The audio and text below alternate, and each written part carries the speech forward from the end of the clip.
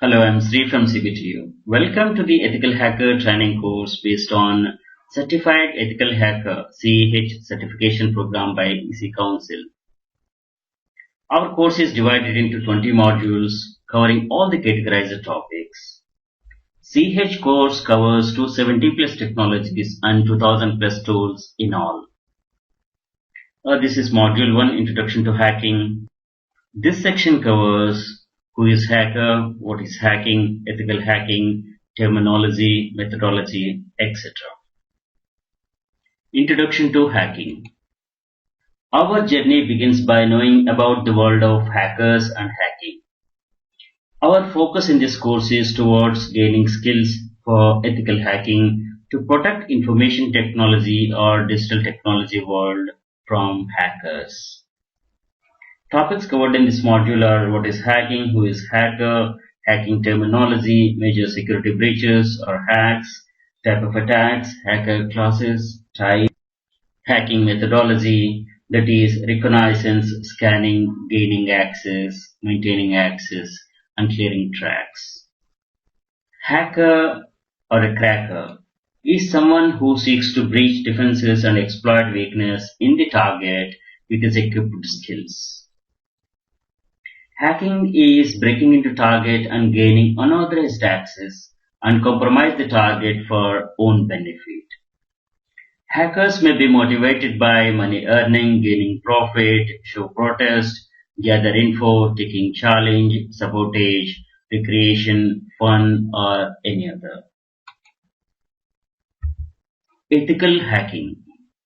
Ethical hacker does the same thing as that of a hacker, ethically, legally, to evaluate target weakness and defend it from the malicious hackers. Ethical hacker is a hacker inside an organization possessing all the skills to protect it. He is watchful on the intruders, stealth activities, protect from reconnaissance, scanning, secure perimeter, network, WAN, LAN data, use anti-malware softwares and update signatures regularly, educate users on information security and incident reporting, secure all passwords, observe intruder attempts, trojans, backdoors, virus presence, and remediate them instantly. He is aware of latest technologies, threats, and protection methods. And a ethical hacker must be expert on Linux and Windows platform, networking, and hardware software. And one thing to note is, he must get into an agreement before any assignment to protect himself from legal actions during penetration testing conduct phase. Hacking terminology.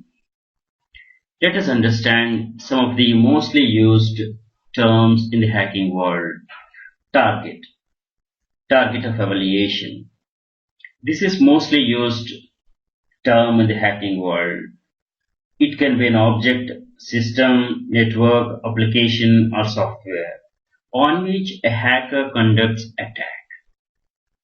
Security.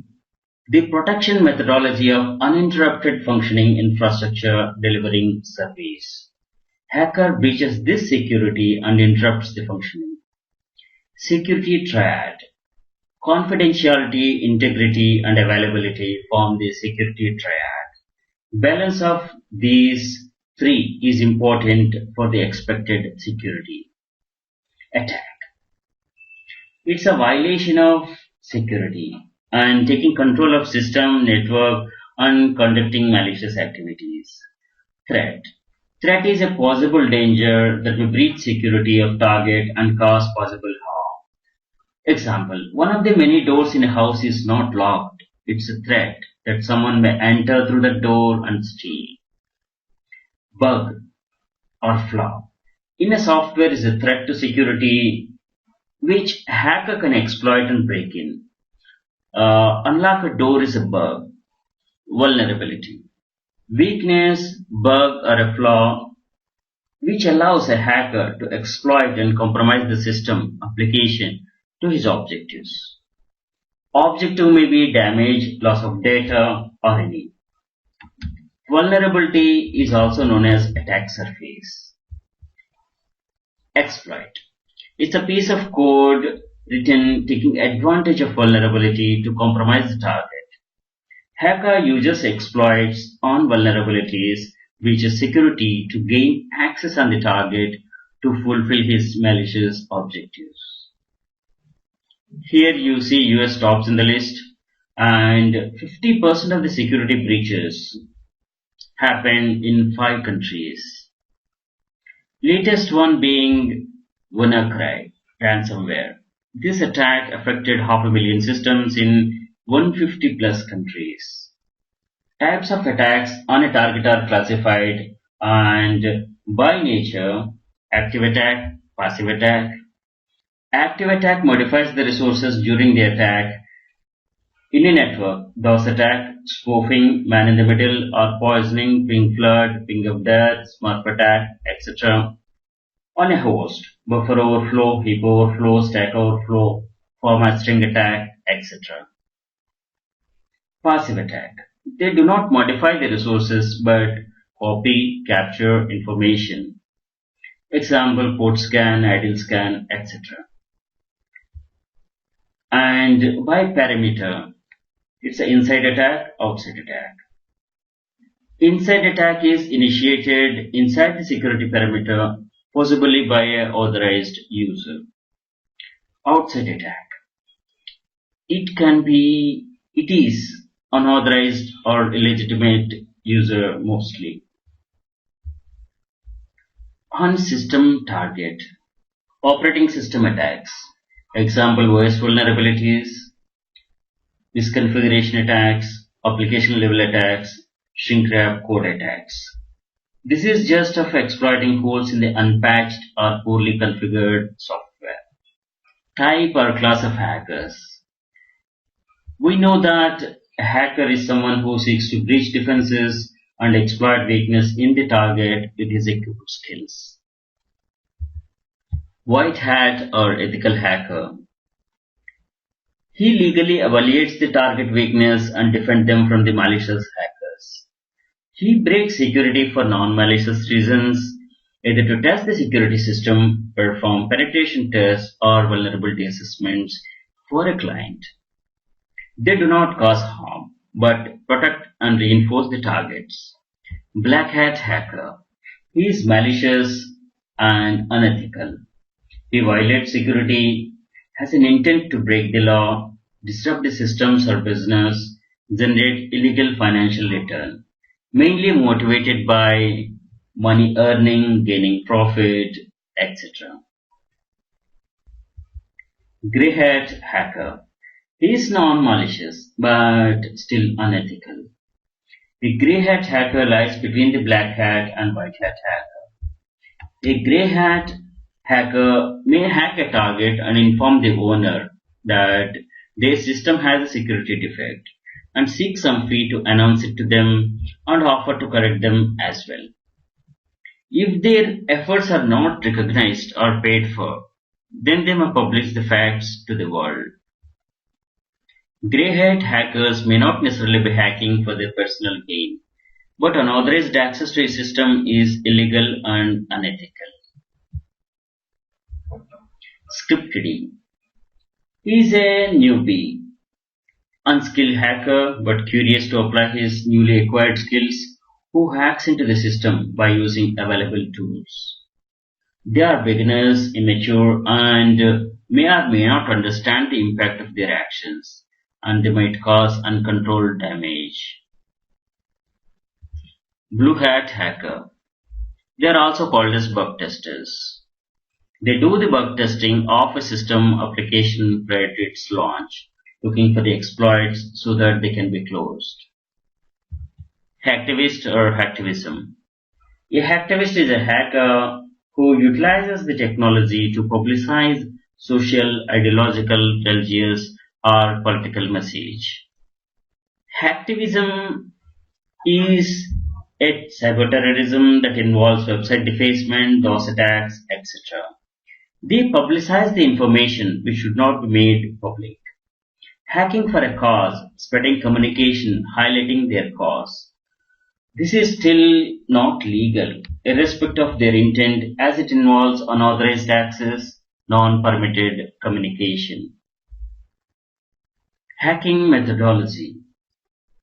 There's no unique step-by-step process, but usually follow some standard steps. We're going to cover this topic in detail in the coming session. Thanks for watching. Hello, I'm Sri from CBTU. Welcome to the Ethical Hacker Training course based on CEH certification program by EC Council. Module 1, Introduction to Hacking, Section Ethical Hacker. Ethical Hacker, White Hat Hacker.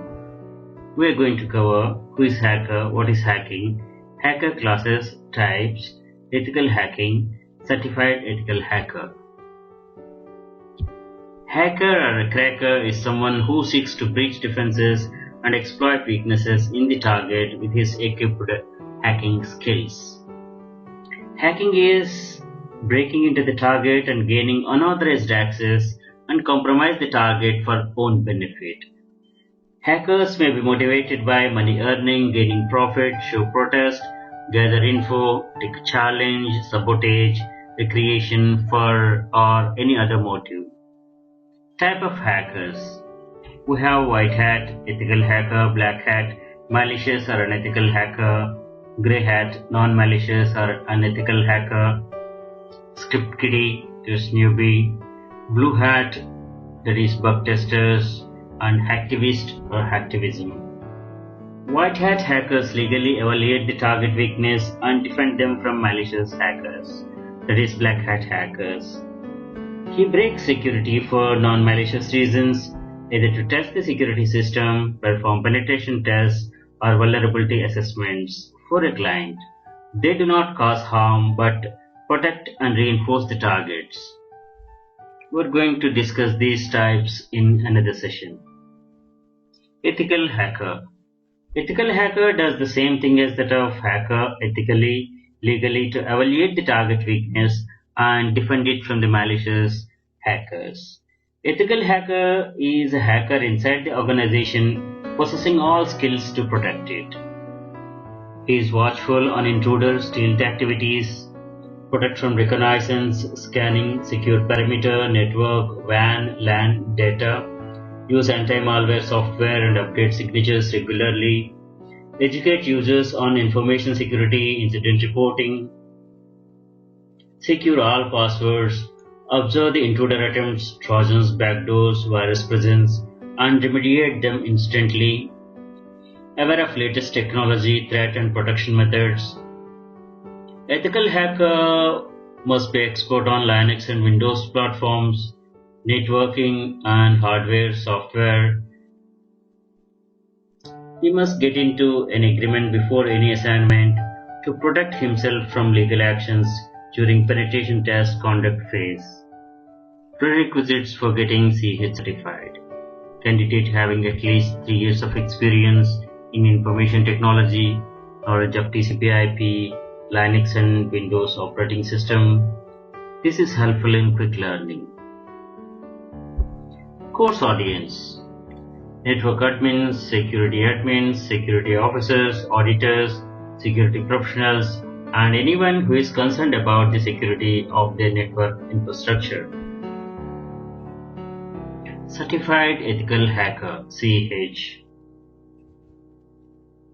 CEH is a qualification obtained by assessing the security of computer systems using penetration testing techniques.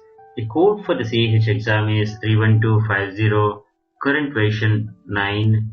Visit eccouncil.org for more information.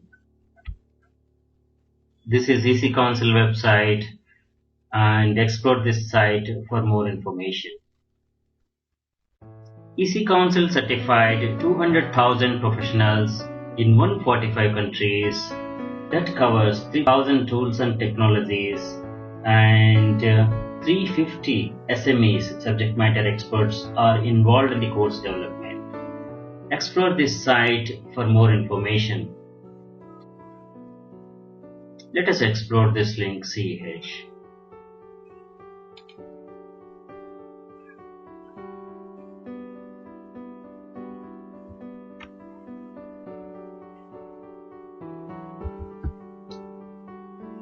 Thanks for watching. Hello, I'm Sri from CBTU. Welcome to the Ethical Hacker Training course based on CEH certification program by EC Council. Module 1, Introduction to Hacking. Section, Information Security Laws and Standards. This is Information Age. InfoSec or Information Security is the practice of preventing unauthorized access, use, disclosure, disruption, modification, inspection, recording, or destruction of information. Information Security Laws and Standards. We have many laws and standards in place. They are PCI DSS, that is Payment Card Industry Data Security Standard, ISO/IEC 27001 2013, HIPAA Act 1996, SOX 2002, DMCA 1998, FISMA 2002. Various cyber laws are formulated in different countries. IT Act 2000 is applicable in India. Payment Card Industry Data Security Standard, PCI DSS, is an information security standard for organizations that handle credit card transactions. PCI standard is mandated by all the credit cards and administered by the Payment Card Industry Security Standards Council. The standard was created to increase the controls around the cardholder data to reduce the credit card fraud. Validation of compliance is performed annually either by an external quality assessor or by a firm, internal specific assessor that creates a report on compliance for organizations handling large volume of transactions, or by self-assessment questionnaire SAQ for the companies handling smaller volumes. PCI Data Security Standard specifies 12 requirements for compliance organized into 6 groups called control objectives.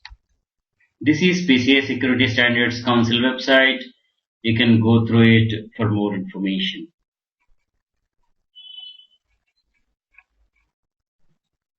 ISO/IEC 27001 2013 is an information security standard published in 2013.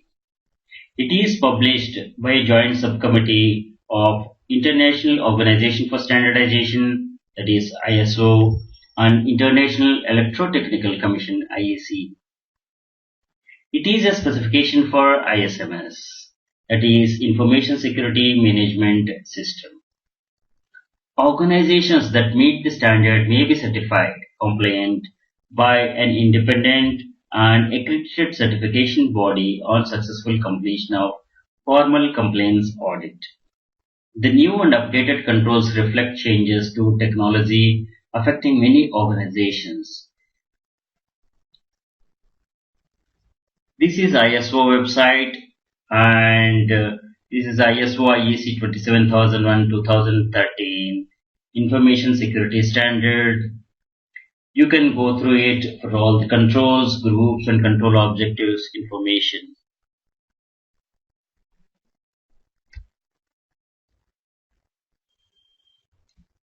HIPAA Act. The Health Insurance Portability and Accountability Act was enacted by the United States Congress in 1996. It has been known as Kennedy-Kassebaum Act or Kassebaum-Kennedy Act, after two of its leading sponsors. HIPAA Act consists of 5 titles. HIPAA Act protects health insurance coverage for the workers and their families when they change or lose their jobs. It sets the national standards for the transactions, health insurance plans, and it sets guidelines for the pre-tax medical spending accounts, group health plans, and life insurance policies. Sarbanes-Oxley Act 2002. More commonly called as Sarbanes-Oxley, Sarbox, or simply SOX. It is also known as Public Company Accounting Reform and Investor Protection Act, Corporate and Auditing Accountability, Responsibility and Transparency Act. This company is a United States federal law that set new or expanded requirements for all the US public company boards, management, and public accounting firms. There are also a number of provisions for the privately held companies, for example, willful destruction of evidence to impede the federal investigation. The bill contains 11 sections, was enacted as a reaction to the number of major corporate and accounting scandals, including Enron and WorldCom. Digital Millennium Copyright Act (DMCA) is a United States copyright law that implements two 1996 treaties of WIP, that is, World Intellectual Property Organization. It became law in 1998. It criminalizes production and dissemination of technology, devices, or services intended to circumvent measures commonly known as digital rights management or DRM that control access to copyrighted works.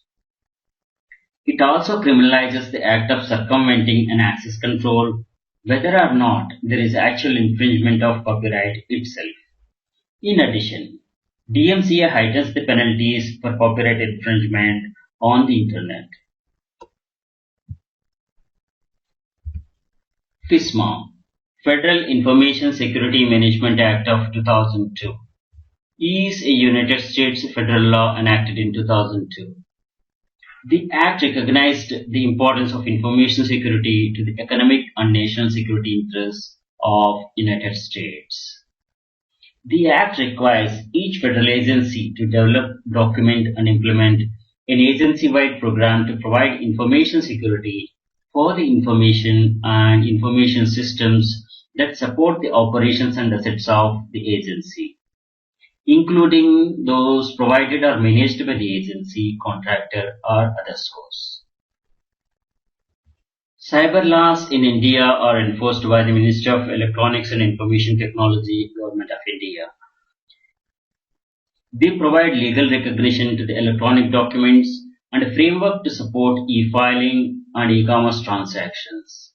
They also provide a legal framework to check and mitigate the cyber crimes. This is the official website of Ministry of Electronics and Information Technology. This is the Information Technology Act 2000, and we have cyber security. Let us see this act. This is the act. You can go through this for more details. And we have a national cyber security policy as well here.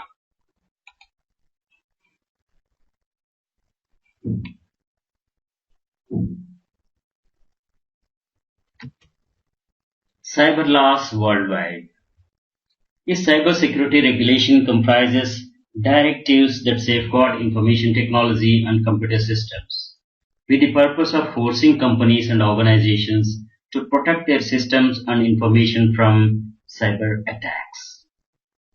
US federal law and worldwide IT-age countries made strict laws to control the fraud. Cyber attacks include viruses, worms, Trojan horses, phishing, denial of service attacks, DOS attacks, unauthorized access, stealing intellectual property or confidential information, and control system attacks. There are numerous measures available to prevent these cyber attacks. Cyber security measures include firewalls, antivirus software, anti-malware software, intrusion detection and prevention systems, encryption technology, and usage of strong login passwords. There have been attempts to improve the cybersecurity through the regulations and collaborative efforts between the government and the private sector to encourage voluntary improvements to cybersecurity. Industry regulators, including banking regulators, include cybersecurity as an aspect of regulatory examinations. Cybercrime legislation worldwide. This is a UN website on the cybercrime legislation worldwide, and it has the statistics that 138 countries had enacted legislation, and still 30 countries had no cybercrime legislation in place. That amounts to 19% with no legislation, and we have 72% countries with legislation.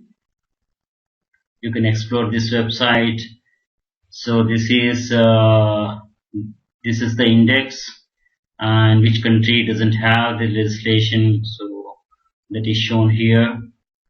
The green, all green is the countries with legislation. Explore this site for more information. Thanks for watching. Hello, I'm Sri from CBT. Welcome to the Ethical Hacker Training course based on CH program by EC Council. Module 1 Introduction to Hacking, section Information Security. Information Security. We're going to cover these topics in this section. What is information security, security triad, attack vectors, threat categories, and other information. This is information age helping our lives and living. Information security, or InfoSec, is the practice of preventing unauthorized access, use, disclosure, disruption, modification, inspection, recording, or destruction of information. Information security attributes or qualities are confidentiality, integrity, and availability, CIA. And these translate to security, functionality, and ease of use. Balance of these parameters is required for the required information security. Information security laws and standards. PCI DSS, ISO IEC 27001-2013, HIPAA Act 1996, SOX 2002, DMCA 1998, FISMA 2002, various cyber laws formulated in different countries. Details of these laws are covered in another session. Information security threat categories. We have these many security threat categories. We shall be covering each of these in the coming sessions. Information security attack vectors. A threat vector is a path or a tool that is used to attack the target. Threat vector types: fake sites, session hijacking, malware, wireless unsecured hotspots, email links, attachments, mobile devices, social networking, and USB media, etc. Information security controls or safeguards are countermeasures to avoid, detect, counteract, or minimize the security risks to a physical infrastructure, information, computer systems, or other assets. The controls are categorized as by incident, preventive controls, detective controls, corrective controls. By nature, physical controls, locks, doors, guarding, etc. Procedural controls like incident response awareness and training, etc. Technical controls, authentication, etc. Legal and compliance controls, that is by the laws and policies. ISO IEC 27001 has 114 controls in 14 groups and 35 control objectives. Security testing, vulnerability scanning, ethical hacking, or penetration testing. This is conducted in two environments, black box and white box. Black box, no knowledge of the target network to be tested. White box, having a complete knowledge of the target. Information assurance. Information assurance is the process of getting the right information to the right people at the right time. Information assurance includes protection of integrity, availability, authenticity, non-repudiation, and confidentiality of the user data. It uses physical, technical, and administrative controls to accomplish these tasks. These protections apply to the data in transit and data at rest as well, both physical and electronic forms. Information assurance as a field has grown from the practice of information security. Information Security Management System, ISMS. ISO IEC 27001 is an information security standard and is a specification for ISMS. We'll cover the ISMS in an organization end to end in another session. Information security policies are documented set of guidelines for everyone to follow in an organization. We'll cover this in another session. Defense in depth. Information security must protect information throughout the lifespan of the information, from the initial creation of the information to the final disposal of the information. This is done with the implementation of good defense in depth strategy. Defense in depth can be modeled as a forming layers of the onion. With the data at the core of the onion, people next outer layer of the onion, network security, host-based security, and application security forming the outermost layers of the onion. Thanks for watching. Hello, I am Sri from CPTU, Module 1 Introduction to Hacking, Section Incident Management. We're going to cover incident management, ITSM, IAM process, responsibilities of IRT. The objective of incident management during an incident is service restoration as quickly as possible. If service can be restored by a temporary workaround quicker than by correcting the underlying root cause of an issue, that is acceptable. After service restoration, correction of underlying root cause is done by the problem management team by the process called root cause analysis. An incident is an event that could lead to the loss of or disruption to an organization's operations, services, or functions.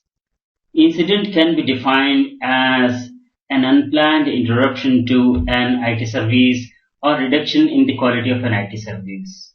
Failure of a configuration item that has not been yet impacted service is also an incident.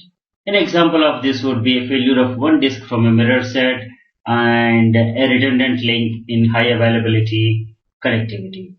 Incident management is the activity of an organization to identify, analyze, and correct hazards, unwanted happenings to prevent their future recurrence. These are often designated beforehand or during an event to deal with the incident and recover normal operations.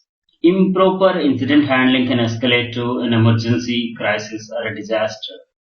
Restore to BAU, business as usual, is the goal of IRT, Incident Response Team. Without effective incident management, an incident can rapidly disrupt the business operations, information security, IT systems, employees or customers, or any other vital business functions. Example, virus outbreak, database leaks, etc. IT service management. It refers to the activities directed by the policies, organized and structured in the processes and supporting procedures. They are performed by an organization to plan, design, deliver, operate, and control information technology services, which are offered to the customers. It is more concerned with the implementation of IT services that meet the customer's needs, and it is performed by the IT service provider through an appropriate mixture of people, process, and information technology.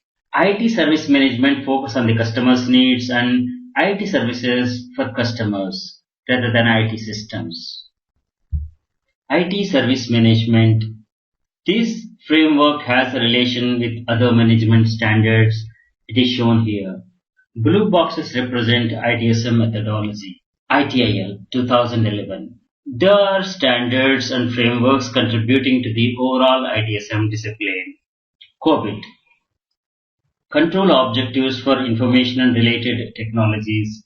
It's an IT governance framework that specifies control objectives, metrics, and maturity models. ISO IEC 20000 is an international standard for managing and delivering IT services. A service desk. It is a primary IT function within the discipline of ITSM, IT service management, as defined by the ITIL.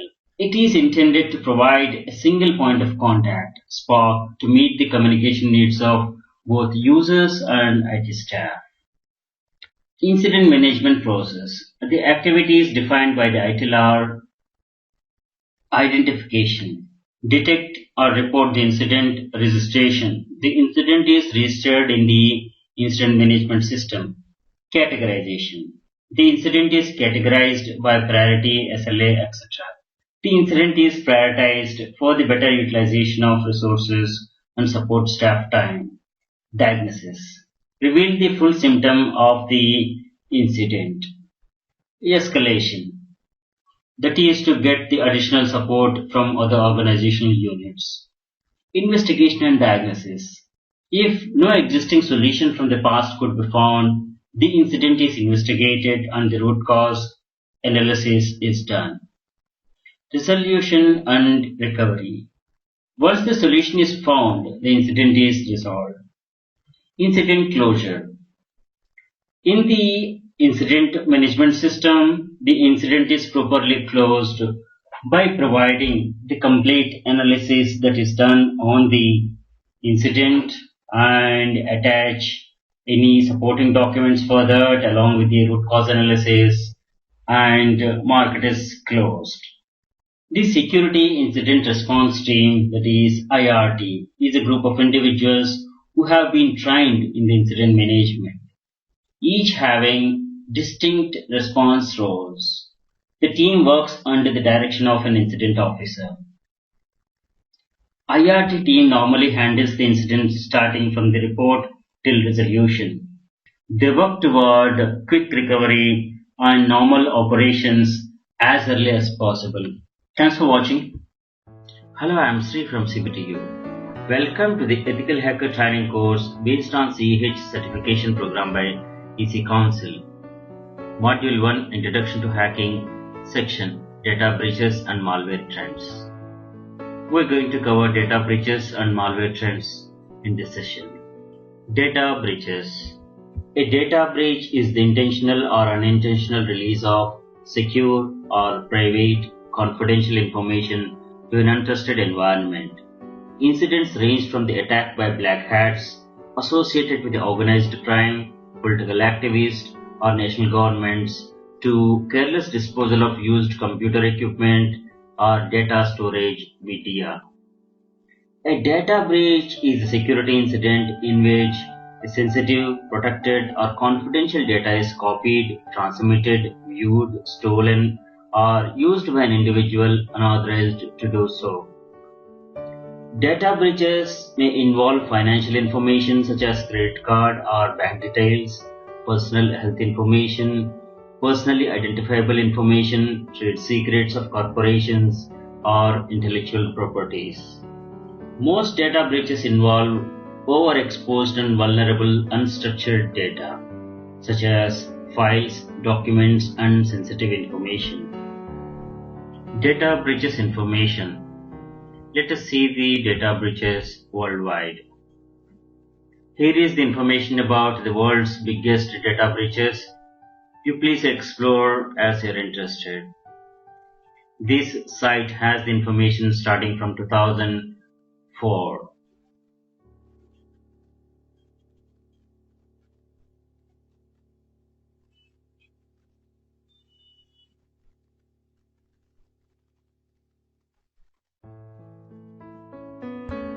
Let us see some data breach statistics.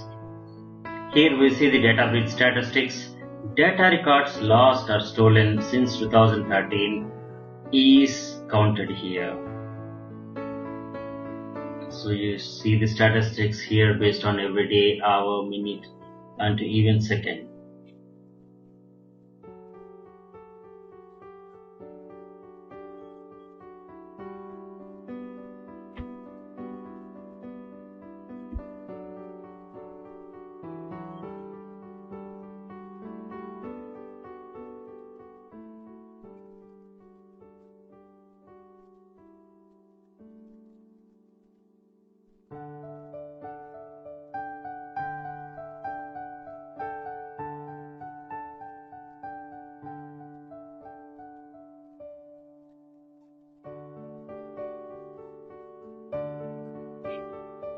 Here we have the geographical map showing the total records breached by the location. This is very interesting site. Watch it whenever it's convenient for you. CCleaner malware outbreak.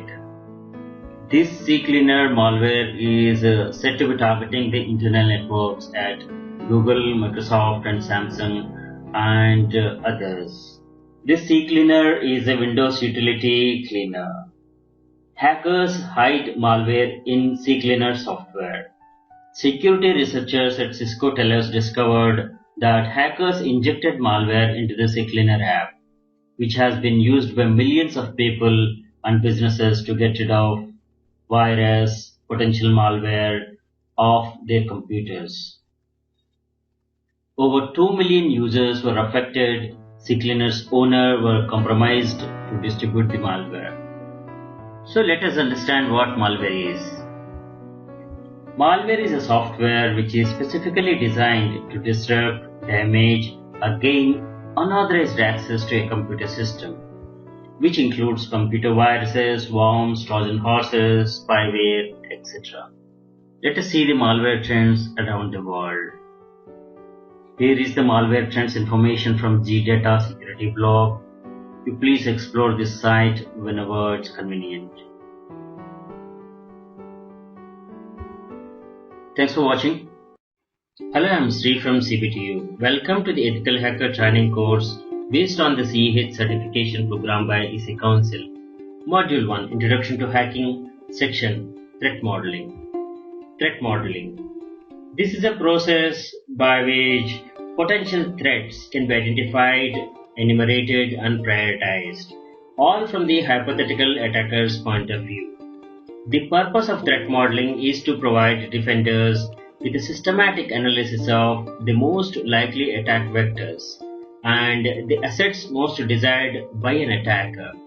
Threat modeling helps in identifying the high-value assets, assets vulnerable to attack, possible tracking of attack vectors.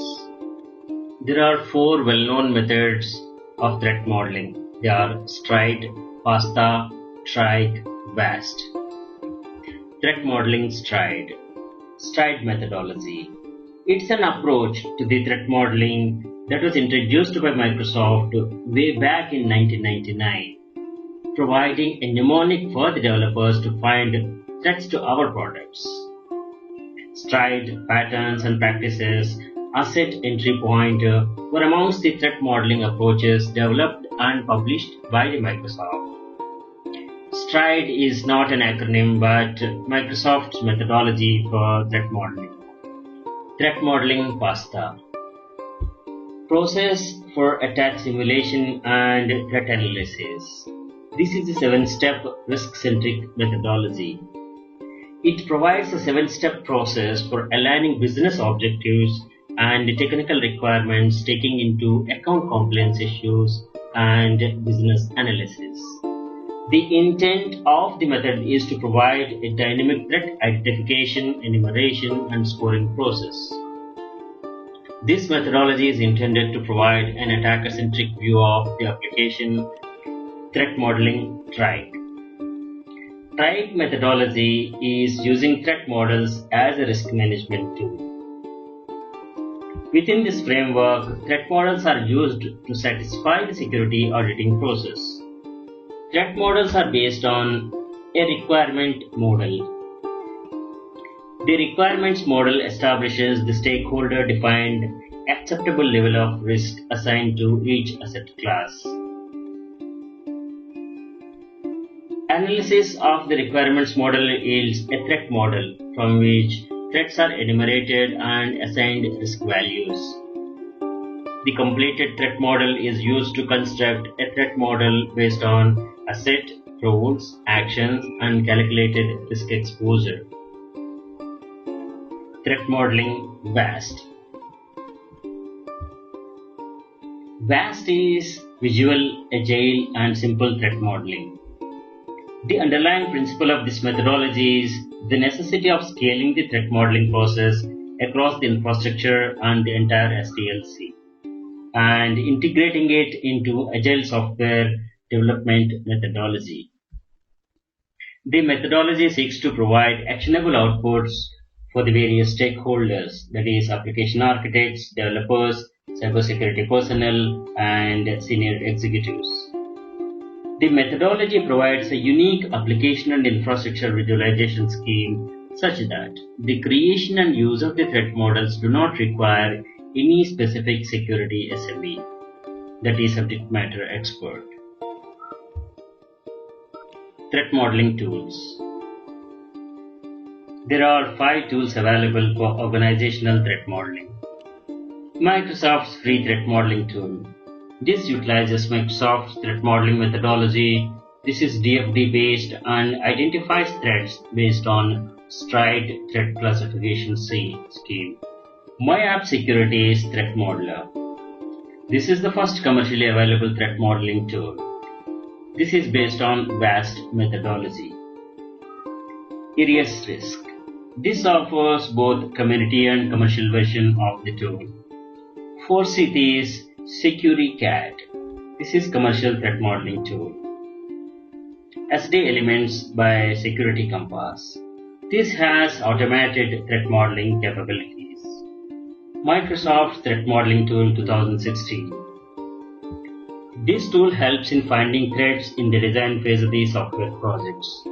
It's available as a free download from the Microsoft Download Center. This release simplifies working with the threats and provides a new editor for defining your own threats. This tool has several improvements such as new threat grid, template editor, and migrating existing DFDs, data flow diagrams. Here is the link for the Microsoft Threat Modeling tool. So these are the details and system requirements, and you have the instructions here for installing. Explore this. MyApp Security's Threat Modeler. This is the first commercially available tool, and this utilizes VAST methodology and is PFD based and identifies threats based on customizable comprehensive threat library. Here is the website for Threat Modeler. You may explore this site for more information. Arius Risk. This offers both community and commercial version of the tool. This is the website for the Arius Risk threat modeling tool. You please explore this site for more information. You have a community edition that is free to download and do the testing.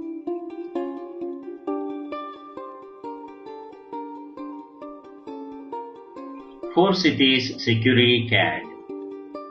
This offers commercial threat modeling tool. This is ForceIT's website.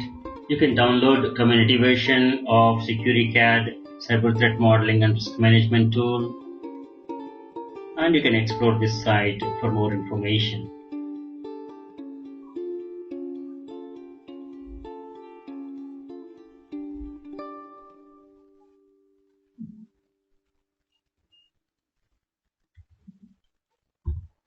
Thanks for watching. Hello, I am Sri from CBTU. Welcome to the Ethical Hacker training course based on CH certification program by EC Council. Module 1, Introduction to Hacking, Section EISA, Vulnerability Assessment and other topics.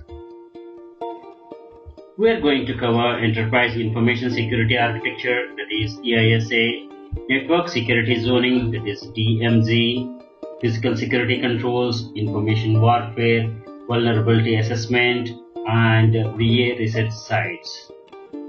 Enterprise Information Security Architecture. This is part of enterprise architecture focusing on information security throughout the enterprise. EISA is the practice of applying a comprehensive and rigorous method for describing current and future structure and behavior for organizational security process, information security systems, personnel and organizational subunits so that they can align with the organization's core goals and strategic direction. This is often strictly associated with information security technology. It relates to the security practice of business optimization in that it addresses the business security architecture, performance management, and security process architecture as well. Network Security Zoning, DMZ, that is Demilitarized Zone. This demarcates logically within a networking environment. Jones defined the network boundaries and their associated perimeter defense requirements. This is a WAN router, this is intranet, LAN, and this is DMZ. Information warfare. This is what we see that is happening between the big giants corporations.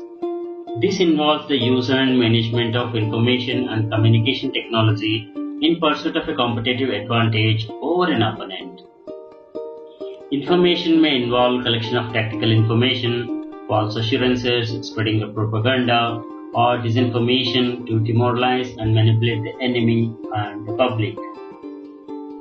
This in summary is the bad propaganda and the denial of the right information and low quality information. Physical security controls. These describe the security measures that are designed to deny the unauthorized access to the facilities, equipment, and resources. This is to protect personnel and property from damage or harm, such as espionage, theft, or terrorist attacks. Physical security involves the use of multiple layers of interdependent systems, which include CCTV surveillance, security guards, protective barriers, locks, access control protocols, and many other techniques. Vulnerability assessment. This is the process of identifying, quantifying, and prioritizing the vulnerabilities in a system. Vulnerability from the perspective of disaster management means assessing the threats from potential hazards to the population and to the infrastructure. This may be conducted in the political, social, economic, or environmental fields. Vulnerability assessment has many things in common with risk assessment. These are the 4 assessment steps. Cataloging assets and capabilities, resources in a system, assigning the value or the importance to those resources, identifying the vulnerabilities or potential threats to each resource, mitigating or eliminating the most serious vulnerabilities for the most valuable resources. Vulnerability research sites. These are the few vulnerability research sites. This is the Vulnerability Lab website doing vulnerability research and vulnerability assessments. These are the vulnerabilities listed here. You explore this site for more information. This is the Security Tracker website. Explore this for more information. This is the HackerWatch website from McAfee, and you have the event tracking here. You explore this site for more information. This is the Semantic Vulnerability Research website. Please explore for more information. Thanks for watching. Hello, I'm Sri from CBTU. Welcome to the Ethical Hacker Training course based on CEH certification program by EC Council. Module 2 Footprinting, Section Footprinting Introduction. In this section we are going to cover hacking methodology, what is footprinting, why footprinting, what info is gathered, tools and processes, and countermeasures as well. Hacking methodology. Footprinting or reconnaissance is used in pre-attack phase to collect the information, that is preparation for the attack or hacking phase. What is footprinting? Footprinting is also known as reconnaissance, is the technique used for gathering information about the target. It can be computer system, software, application, or anything. This is the most time-consuming part and may take a week or multiple weeks, but it's essential for the attack phase of hacking. To get this information, a hacker might use various tools and techniques. This information is very useful to the hacker who is trying to crack the whole system of the target. Here is the caution. All over the world, cyber laws enforce strict punishments for violation of ethics, gaining unauthorized access to any computer system, network, and related illegal activities. Why footprinting? This is the task performed in the pre-attack phase before the actual attack to gain information about the target system. This information can be used to carry out further attacks on the system. What is gathered during the footprinting? We need to know maximum information about the target system network to find loopholes, security risks for analysis and mapping. We need the company details, their customers, employee details, their email addresses, and the key people information, their web presence, location, network ranges, security system in place, open ports and services, etc. We need to know what projects they have handled and what are the new projects they bagged, and financial and legal documents of the company, what exposure they have in the media and the news, their job sites, the patents and the trademarks of the organization. In all, we try to get near the bullseye, which will make the attack easier. Footprinting methodology. A hacker might use various tools and techniques in footprinting. This information is very useful to the hacker who is trying to crack the whole system. In pre-attack phase, footprinting methodology is used to gather info about the target. We need to know how to get into the target system network to find loopholes, security risks for analysis. Many methods are used like search engines, Google hacking techniques, spidering, social networking, and we're going to cover each of these topics in the coming sessions. Footprinting report. A survey or reconnaissance or footprinting is done. Do not lose any effort. Document everything. Save the information for finding sensitive information. Simple steps can be document everything that is gathered, filter the information and identify the important info. Prepare strategy based on the report. From the ethical hacker point of view, what are the footprinting countermeasures?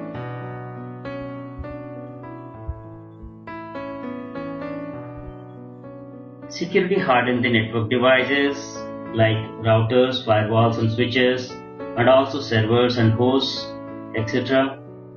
Use gem servers, proxies with strong access control lists to access the internal systems. Implement strong access control system.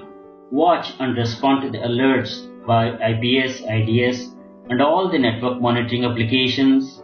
Disable directory listing of websites. Perform footprinting proactively and fix any sensitive findings. Use private domain registration to hide corporate contact information. These are the few countermeasures that are mentioned here, and protecting the network and the resources from the hackers is a continuous effort, and be watchful on the intruder or stealth attempts. Thanks for watching. Hello, I'm Sri from CBTU. Welcome to the Ethical Hacker Training course based on CH Certification Program by EC Council. Module 2, Footprinting. Section, Footprinting through Search Engines. Search engine. It's a software system that is designed to search the information on the World Wide Web. The search results are generally presented, and they will be a mix of web pages, images, videos and other types of files. If you want to know the nearest stadium, best food joint, or how to bath your baby, or entertainment avenues, or in fact anything, where do you go? Of course, it is through your favorite search engine. A lot and almost everything can be found here with the right querying. Search engines such as Google, Yahoo, Bing, they are used to gather the information about the target system or enterprise. It depends on how well one knows how to use the search engines to collect information.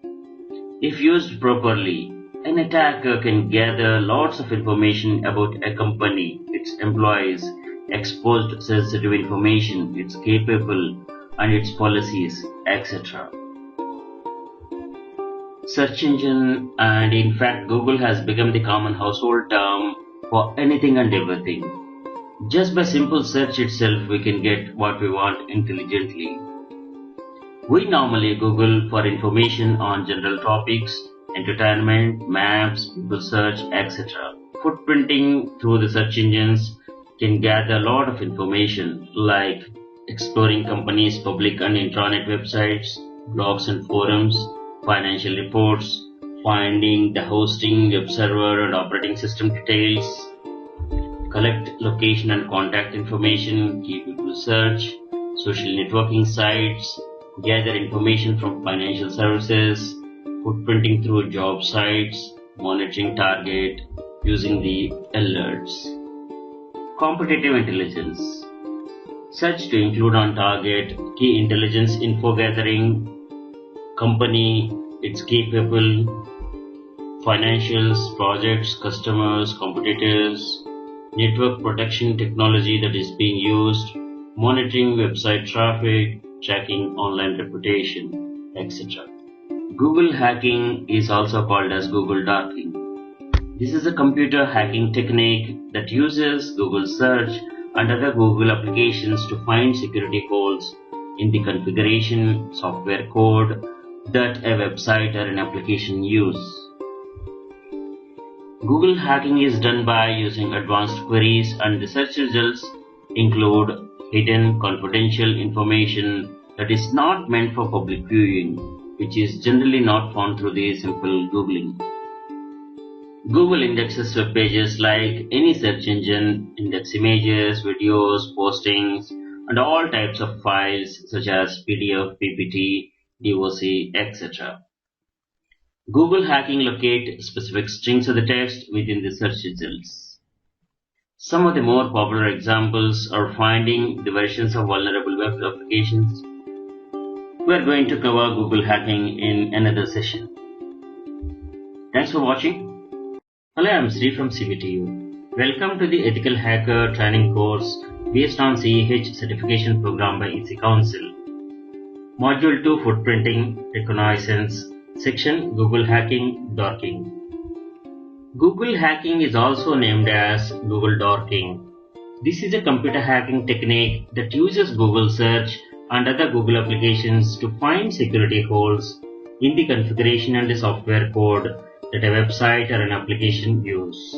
Google hacking is done by using advanced queries, and the search results include hidden, confidential, and the information not meant for public viewing. This is generally not found through the simple Googling.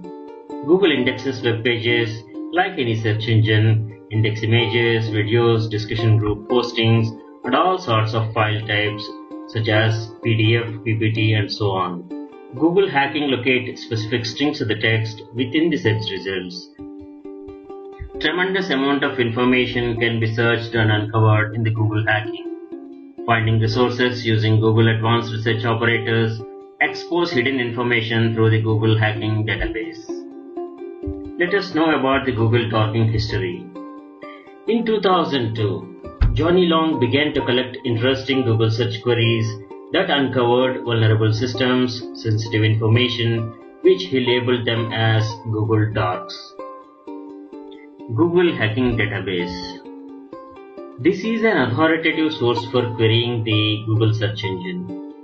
After Johnny Long, GHDB is now maintained by Offensive Security. In GHDB, you will find the queries for files containing usernames, vulnerable servers, containing passwords, etc. Let us explore Google Hacking Database at Exploit Database. This database is the ultimate archive of exploits, shellcode, and security papers. You see here 38,000 exploits are archived under this. Google Hacking Database. They are categorized and the database is searchable. Let us explore GHDB. This is ExploitDB's database, which maintains Google Hacking Database. You explore this site for more information. Let us watch Google Hacking Database. This is Google Hacking Database. One can search the database and the database is categorized. like footholds, sensitive directories, vulnerable files, vulnerable servers, etc. You see the latest queries being added to the database. Let us explore some of the queries. Let us click on the files containing passwords. You see this files containing passwords category under the GHDB, and you have these many queries here. You can explore them. Let us take the first one. Let us search by the first query. We have these many files which gives the passwords. We can explore this. Let us try sensitive directories under hacking database. Let us try in URL pictures in title index of. This generates these many results. Let us check the first result. Here you see the directory listing is done and all the folders are visible. Let us try another one with the query site onedrive.live.com with keyword shared by. So these are the results. Let us check this. So these are the files under this directory visible.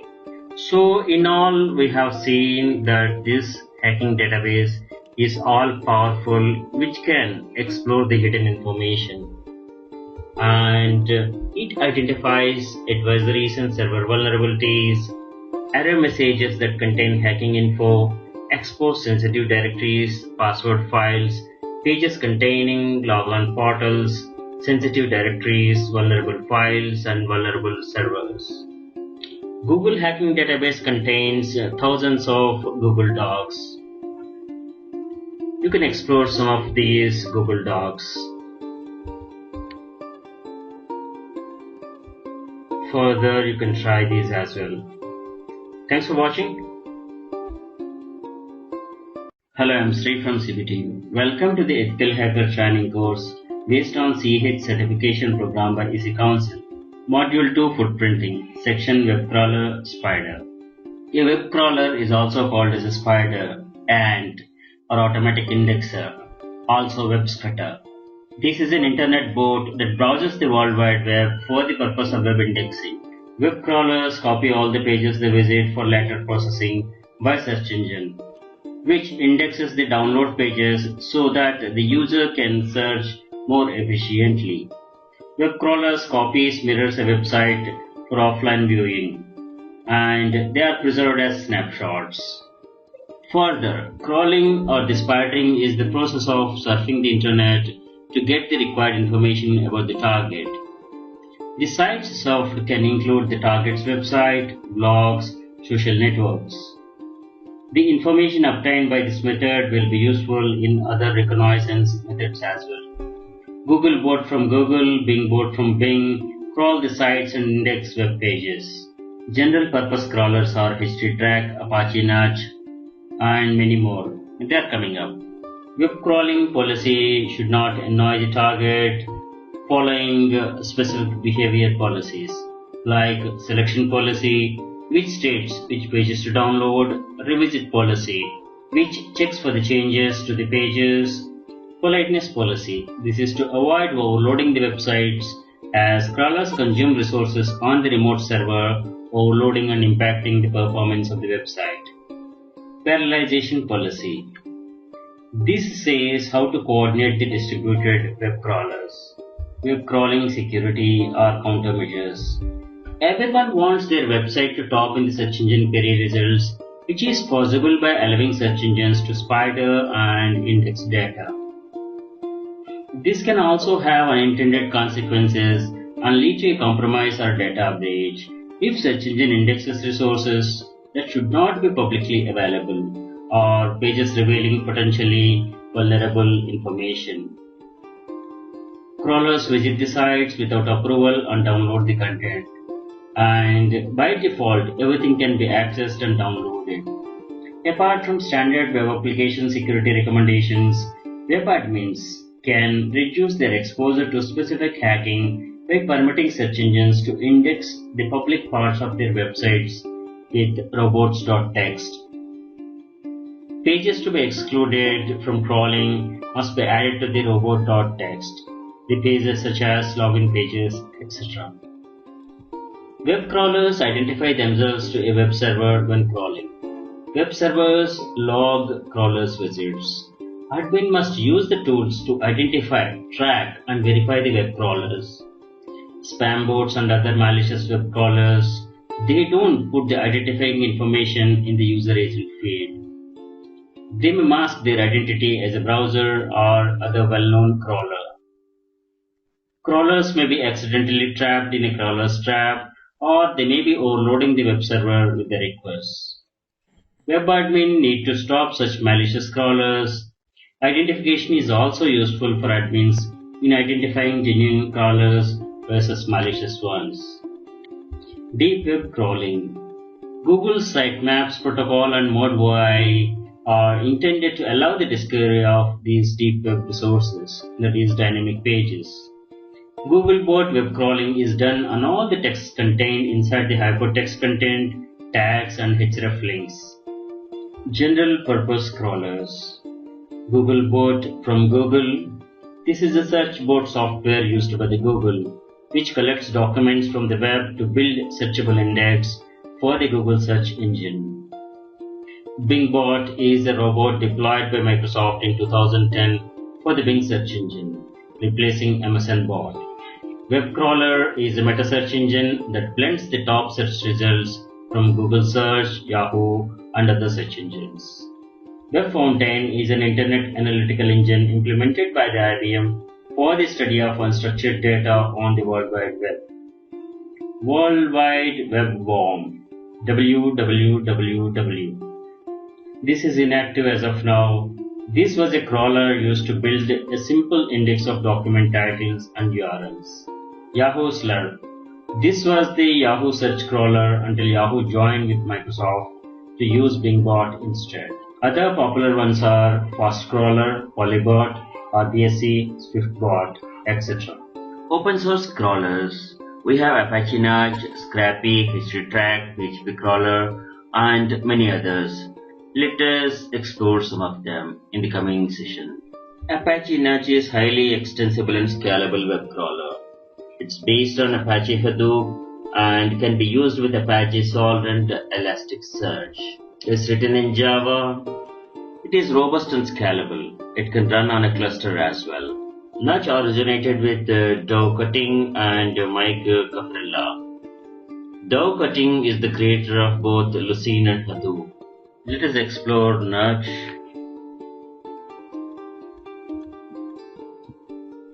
This is Apache Nudge website and explore this for further information. Web crawler. This is a meta search engine that blends the top search results from Google Search and Yahoo Search. This is from InfoSpace and this is started in 1994 and was created by Brian Pinkerton at University of Washington.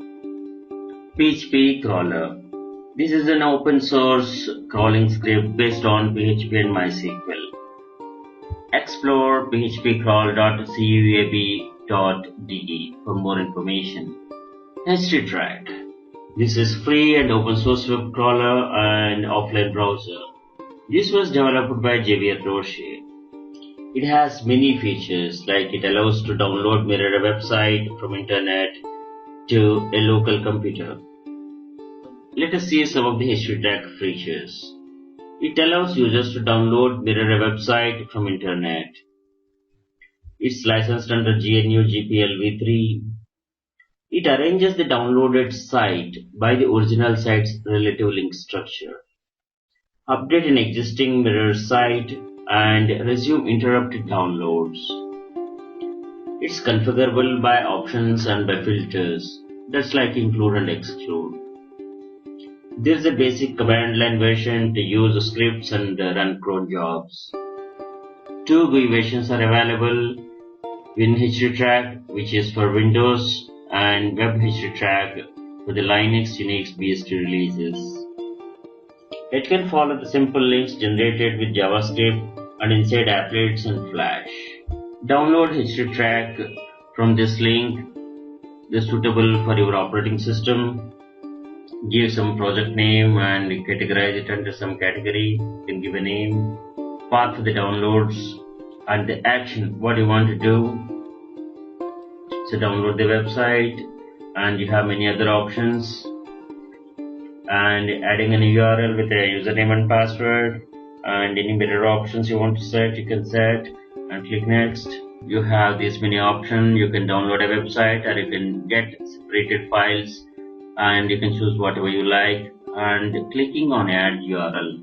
If any site requires a username and password authentication, then you provide these details and it can download that site. Click finish, and it starts scrolling, and then you can browse a mirrored site after it has downloaded the site. Scrapy. This is an open source collaborative framework for extracting the data, and it's fast and simple. This is a website of Scrapy, and this is a very interesting crawler. You install a copy and explore. Thanks for watching. Hello, I'm Sri from CBTU. Welcome to the Ethical Hacker training course based on CH certification program by EC Council. Module 2 Footprinting, section Footprinting through websites. Footprinting through the website. We use web spiders, website archives, website watcher, and monitoring, etc. Web crawling or the spidering is the process of surfing the internet to get the required information about the target. The sites surfed can include the target's website, blogs, and social networks. Search engine web crawlers are Google bought from the Google, Bing bought from the Bing. They crawl the sites and index the web pages. So we are covering these crawlers in another session. You see the name, it's a Wayback Machine. You can search and you can go to the timeline and get the snapshot how it looked in the past. You can search a website and see how it got shaped over a period of time. It shows the snapshots captured over a period of time. This is a valuable tool for analyzing websites' history. Archive.org provides APIs to build own tools.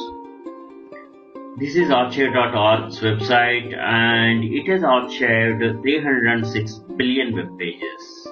You see some of the websites, how it looked in the past. Say GeoCities, how it looked in 1997.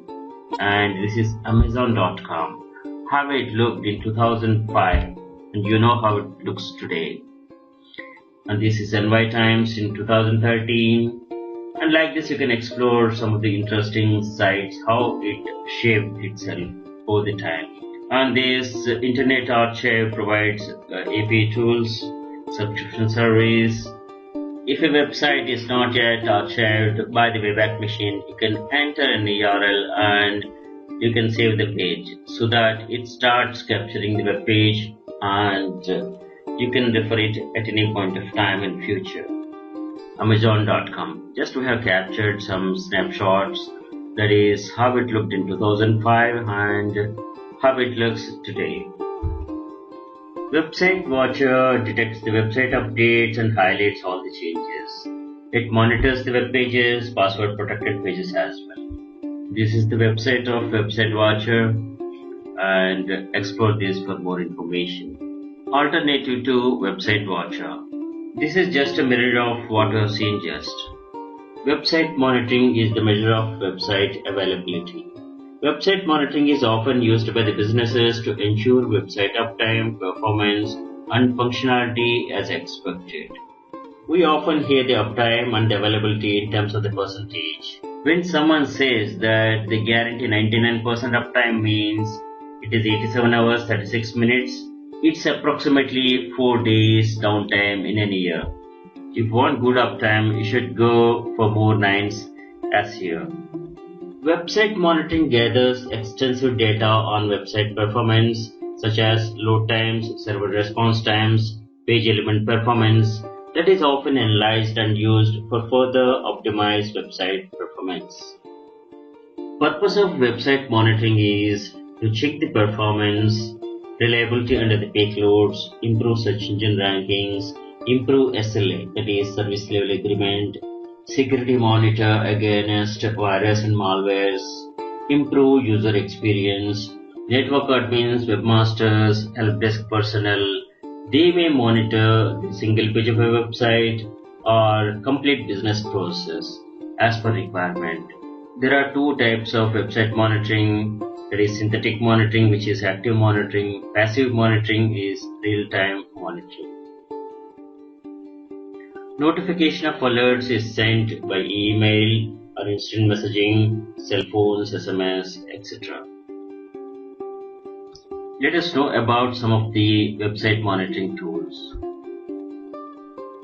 Pingdom, this is by SolarWinds. This is Pingdom website. Pingdom is a great application for website performance and availability monitoring. You explore this free trial. Next great tool is Site 24/7. This is Site 24x7 website. There is a free trial that one can sign up and test it. You explore the features, and they have got different packages here. Explore this site for more information. Thanks for watching. Hello, I'm Sri from CBTU. Welcome to the Ethical Hacker Training course based on CEH certification program by Easy Council. Module 2 Footprinting, section Whois Query. In this section, we are going to learn about Whois Lookup, Lookup Result Analysis, and tools.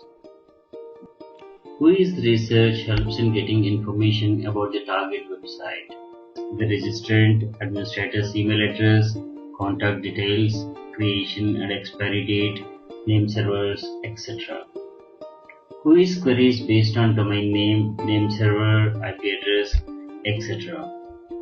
Whois implementation. Whois lookups are performed with command line interface or web-based tools. Whois services are communicated using TCP, and servers listen to the request on the port number 43. Clients are simple applications that establish a communication channel to the server, transmit a text record with the name of the resource to be queried, and await the response in the form of sequence of text records found in the database. The Whois protocol is documented in RFC 3912. Whois database consists of set of text records for each resource like registrants, admin contacts, creation and expiry dates. Two data models exist for storing resource information in Whois database, the thick and the thin model. Thick and thin Whois.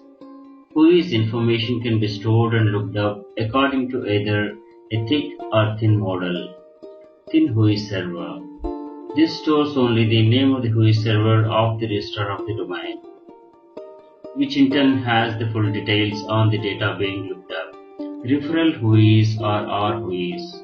This is an extension of the original Whois protocol and service. RWhois extends the concept of Whois in a scalable, hierarchical fashion, creating a system with a tree-like architecture. Queries are routed to the servers based on hierarchical labels. Whois query. Let us take example.com domain, and this is the Whois information of this domain.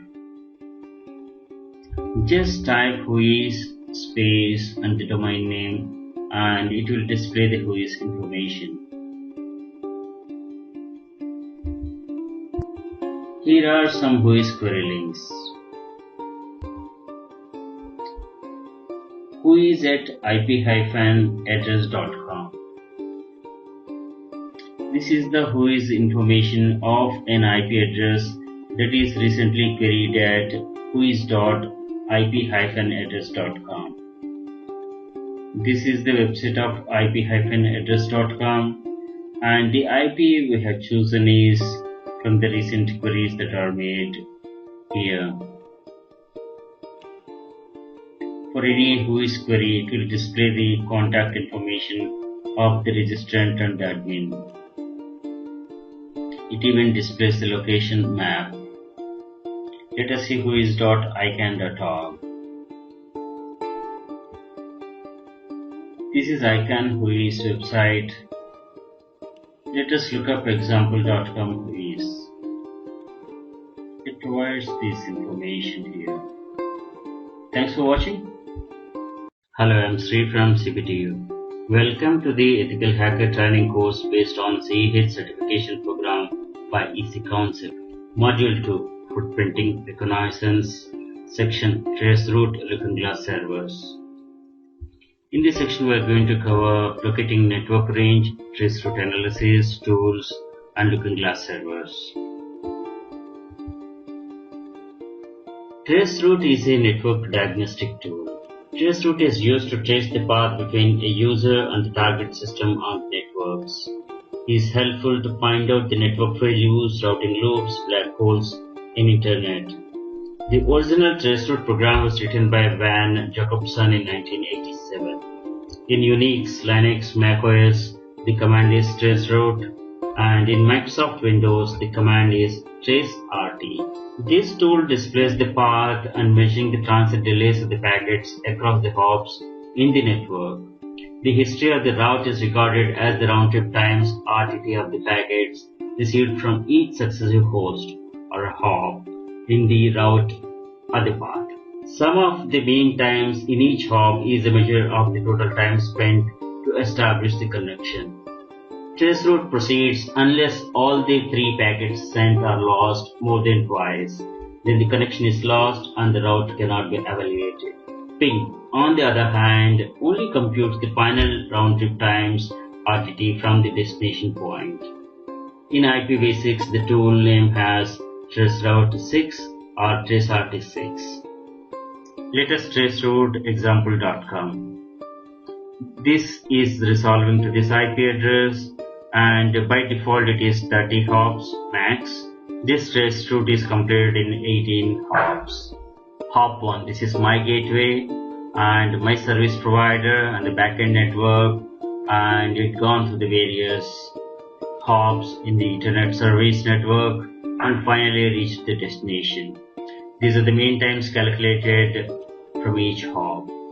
In this traceRT, it's resolving to the domain names of each hop.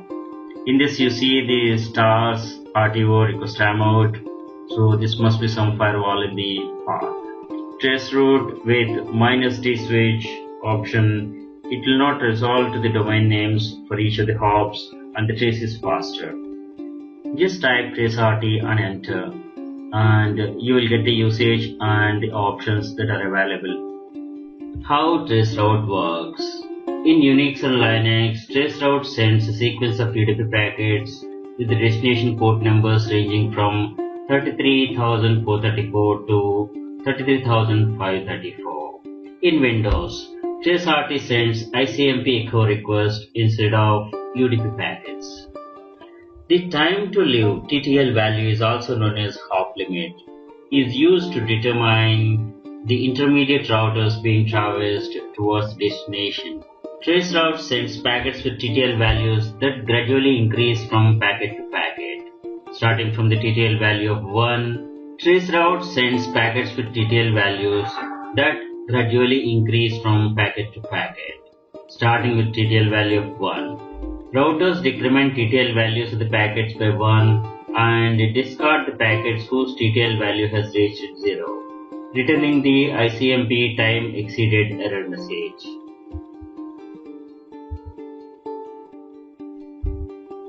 Linux traceroute command is used to avoid DNS resolution. Use switch n, like traceroute space -n space domain and hit enter.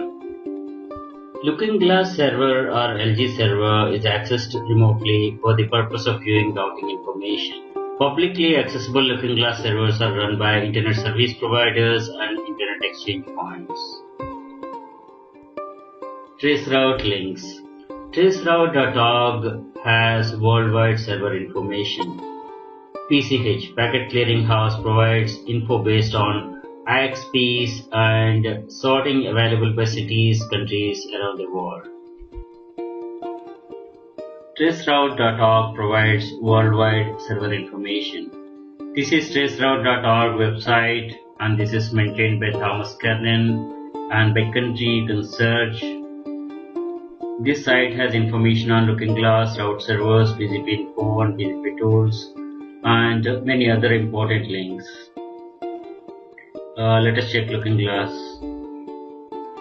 These are the Looking Glass servers worldwide.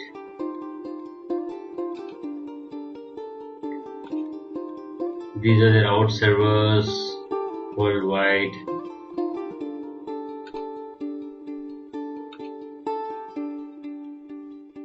This is important BGP information and BGP tools like BGP Play and all here. And many other important links are here. Just explore this. PCH, Packet Clearing House Looking Glass Server.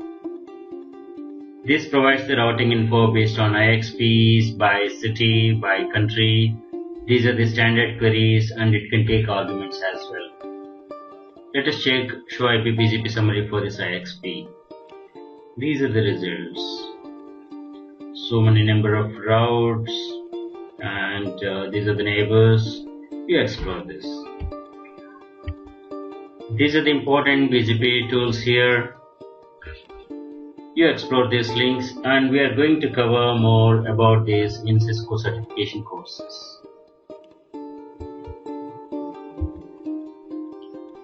This is RouteViews BGP Play. This is a Java application which displays animated graphs of the routing activity of certain prefix within a specific time interval. It's a graphical in nature, much easier to understand how BGP updates the effect of routing of a specific prefix. The BGP Play database stores last 10 days of data provided by the RouteViews project data archive. These are some of the network tool links. We're going to explore these soon. BGP4.net. BGP4.net is very interesting site. Explore the network tools links here. This is BGP4.net website, and these are the links. Some network links are given here. Explore them. It's a good information, good repository. Max Traceroute or MyTraceroute combines the functions of Traceroute and the ping programs in one network diagnostic tool. MTR probes the routers of the path by limiting the number of hops individual packets may traverse and listening to the response of their expiry. It will regularly repeat this process, usually once per second, and keep track of the responses of the hops along the path. We have MTR available for the Linux and Windows as well. WinMTR is available at this link. This is the link for MTR available on the GitHub. WinMTR is available on SourceForge, and you can download a copy from this mirror as well. Thanks for watching. Hello, I'm Sri from CPTU. Welcome to the Ethical Hacker Training course based on CEH certification program by EC Council. Module 2 Footprinting, Section NSLookup. NSLookup is a command line tool for querying the domain name system, DNS, to obtain the domain name or the IP address mapping or for any other specific DNS record. To open NSLookup in Windows, start, run and type NSLookup and enter. Or in the command prompt, type NSLookup and hit enter. When you are connected to the internet, it will pick the server from your service provider. NSLookup may be used in interactive or non-interactive mode. NSLookup doesn't use the operating system's local DNS resolver library to perform its queries. NSLookup working may be modified by the contents of the resolve.conf, where you can specify the sequence of servers to be used for lookup. Type help to get the help info on the NSLookup usage. We are connected to the internet and pick the server from the service provider. You type the domain name and hit enter, and by using this server, it resolves to this IPv6 IP address and IPv4 address. We can get the mail exchange records by typing set q equals to mx or type equals to mx. Give these results. You can query for name server by typing set q equals to ns and type the domain, hit enter, and it will return the name server details. NS lookup is a flexible tool and powerful tool. You can use a specific server to be used for lookup by typing server space and server name and hit enter. And you can query by typing set q equals to mx or ns or all. Also type equals to x, and x can be any of these types. Thanks for watching.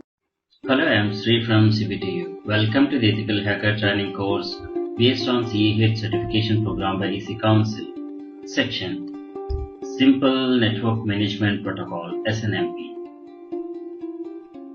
SNMP is a protocol for collecting, organizing and modifying information about managed devices.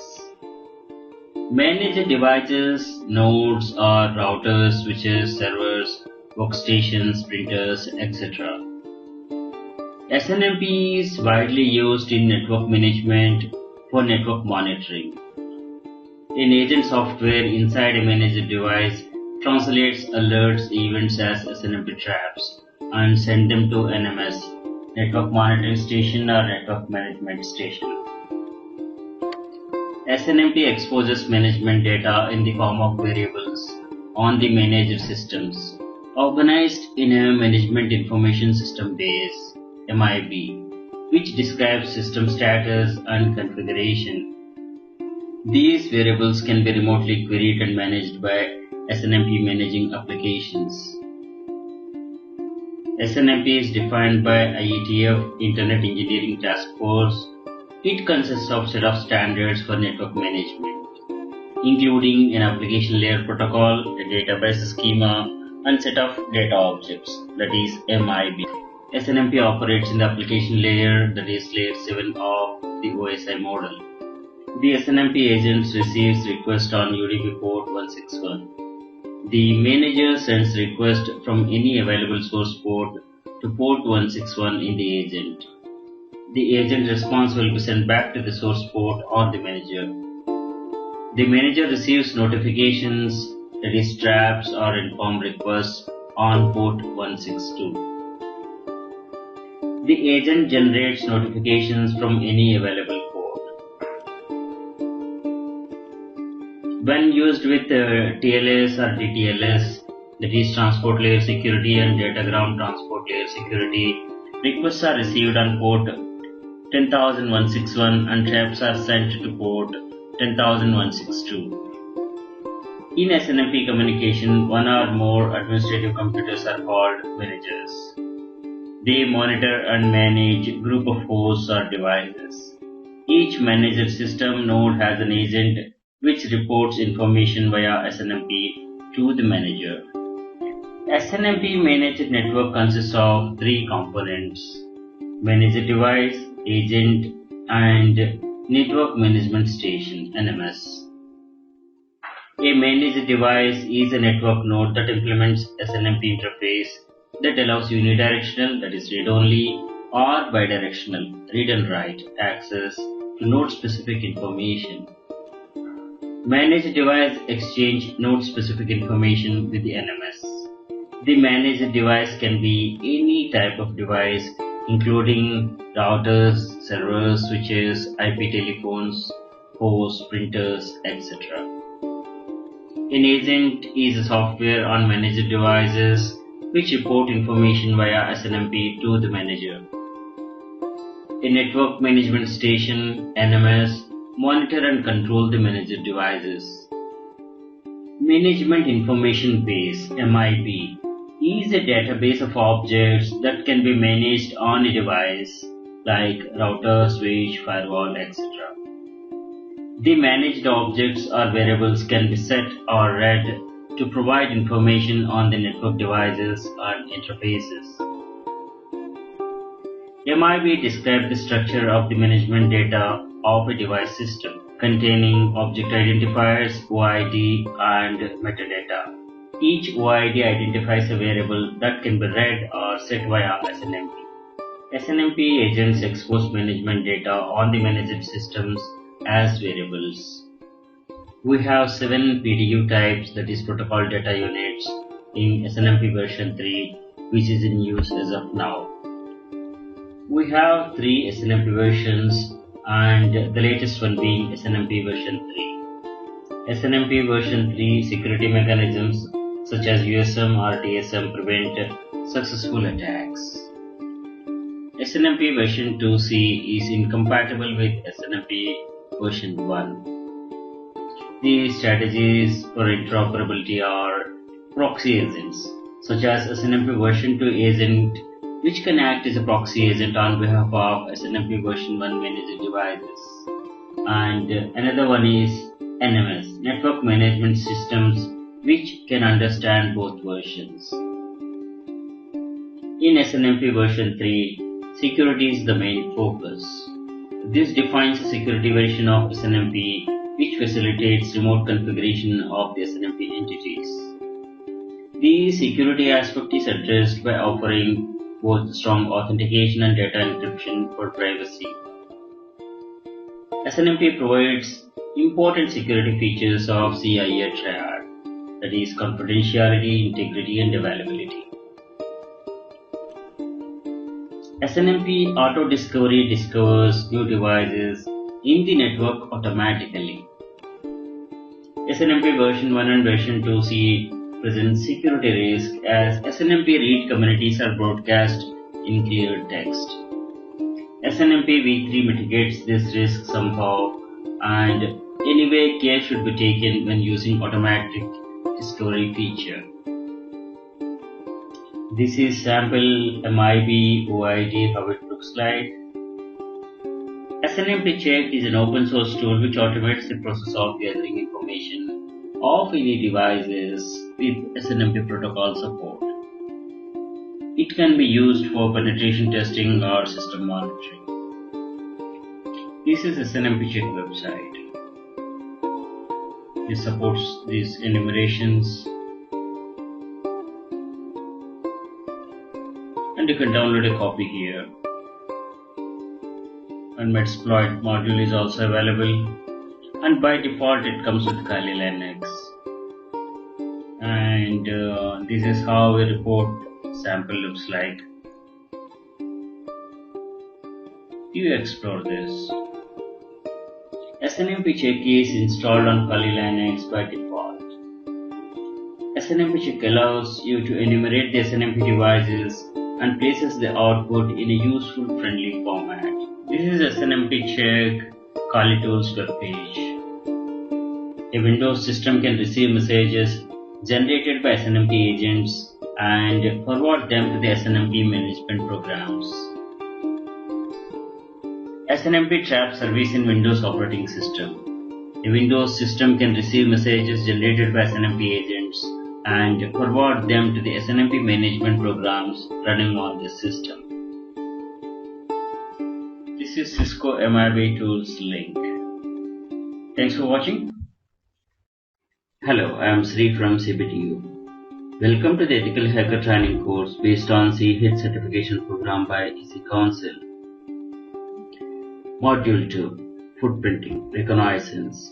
Section, Maltego Visual Link Analysis Tool. Maltego software is used for open source intelligence and forensics. It's developed by Paterva. Maltego focuses on providing library of transforms for discovered data from open sources and visualizing that information in a graph format suitable for link analysis and data mining. The focus of the application is analyzing the real-world relationships between people, groups, websites, domains, networks, internet infrastructure, and affiliations with online services such as Twitter and Facebook.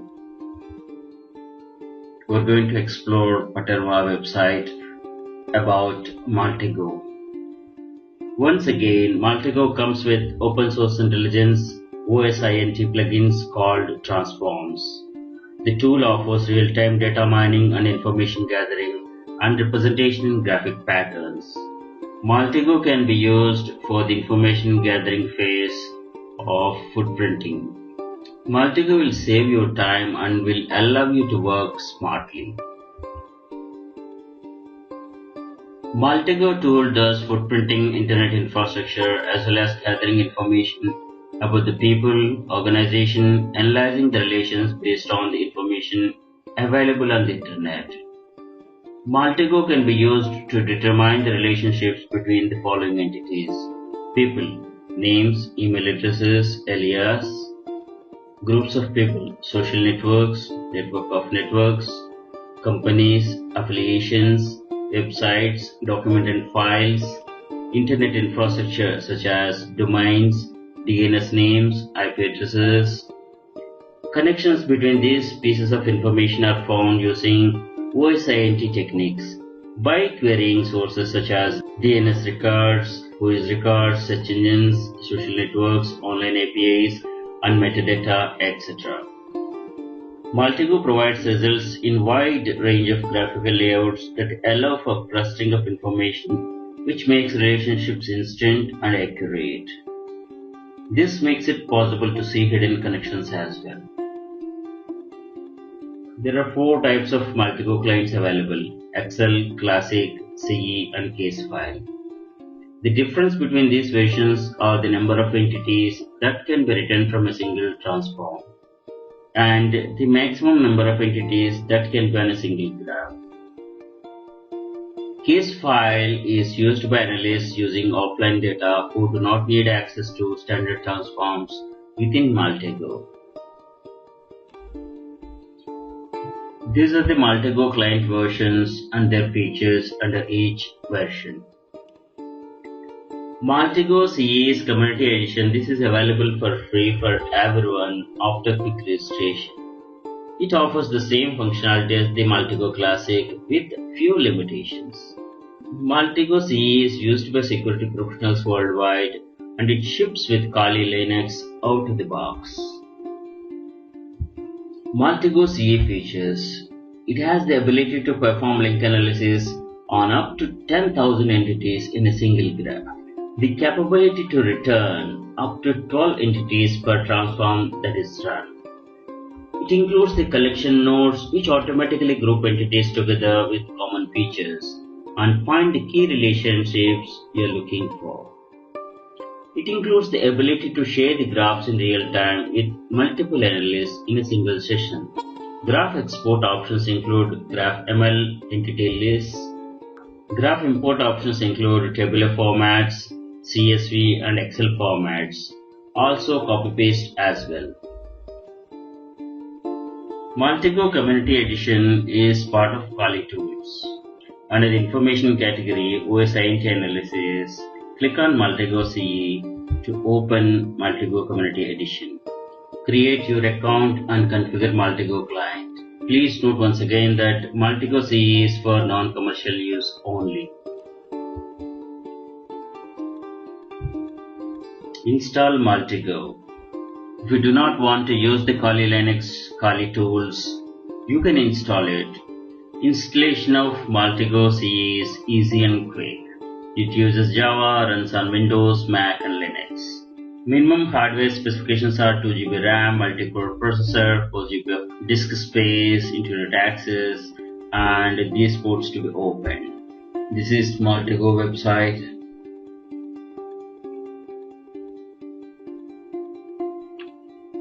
You click on this to see Maltego clients.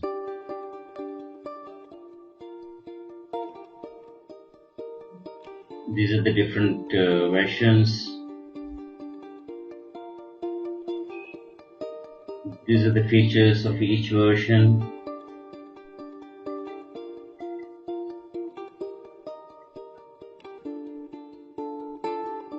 This page is from the Kali Tools website. Thanks for watching. Hello, I am Sri from CBTU. Welcome to the Ethical Hacker Training course based on CEH certification program by EC Council. Module Footprinting Section Recon NG. Recon NG is full-featured, web-based, open-source reconnaissance framework written in Python by Tim Toms.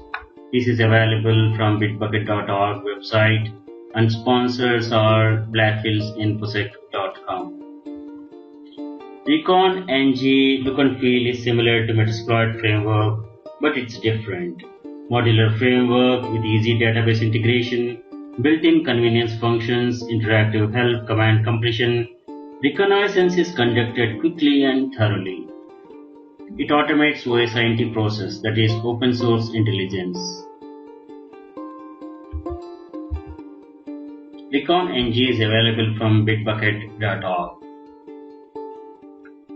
This is Bitbucket website. This is downloads page. Download a copy for your practice and testing. Recon NG comes with Kali tools by default. Recon NG can be opened under Applications, Information Gathering and selecting Recon NG. This is the welcome screen of Recon NG. We are going to take a Recon NG demo. The simple steps in Recon NG are add new workspace, load module, set options, run, and generate report. The entire framework is scriptable through the use of a resource file. The resource file is a plain text file containing the list of commands for the framework.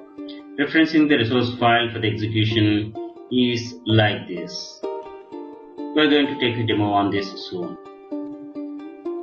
Some of the API keys are Bing API key, Google API key, Google Custom Search Engine CSE, GitHub API key, Shodan API key, and these are the other ones. Sign up for many other APIs to use with Recon NG. Thanks for watching. Hello, I am Sri from CBTU. Welcome to the Ethical Hacker Training course based on CEH certification program by EC Council. Module Footprinting Section Email Tracking. Email tracking is used by individuals, email marketers, spammers, phishers, and hackers to verify that emails are delivered and read by the recipients. This is to validate email addresses and that the content of the emails has made it past spam filters. Email can be used to collect confidential information about businesses and individuals. The tracking mechanisms employed are typically cookies, web bugs, and embedded graphics. Tracking email communications that involves in collecting the information from the email header and using email tracking tools to track the email origination. We have numerous email tracking tools and G2Crowd.com provides a comparison feature of all the tools. And Email Tracker Pro is most widely used on the Windows platform. G2Crowd.com. This is G2 CrowdGrid for email tracking. This is G2 Crowd website for best email tracking softwares. And the presentation in the grid format is shown here, the leaders, the niche, high performers, contenders, and you can compare the email tracking softwares. It's the best feature of this website.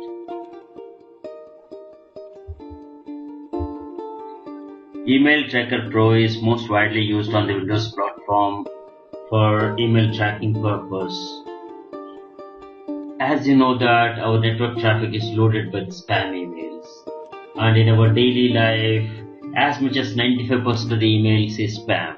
Now the email providers like Gmail, they have the best spam filters and they filter out the emails, that is spam emails from the genuine emails, and they will present it to you. Spam is annoying and can be dangerous as well.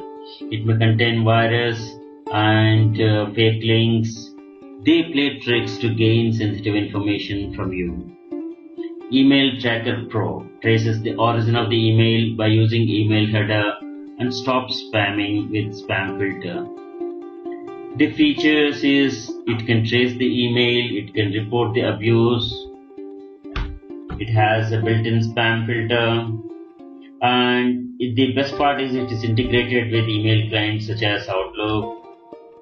One thing is that Email Tracker Pro may give false alarms with genuine emails and that need to be tweaked. Graphical representation of geolocation of the sender is displayed. This is the best part of it. The free trial is available. Download a free trial and start experimenting. And Email Tracker Pro is available for personal use and business use as well. And there are standard edition and advanced editions in each category.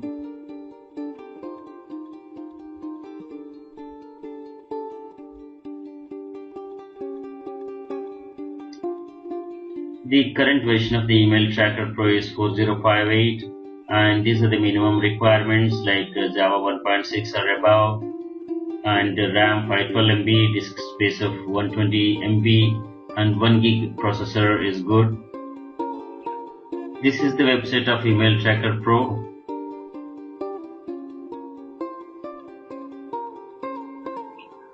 This is how graphically by geo it's represented. You can trace an email using email header. You can find out the email header by viewing the source of the email, view source. You can report abuse and it has a built-in spam filter. And this is the trial you can download and you can experiment.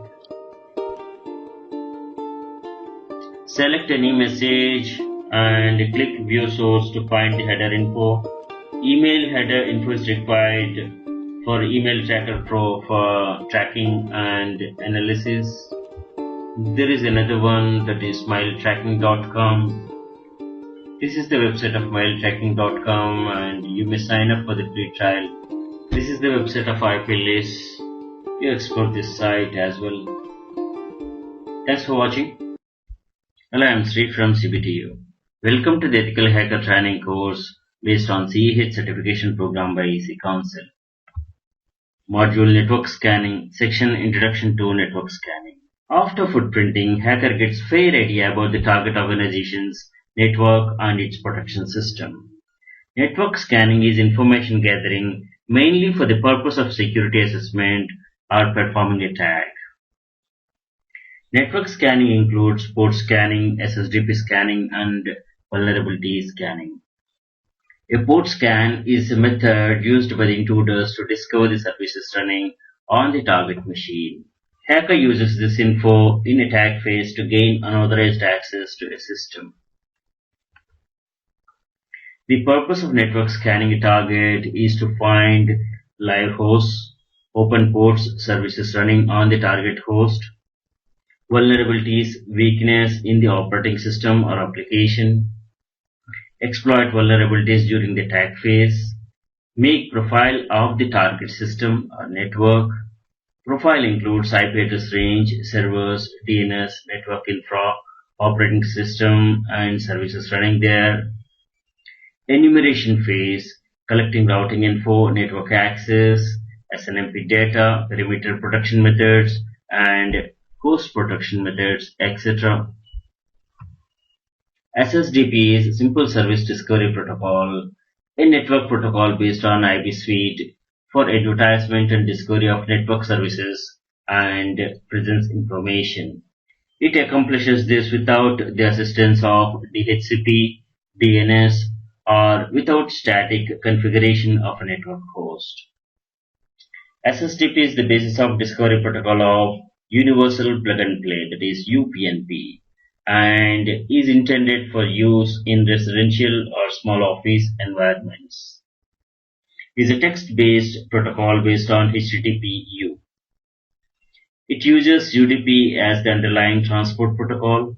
Services are announced by the hosting system with a multicast addressing on UDP port number 1900.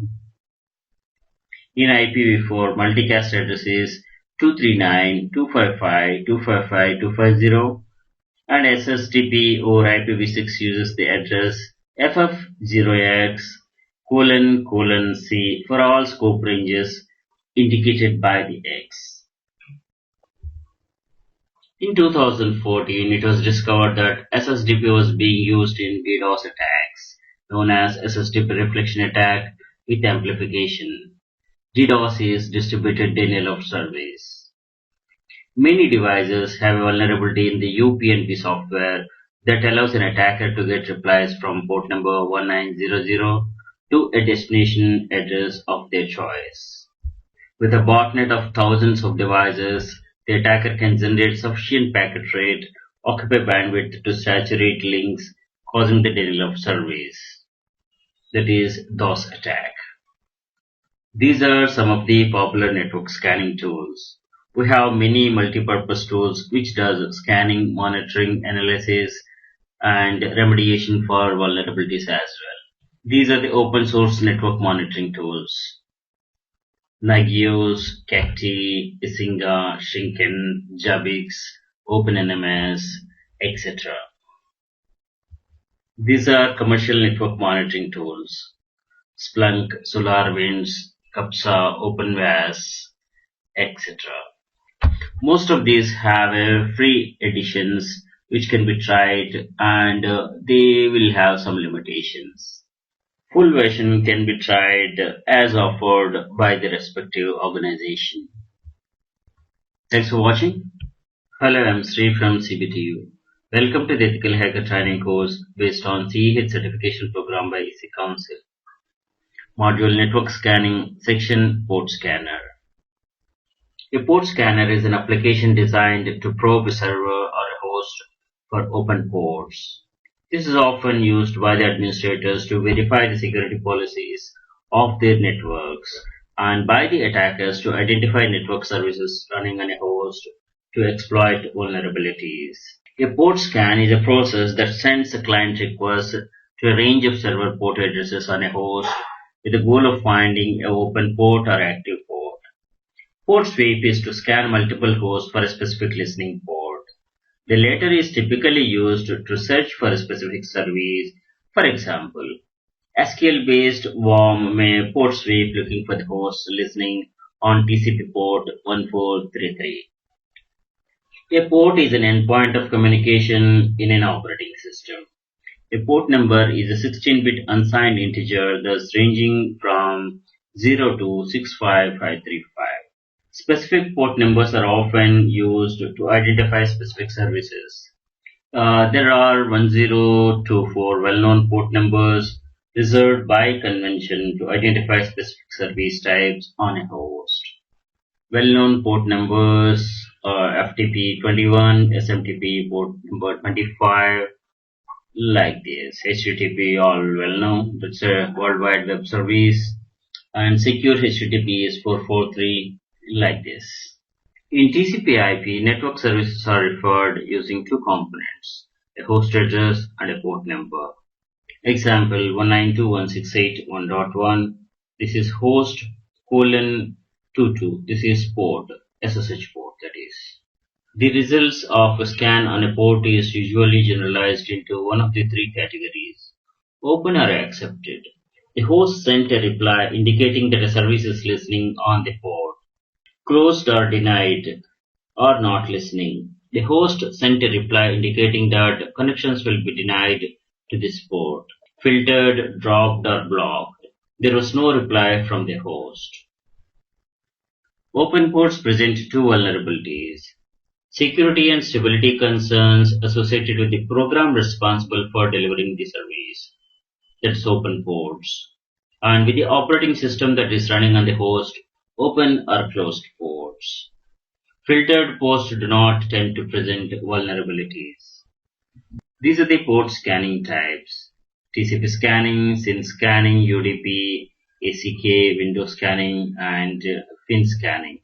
We have other scan types as well. TCP scan completes the TCP three-way handshake, and the port scanner closes the connection. These services can log the sender IP address, and IDS IPS can raise an alarm. Nmap calls this mode Connect Scan, named after the Unix Connect system call. SYN scanning is another form of TCP scanning, also known as hop-open scanning. The port scanner generates a SYN packet. If the target port is open, it will respond with SYNACK packet. The scanner host responds with RST packet, that is reset, closing the connection before the handshake is completed. If the port is closed but unfiltered, the target will instantly respond with RST packet.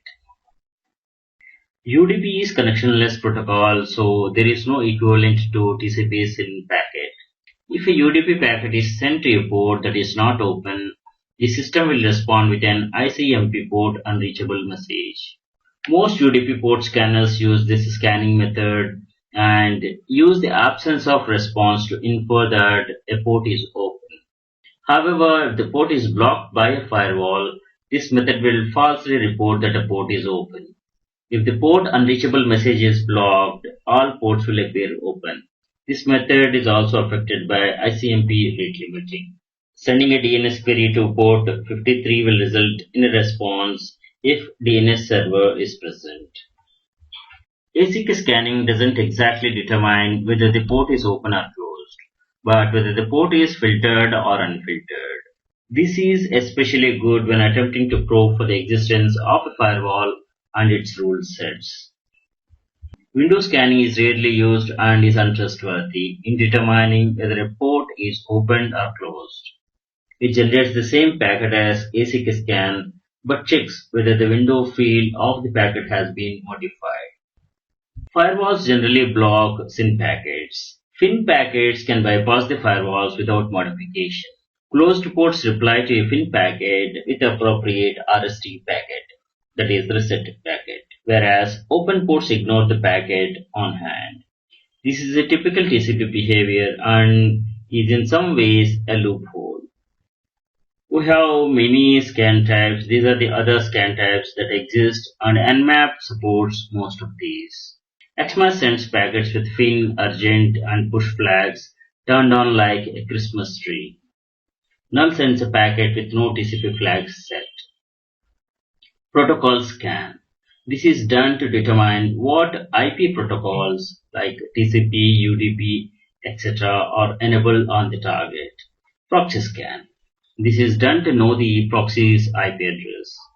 Idle scan. This is a scanning without revealing one's identity. CAT scan. This checks for the ports for erroneous packets. ICMP scan. This determines if a host responds to ICMP requests such as echo, ping, netmask, etc. Many internet service providers restrict the customer's ability to perform port scans to destinations outside of their home networks. This is usually covered in the terms of service or acceptable use policy, to which a customer must agree. Some ISPs implement packet filters or transparent proxies that prevent outgoing service requests to certain ports. If an ISP provides a transparent HTTP proxy on port 80, the port scans of any address will appear to have port 80 open, regardless of the target host's actual configuration. Thanks for watching. Hello, I'm Sri from CPTU. Welcome to the Ethical Hacker training course based on CEH certification program by EC Council. Module Network Scanning, Section Network Scanning Tools. These are some of the popular network scanning tools. We have many multi-purpose tools which does scanning, monitoring, analysis, and remediation for vulnerabilities, and many add-on features. Nmap is a popular security scanner used to discover hosts and services on a network, thus building a map of the network. Nmap is used in footprinting, network enumeration, and network audits. GenMap is the official GUI for the Nmap, and you can do intensive scans. GenMap builds the command with pre-built profiles like PingScan, QuickScan, IntensiScan, etc. to be executed on the target host. Please watch Nmap session for the demo. PRTG network scanning tool is from Pessler. It does website monitoring, database monitoring, and bandwidth usage monitoring. This is a powerful network scanning tool which track bandwidth traffic, which give you complete overview of your network. PRTG's Network Monitor tool offers Windows Server Monitor for monitoring Windows servers and entire network 24 by 7. There will not be a network professional who have not heard about SolarWinds tools. SolarWinds is leader in NMS applications, that is Network Management System or Network Monitoring System, and IP address scanner is one such useful utility. SoftPerfect Network Scanner is a fast scanner with an extensive range of options and advanced features for system admins. This program can ping computers, scan ports, discover shared folders, and comes with flexible filtering and display options. It can retrieve any information about network devices via WMI, SNMP, HTTP, SSH, and PowerShell. The results can be exported to a variety of formats from XML to JSON. Angry IP Scanner is an open source and cross-platform network scanner designed to be fast and simple to use. It scans IP addresses and ports as well as has many other features. It's widely used by the network admins around the world, including large and small enterprises, banks, government agencies. It runs on Linux, Windows, and Mac OS X as well. Network Scanner from Lizard Systems is used for scanning large networks that have hundreds thousands of computers along with small networks. Network Scanner not only finds the network computers and shared resources, but also checks its access rights. The scan results can be exported to XML, HTML, or text file. Network Scanner from Beyond Security. This is a powerful scanner. Thanks for watching. Hello, I'm Sri from CBTU. Welcome to the Ethical Hacker training course based on CEH certification program by EC Council. Module Network Scanning, Section Nmap Network Mapper. Nmap is a security scanner used to discover hosts and services on a network, thus building a map of the network. Nmap is used in footprinting, network enumeration, and network audits. Nmap is an essential tool in networking toolkit. Nmap features include identifying open ports and a target host in preparation for auditing, network inventory, network mapping, maintenance and asset management, finding and exploiting vulnerabilities in a network. And additional features of Nmap are host discovery. This is identifying hosts on a network that respond to TCP or ICMP requests or have a particular port open. Port scanning, enumerating the open ports on target host. Version detection of the application, detecting the OS, operating system and hardware characteristics of the network devices. A scriptable interaction with the target using Nmap scripting engine, that is NSE, and Lua programming language. Advanced service detection and vulnerability detection. Find reverse DNS names, device types and MAC addresses. Network performance testing by generating traffic to hosts on a network. Response analysis, response time management, and eliminate any issues. For Nmap 4.5 and above, GenMap is the official GUI, and it replaced Nmap. Other Nmap web-based interfaces are Nmap CGI, IVRE, Nmap Win, and Nmap W is for Windows. XNmap is Mac OS X GUI. Nmap has long history. In 1997, Nmap was first published as an article, and in 1998, Nmap 2.0 is released. Many versions released since then, and Nmap changelog records all the changes. The latest one is Nmap 7.6, released in 2017. Nmap turns 20 years old in 2017. Nmap is a great tool. Nmap is used by security and system administrators to assess their own networks for vulnerabilities, that is white hat hacking or ethical hacking. System admins can use Nmap to search for the unauthorized servers or computers that do not conform to security standards. Nmap is related to vulnerability assessment tools like Nessus, which test for common vulnerabilities in open ports. Nmap can perform vulnerability checks against the discovered services. This is all about ethical hacking. On the flip side, Nmap could be potentially used for black hat hacking as a precursor attempting to gain unauthorized access to computer systems. Unauthorized port scanning is illegal and may attract severe punishments under the law. Please be aware of it. Nmap is popular in media and games as well. Besides hackers, Nmap tool screens are used in movies like The Matrix Reloaded, Trinity, The Listening, Battle Royale, Live Free or Die Hard, Bourne Ultimatum, and Dread, etc. In 2003, Nmap appeared in the popular sci-fi movie LCM. The command Nmap is widely used in the video game Hacknet, allowing to probe the network ports of the target system to hack it. Nmap provides 4 output formats, all but the interactive output is saved to a file. Nmap output can be manipulated by a text editor, enabling the user to create customized reports. Interactive output. This is presented and updated in real time when a user runs Nmap from the command line. Various options can be entered during the scan to facilitate monitoring. XML, a format that can be further processed by XML tools. It can be converted into a HTML report using XSLT. Greppable, output that is tailored to a line-oriented processing tools such as grep, sed, and awk. Normal, the output is seen while running the Nmap from the command line, but saved to a file.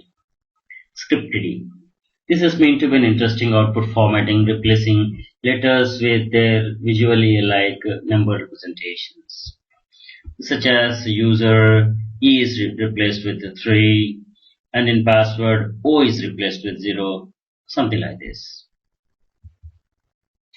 Nmap helps in auditing network security. Auditing the network security by identifying new servers or devices. Auditing the security of a device or a firewall by identifying the network connections which can be made to or through it. These are similar or advanced tools. Kali Linux, Metasploit, Framework, Wireshark, etc. ZenMap is the official GUI for the Nmap. It is a multi-platform, free and open source application, which makes Nmap easy to use while providing advanced features for experienced Nmap users. Frequently used scans can be saved as profiles to make them easy to run repeatedly. A command creator allows interactive creation of Nmap command lines. Scan results can be saved and viewed later. Saved scans can be compared with one another to see how they differ. The results of the recent scans are stored in searchable database. ZenMap is available at this link. Download the right installer, which includes the dependencies and also the GenGUI and CLI version. Nmap is supported on Windows 7 and newer versions. The version of the npcap included in the installer may not be the latest one, and download it again if you experience any problems. The Nmap executable Windows installer can handle npcap installation, registry performance tweaks, etc. It also includes the GenMap graphical frontend. Latest release is Nmap 7.6. After Nmap installation, open the command prompt and type Nmap and enter. You should see the Nmap usage and help output. This indicates that Nmap is installed correctly and the class path is set.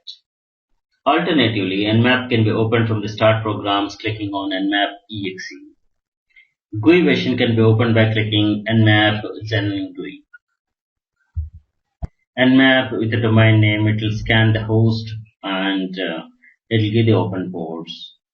And with additional switches, you can get more elaborate information. This is -v, this is a verbose detailed scan information. This is GenMap GUI. You can input the target here. GenMap has preset profiles. You can select any of these and this automatically gives the required switches for the command to be executed.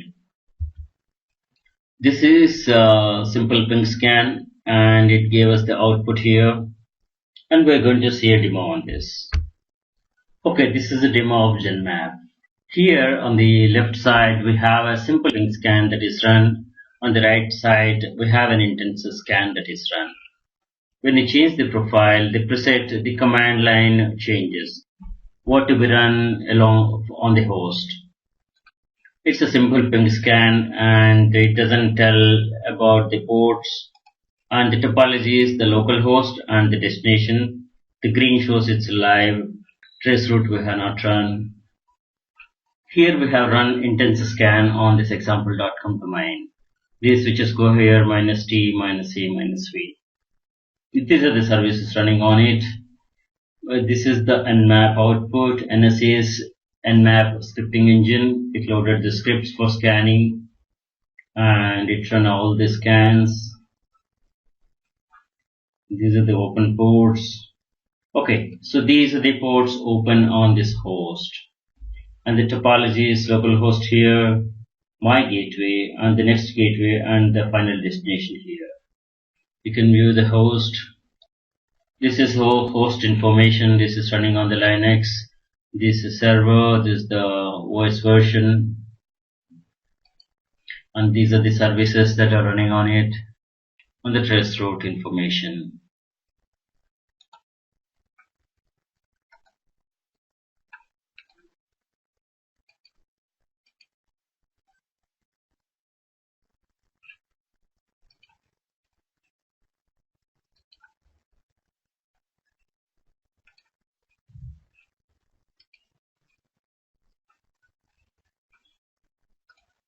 These are the two scans we have done and we have not saved yet. You can save them to a directory. This is the Nmap scan report. You can view this Nmap scan reports with any text editor.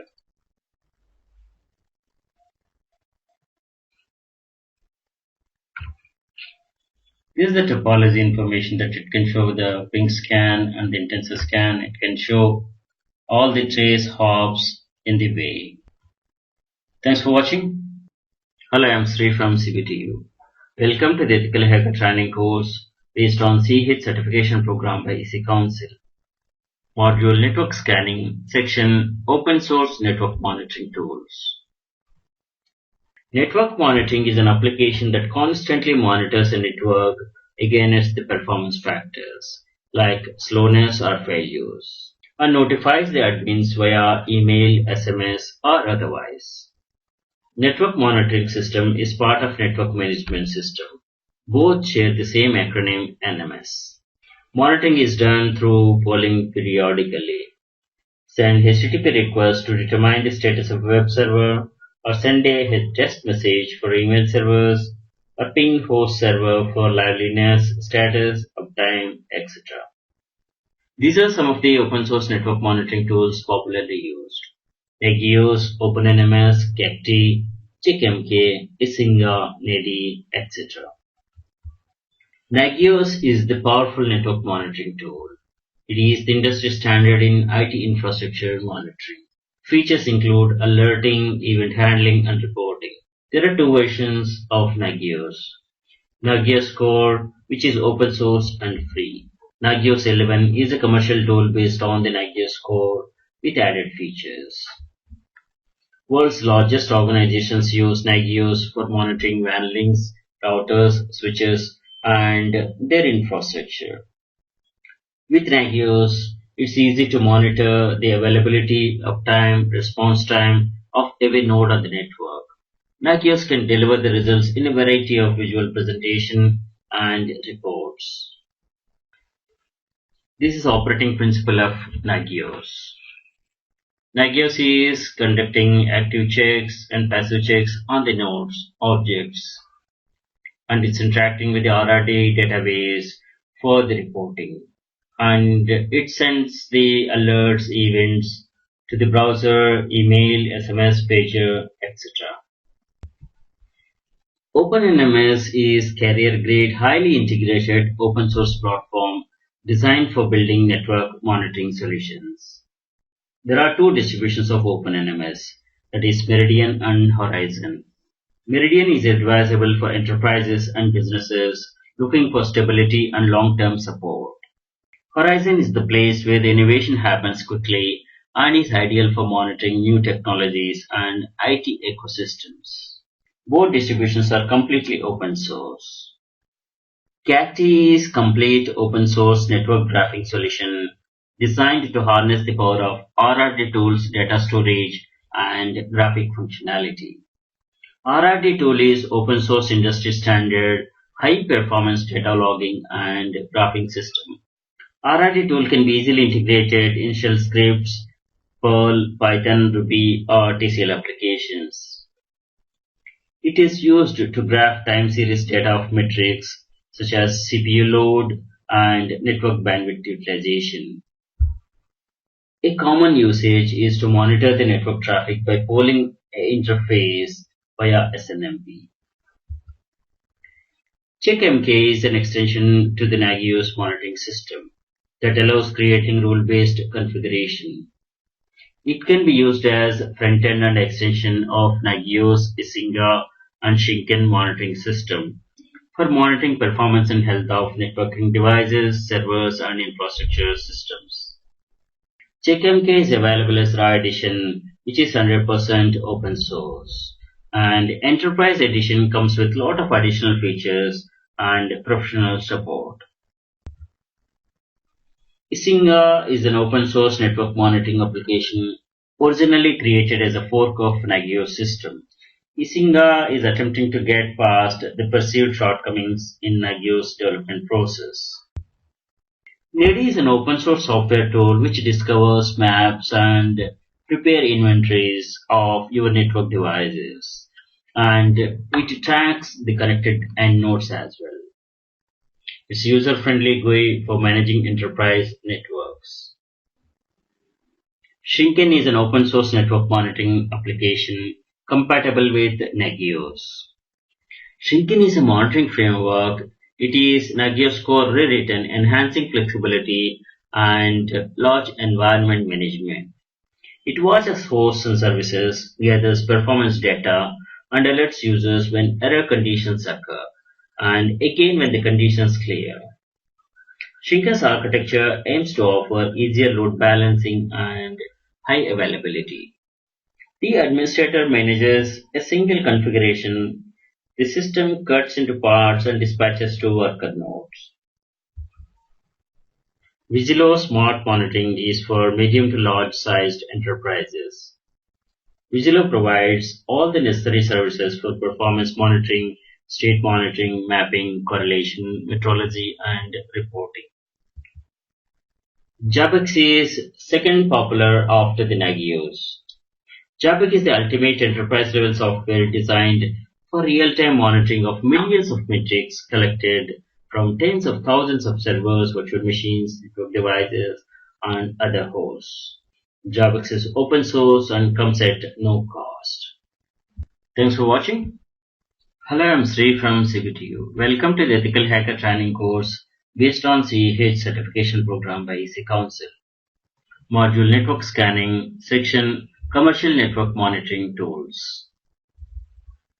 Network monitoring is an application that constantly monitors a network against the performance factors like slowness or failures and notifies the admin via email, SMS, or otherwise. Monitoring is done through polling periodically. We have seen open source NMS tools, that is Network Management System or Network Monitoring System, and almost all of them have enterprise grade version besides free versions. These are the popular network monitoring tools commercially available. Splunk, SolarWinds, Network Miner, Capsa. Let us look at each of these. Splunk is a data collection and analysis platform that allows you to monitor, gather, and analyze data from various sources, like event logs, devices, services, TCP/IP traffic, etc. Network Performance Monitor (NPM) from SolarWinds.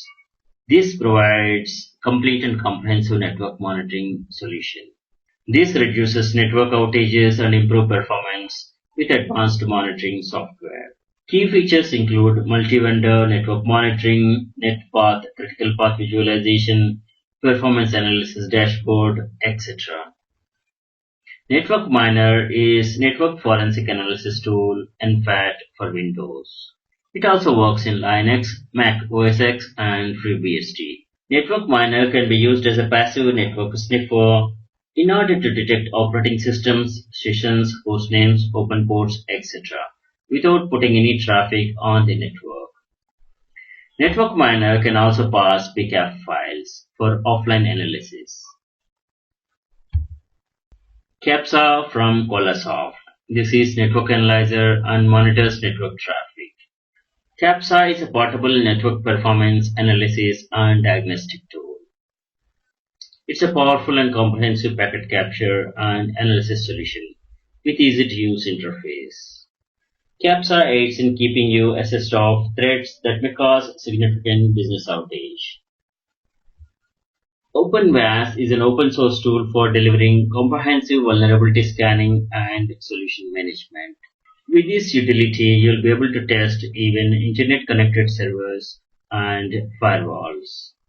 The OpenVAS framework is part of Greenbone Network's commercial vulnerability management solution, from which developments are contributed to the open source community since 2009. Aperta monitors performance for SaaS apps, cloud apps, remote locations, and everything in between. Unigma Unified Cloud Management, performance monitoring, automation, and cost analytics for public clouds. Features include get instant alerts without installing agents, policy-driven, out-of-the-box monitoring rules, reporting, automate routine tasks, event-driven smart tasks. Dynatrace is powerful full-stack automated performance management tool. Core Impact is the most comprehensive solution for assessing and testing security vulnerabilities throughout your organization. Core Impact is the only solution that empowers you to replicate attacks that pivot across systems, devices, and applications, revealing how chains of exploitable vulnerabilities, mission-critical systems, and data. Core Impact gives you visibility into the effectiveness of your endpoint defenses and reveals where your most pressing risks exist across your network. This enables you to evaluate your organization's ability to detect, prevent, and respond to real-world multi-staged threats. Genos Core is a powerful open-source IT monitoring platform that monitors applications, servers, storage, networking, and virtualization to provide availability and performance statistics. NetBeast provides network engineers with real-time and historical performance data to solve the most complex issues on the wide and Wi-Fi networks. KeyChest of Enigma Bridge is a certificate expiry monitoring service. It uses internet databases and checks configuration of your servers. KeyChest dashboard gives you all the information you need for operational teams as well as performance charts. These KPIs, key performance indicators. The Dude Network Monitor is a new application by MikroTik. The Dude is a network monitoring solution that monitors devices and alerts you when there is a problem. It automatically scans all the devices with specified subnets, draw a network map, and monitors services of the devices. NetXMS is a multi-platform open-source network management and monitoring system that offers event management, performance monitoring, alerting, reporting, and graphing. Pandora FMS is an elegant and modern system that solves real-world problems quickly. It's an all-in-one package offering modern and flexible IT monitoring, replacing the need for multiple difficult-to-operate and more costly monitoring systems. WhatsUp Gold. This is from the IP Switch, powerful network monitoring software. WhatsApp Gold's powerful Layer 2, Layer 3 discovery results in a detailed, intensive map of your entire network infrastructure. This comes with affordable license and can monitor any type of device, host, server. WhatsApp Gold can perform application monitoring, network traffic analysis, configuration management, and network monitoring and alerting. VIA Observer Platform Gigastore is a comprehensive network performance monitoring and diagnostic solution. PRTG Network Monitor monitors the network availability and network usage using a variety of protocols including SNMP, NetFlow, and WMI. Microsoft Network Monitor is a deprecated packet analyzer and has been replaced by Microsoft Message Analyzer. This message analyzer enables you to capture, display, and analyze protocol messaging traffic, and to trace and assess the system events and other messages from Windows components. JFile NGuard Network Management Tool. This comes with the centralized patch management and network auditing. This prevents potential compliance issues. Thanks for watching. Hello, I'm Sri from CBTU. Welcome to the Ethical Hacker Training course based on CEH certification program by EC Council. Module 3, Network Scanning, Section Ping and Ping Sweep. Ping is a command line utility used to test the reachability of a host on an IP network. Ping is an acronym for Packet Internet Grouper. Ping is available on Linux flavors and Windows as well. It measures the round-trip time (RTT) for the messages sent from the originating host to a destination system that are echoed back to the source. Ping operates by sending ICMP echo request packets to the target and wait for the ICMP echo reply. ICMP is Internet Control Message Protocol. This program reports errors, packet loss, and statistical summary of the results, including the minimum, maximum, and the mean round-trip times. Network scanning tools work by utilizing the echo packets, resulting in host discovery, scanning, and ping sweep. Ping is powerful troubleshooting utility, but it's misused by flooding in DOS attacks. The classic tool used for the ping sweeps is fping. Ping sweep is a method that can establish a range of IP addresses which map to live hosts. Some of the tools are fping, hping, and nmap. Let us know a bit about the origin of the ping. In 1983, the ping utility was written by Mike Morse as a tool to troubleshoot problems in an IP network. RFC 1122 prescribes that any host must process ICMP echo request and issue echo reply in return. Ping options may include the size of the payload, count of the tests, limit for the number of hops, that is TTL, time to live, that probes traverse, and interval between the requests. Ping 6 is used for testing IPv6 networks. Hackers misuse ping in conducting DOS attacks by ping floods, in which attacker attempts to overwhelm the victim with numerous ICMP echo requests. Ping has been considered a security risk because merely acknowledging a host presence turns it into a potential target. For these reasons, many systems and corporate networks make a policy to disable the reply, despite the fact that RFC 1122 mandates hosts always to send a reply. When you open a command prompt and type ping, you will see the options. Just type ping space and the host and enter.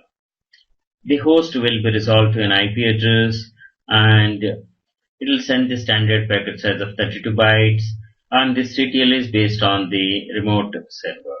This time is RTT, round trip time, from the source to destination and destination to back, the total travel time. And these are the statistics. If any packets are lost, we call it as request timeout, RTO.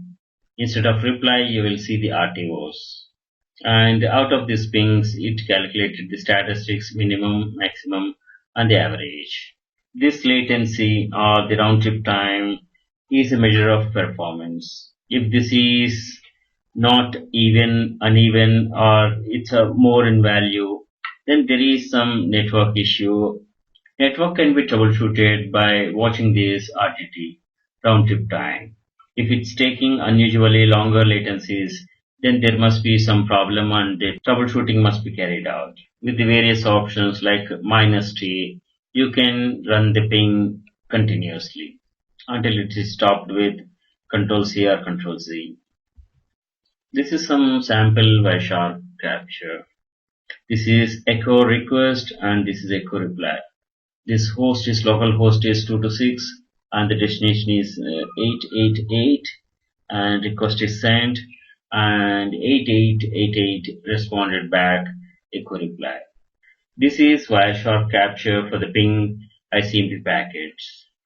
This is source localhost and the destination is 8888 and the protocol is ICMP and echo request is being sent. And the destination 8888 responded back echo reply. You can analyze the traffic if you're interested. In case of no response from the target host, most implementations of the ping display nothing or periodically print notifications about timing out, that is request timeout RTO. In case of error, the target host or an intermediate router sends back an ICMP error message, for example, host unreachable or TTL exceeded in transit. There are some utilities which use ping in the background. Traceroute or traceRT is used to trace the path between a user and the target system on the networks. Traceroute is a network diagnostic tool for displaying the route and measuring the transit delays in the packets across hops in network. A comparison to the ping being ping only computes the final round trip times from the destination point. In Unix, Linux, Apple macOS, the command is traceroute. In Microsoft Windows, the command is traceRT. TraceRT sends ICMP echo requests instead of UDP packets. This is a TraceRT example in Windows platform. Traceroute on Linux. Firewalls may permit ICMP packets but not permit packets of other protocols. Traceroute is also used by penetration testers to gather information about the network infrastructure and IP ranges around a given host. Thanks for watching.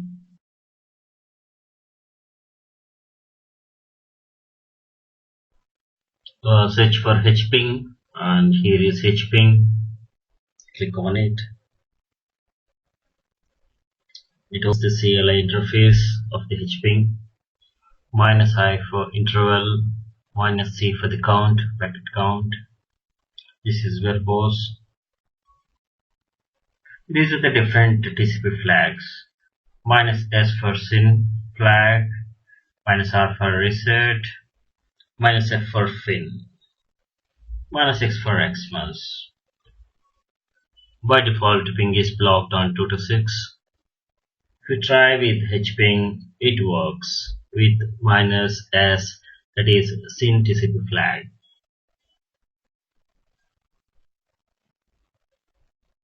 So web server is running on port 8000 and if you continuously send these packets, it will flood the server with SYN packets. Let's try with FIN. We won't get any response. Even for the reset also won't get any response. We can capture the packets in the Wireshark and we can see the two-way communication. Where we are running this hping is the IP address is 230.192.168.0.230. This is Wireshark capture. 192.168.0.230 is Kali Linux machine from where we are running hping to the server on 226. Server is running on port 8000 and SYN packet is sent from 230 and 226 responded back with ACK, but 230 immediately reset that connection. To avoid TCP three-way handshake, These are the other elements. If you're interested, you can have a look at it. We filtered the communication between 226 and 230. 230 is source, and this is 230 sent packet, and 226 responded with acknowledgement. 230 sent a said packet to avoid TCP three-way handshake, and here we sent from 230 to 226 fin packets, and we didn't get any ECK. And these are the reset packets which were sent from 230 to 226. These are the various attacks that can be done on a target host.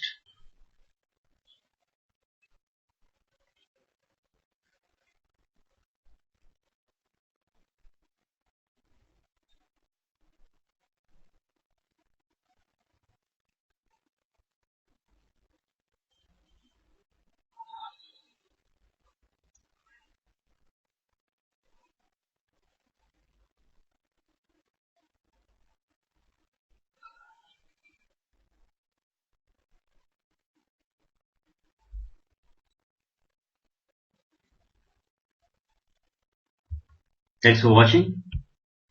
Hello, I'm Sri from CBTU. Welcome to the Ethical Hacker Training course based on CEH certification program by EC Council. Module Network Scanning section HPing and FPing. HPing is a free packet generator and analyzer for the TCP/IP protocol. It's distributed by Salvatore Sanfilippo. It's also known as Anti-Res. It is one of the de facto tools for security auditing and testing of firewalls and networks. It was used to exploit idle scanning technique and now implemented in the Nmap security scanner.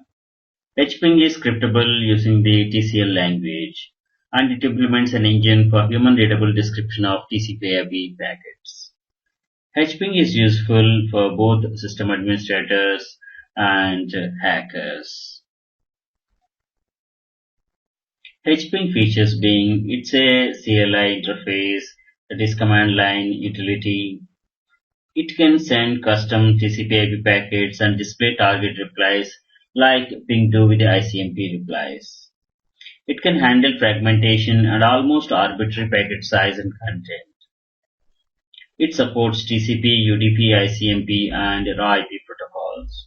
It has a trace route mode, the ability to send files between covered channel, and many other features. HPing works on Windows and all Linux flavors. It's released under GPL version 2. HPing is no longer actively developed. However, from time to time, changes are submitted by the users and they are integrated into the main source tree. The development headquarters being HPing GitHub repository. And it comes with Kali Linux, Kali tools as well. This is web page of HPing. HPing is capable of firewall testing, advanced port scanning, network scanning using different protocols, TOS, fragmentation, etc. These are HPing links. FPing is high performance network diagnostic tool to send ICMP echo probes to multiple network hosts. FPing is a ping-like program to check if a host is alive. In FPing, we can specify any number of hosts on the command line or specify a file containing the list of hosts to ping. The history of FPing being in 1992, Roland Schemers published first version.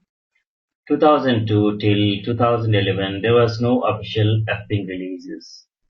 In 2017, FPing 4 is released. These are some of the FPing links. This is GitHub repository. This is maintained by David. This is FPing web page. This is FPing Git repository. FPing is a tool that can be used for conducting ping sweeps. FPing takes a list of IP addresses and sends ping packets to them.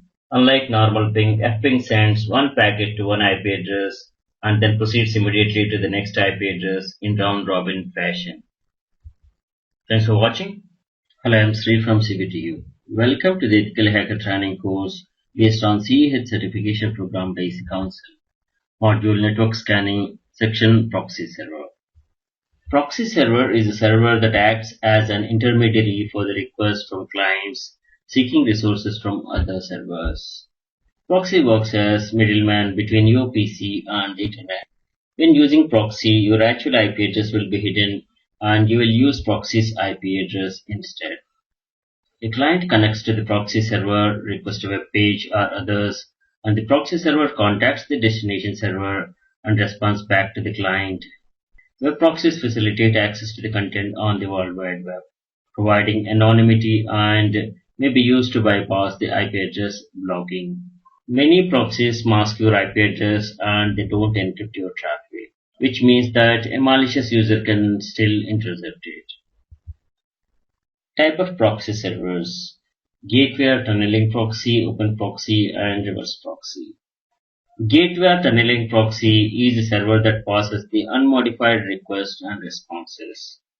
Open proxy or forward proxy. This is an internet-facing proxy used to retrieve a wide range of resources. There are many open proxies on the internet. An anonymous open proxy allows users to conceal their IP address while browsing the web or using other internet services. Reverse proxy or surrogate proxy. This is an internal-facing proxy used as front-end to control and protect access to a server on a private network. A reverse proxy commonly performs tasks such as load balancing, authentication, decryption, or caching, etc. There are several reasons for installing reverse proxy servers: encryption or SSL acceleration, load balancing. The reverse proxy can distribute the load to several web servers, each web server serving its own application area. Server cache static content. A reverse proxy can offload the web servers by caching static content like pictures and other graphic content. Compression. A proxy server can optimize and compress the content to speed up the load time. Security. The proxy server is an additional layer of defense and can protect against some OS and web server specific attacks. Extranet publishing. A reverse proxy server facing the internet can be used to communicate to a firewall server internal to an organization, providing extranet access to some functions while keeping the servers behind the firewalls. An open proxy is a forwarding server that is accessible by any internet user. A reverse proxy or surrogate proxy is a server that appears to the clients to be an ordinary server. Requests are forwarded to one or more proxy servers which handle the request. The response from the proxy server is returned as if it came directly from the original server, leaving the client no knowledge of the origin servers. Reverse proxies are installed in the neighborhood of one or more web servers. All the traffic coming from internet and with the destination of one of the neighborhood's web server goes through a proxy server. These are some of the implementation of proxies. Tor proxy is popular among all. Tor is an acronym for the Onion Router. Tor client software routes internet traffic through a worldwide volunteer network of servers in order to conceal the user's location or usage from someone conducting network surveillance or traffic analysis. Using Tor makes it more difficult to trace internet activity, including visits to the websites, online posts, instant messages, and other communication forms back to the user. It is intended to protect users' personal freedom, privacy, and ability to conduct confidential businesses by keeping their internet activities from being monitored. I2P proxy. I2P Anonymous Network is a proxy network implementing garlic routing. This is an enhancement of Tor's onion routing. I2P is fully distributed and works by encrypting all communication in various layers and relaying them through a network of routers run by the volunteers in various locations. By keeping the source of the information hidden, I2P offers censorship resistance. The goals of the I2P are to protect users' personal freedom, privacy, and ability to conduct confidential business. Web proxy forwards HTTP requests SOX proxy forwards arbitrary data after connection fails. It is similar to HTTP Connect in web proxies. Transparent proxy is also known as intercepting proxy, inline proxy, or forced proxy. Transparent proxy intercepts normal communication at the network layer without requiring any special client configuration. A transparent proxy is normally located between the client and the internet, with the proxy performing some of the functions of a gateway. CGA proxy. A CGA proxy accepts target URLs using web form in the user's browser window, processes the request, and returns the results to the user's browser. Suffix proxy. A suffix proxy allows a user to access the web content by appending the name of the proxy server to the URL of the requested content, like example.com.suffixproxy.com. DNS proxy takes DNS queries and forwards them to the Internet Domain Name Server. It may also cache DNS records. SMTP proxies are specialized mail transfer agents, MTAs, that, similar to the other type of proxy servers, pass the SMTP sessions through the other MTAs without using the store and forward approach of a typical MTA.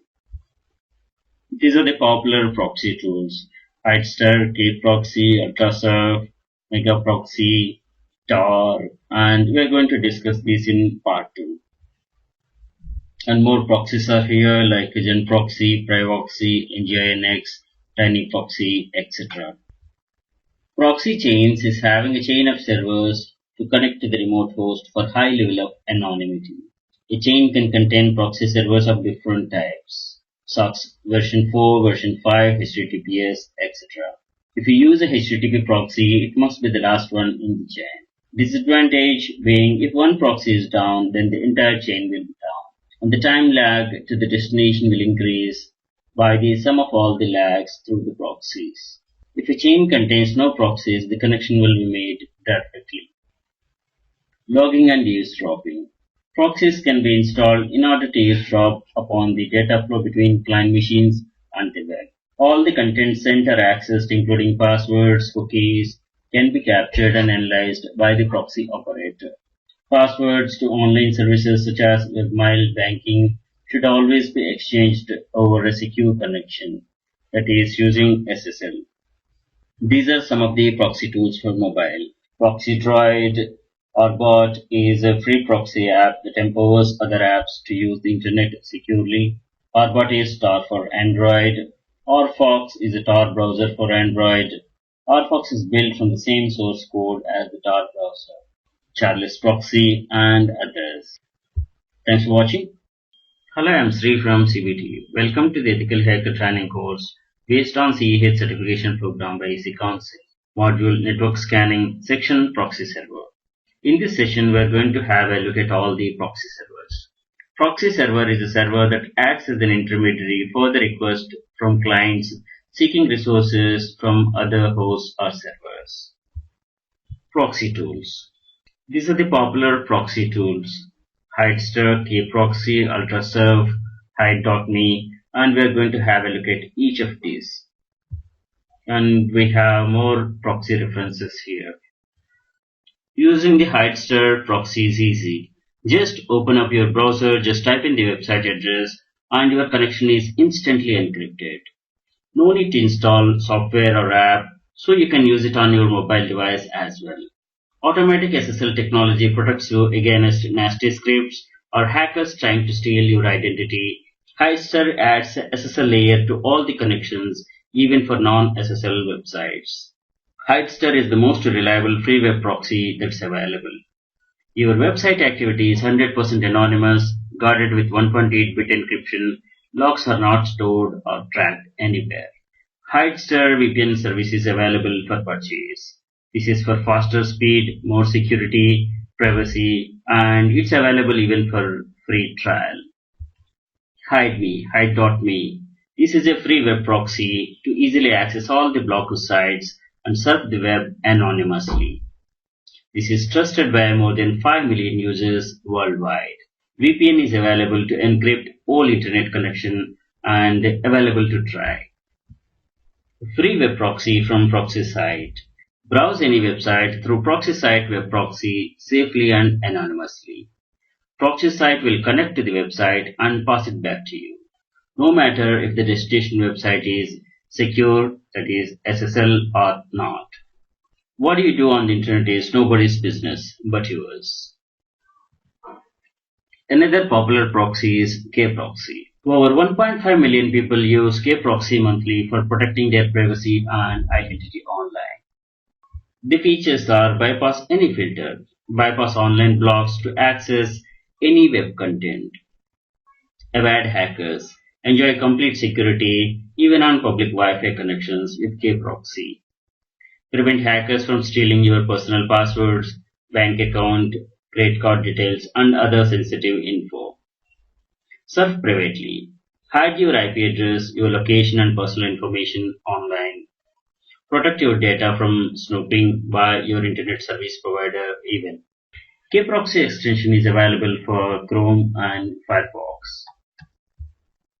SSL encrypted free web proxy from VPNbook to surf the web anonymously and securely.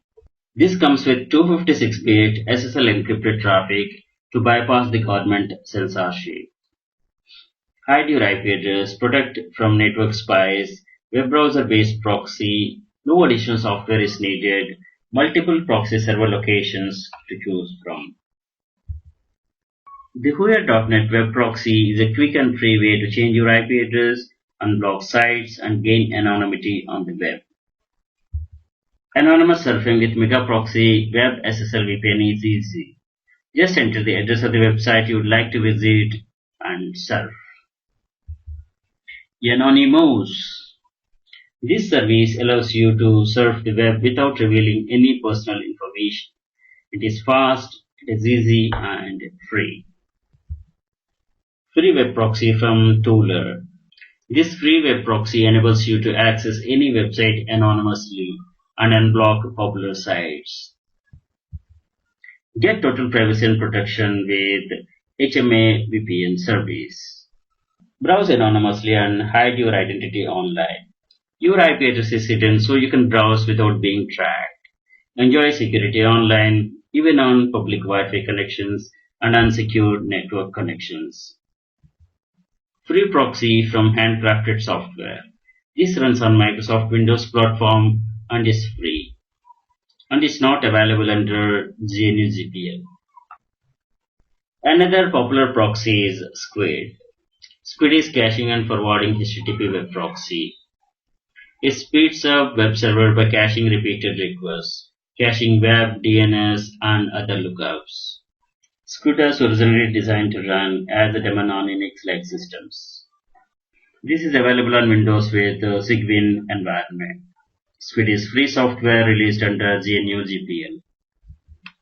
WinGate is advanced HTTP proxy, SOC server, and multi-protocol proxy server, email server, and Internet gateway system for Windows. The latest version is 9.1 and free for 10 users. I2P proxy, the Invisible Internet Project. This allows applications to send messages to each other anonymously and securely. Users include anonymous web surfing, chatting, blogging, and file transfers. The software that implements this layer is called I2P router, and computer running I2P is called I2P node. The software is free and open source and is published under multiple licenses. This is backed by the Garlic routing and Garlic encryption using overlay network and darknet. Proxy Switcher, this is add-on for the browser. Proxy Workbench is a proxy server. It displays the data in real time. Tails is a live operating system that you can start on almost any computer from a USB stick or a DVD. Tails sends its traffic through Tor. It aims at preserving your privacy and anonymity. Use the internet anonymously and circumvent censorship. An anonymizer or anonymous proxy is a tool that attempts to make activity on the internet untraceable. It's a proxy server that acts as an intermediary and privacy shield between a client computer and the rest of the internet. CyberGhost VPN is all-in-one online privacy app. Enjoy online browsing without fear of hackers, mass surveillance, or online behavior tracking. Your original IP address will be replaced with one of the CyberGhost network, making it impossible for third parties to track you online. No more censored or geo-restricted content. Access restricted websites. Secure online transactions. Nobody will be able to pry into your personal conversations, browsing history, or online transactions, even on public Wi-Fi's. Online activity will be encrypted with 256-bit encryption. Gzapper is a powerful software utility to block Google cookies, clean Google cookies, and help you stay anonymous while searching online. These are some proxy tools for mobile: Proxy Droid, Orbot, Tor for Android, or Fox, Tor browser for Android, Charles Proxy, and others. Thanks for watching. Hello, I'm Sri from CBTU. Welcome to the Ethical Hacker Training course based on CEH certification program by EC Council. Module Network Scanning, Section Tor Project and Tor Proxy. We are going to learn about what is Tor, Tor Project, Tor Browser, Tor Proxy, Tor for Android. Tor is an acronym for The Onion Router. Tor is a system intended to enable online anonymity. Tor client software routes internet traffic through worldwide volunteer network of servers in order to conceal users' location or usage from someone conducting network surveillance or traffic analysis. Using Tor makes it more difficult to trace internet activity, including visits to the websites, online projects, instant messages, and other communication forms back to the user. It is intended to protect users' personal freedom, privacy, and ability to conduct confidential business by keeping their internet activities from being monitored. Onion routing refers to the layered nature of encryption service. The original data is encrypted and re-encrypted multiple times, then sent through successive Tor relays, each one of which decrypts a layer of encryption before passing the data on to the next relay and ultimately the destination. This reduces the possibility of the original data being unscrambled or understood in transit. Tor client is free software and there are no additional charges to use their network. The Tor browser, previously known as TBB, Tor Browser Bundle. This is the flagship product of the Tor project. It consists of a modified Mozilla Firefox ESR web browser, the Tor button, Tor launcher, NoScript, and HTTPS everywhere, Firefox extensions, and the Tor proxy. Users can run the Tor browser from removable media also. It can operate under Microsoft Windows, macOS, or on all Linux flavors. The Tor browser actually starts Tor background processes and routes the traffic through the Tor network. Upon termination of a session, the browser deletes the privacy-sensitive data such as HTTP cookies and browsing history. This is Tor browser for Windows download page, and you can download a copy and install and start using it. And here are some warnings by the Tor. It's a kind of advisory how to use Tor and how to protect yourself. Once you download a copy, it's around 51 MB file for the 7.0 version, and after the install, it will create a shortcut. By clicking on the Start Tor browser, it starts connecting to the Tor network. Tor browser takes a couple of minutes to initialize and get started. When the Tor browser is trying to connect to the Tor network, you may get this kind of errors. Could not connect to the Tor control port. You try once, twice. If it doesn't work, then install Tor browser in a different location and it will work. Otherwise, you can check this assistance link here. These are the Tor network settings. It will ask you whether you are behind a proxy or you would like to connect to the Tor network directly. When you click on this connect to connect directly to the Tor network, it processes and opens up Tor browser. Tor advises to adopt its guidelines and warnings to get most out of the Tor. First thing is use Tor browser to protect your internet traffic. Tor browser comes with pre-configuration to protect your privacy and anonymity on the web. Don't torrent over Tor. Tor file sharing application ignore proxy settings. It slows down the entire Tor network and affects others also. BitTorrent and Tor do not work together for privacy. Don't enable or install browser plugins. Tor browser will block browser plugins such as Flash, Real Player, QuickTime, and others. They can be manipulated into revealing your IP address. And Tor advises do not install any additional add-ons or plugins into the Tor browser, as this may bypass the Tor or otherwise harm your anonymity and privacy. Use HTTPS versions of the websites. Tor will encrypt your traffic to and within the Tor network, but encryption of your traffic to the final destination website depends on that website. To help ensure private encryption to the sites, Tor browser includes HTTPS Everywhere to force use of HTTPS encryption with major websites that support it. However, you should still watch the browser URL when you are submitting sensitive information if it's displaying HTTPS or HTTP in the address bar. Do not open documents downloaded through Tor while online. Tor browser will warn you before automatically opening documents that are handled by the external applications. Do not ignore this warning. If you want to access those documents or PDF files, go offline or use VMware or Tails to read them. Tor tries to prevent attackers from learning what destination websites you connect to. However, by default, it doesn't prevent somebody watching your internet traffic from learning that you are using Tor. If this matters to you, you can reduce this risk by configuring Tor to use Tor Bridge Relay rather than connecting directly to the public Tor network. While we learned about the Tor browser usage recommendations by the Tor got installed and this browser got open. This is the Tor browser, and by default it uses a DuckDuckGo search engine. And you can directly enter any address here.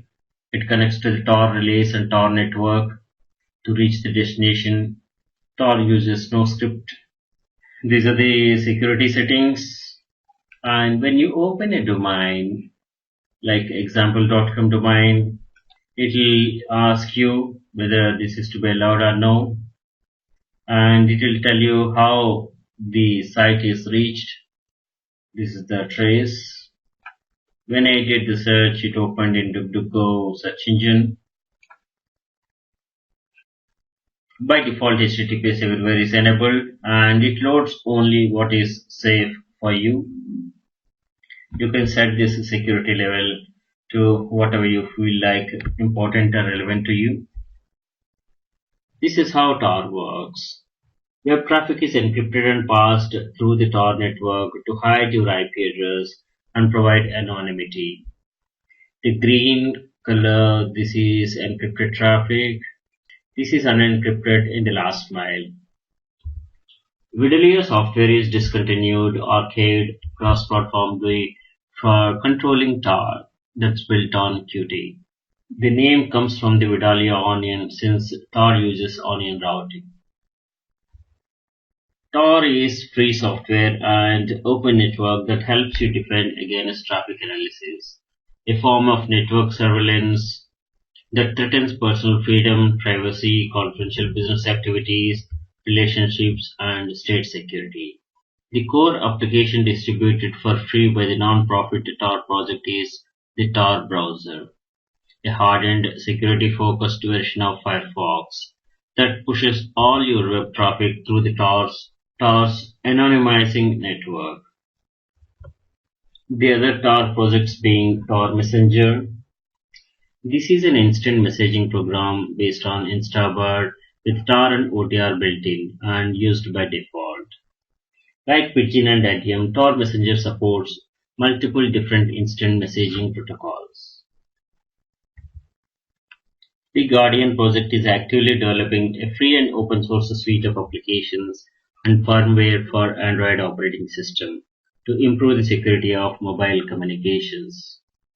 The applications include Chat Secure Instant Messaging Client, ORBot Tor implementation, proxy for mobiles, ORFox, the mobile counterpart of the Tor browser, Obscura Cam, photo and video app for privacy. There are several security-focused operating systems use Tor extensively, hardened from scratch. Incognito, Liberty Linux, Qubes OS, Subgraph, Tails, Tor Ramdisk, and Onyx, etc. The popular Tor projects are Tor Browser, Tails, Atlas, Stem, Orbot, ARM, Pluggable Transports, and Uni, and many others. Tails is a live operating system that you can start on almost any computer from USB stick or DVD. Tails is built upon Debian and is free software. Tails sends its traffic through Tor. It aims at preserving your privacy and anonymity. It uses the state-of-the-art cryptographic tools to encrypt your files, emails, and instant messaging. Tor aims to provide protection for ordinary people who want to follow the law. Maybe criminals could in theory use Tor, but they have other options. And it seems unlikely that taking away Tor from the world will stop them from doing their bad things. At the same time, Tor and other privacy measures can fight identity theft, physical crimes, cyber crimes, etc. Tor will not erase tracks, but tracing back to the user is reduced or rare. Tor is widely used by law enforcement agencies, illegal activities, that is to gain access to the censored information, organized political activities, criminal enterprises and activism groups, help people from cyber spying and annoying advertisers. Thanks for watching. Hello, I'm Sri from CBTU. Welcome to the Ethical Hacker Training course based on CEH certification program by EC Council. Module Network Enumeration, Section Introduction. Information gathering and network service enumeration is important part of pre-attack phase. Network service enumeration is collecting usernames and info on groups, shares, and services of networked computers.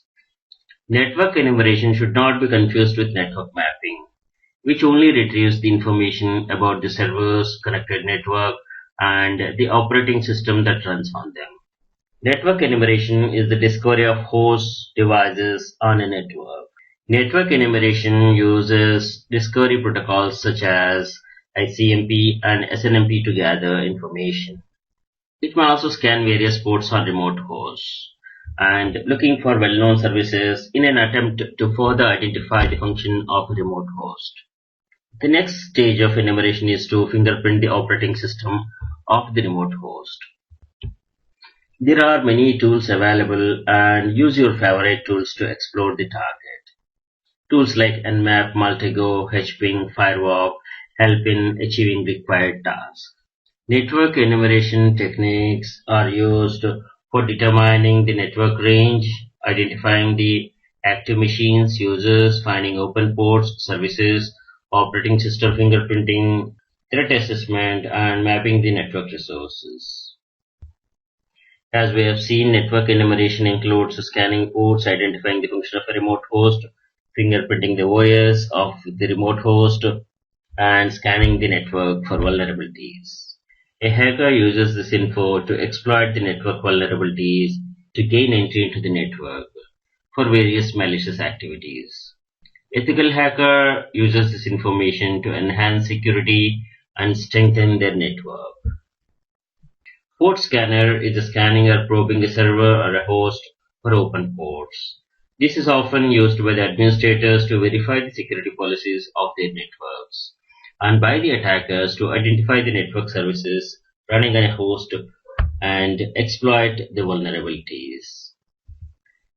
Service scan identifies the services running on a list of open ports. Service scanners work by sending some probe data to the port and monitoring the response. Nmap service scan captures the information from unidentified ports. Almost all network vulnerability scanners have a built-in service scan. The results of the service scan are used to determine which test to run against each port. Generally, the standard services and ports to enumerate are TCP/53, this is DNS zone transfer. TCP/137 is Net BIOS name service and DNS. UDP/161 is Simple Network Management Protocol SNMP. TCP/UDP/389 is LDAP, that is Lightweight Directory Access Protocol. TCP/25 SMTP, Simple Mail Transfer Protocol. These are some popular scanning and enumeration tools, and watch the tools session for more details. Google hacking is also called as Google docking. It's a hacking technique that uses Google search and other Google applications to find security holes in the configuration and software code that websites, apps use. Google hacking is done by using advanced queries, and the search results include hidden, confidential, and information not meant for public viewing, which is generally not found through the simple Googling. Google indexes web pages like any search engine, index images, videos, discussion group postings, and all sorts of file types such as PDF, PPT, and so on. Google hacking locates specific strings of text within the search results. Some of the most popular examples are finding specific versions of the vulnerable web applications. Another great utility is search engine scraping. This is harvesting URLs, description, or other information from search engines like Google, Bing, or Yahoo. Google do not allow automated access to their service. Google is using a range of defensive methods that makes scraping their results a challenging task. Thanks for watching. Hello, I am Sri from CBTU. Welcome to the Ethical Hacker Training course based on CEH certification program by EC Council.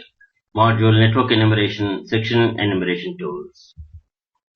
Network enumeration is collecting usernames, info on groups, shares, services of networked computers and systems. In summary, network enumeration is discovering hosts, devices on a network. This uses discovery protocols such as ICMP and SNMP to gather information. It scans various ports on remote hosts looking for well-known services in an attempt to further identify the function of a remote host.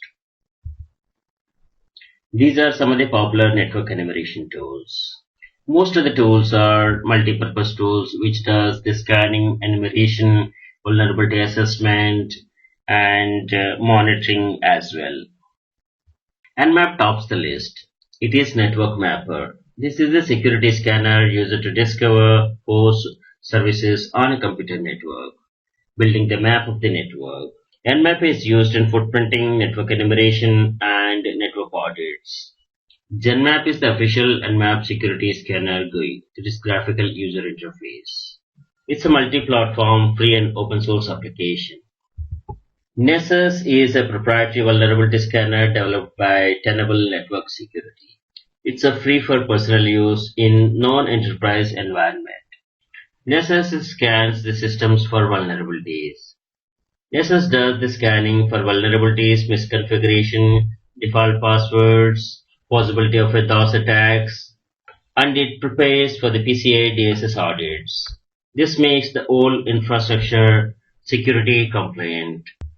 ReconNG is full-featured web-based open-source reconnaissance framework written in Python by Tim Toms. Reconnaissance is conducted quickly and thoroughly with this tool. Its look and feel is similar to Metasploit framework but different. It automates the OSINT process, that is open source intelligence. Firewalk is open source reconnaissance network security tool. Firewalk works by sending out TCP or UDP packets with a TTL time to live 1 greater than the target gateway. If the gateway allows the traffic, it will forward the packets to the next hop, where they will expire and an illicit ICMP time exceeded message is returned. LAN Helper is from Hainsoft. This is an advanced remote administration tool for Windows servers, workstations, which integrates the NT administration utilities, LAN monitoring, network scanning, and network analyzing features. LAN Helper allows network administrators to manage numerous remote computers simultaneously at high speed. Detailed logs are available for helping network administrators to quickly detect and correct the problems. DumpSec from Somersoft is a security auditing tool for Microsoft Windows. It dumps the permissions, DACLs, and audit settings, SACLs, for the file system, registry, printers, and shares in a concise, readable format. DumpSec also dumps user, group, and replication information. Another good utility is Angry IP Scanner. This is a cross-platform network scanner that is fast and simple to use. This works on Windows, Linux, and Mac as well. It's very extensible, allowing it to be used for a very wide range of purposes, with the primary goal of being useful to the network admins.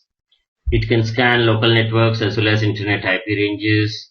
It can export the results into many formats.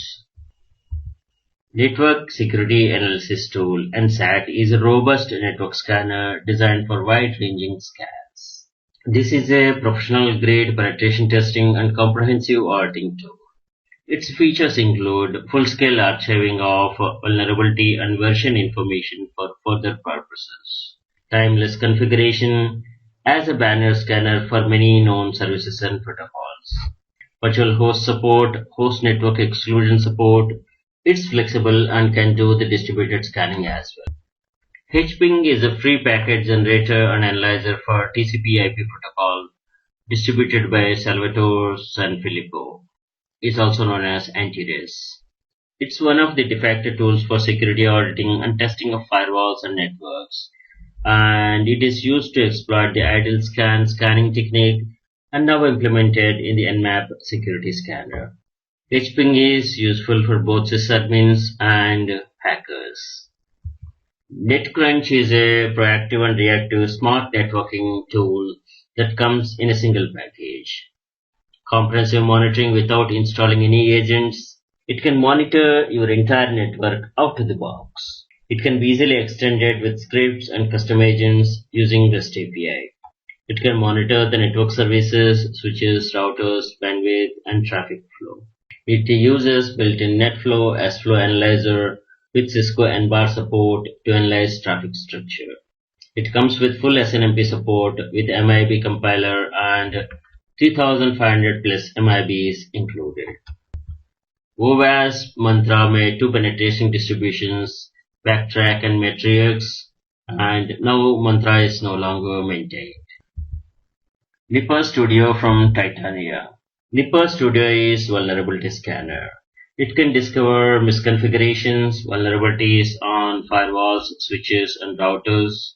The reports generated include manufacturing-specific mitigation advice and fixes, and these can meet your security compliance requirements. This does continuous monitoring as well. NetworkView is a compact network discovery and management tool for the Windows. It can discover all the TCP/IP nodes and draw nodes graphical map with the routes using DNS, MAC addresses, SNMP, WMI, NetBIOS, and TCP ports information. Pull the network and send an email alert when the nodes are unreachable. It can be downloaded from cnet.com and networkview.com. There are two network scanners from McAfee. Scanline is a command line port scanner for all Windows platforms. It can perform traditional ICMP pinging, optional additional ICMP timestamp scanning. It can show host response times and number of hops, do TCP scanning, simple UDP scanning, banner grabbing, and hostname resolving. Scanning is performed in a fast, highly parallel fashion without resorting to using multiple threads. It can handle huge numbers and ranges of IP addresses without a problem. Super Scan from McAfee. This is also TCP port scanner, pinger, and resolver. Unicorn is an asynchronous TCP and UDP port scanner. It is intended to provide researcher a superior interface. Some of its features include asynchronous stateless TCP scanning, asynchronous TCP banner grabbing, active passive remote OS application and component identification, This is available to download from sourceforge.net. PIG, an acronym for Packet Intruder Generator. This is a Linux packet crafting tool. You can use PIG to test your IDS and IPS. PIG features include it brings a bunch of well-known attack signatures ready to be used, and you can expand this collection with more specific things according to your requirements. It is possible to create IPv4 signatures with a transport layer based on TCP, UDP, R, and ICMP. DNSNM is Perl script that enumerates DNS information. Its features are it can get the hostname address, A record, name servers, MX records, CNAMEs, etc. It can perform AXFR queries on name servers, that is DNS zone transfers. DNS zone transfer is to replicate the DNS databases across a set of DNS servers. Use Google scraping to get more info, find out IP address ranges and perform WHOIS. DNSNM is a versatile tool. This comes by default with Kali Linux and is available from GitHub as well. SNMP Check is an open source tool distributed under GPL license and based on Athena 2K script by Zesha. Its goal is to automate the process of gathering information of any devices with SNMP protocol, Windows, Unix-like, network appliances, printers, etc. Like SNMP Walk, SNMP Checks allows you to enumerate the SNMP devices and places the output in a very human-readable format. This could be useful for penetration testing and system monitoring as well. Maltego is an open source tool used for information gathering and forensics.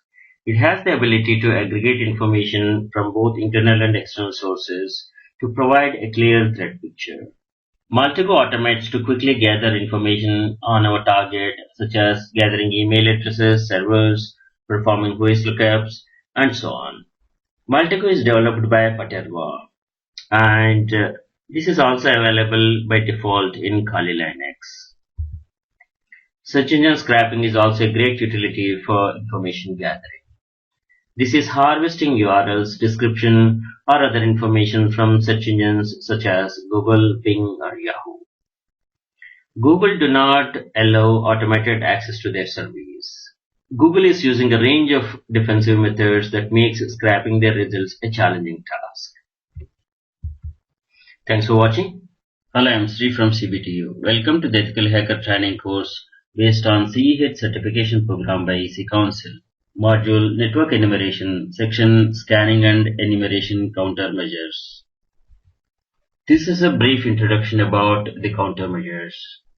With the technology and the tools available, one cannot prevent scanning and enumeration, but countermeasures can be taken to avoid getting exposed.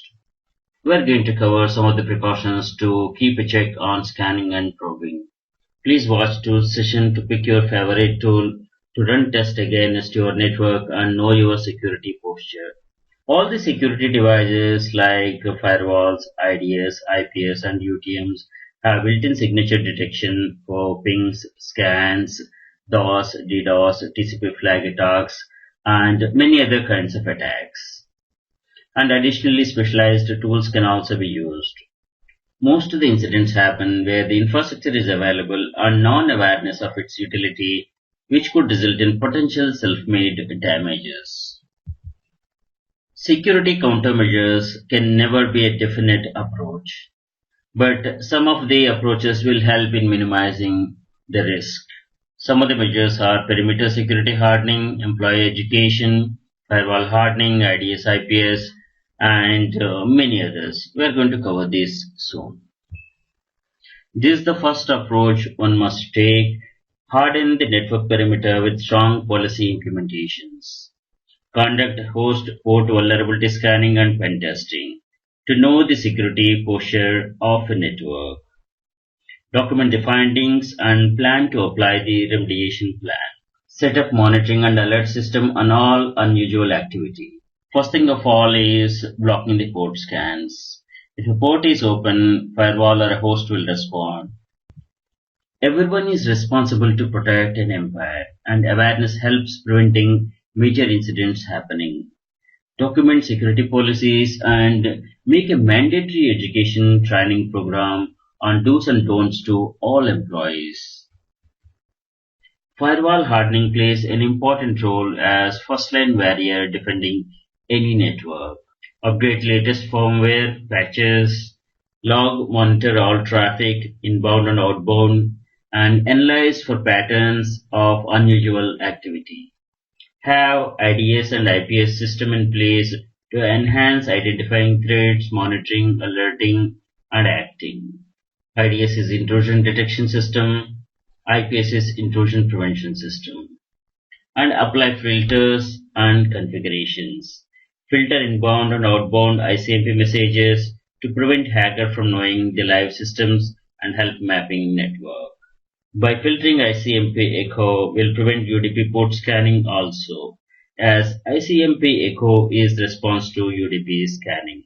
Apply configuration to counter port scans, IP address spoofing, DOS, DDoS attacks, TCP SYN attacks, and many other attacks. In IDS is intrusion detection system and IPS is intrusion prevention system. In IDS or IPS is a device or an application that monitors a network or systems for malicious activity or policy violations. Any detected activity or violation is reported to security admin and SIEM system. SIEM is Security Information and Event Management System. Large enterprises will have SIEM system which combines outputs from multiple sources and uses alarm filtering techniques to distinguish malicious activity from false alarms. The difference between IDS and IPS being IDS is reporting tool and IPS do have prevention mechanism.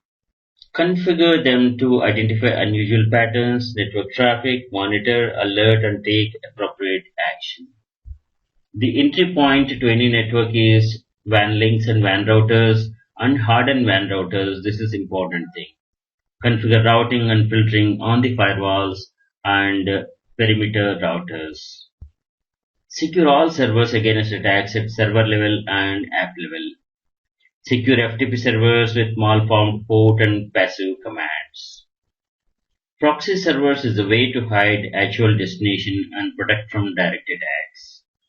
Use inbound proxy servers for a high level of security as it will not forward the fragmented or malformed packets to internal server or host. This prevents TCP fin scanning or other stealth methods. Port scanning identifies open ports and services and query to gather the information on the target. Port scanning can be identified by remarkable signature. Open ports will respond. Closed ports deny connection, indicating filtered or blocked status, dropping the packets. Many tools have capability to apply rate limiting and block or ban scanners. Enable all the countermeasures that are provided with the infrastructure setup for the security that is available. Packet filtering, ingress and egress is one defense against IP spoofing attacks. Do not rely on IP source address for authentication. Some upper layer protocols provide their own defense against IP spoofing attacks. All the firewalls, IDS, IPS, and UTMs have built-in signature detection for pings, DOS, DDoS, TCP flag attacks. IPPL is a daemon which logs IP packets sent to a computer. It runs in the background and displays information about the incoming packets. IPPL is free software under GPL license. PingD or Ping daemon is the ping engine used by the ping.gz monitoring service. It allows to simultaneously ping hundreds of IPs and can manage which hosts are being pinged during the runtime. Ping.gz is the world's simplest monitoring service and this can be tried. Scanlogd is TCP port scan detection tool and can be built with support for one of several packet capture interfaces. Scanlogd is now aware of libnets and libpcap. Use libnets as it can handle fragmented packets also. Thanks for watching. Hello, I'm Sri from CBTU. Welcome to the Ethical Hacker Training course based on CEH certification program by EC Council. Module System Hacking, Section Hacking Methodology. Hacking methodology is no unique step-by-step process, but usually follows some standard steps. There will be a pre-attack phase and attack phase in hacking. In pre-attack phase, we'll be having footprinting and reconnaissance. Scanning and enumeration is done in pre-attack phase. Pre-attack phase is like preparing a battleground, gearing up for the winning battle. Collect all the information about the organization by whatever possible means. And the information is like IP ranges, network mapping, infrastructure topology, security policies, hosting environment, and key employees information, vulnerabilities, etc. Analyze, scan, map, conclude on the data readiness for attacking. In pre-attack, blueprint of the organization security profile through various tools and techniques is prepared. Hacking phase. The application of what is discovered during the pre-attack phase. Gaining access to operating system, application, network level, etc. by cracking passwords. Escalation of privilege to gain full access. Execute apps, install rootkits, planting trojans, backdoors, maintaining backdoor access, erase evidence, clearing tracks, logs, documentation, reporting the activity project undertaken. Footprinting reconnaissance is the investigation and the survey of target evaluation. Scanning and enumeration. This is to collect all the information about the target. Ping sweep, port scan, vulnerability scanning, network mapping is done as part of this scanning. And this uses the information that is collected during the reconnaissance phase. The fine-grained information includes IP ranges, network mapping, infrastructure topology, security policies, hosting environment, key employee information, vulnerabilities, etc. Hacking phase is the application of what is discovered during the pre-attack phase. Hacking phase begins by gaining access by cracking passwords, escalation of privilege, executing apps, planting trojans, backdoors, maintaining backdoor access, erasing evidence, clearing tracks, logs, and documenting the entire activity. Hacker uses all hacking tools and attacks the system to gain access. Techniques include buffer overflows, session hijacking, password cracking to gain access. Hacker exploits the target system. Gain access at operating system level, app level, and network level. Password cracking is the process of recovering passwords from data that have been stored in or transmitted by a system. The common approach, brute force attack, is to try guesses repeatedly for the password and check them against the available cryptographic hash of the password. The purpose of password cracking may be to help a user recover forgotten password, gain unauthorized access to a system, test strength of the password security. Hacker might have gained access with standard privileges and he works further to obtain administrator privileges for complete access. Hacker wants to revisit the target after gaining access to maintain backdoor access. To gain and keep unauthorized remote access to a computer, malwares are installed on the compromised target. Install malware like backdoors, rootkits, trojans to own the system. Once a target is in hacker's control, hacker can transfer the files, manipulate data, apps, configurations, etc. The purpose of a backdoor is to maintain exclusive communication channel and control the compromised host at will. Backdoors is a method of bypassing the normal authentication and are often used for securing remote access to a system. A backdoor may take the form of a hidden part of a program one uses, or it can be a separate program as well. The purpose of a backdoor is to maintain exclusive communication channel and control compromised host at will. Backdoors are designed to support file transfer, file execution, logging of the keystrokes, and control of connections. BackOffice 2000 was designed as a backdoor. The server runs on Windows, and there are clients for Windows, Linux, and other operating systems. A rootkit is a malicious software designed to enable unauthorized access to a system, masking its identity and existence. It can hide its files, its process, its registry entries, and its port in multiple DLLs. Hacker Defender HXDEF is an open source rootkit for Windows. Hacking is unauthorized access, and attacker erases all evidences, clears logs, hides malicious files to get his attack unnoticed. By clearing tracks, intelligently stay undetected, remove evidences, logs, visible changes to escape unhurt and avoid legal action. Thanks for watching. Hello, I'm Sri from CBTU. Welcome to the Ethical Hacker Training course based on CEH certification program by EC Council. Module System Hacking, Section Password Cracking. Password cracking is the process of recovering passwords from data that have been stored in or transmitted by a system. A common approach brute force attack is to try guesses repeatedly for the password and check them against an available cryptographic hash of the password. The purpose of password cracking may be to help a user to recover a forgotten password, gain unauthorized access to a system, test the strength of the password security. Password cracking methodology includes brute force attack, try guessing passwords, social engineering, and any such methods to steal, break, or crack. The different types of password attacks are non-electronic attacks, active online attacks, passive online attacks, offline attacks.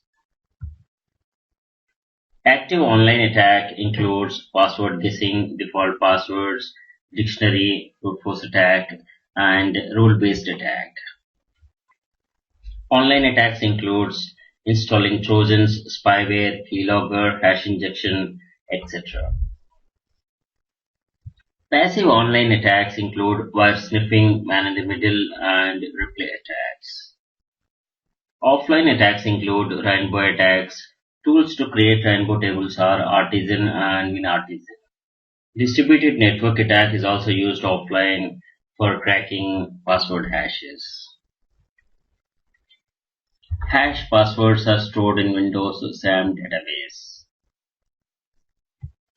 LM-hash is a compromised password hashing function that was the primary hash that Microsoft LAN Manager and Microsoft Windows versions prior to the Windows NT used to store user passwords.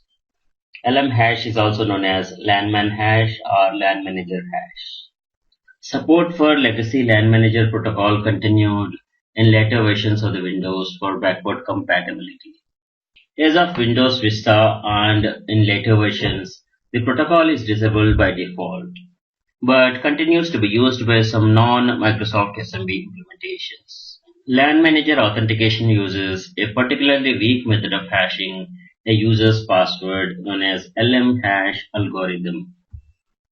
LAN Manager was a network operating system (NOS) available from multiple vendors.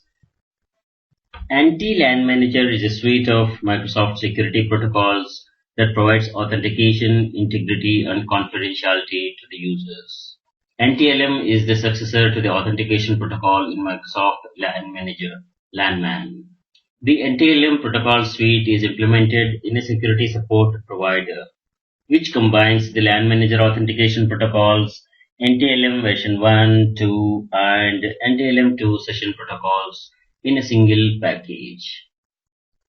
NTLM passwords are weak as they can be brute forced very easily with modern hardware.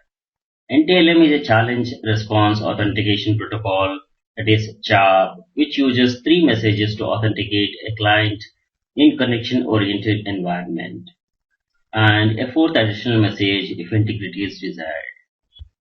SAM database or Security Account Manager database is a file in Windows XP, Vista, Windows 7, and in later versions that stores users' passwords. It can be used to authenticate local and remote users. SAM uses cryptographic measures to prevent unauthenticated users accessing the system. The user passwords are stored in a hashed format in a registry hive either as a LM hash or NTLM hash. This file can be found in Windows directory system32 config folder, and this is mounted on HKLM SAM registry entry. In cryptography, a salt is a random data that is used as an additional input to a one-way function that hashes a password or a passphrase. Salts are closely related to the concept of nonce. The primary function of salts is to defend against dictionary attacks or against its hashed equivalent, a pre-computed rainbow table attack. Salts are used to safeguard the passwords in storage. A new salt is randomly generated for each password. The salt and the password are concatenated and processed with the cryptographic hash function. The resulting output is stored with the salt in the database. Further effort for password grabbing is session eavesdropping. An attacker can use packet capturing tools that intercept sessions and decipher credentials while authentication is in progress. Websites with no SSL have simple text passwords that are easy to track. Hackers can use the session takeover attack by capturing valid token after authentication is done to personify the victim. Thanks for watching. Hello, I'm Sri from CBTU. Welcome to the Ethical Hacker Training course based on CEH certification program by EC Council. Module System Hacking, Section Brute Force Attack. Brute force attack is a cryptanalytic attack trying many passwords or passphrases to guess the right one. The attacker checks all possible passwords and passphrases until the correct one is found. Attacker resorts to brute force when it is not possible to take the advantage of other weaknesses in an encryption system that would have made the task easier. The softwares that perform the brute force attack are AirCrack-NG, Crack, Hashcat, LoftCrack, RainbowCrack, Cannondable, Dave Grohl, John the Ripper, OPHCrack, etc. Attack preference: when to use the brute force attack. This goes in the hierarchy. Password guessing that comes first. For short and weak passwords, it works. Next is dictionary attack for the longer and complex passwords. The last resort is brute force attack. This is for the longer passwords, complex passphrases, keys, which have more possible values, making them exponentially more difficult to crack than shorter ones. Brute force attacks work by calculating every possible combination that could make up a password and testing it to see if it works. As the password's length increases, the amount of time to find the correct password increases exponentially. AES permits the use of 256-bit keys. Breaking a symmetric 256-bit key by brute force requires 2 to the power of 128 times more computational power than a 128-bit key. In theory, it requires about 3 multiplied by 10 to the power of 51 years to crack a 256-bit key space. Ethical hackers need to apply the countermeasures to reduce the brute force attacks. Brute force attacks can be made less effective by complicating the data to be encoded, making it more difficult for an attacker to recognize when the code has been cracked, or by making the attacker to do more work to test each guess. Brute force attacks are an application of brute force search, the general problem-solving technique of enumerating all candidates and checking each one. Brute force search is also known as exhaustive search. In case of an offline attack, where the attacker has access to the encrypted material, he can try the combinations at his leisure, without the risk of discovery or interference.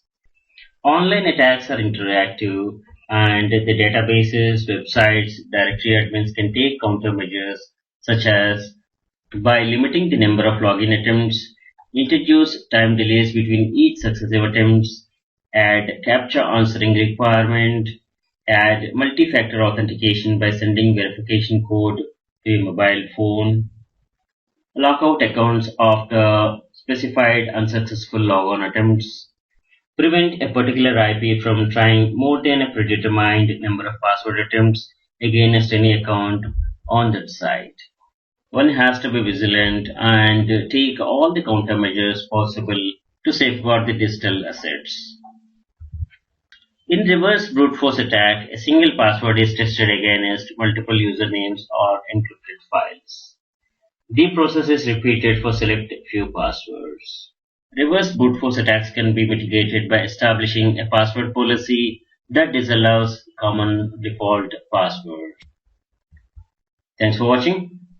Hello, I'm Sri from CBTU. Welcome to the Ethical Hacker Training course based on CEH certification program by EC Council. Module System Hacking, Section OPH Crack, Windows Password Cracker.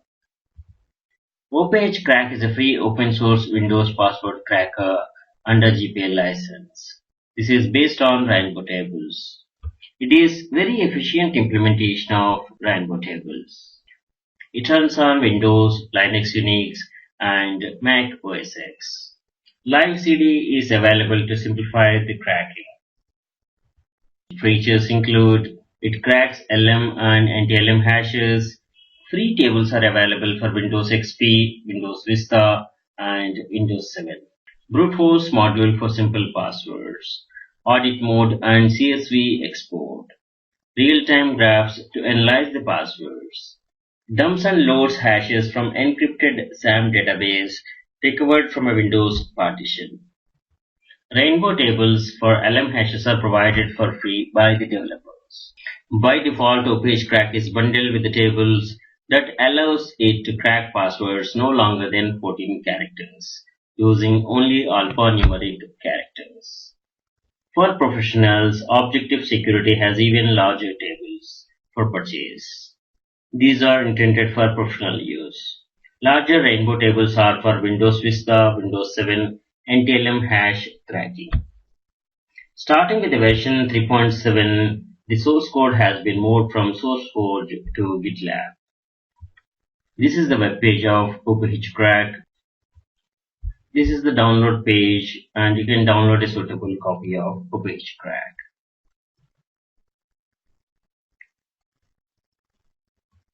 The latest version of OPH Crack Live CD is 3.6. There are three versions available. OPH Crack XP Live CD. This can crack LM hashes on Windows XP or earlier. OPH Crack Vista Live CD. This can crack anti-hashes, and this is for Windows Vista and 7. OPH Crack is also available as Live CD. OPH Crack Live CD distributions automate the retrieval, decryption, and cracking of passwords from Windows system. The Live CD distributions of OPH Crack are built with Slitas GNU Linux. In the OPH Crack folder, you click on OPH Crack and it opens OPH Crack GUI. You can load the hashes, tables, and click on Crack to crack the hashes. OPH support a single hash or pwdump, session file, encrypted SAM database, local SAM with SAM dump. OPH comes with free XP Rainbow tables, and professional Rainbow tables are available for purchase. This can be used to crack Windows Vista and 7 passwords. Thanks for watching. Hello, I'm Sri from CBTU. Welcome to the Ethical Hacker Training course based on CEH certification program by EC Council. Module System Hacking, Section Custom Word List Generator Demo, CEWL Demo. Custom Word List Generator is a Ruby app which spiders a given URL to a specified depth and returns a list of words which then can be used for password crackers such as John the Ripper.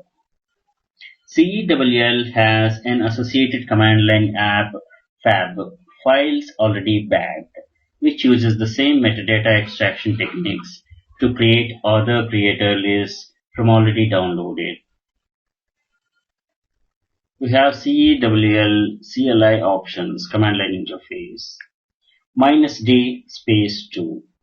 This means that scan up to 2 levels deep, -m space 5. This tells scan for minimum word length of 5. To save the words to a file, use the switch -w followed by a file name and specify the URL that is to be used for extracting the keywords. CEL comes by default with Kali Linux, and open the app and run this command. When the execution is successful, it will return to the hash prompt. And word count, WC is word count, space -l space, specify the file name where we have saved the words. Then it will return how many words are extracted from the specified URL. Let us jump into the demo.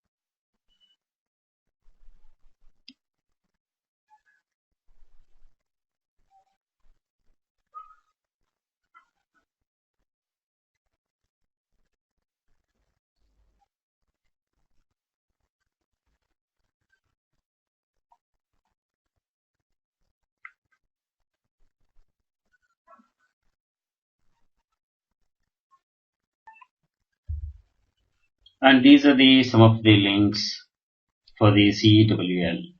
Author for this application is Robin Wood, and it's released under the license Creative Commons Attribution Share Alike 2.0. And the source is available at this dizzyninja.org at this URL.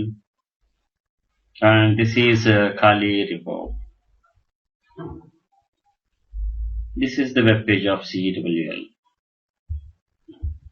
Thanks for watching. Hello, I'm Sri from CBTU.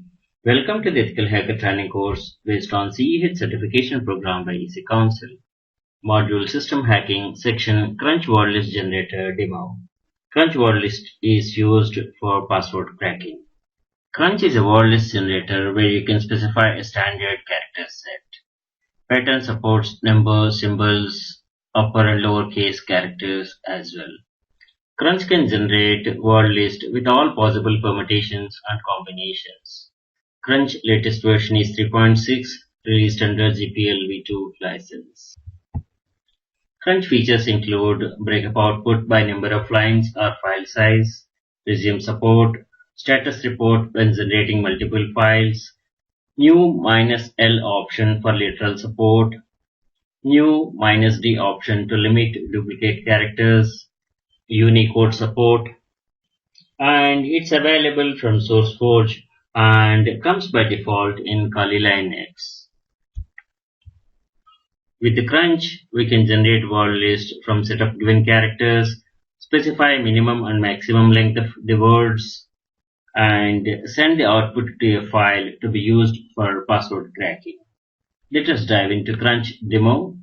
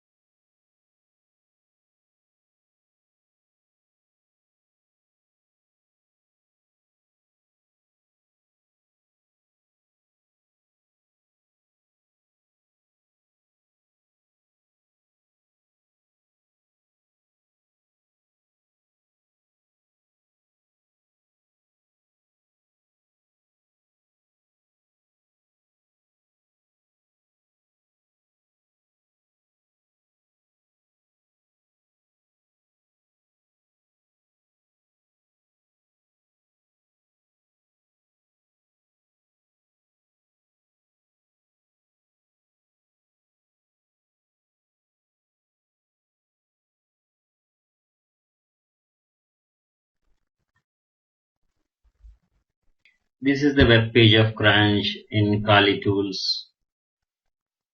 These are the URLs for the Crunch. Thanks for watching. Hello, I'm Sri from CBTU. Welcome to the Ethical Hacker Training course based on CEH certification program by EC Council. Module System Hacking, section John the Ripper, Password Cracker. John the Ripper is a password cracking software tool that combines number of password crackers into one package. It auto-detects password hash types and includes a customizable cracker. John the Ripper is free and open source software distributed primarily in source code form. John can be run against various unique script password hash types such as DES, MD5 or Blowfish, etc. Kerberos, AFS, and Windows LM hash. John features include it being the fast password cracker. Its primary purpose is to detect weak Unix passwords besides several crypt password hash types, Windows LM hashes, other hashes, and ciphers. It is supported on multi-platforms, Unix, DOS, Win32, BOS, and OpenVMS. John the Ripper Pro is a commercial product tailored for your specific operating system, which is distributed in the form of native packages for the target OS for easy installation and use. Pro version is available for Linux, Mac OS X, HashiSuite for Windows, HashiSuite Droid for Android. Attack types. One of the modes John can be used is the dictionary attack. It takes text string samples from a file called a word list containing words found in the dictionary or real passwords cracked before, encrypting it in the same format as the password being examined, and comparing the output to the encrypted string. John also offers brute force mode. In this type of attack, the program goes through all the possible plain text, hashing each one and then comparing it to the input hash. John uses character frequency tables to try plain text containing more frequently used characters first. This is the web page of John the Ripper and it is from OpenWall. We have many other products from OpenWall besides John the Ripper, ScanLogD, etc. You can try. These are some screenshots. Let us dive into the demo.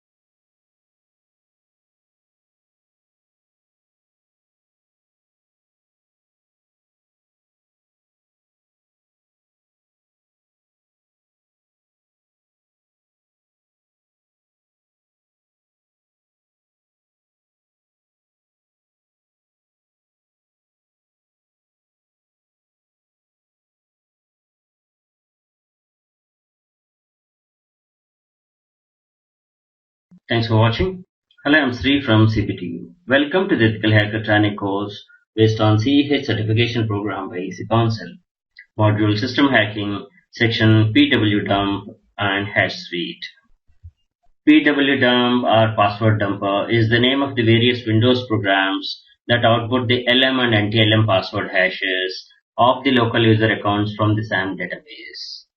SAM is Security Account Manager database, where user password hashes are stored.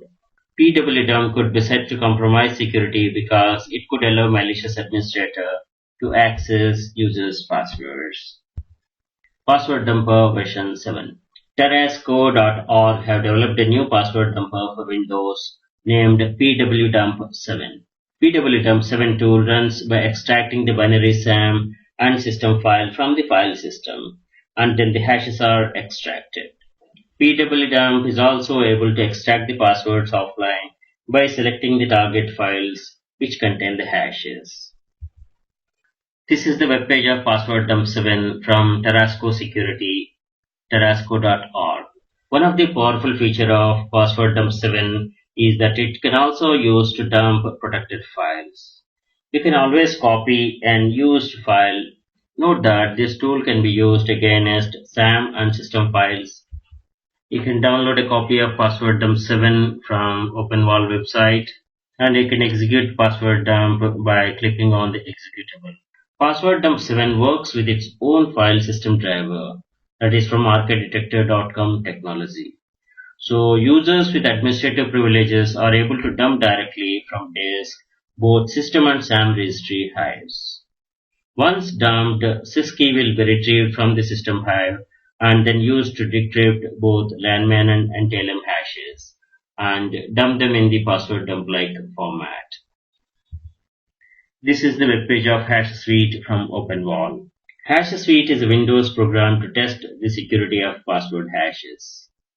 HashSuite features include its being fast, simple, smart, powerful, and scalable. Scalable works fast even with huge number of hashes. Just download a copy, and this is the interface of HashSuite.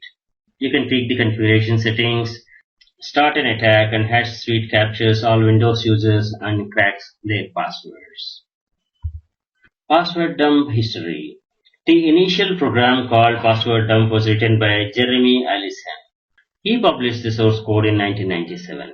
Since then, there have been further developments by other programmers. In 2006, Password Dump 6 by FizzGig under GPL license is released. This is an improvement of Password Dump 3e. Password Dump 7 is by Anders Terrasco.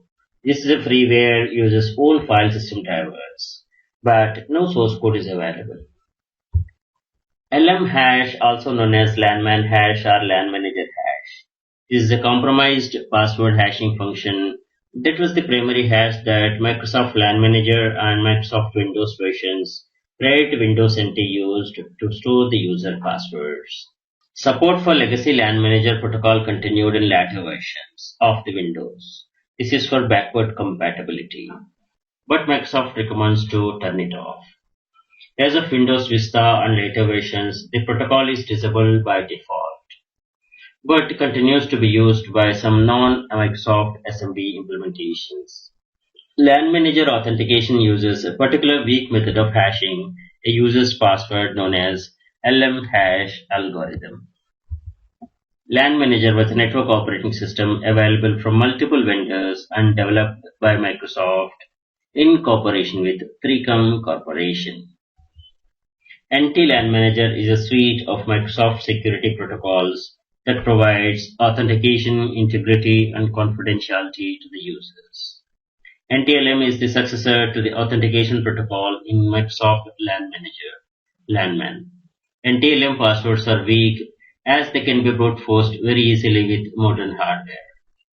NTLM is a challenge response authentication protocol, that is CHAP, which uses 3 messages to authenticate a client in connection-oriented environment, and a 4th additional message if integrity is desired.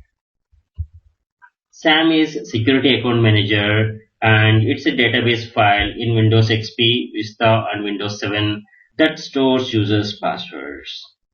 It can be used to authenticate local and remote users. SAM uses cryptographic measures to prevent unauthenticated users accessing the system. The user's passwords are stored in hashed format in registry Hive either as LM hash or as anti-LM hash. This file can be found in system root system32 config folder, and this is mounted on HKLM SAM registry entry. In an attempt to improve the security of SAM database against offline software cracking, Microsoft introduced the syskey function. When syskey is enabled, the on-disk copy of SAM file is partially encrypted, so that the password hash values of all local accounts stored in the SAM are encrypted with a key, which is usually referred to as the syskey. It can be enabled by running the syskey program. Hashing function is one way. This provides some measure of security for the storage of passwords. In case of online attacks, it's not possible to simply copy a SAM file to another location. The SAM file cannot be moved or copied while Windows is running, since the Windows kernel obtains and keeps an exclusive file system lock on SAM file, and will not release that lock until the operating system has shut down. However, the in-memory copy of the contents of the SAM can be dumped using various techniques, including password dump, taking the password hashes available for offline brute force attack. LM hash is a compromised protocol and has been replaced by anti-LM hash. Most versions of the Windows can be configured to disable the creation and storage of valid LM hashes when the user changes their password. Windows Vista and later versions of the Windows disable LM hash by default. This is the webpage of Quark's password dump by Sebastian K. A Quark's PWD dump is a new open source tool to dump various types of Windows credentials. It dumps various types of Windows credentials without injecting in any process.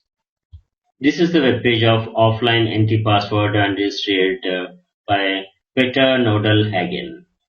This supports from Windows NT to 8.1, 32 and 64-bit, and it's a freeware. This is an utility to reset the password of any user that has a valid local account on your NT system by modifying the password hash in the registry's SAM file. This is a great tool to reset forgotten Windows admin password. Password dump 6 is by FizzGig. This is a modified version of password dump 3e. This program is able to extract NTLM and LANMAN hashes from a Windows target. It's also capable of displaying password histories if they are available. This is a screenshot of password dump 6. We are going to see demos of password dump in relation to other password cracking tools in the coming session. Thanks for watching. Well, I'm Sri from CBT. Welcome to the Ethical Hacker Training course based on CEH certification program by EC Council. Module System Hacking, section Hashcat, Advanced Password Recovery Tool. Hashcat is the self-proclaimed world's fastest password recovery tool. It has been a proprietary code base until 2015 and now released as free software. It's available for Linux, OS X and Windows platform, and in CPU-based or GPU-based variants as well. It supports a wide range of hashing algorithms, including Microsoft LM hashes, MD4, MD5, SHA family, Unix script formats, MySQL, Syscopix, etc. This is the website of Hashcat. Hashcat is available by default in Kali Linux also. Hashcat features include world's first and only in-kernel rule engine and support for multi-platform like CPU, GPU, DSP, etc. Everything that comes with OpenCL runtime. Multi-hash cracking simultaneously, supports multi-device types, supports distributed cracking networks, supports interactive pass and resume, and also supports sessions and restore. It supports reading passwords from file and stdin, that is standard input. Supports hex salt and hex character set. It supports automatic performance tuning and automatic key space ordering Markov chains. And it has built-in benchmarking system, integrated thermal watchdog, and 200 plus hash types implemented with optimum performance. Let us dive into the demo.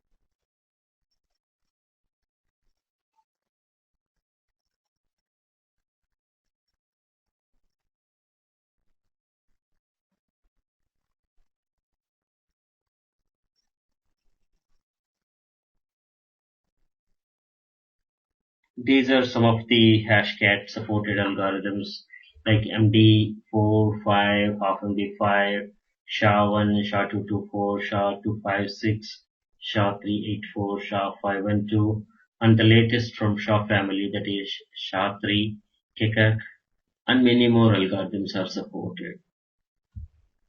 Hashcat offers multiple attack modes for obtaining effective and complex coverage over a hash's key space. The modes are brute force attack, dictionary attack, hybrid attack, permutation attack.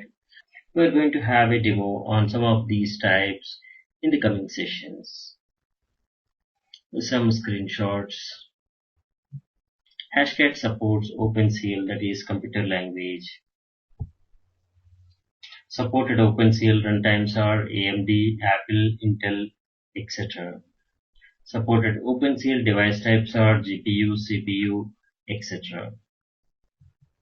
Thanks for watching. Hello, I'm Sri from CBTU. Welcome to the Ethical Hacker training course based on CEH certification program by EC Council. Module Trojan, section Introduction to Trojans. So we are going to cover these topics in this session. What is Trojan, what Trojans do, types of Trojans, and all this. A Trojan horse or a Trojan is any malicious software program which misleads user of its true intent. Trojans are delivered as part of genuine software or game by using wrappers. Wrappers make them a single executable, and when installed, user do not notice that a Trojan is being installed in the backdoor, along with the genuine application. The term is derived from the ancient Greek story of deceptive wooden horse that led to the fall of the city of Troy. Ransomware attacks are often carried out using a Trojan. Unlike virus and worms, Trojans do not propagate themselves. Trojans are generally spread by some form of social engineering, like attempting to open an email attachment disguised to be unsuspicious or by fake downloads. Hackers find many ways to distribute Trojans.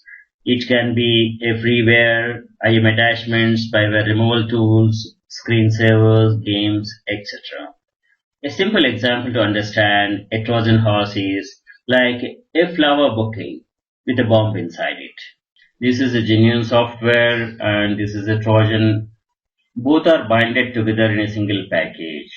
Genuine software installs at the front end and the Trojan installs at the back end, unnoticed by the user. The Trojan story quickly once again. When the defeat is inevitable after many attempts, Greeks played a trick to defeat Troy people. They built a large wooden horse with soldiers inside and left it at the borders of the Troy with a message of accepting defeat.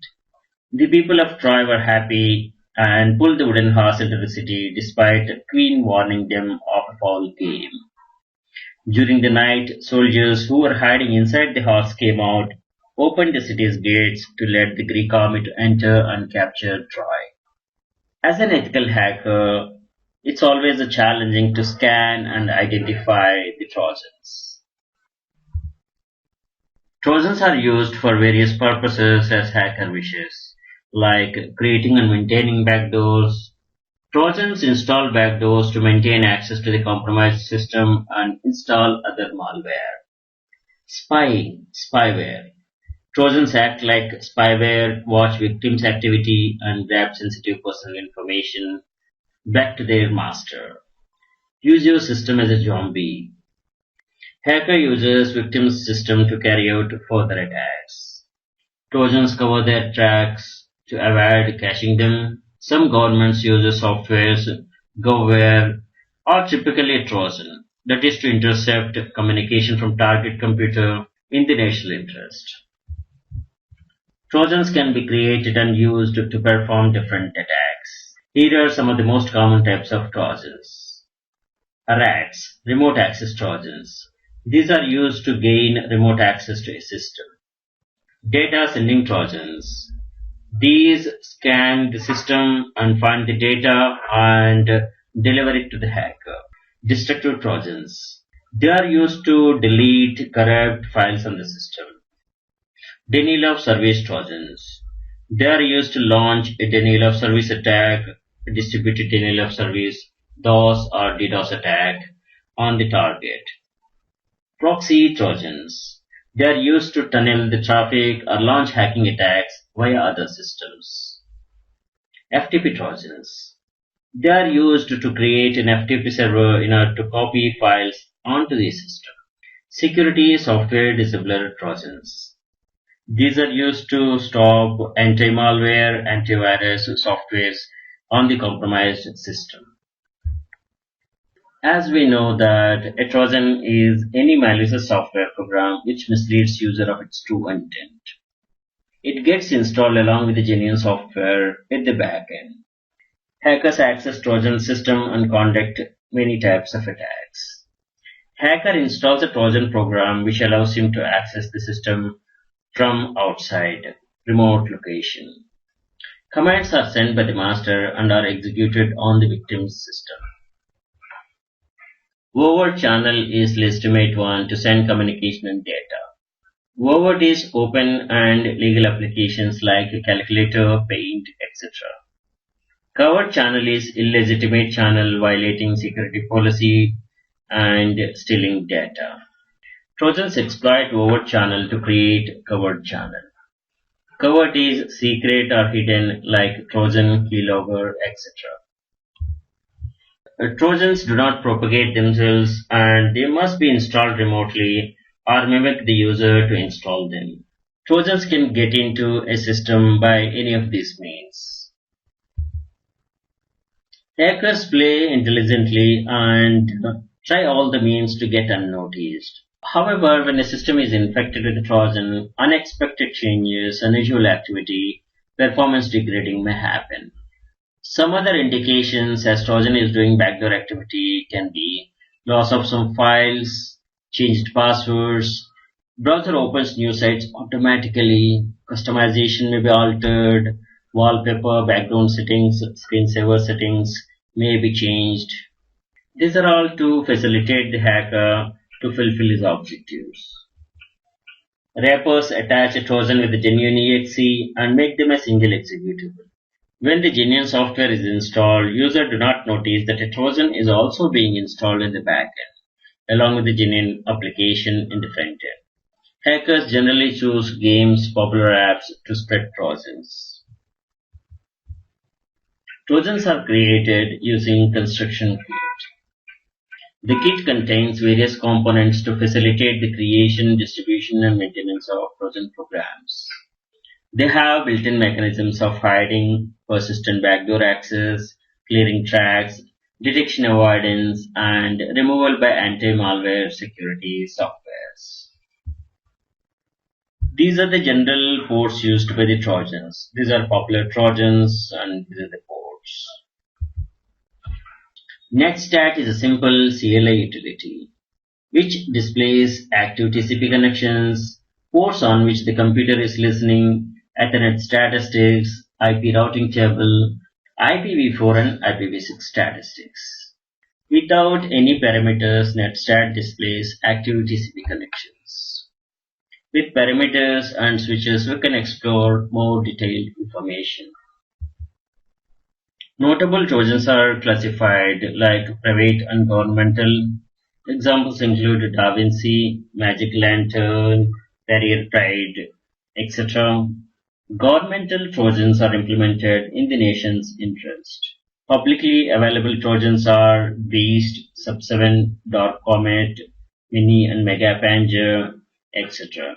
Trojans detected by the security researchers are Flashbake, Zero Access, Tiny Banker, Shedden, etc. Let us know about the tiny difference between virus, worm and Trojan. Virus is a malicious software which can replicate itself with human intervention. Worm. It's like a virus which replicates and spreads itself without any intervention. Trojan horse is a malicious program that appears harmless. Trojans do not propagate themselves like virus and worm. Thanks for watching. Hello, I'm Sri from CBTU. Welcome to the Ethical Hacker Training course based on CEH certification program by EC Council. Module Trojans. Section Beast Remote Administration Tool. Beast is a Windows-based backdoor Trojan horse released first by its author Tataye in 2002. Trojan Beast is a powerful remote administration tool, RAT, with all-in-one Trojan client and server. Some of the Beast features are: it's capable of infecting Windows versions from 95 to 10. It uses the typical client-server model where the client would be under the operation by the attacker and the server is what would infect the victim. Beast can create a reverse connection to its victims to give the attacker complete control over the infected computer. The virus would use the code injection method to inject itself into other applications. This is a Beast Trojan software. We'll be building a server and it will be binded with a genuine application. The binded application will be sent to the victim, trick him to install it. The genuine application installs at the front end while the Beast Trojan gets installed at the back end. You start listening on this port and whenever the application runs on the remote victim PC, the IP address will pop up here. The alert will be sent to this client. And by double clicking that, you will be able to manage the remote PC. We're going to take a base demo in another session. The default ports used for the direct and reverse connections are 6666 and 9999 respectively. And the attacker can change these as required. Beast has a built-in firewall bypasser and has the ability of terminating some antivirus or firewall processes. Beast has a built-in file binder that can be used to join two or more files together into one executable.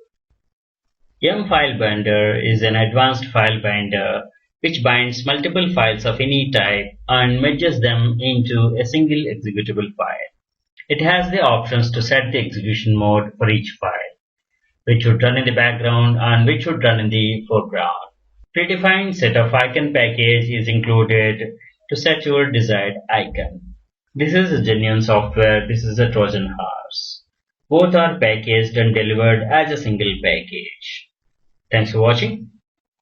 This is host PC and on this we have this Beast software and we are going to create a server with this application and that we are going to send it to the remote system, another system that is 192.168.0.227.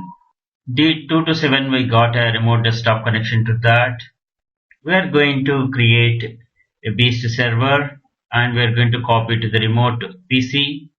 Hacker finds many ways to spread the Trojan that is created to the remote PCs and by social engineering. social networking, and so many ways. Okay, let us click on this. This is Beast application. Let us build a server. It's going to listen on this port, and we can inject Internet Explorer, Notepad, whatever. You can customize this. And notifications, let us click on Get IP. This is this host PC IP address, and connection timeout, and startup. You can see the options. You can leave them to the default. The other options you have, you can leave them default or tweak as you like. And we can give a icon for this. Let us give this PC icon and save server. This server is saved here. You can save these settings if you want to create again. Close that. And now use the binder to bind it with another genuine program. And let us click on this binder. We'll add the files. This is the server we have created, and click open and add another file. We have taken a calculator application.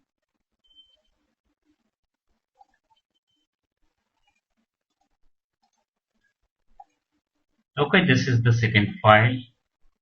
Let us add this file. Okay, we'll bind these two files together and give a name calculator new. Save. So it is saved here. And we'll choose an icon. I can extract the icon from here. We got the icon. Done. We are done. Let us copy the server what we created onto the remote PC. This is the shared folder on the remote PC. Yeah, got it. Okay. Now, this is the base server. You click on start listening. And whenever this application on the remote PC is executed, then you will see the remote PC IP address here, as we have set the notification to be sent to this PC. And you can select all these options. You can remotely manage the 227 that remote PC. And okay, this is all about the Beast. Hello, I'm Sri from CBTU. Welcome to the Ethical Hacker Training course based on CEH certification program by EC Council. Module Trojans, Section Process Explorer. Process Explorer is a freeware task manager and system monitor for Microsoft Windows created by Winternal Software, which has been acquired by the Microsoft. It provides the functionality of Windows Task Manager along with a rich set of features for collecting information about the processes running on the user's system. It can be used as the first step in debugging software or system problems. This is the Process Explorer. It shows you the information about which handles and DLL processes have opened or loaded. It's useful for tracking down DLL version problems or handle leaks, and provide an insight into the way Windows and applications work. This is integrated with the VirusTotal scanning. You can submit the unknown executables to the VirusTotal for scanning and analysis. Process Explorer is available for download from this link, and based on 32-bit or 62-bit, you can download whatever that is suitable. And the current version is 16.21. And this can be downloaded or run live from the ASUS internals. It runs on client Windows Vista on higher versions and server Windows Server 2008 and above. You click on the executable and it starts installing. The Process Explorer display consists of two sub-windows, the top and the bottom. The top window always shows the list of currently active processes, including the name of their own accounts, whereas the information displayed in the bottom window depends on the mode the Process Explorer is in. In the lower pane, you can select either DLLs or the handles. If it is in the handle mode, you will see the handles that the process selected in the top window has opened. You will see the DLLs and the memory mapped files that process has loaded. Process Explorer also has a powerful search capability that will quickly show you which processes have particular handles opened or DLLs loaded. The unique capabilities of the Process Explorer make it useful for tracking down DLL version problems or handle leaks, and provide an insight into the way the windows and applications work.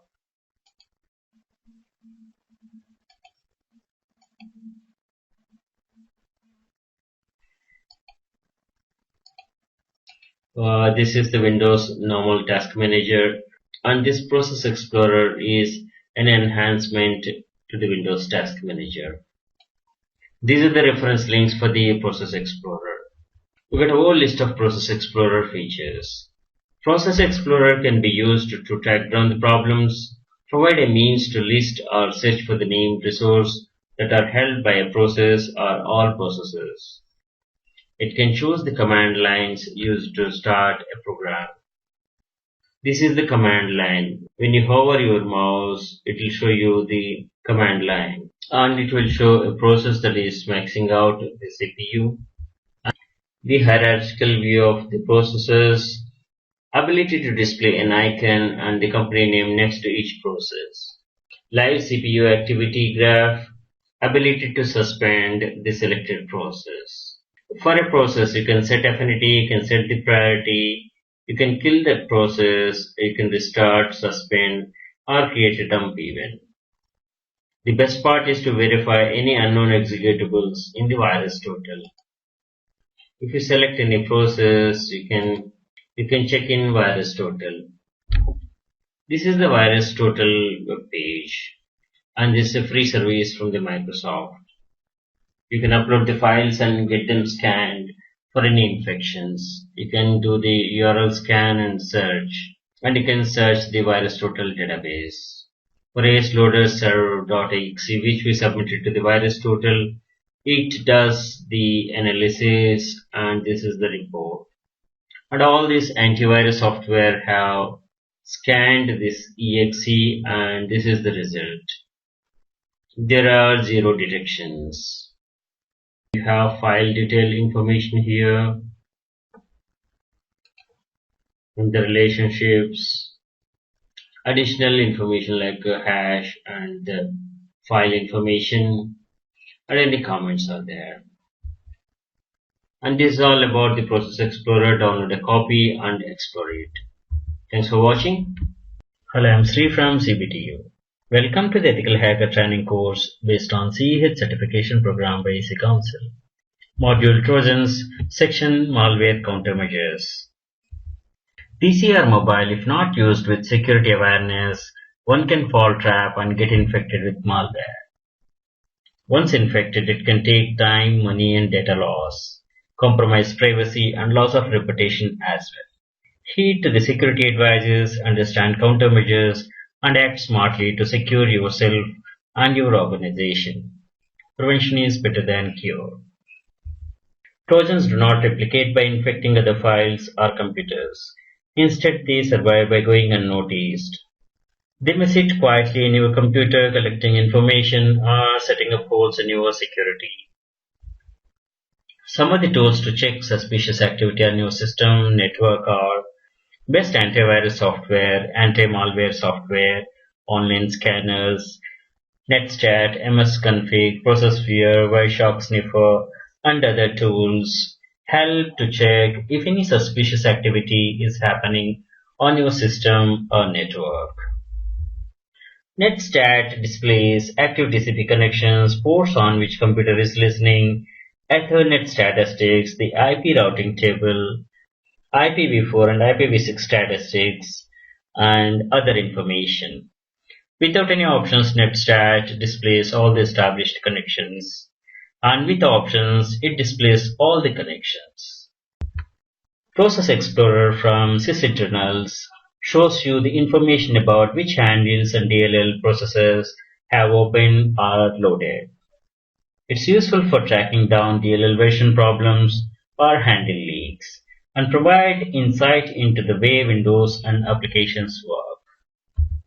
Trojans, malware, and adware victimize the target to benefit hacker. Trojan scanner hunters are available, and run them to identify Trojan infections and remove them. Download software from trusted sources only, and do not get trapped by infected downloads from spurious sites. Avoid freeware. Free is not always free, and be careful as they might contain harmful malware. Avoid visiting unwanted sites as they may contain malware. Accept apps, softwares always from trusted sources only. Awareness can save one from great dangers.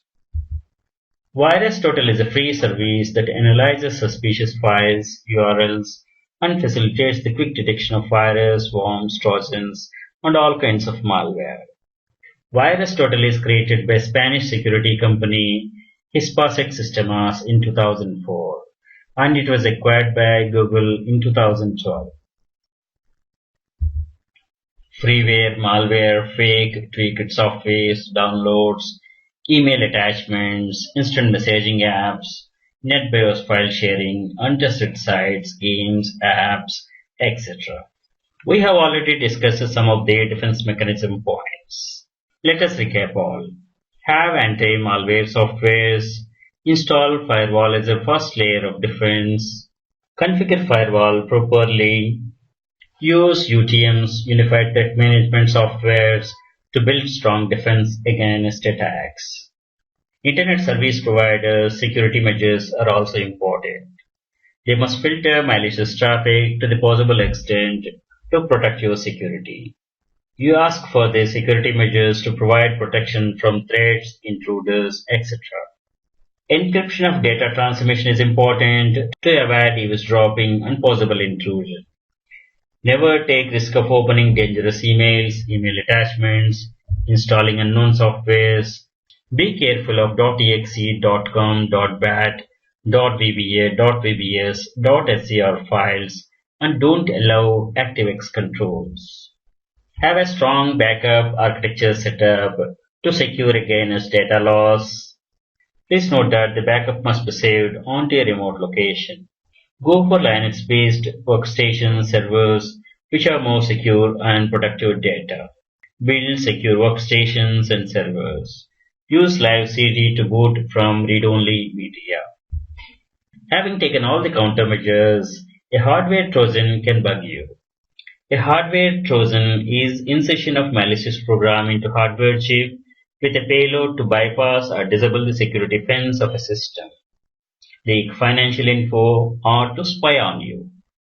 Hardware Trojan from network gear like NIC, keyboard, mouse, etc. purchased from a non-reputable source can cause disaster to your security by leaking passwords and allow unauthorized entry. Once again to recap, install antivirus software that can detect and eliminate known viruses, block malicious websites, apps that attempt to install malware. Users must update their software regularly to patch security vulnerabilities.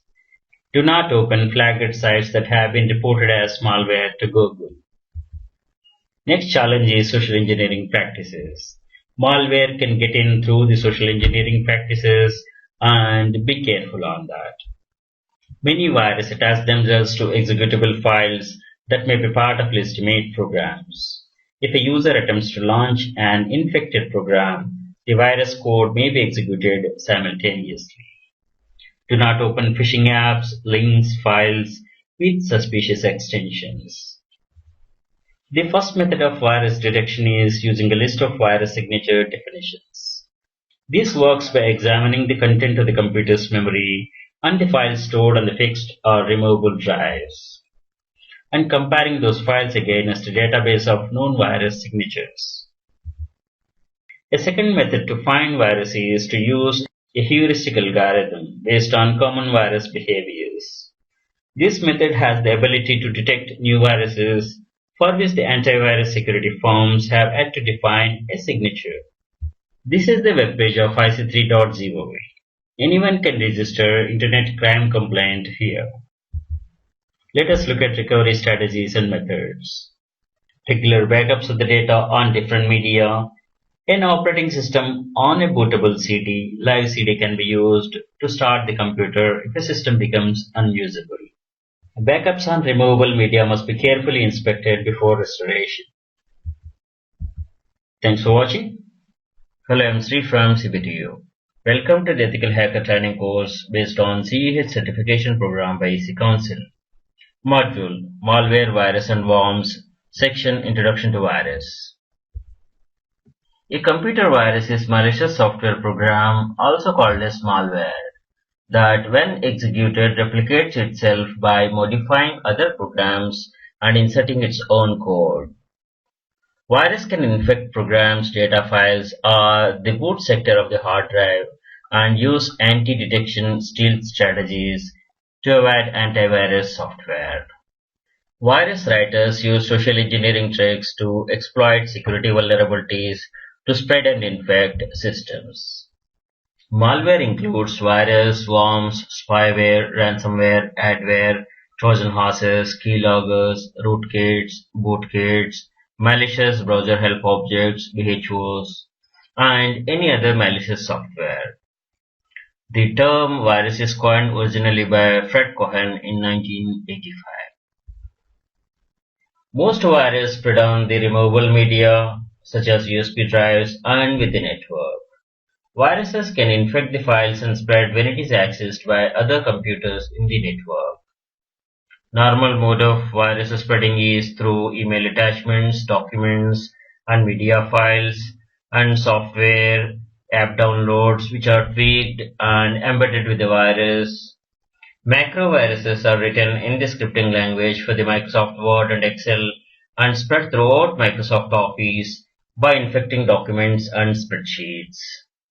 The viruses take advantage of the Microsoft Outlook component object model interface for sending emails.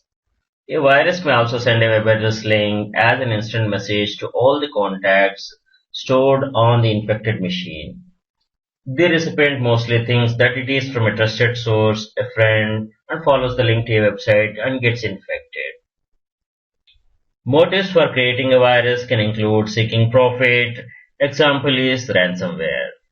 Desire to send a political message, personal amusement, to demonstrate that a vulnerability exists in a software, for sabotage, denial of service, or explore cybersecurity issues, etc.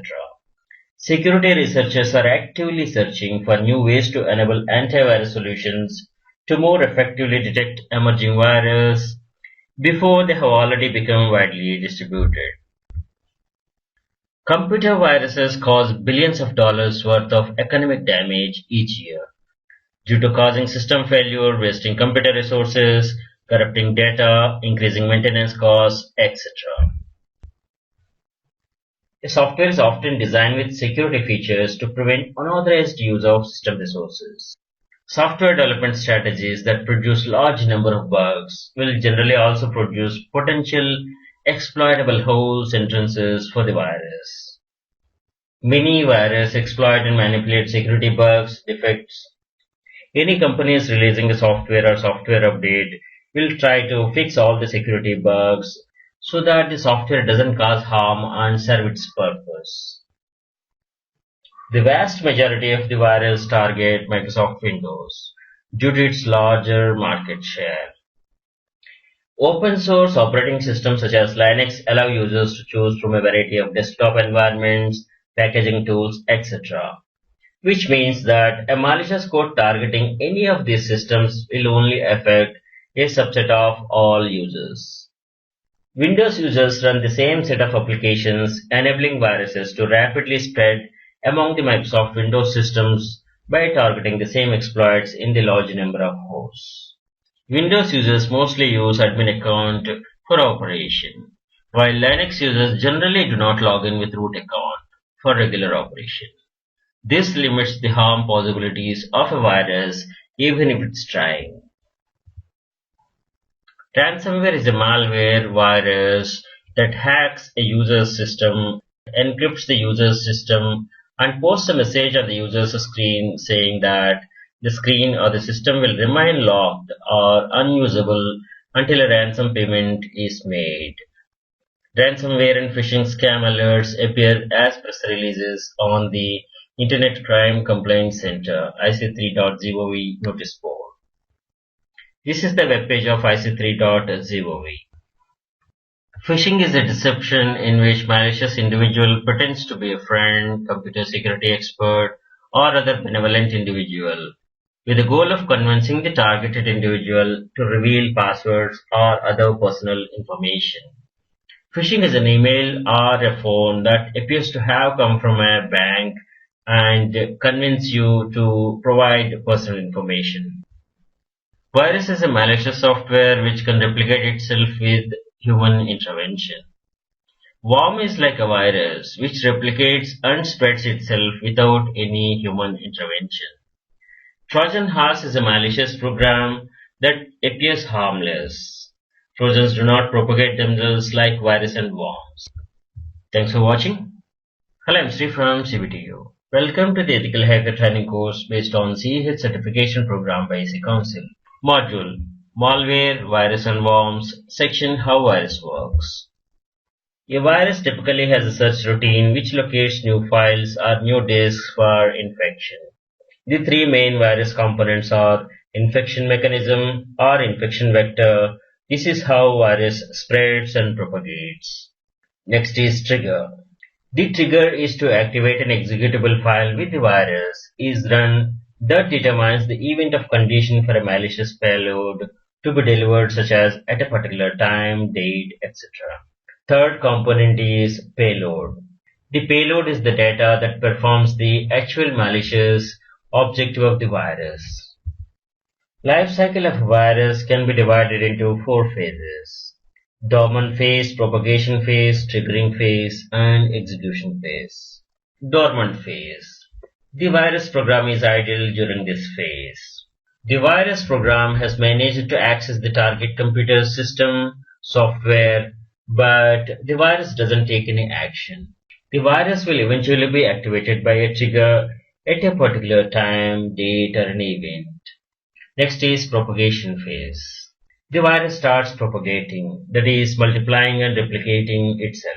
The virus places a copy of itself into the other programs or system areas of the disk.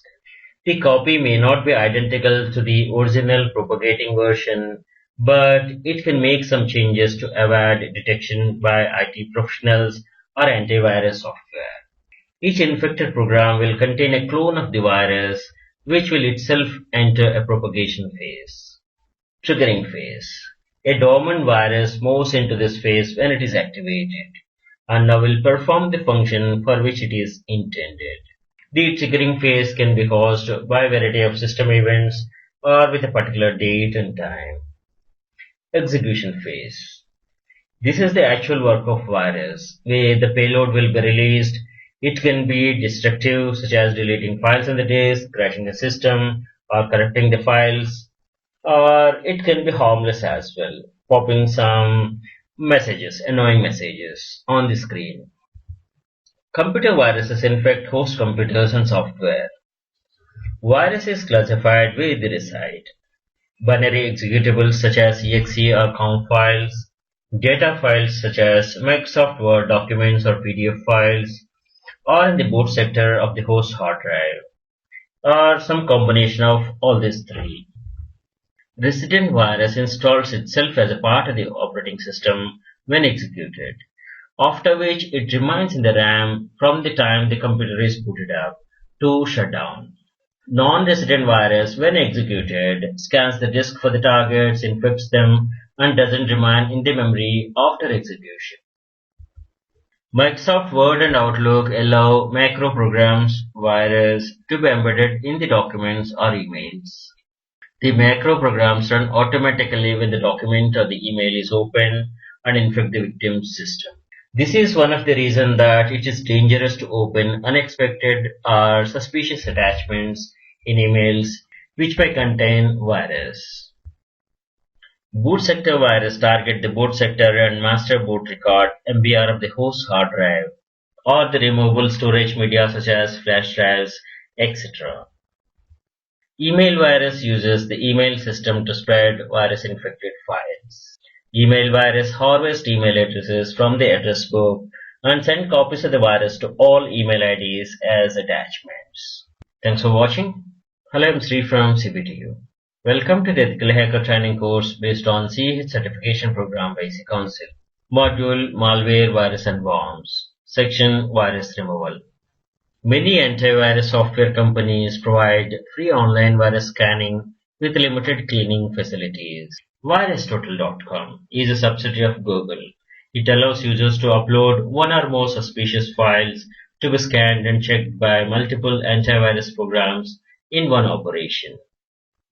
Microsoft offers antivirus utility called Microsoft Security Essentials and Windows Defender. This is the webpage of VirusTotal.com. You can use its free service. VirusTotal.com shows the submissions by the country and file statistics during last 7 days. Some viruses disable System Restore, Task Manager and Command Prompt.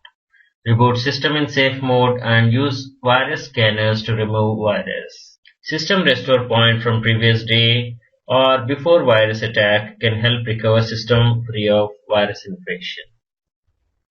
Operating system reinstallation is the last choice. Microsoft System File Checker can be used to check for and repair corrupted system files, restoring an earlier clean copy from a cloned disk, a disk image, or a backup copy.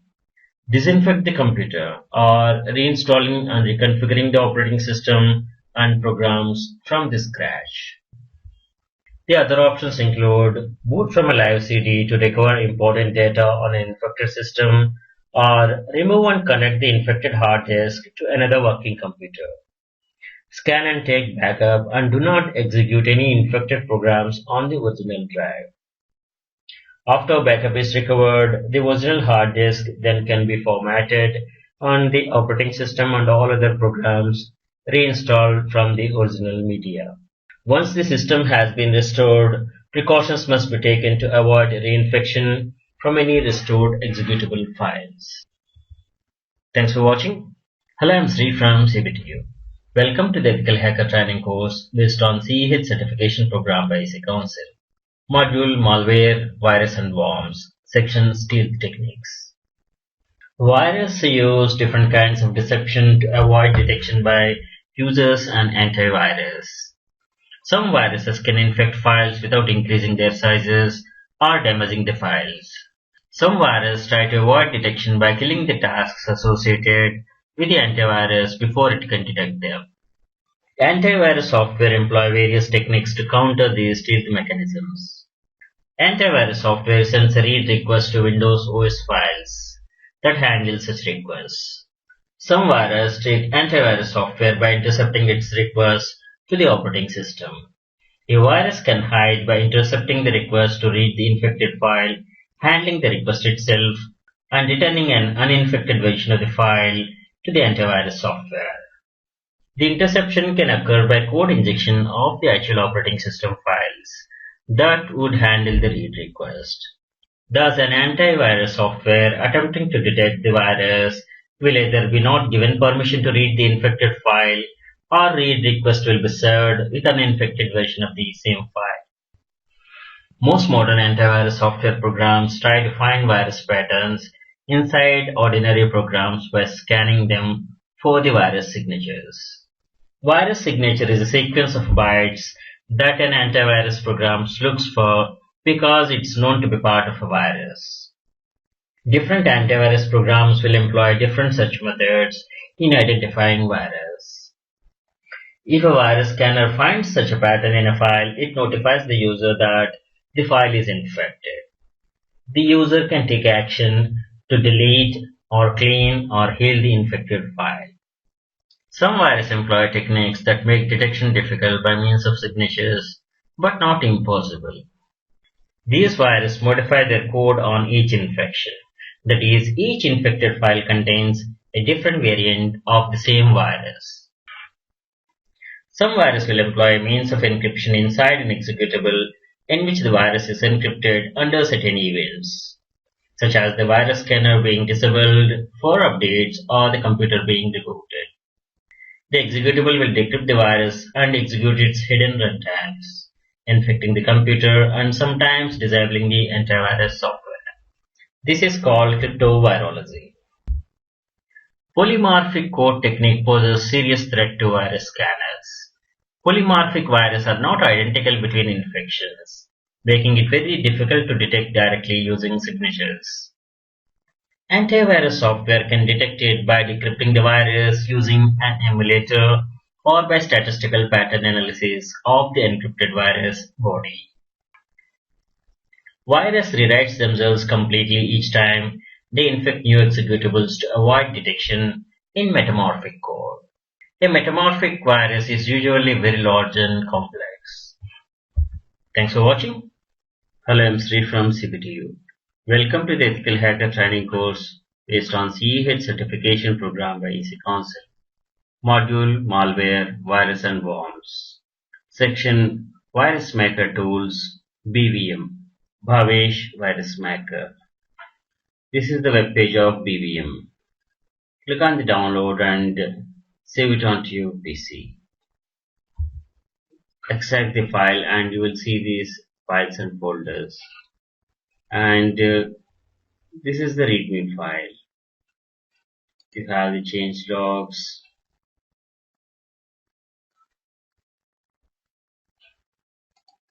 the features, virus maker, batch to exe converter, shell codes, web shells, and all these features are part of this BVM. And as cautioned, you disable the antivirus to work with this BVM. The requirements are disable the antivirus and .NET Framework 4.5. It's a simple and great tool and we'll take a demo on that. There are some FAQs and these may answer some of your questions. This is BVM executable and let us click on this.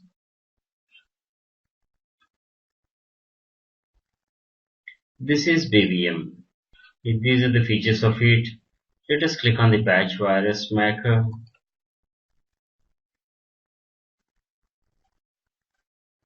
The first line of code is echo off. Then you have these options. If you click on any, it will generate the dynamic script for you. So if you want to delete all MP4 files, then click on this. This is the dynamic script that is generated. If you want to disable mask, click on this. This is the command. This is the reset command to be used for that purpose.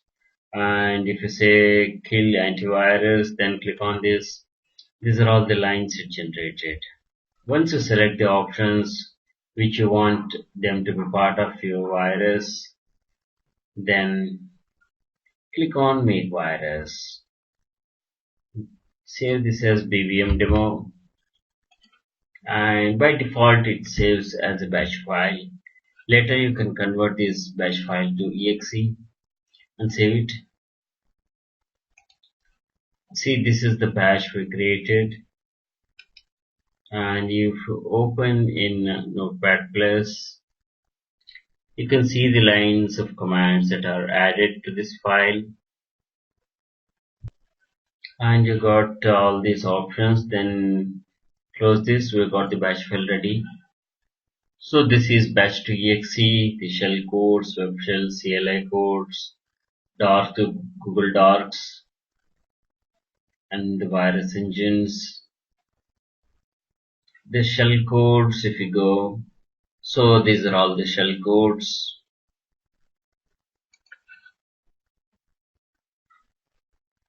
And these are the web shells.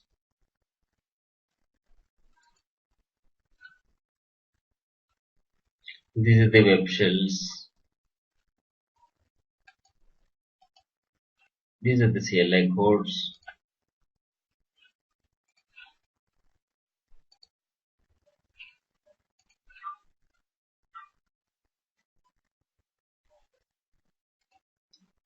These are the Google Docs for SQL inspection, cross-site scripting, etc.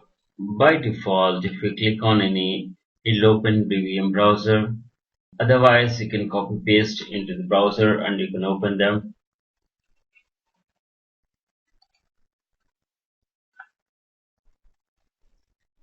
And you got the virus engines. This is payload screen gen. You can try these softwares.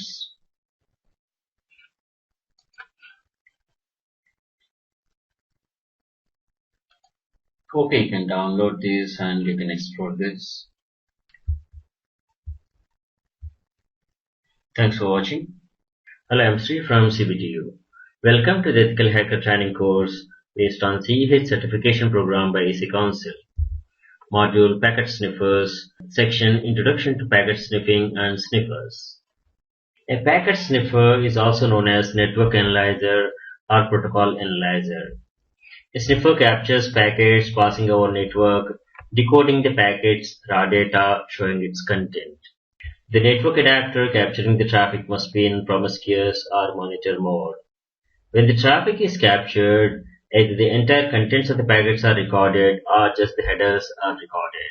Protocol analyzers automatically detect errors, determine the root causes of the errors, generate timing diagrams, reconstruct the TCP and UDP data streams, etc.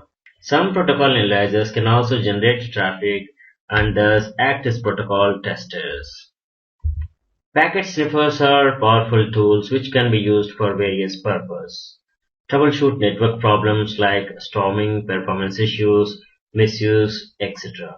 And it can detect hacking intrusion attempts. Isolate hacked and exploited systems and trouble-causing systems. Documenting regulatory complaints through logging all perimeter and endpoint traffic. Spy on the network users to collect sensitive information such as login details, cookies, encryption method, etc. Debug client-server communications, application implementations, monitor LAN and WAN performance, including routing, firewalls, access control, spam filter, proxy, etc. Network traffic generated by an individual is captured and stored for legal compliance requirements. By using end-to-end encryption, communications can be kept confidential from telecommunication carriers and legal authorities. Cannondable, Wireshark, TCP/dump, and all these are popular ones. This is Wireshark Packet Sniffer. Wireshark is the world's foremost and widely used network protocol analyzer. It lets you see what's happening on your network at microscopic level, popular across many commercial and non-profit enterprises, and also government agencies and educational institutions. Wireshark development thrives on volunteer contributions of networking experts around the globe. Tibuki is the simplest and powerful network traffic analyzer for macOS. It decrypts and analyzes the network traffic of all your devices. DSNIF is a set of password sniffing and network traffic analysis tools written by security researcher and startup founder Doug Song to parse different application protocols and extract relevant information. DSNIF is a collection of tools for network auditing and penetration testing. DSNIF, file snarf, mail snarf, message snarf, URL snarf passively monitor a network for interesting data like passwords, email, files, etc. ARP spoof, DNS spoof, MACOF facilitate the interception of network traffic normally unavailable to an attacker. SSH MITM and Web MITM implement active man-in-the-middle attack. EtherApp is packet sniffer and network traffic monitoring tool developed for Unix and Linux. EtherApp is free open source software developed under GNU GPL license. Network traffic is displayed using graphical interface. Each node represents a specific host. EtherCap is free and open source network security tool for man-in-the-middle attacks on LAN. It can be used for computer network protocol analysis and security auditing. It runs on various Unix-like operating systems and on Microsoft Windows as well. It's capable of intercepting traffic on a network segment, capturing passwords, and conducting active eavesdropping against a number of common protocols. First release was in 2001 and the latest is in 2014. Telerik Fiddler. This is a free web debugging proxy for any browser, system, or platform. Fiddler application is written by Eric Lawrence. Latest release is in 2016, 4.6.x. Fiddler captures HTTP and HTTPS traffic and logs it for the user to review. JustSniffer is a TCP packet sniffer. It can log network traffic in standard or in customized way. It can also log response times, useful for tracking network services performances. The output format of the traffic can be easily customized. JustSniffer is to help troubleshooting performance in network TCP-based services. TrafScambler is anti-sniffer IDS for OS X licensed under BSD. The features include injection of packets with bogus data and with randomly selected bad TCP checksum or bad TCP sequences. There are a lot of customized and commercial softwares available. Some of the popular ones are Network Bandwidth Analyzer Pack and Network Performance Monitor from SolarWinds. Network Miner is also a packet analyzer. Thanks for watching. Hello, I'm Sri from CBTU. Welcome to the Ethical Hacker Training course based on CEH certification program by EC Council. Module Packet Sniffers, section Wireshark Packet Sniffer. Wireshark is the world's foremost and widely used network protocol analyzer. It lets you see what's happening on your network at a microscopic level. Wireshark is popular across many commercial, non-profit enterprises, government agencies, and educational institutions. Wireshark development thrives on volunteer contributions of network experts around the globe. And this is the continuation of a project started by Gerald Coombs in 1998. Wireshark is an open source packet analyzer released under GNU GPL license. Originally named as Ethereal, the project was renamed as Wireshark in May 2006 due to trademark issues. Wireshark is most active project and latest release is in 2017. It's used for network troubleshooting, analysis, software and communication protocol development, and education. T-Shark is a terminal-based non-GUI version that is bundled with the Wireshark. Wireshark is written in C, C++, cross-platform using Qt Widget Toolkit to implement its user interface. And it uses PCAP to capture packets. Wireshark runs on Linux, StarNix, and Microsoft Windows. Wireshark support for the capture of wireless traffic is limited. Decoding and analyzing wireless traffic is not the foremost function of Wireshark, but it can give the results that cannot be obtained with other programs. Use the AirCrack wireless security tool to capture IEEE 802.11 frames and read the resulting dump files with Wireshark. Some of the Wireshark features are: it is similar to TCP dump but has a graphical front end, plus some integrated sorting and filtering options. Wireshark lets the user put the network interface controllers NICs into promiscuous mode. This helps in seeing all the traffic visible on that interface, including the unicast traffic not sent to that NIC's MAC address. Port mirroring or various network tabs can extend capture to any point on the network. And additional features include: it understands encapsulation of different network protocols. Live data can be read from the different types of networks, including Ethernet, IEEE 802.11, PPP, point-to-point protocol, and loopback. Data can be read from a file of pre-captured packets. VoIP calls in the captured traffic can be detected. Various settings, timers and filters can be set. It can read captures from other network analyzers such as TCP dump, Microsoft Network Monitor, etc. Wireshark uses colors to help the user identify the types of traffic at a glance. By default, four colors are used: green for TCP traffic, dark blue is DNS traffic, light blue is UDP traffic, and black identifies TCP packets with problems. For example, they could have been delivered out of order. Users can change, customize existing rules of coloring packets, and add new rules or remove rules. Wireshark can also be used to capture packets from most network simulation tools such as NS, OpNet Modeler, GNS3, and NetSim. Thanks for watching. Hello, I'm Sri from CPTU.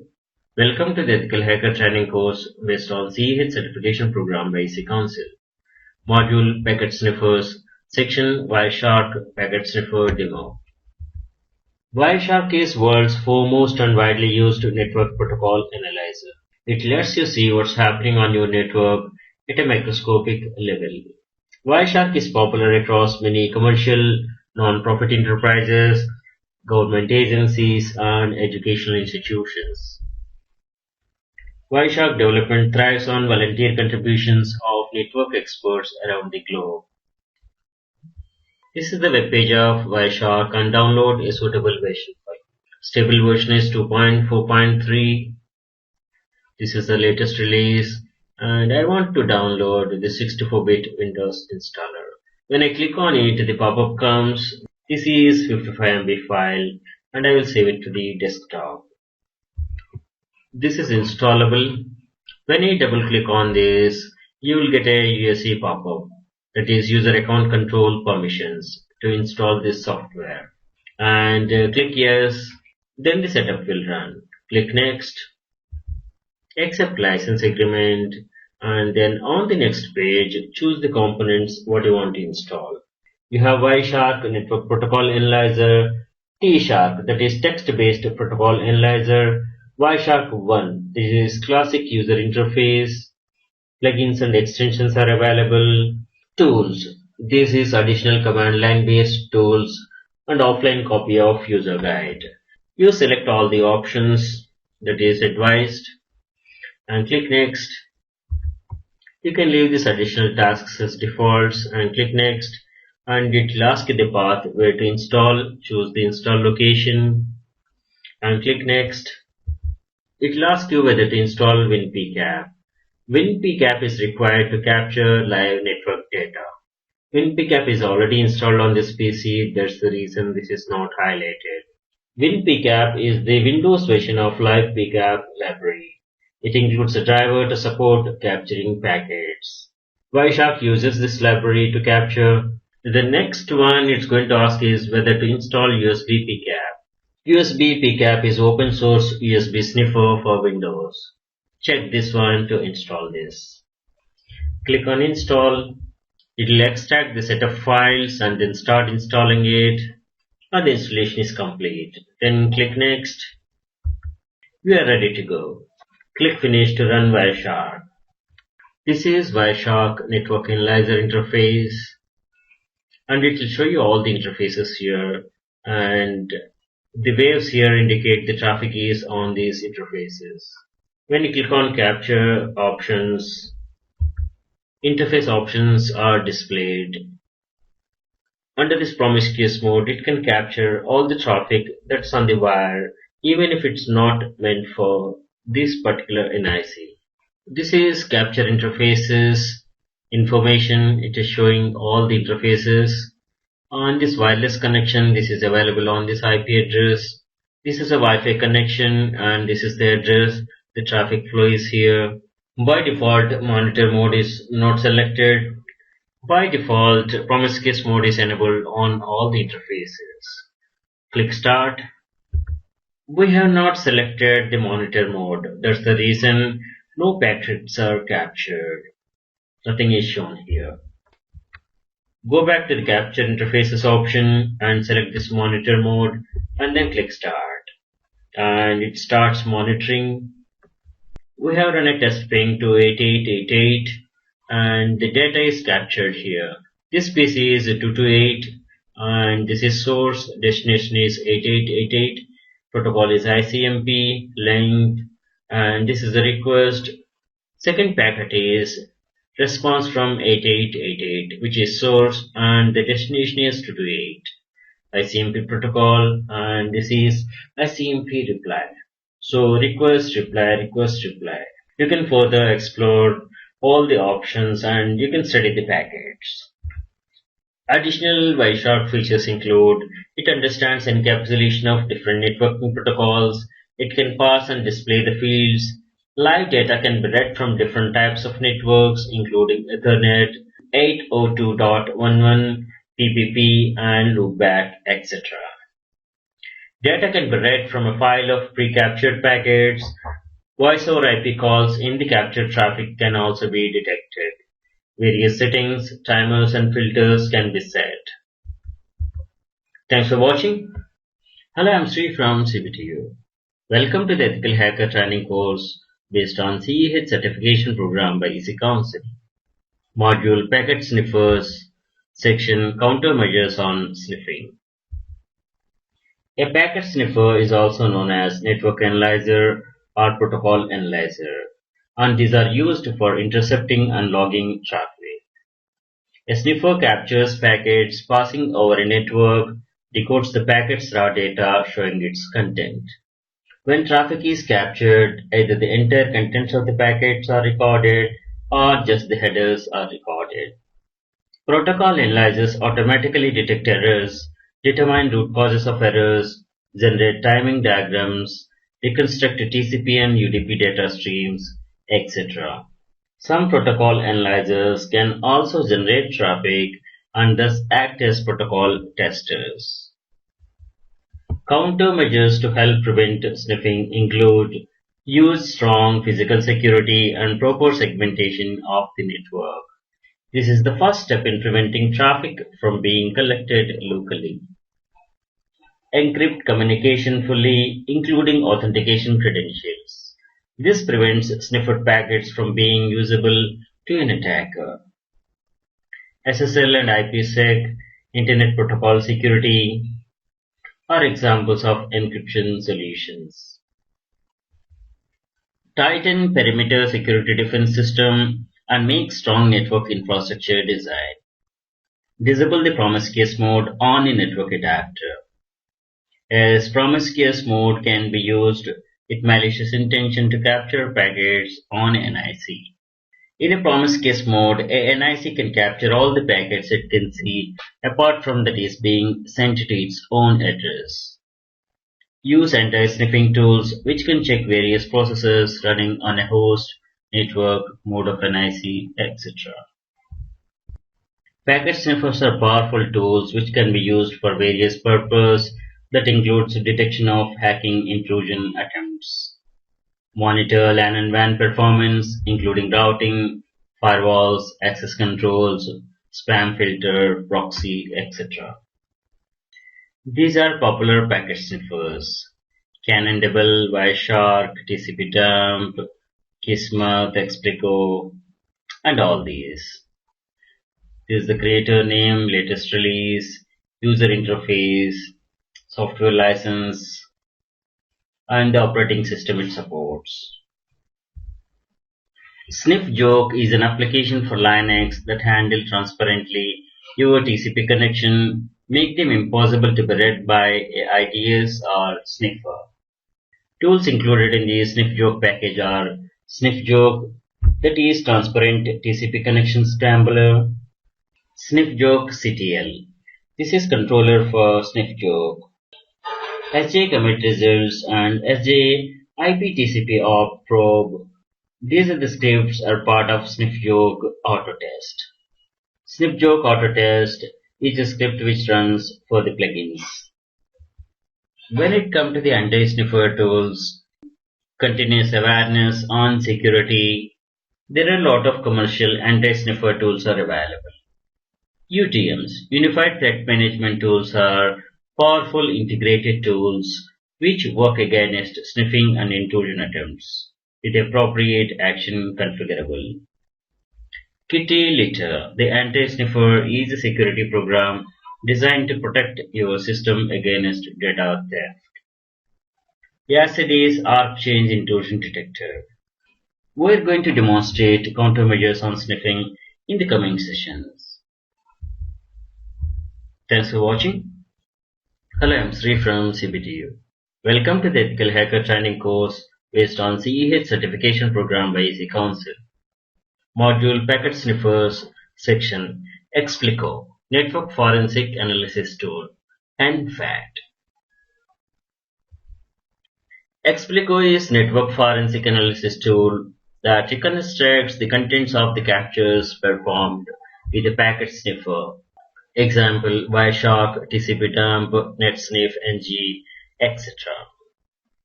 Packet Analyzer do not reconstruct the data carried by the protocols, while Explico does. Explico reconstructs the protocol's application data and it's able to recognize the protocols with a technique named as PIPI. Explico is free and open source software under GNU GPL version 2. Explico is written in C, PHP, Python, and the latest stable release is 1.2.0 in Feb 2017. Some of the Explico features are it can extract and reconstruct all the web pages and contents like images, files, cookies, etc. from raw data of HTTP protocol. It can reconstruct the emails exchanged from raw data of SMTP, POP, and IMAP protocols.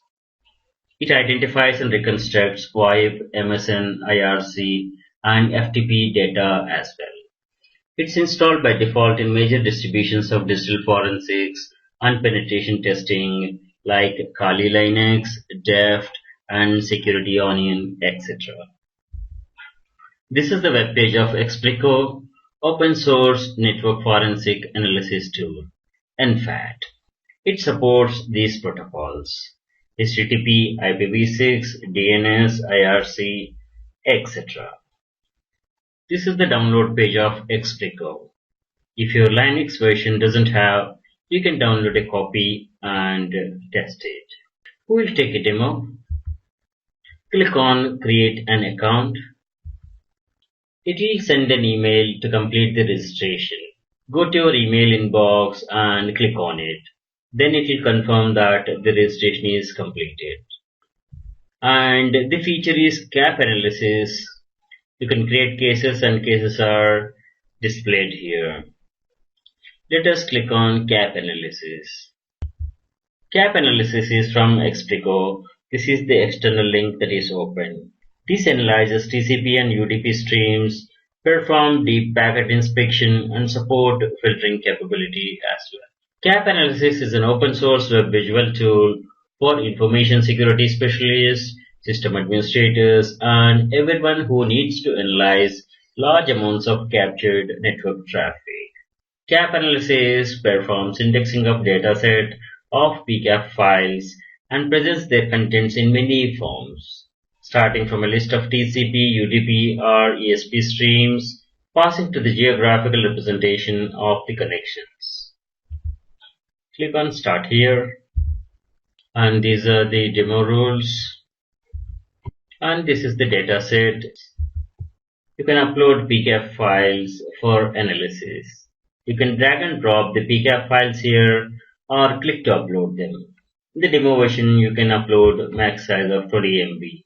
I have uploaded a capture file of the ping test done with the Wireshark. Explore this CAP analysis. It's a great tool for reconstruction of the captured data. Thanks for watching. Hello, I'm Sri from CBTU. Welcome to the Ethical Hacker Training course based on CEH certification program by EC Council. Module Social Engineering section Introduction. Social engineering is psychological manipulation of people into performing actions or divulging confidential information. A type of confidence trick for the purpose of information gathering, fraud, or system access. It's often one of the many steps in more complex fraud scheme. Various social engineering techniques employed are pretexting, diversion theft, phishing, wishing or phone phishing, spear phishing, water holing, baiting, quid pro quo, tailgating, shoulder surfing, eavesdropping, reverse social engineering, etc. We're going to cover these in another session. This is social engineering picture. Employees' behavior can have a big impact on information security in an organization. Employees may not fully embrace organization security culture and effort, and even with the best organization effort, some employees' ignorance invites troubles to the organization. As per Anderson and Reimers, for better information security management, follow the 5 steps: pre-evaluation, strategic planning, operative planning, implementation, and post-evaluation. Let us know about the 5 steps on information security management. Pre-evaluation, that is to identify the awareness of information security within employees and to analyze current security policy. Strategic planning, design a better awareness program with clear focus and targets. Operative planning, we can set a good security culture based on internal communication, management buy-in, security awareness, and training programs. Successful implementation is based on commitment of the management, well communication chain, training, and commitment of the employees also. Post-evaluation are retrospective. Let us know about some of the social engineering examples. Most common type of social engineering happens over the phone. Some unauthorized person calling and seeking sensitive information. Technicians and staff. Under the disguise of service technicians, housekeeping staff visit the premises without any suspicion to steal company secrets. An individual may walk into a building and post an official-looking announcement on the notice board that says the number of the help desk has changed. This goes unnoticed until some event happens.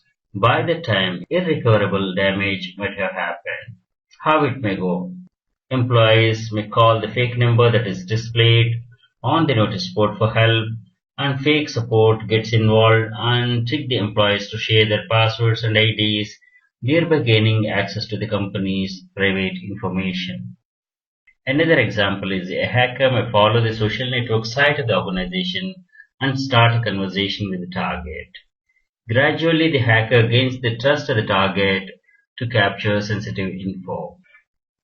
Social engineering motive is to manipulate people, exploiting human weakness for personal benefit. Other motives may include phishing credit card account numbers and their passwords, cracking private emails and chat histories to extort money, cracking websites of organizations and destroying their reputation, generate a virus hoaxes, convincing users to run a malicious code within the web browser via cross-site scripting attack to allow access to their web content. Social engineering concept goes into the movies, television shows, and the video games also. These are the popular movies: Live Free or Die Hard, Identity Thief, Hackers, etc. that has this concept. Beware of the loss on social engineering.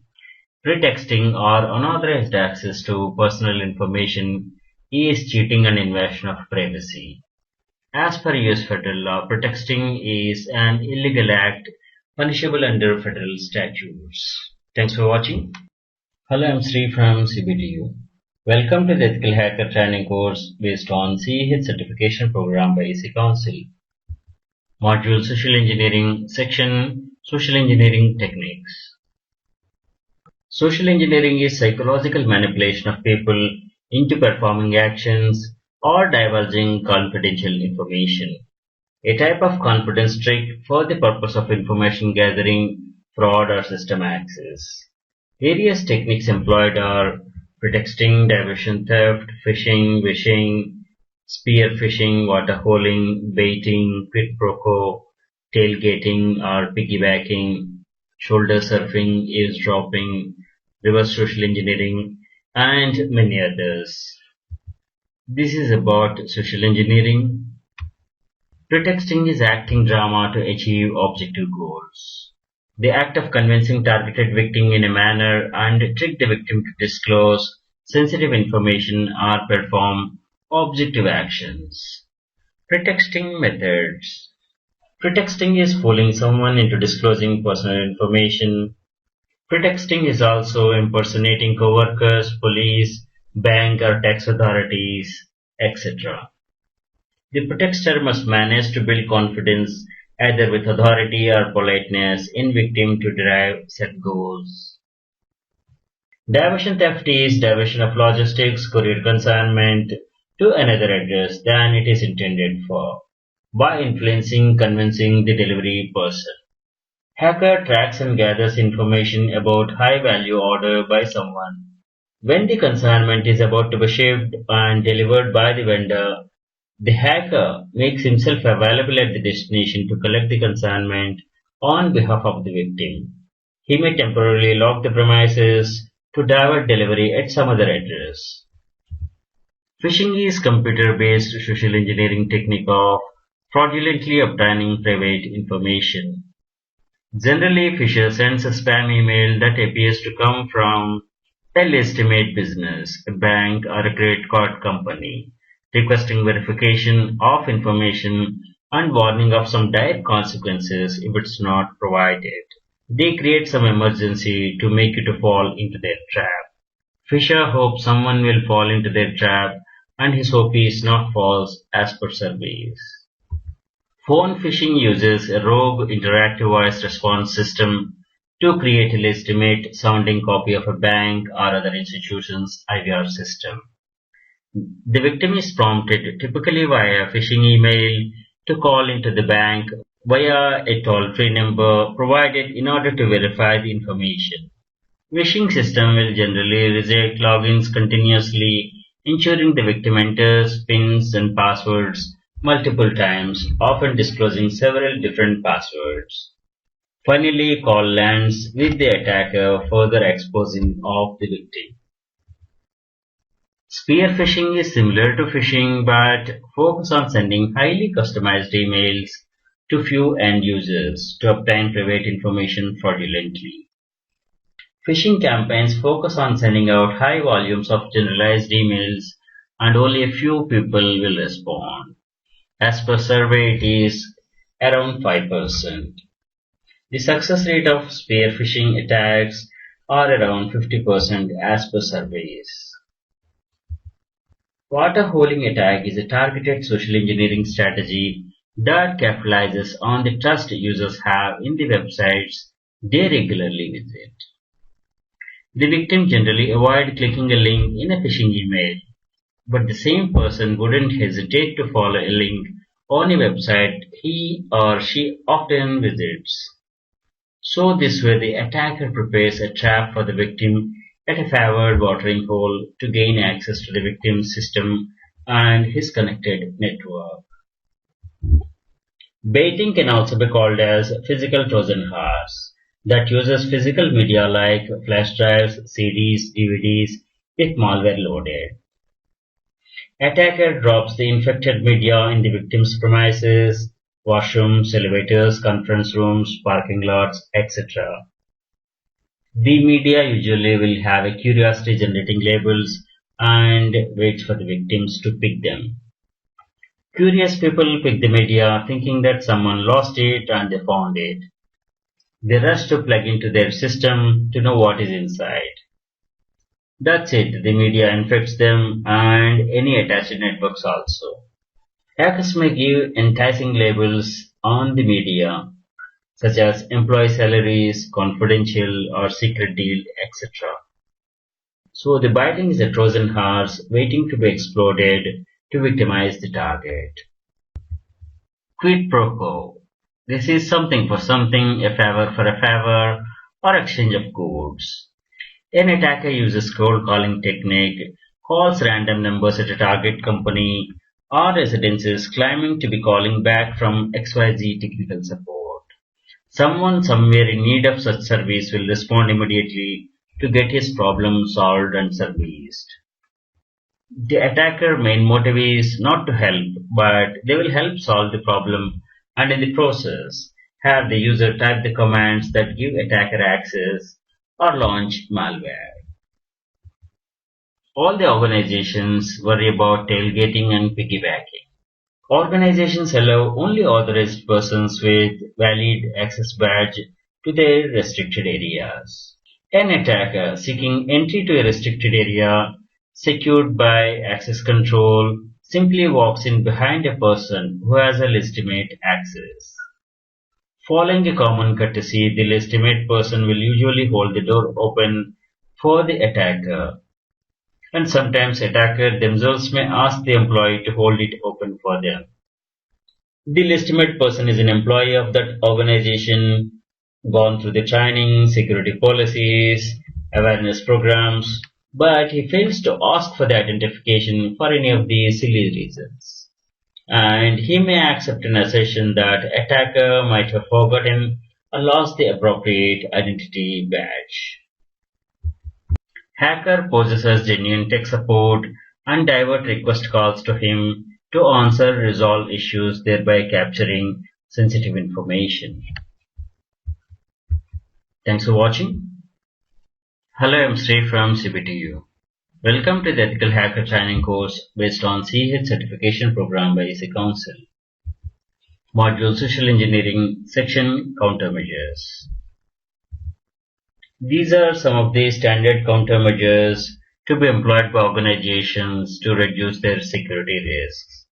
Standard framework, including security policies, scrutinizing and categorizing information, employee training, mock drills, inoculation and immunization, waste management, and retrospective.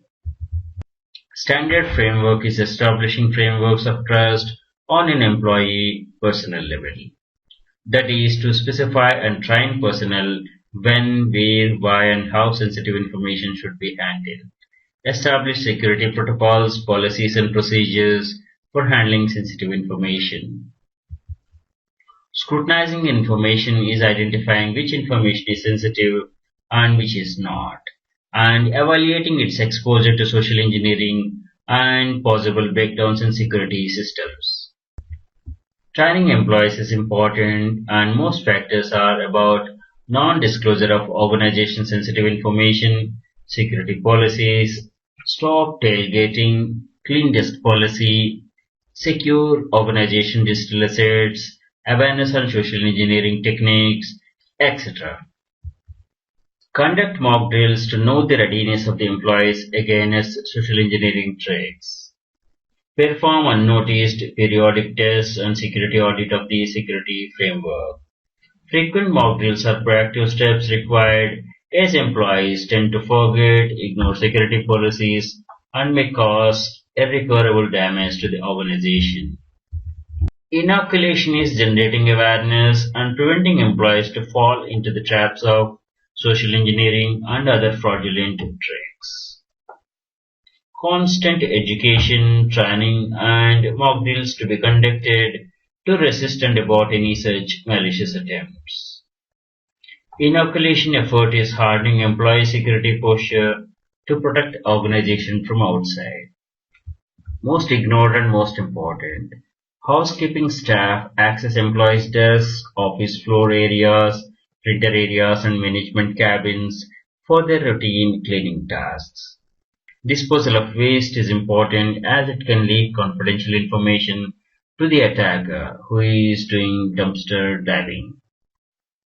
Waste management service must be secure and monitored.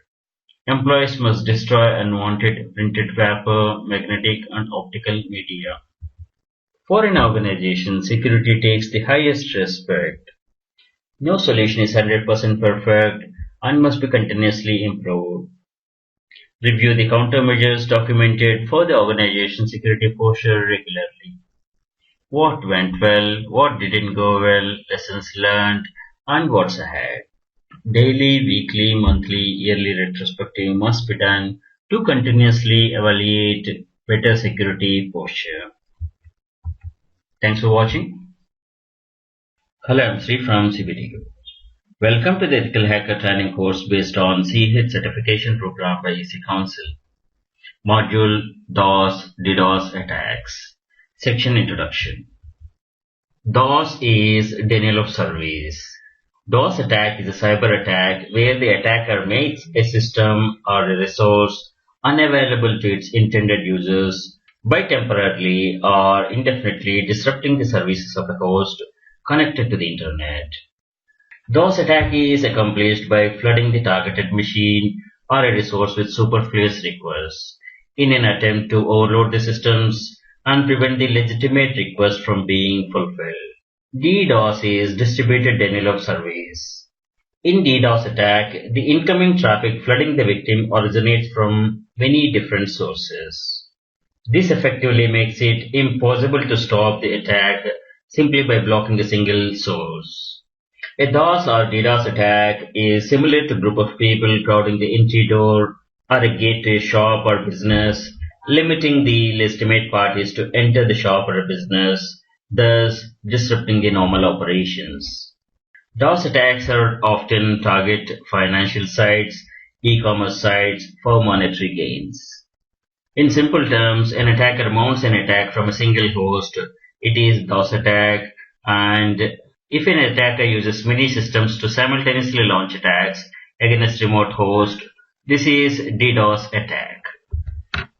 DOS attacks are characterized by an explicit attempt by attackers to prevent legitimate users of a service from using that service. General attack types are distributed DOS, application layer attacks, advanced persistent DOS, AP-DOS, denial of service as a service, like anything as service, XaaS. Wide range of programs are used to launch DOS attacks. Different tools are available.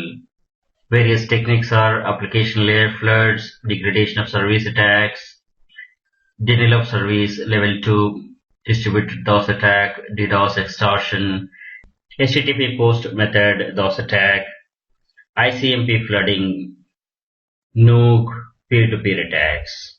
We are going to detail these techniques in another session. Defensive responses to DOS attacks typically involve the use of combination of attack detection, traffic classification, and response tools, aiming to block traffic that they identify as illegitimate. Some of their defense techniques are application front-end hardware, application level key completion indicators, KCI, black holing and sinkholing, IPS-based prevention, DDoS-based defense, firewalls, routers, switches, and also utilizing upstream filtering services from service providers. Compared to the other type of malware attacks, DDoS attack is clearly visible to the victim and its consumers as well.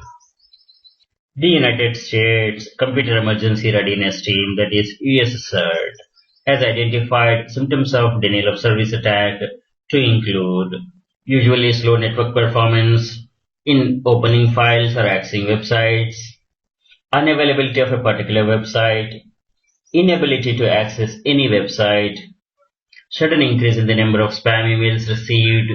Additionally, other symptoms may include disconnection of a wireless or wired internet connection, long-term denial of service to the web or any internet services. If the attack is conducted on sufficiently large scale, entire geographical regions of the internet connectivity can be compromised. An unintentional denial of service can occur when a system ends up being denied due to a sudden enormous spike in popularity and site visits. Some hot news, breaking news items can lead to rush of less prepared site, and in some time it gets back to normal. One example being when Michael Jackson died in 2009, websites such as Google, Twitter, they slowed down and many other sites crashed. Routers also have been known to create unintentional DOS attacks due to overloaded NTP servers. Unintentional denial of service may also result from a prescheduled event, such as the declaration of grade results of a college or a university website on a particular date and time. This may attract a lot of traffic, overloading the servers.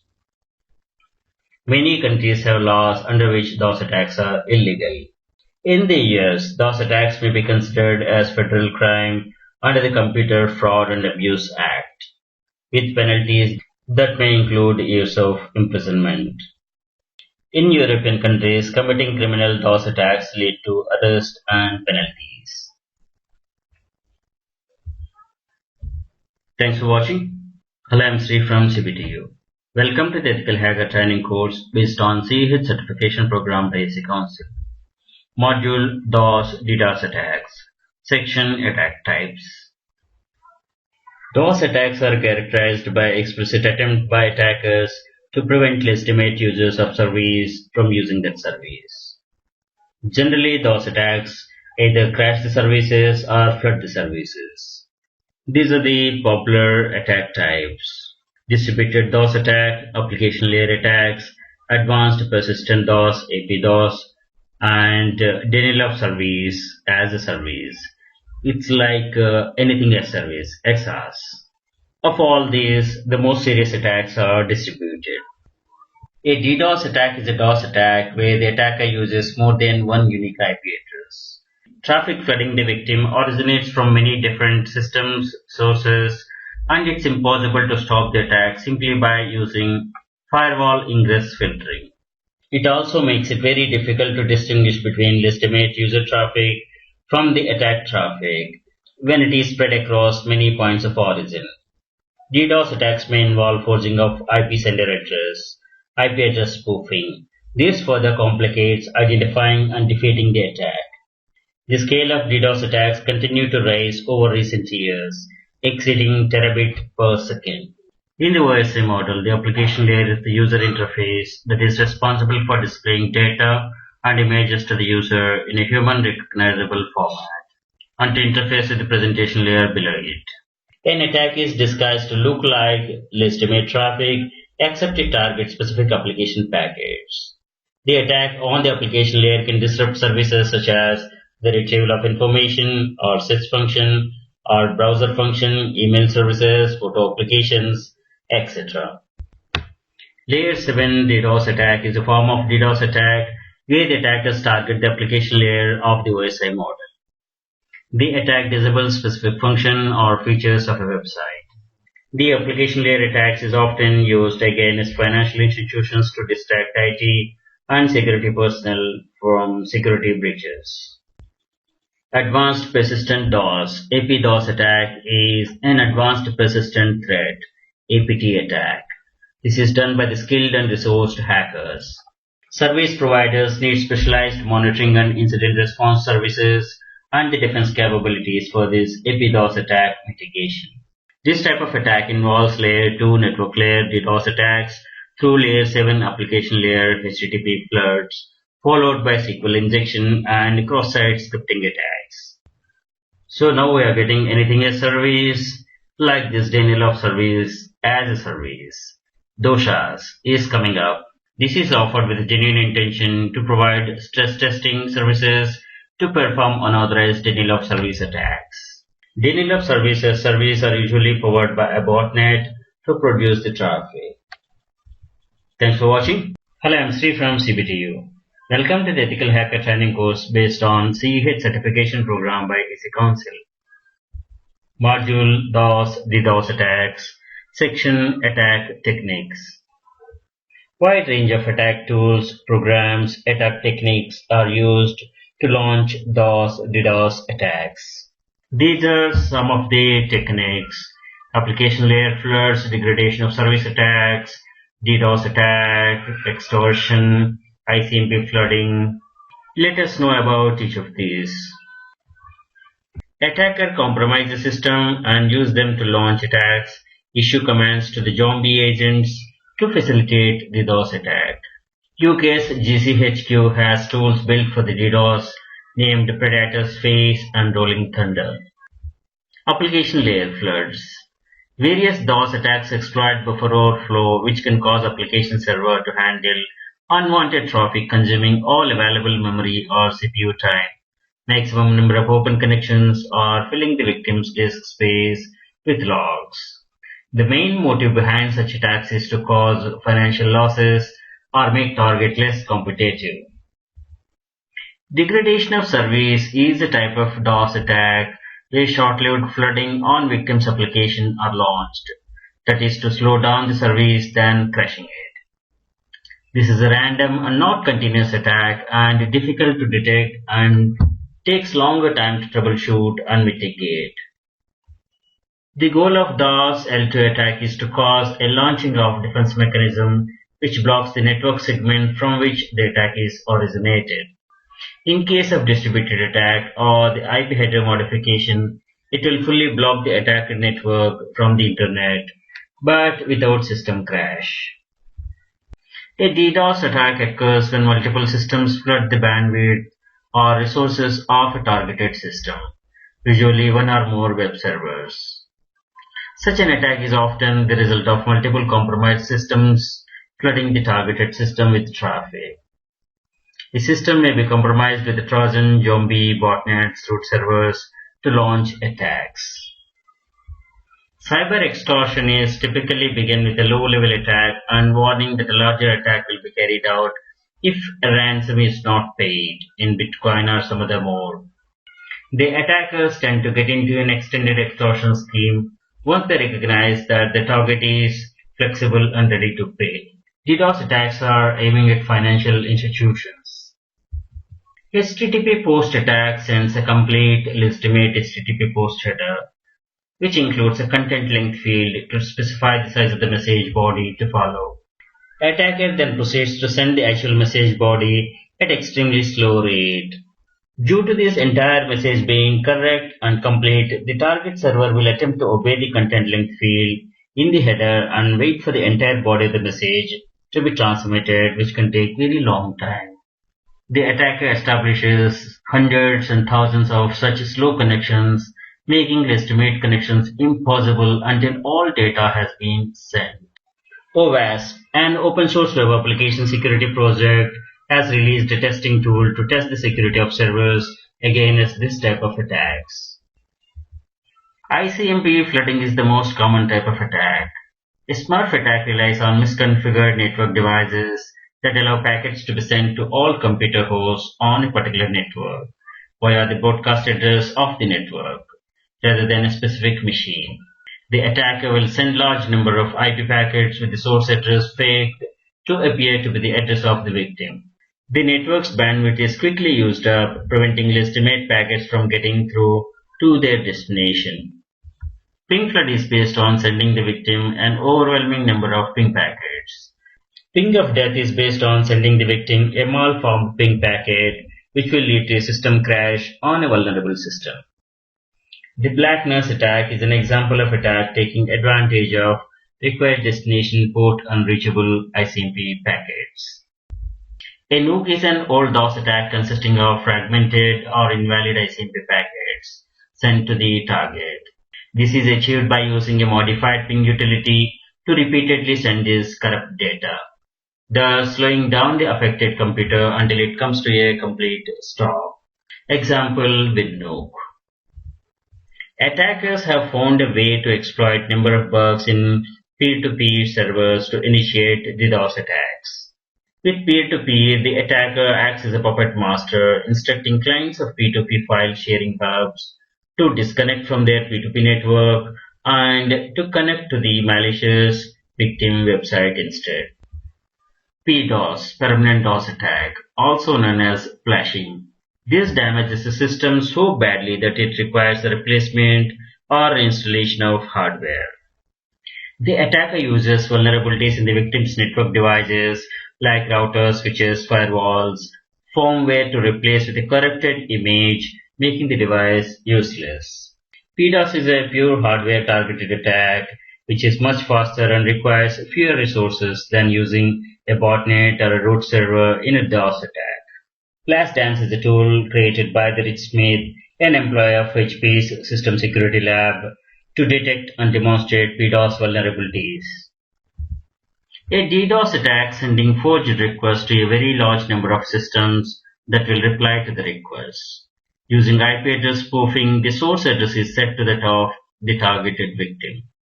Thereby all the replies will flood the target. ICMP echo requests or reflected attacks as flooding hosts send echo requests to the broadcast address of the misconfigured networks, thereby enticing hosts to send echo reply packets to the victim. Amplification attacks are used to magnify the bandwidth that is sent to a victim. This is done through publicly accessible DNS servers that are used to cause congestion on the target system using DNS response traffic. US CERT have observed that different services implies in different amplification factors. Rudy attack targets web applications by starvation of available sessions on the web server. Rudy is much like slow loris, keeps sessions at halt using never-ending post transmissions and sending arbitrarily large content length header value. Slow loris is a type of DOS attack tool which allows a single machine to take down another machine's web server with minimal bandwidth and side effects. Shrew attack is a DOS attack on the Transmission Control Protocol (TCP). It uses short, synchronized bursts of traffic to disrupt TCP connections on the same link by exploiting a weakness in TCP's retransmission timeout mechanism. A slow read attack sends legitimate application layer requests but reads responses very slowly, thus trying to exhaust the server's connection pool.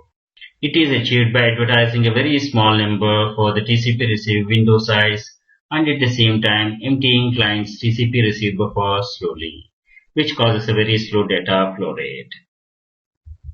Low bandwidth DDoS attack is a form of DOS attack that uses less traffic and increases their effectiveness by aiming at a weak point in the victim's system design. The example, the attacker sends a traffic consisting of complicated requests to the system. This is more difficult to identify and it has the ability to hurt systems which are protected by flow control mechanisms. TCP SYN flooding is the most known type of attack. When a host sends flood of TCP SYN packets, it is called SYN flooding. Each packet causes the server to start a half-open connection by sending back a TCP SYN ACK packet and waiting for the packet in response from the sender address. Sender will never respond and the half-open connections saturate the number of available connections the server can make. By this, the legitimate requests are not responded until the attack ends. A teardrop attack involves sending mangled IP fragments with overlapping oversized payloads to the target machine. This can crash various operating systems because of a bug in their TCP fragmentation reassembly code. Server vulnerable to teardrop attacks is unable to reassemble the fragmented packets, resulting in DOS attack condition. Voice over IP has made abusive origination of large numbers of telephone voice calls, which are inexpensive and readily automated, while permitting call origins to be misrepresented through the caller ID spoofing. Telephony DOS attack has appeared as part of various fraudulent schemes, like jamming victims' lines, caller ID spoofing, ransom calls, threatening calls, SMS flooding attacks, black fax or fax loop transmissions. Thanks for watching. Hello, I am Sri from CBTU. Welcome to the Ethical Hacker Training course based on CH certification program by EC Council, module Session Hijacking, section Introduction. Session hijacking or cookie hijacking is the exploitation of a valid session key to gain unauthorized access to information or services in a system. It is used to refer to the theft of a cookie used to authenticate a user to the remote server. Cookies used to maintain session for many websites, and they can be easily stolen by an attacker using an intermediary computer or with an access to the saved cookies on the victim's system. A cookie or HTTP cookie is a token or a short packet of data passed between communicating programs. The contents are intercepted when the recipient passes the cookie data back to the sender. The cookie is often used like a ticket to identify a particular event or transaction. Example, a cloakroom, you deposit items and take a token. Token is required to take your items back at a later time. If anyone steals your token, They can claim your items by tendering the token.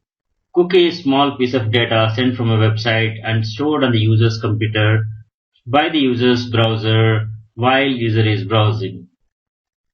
Cookies are used for session management, personalization, and tracking. An attacker is in between the victim and server. This is man-in-the-middle attack, MITM attack. Attacker sits in between user sniffer to watch the conversation to capture session cookie. There are several tools for making MITM attack. Attacker uses the tools after gaining access to LAN, as these tools are efficient in LAN environments because they implement extra functionalities like ARP spoofing capabilities that permit the interception of communication between the hosts easily. The man-in-the-browser attack is the same approach as the man-in-the-middle attack, but in this case, a Trojan horse is used to intercept and manipulate the conversations between the browser and its security mechanisms. Sniffing or modifying transactions in the browser is done, still displaying back the user's intended transaction after capturing financial or sensitive info. Attack methods are browser help objects, BHO, extensions, API hooking, and JavaScript. Session token is compromised in different ways. Predictable session token, session sniffing, man-in-the-middle attack, man-in-the-browser attack, and client-side attacks. Session hijacking methods. We have 4 methods to conduct a session hijack. Session fixation. This attack is to attempt to exploit the vulnerability of a system that allows one person to fixate another person's session identifier. Most session fixation attacks are web-based and most rely on session identifiers being session-side jacking.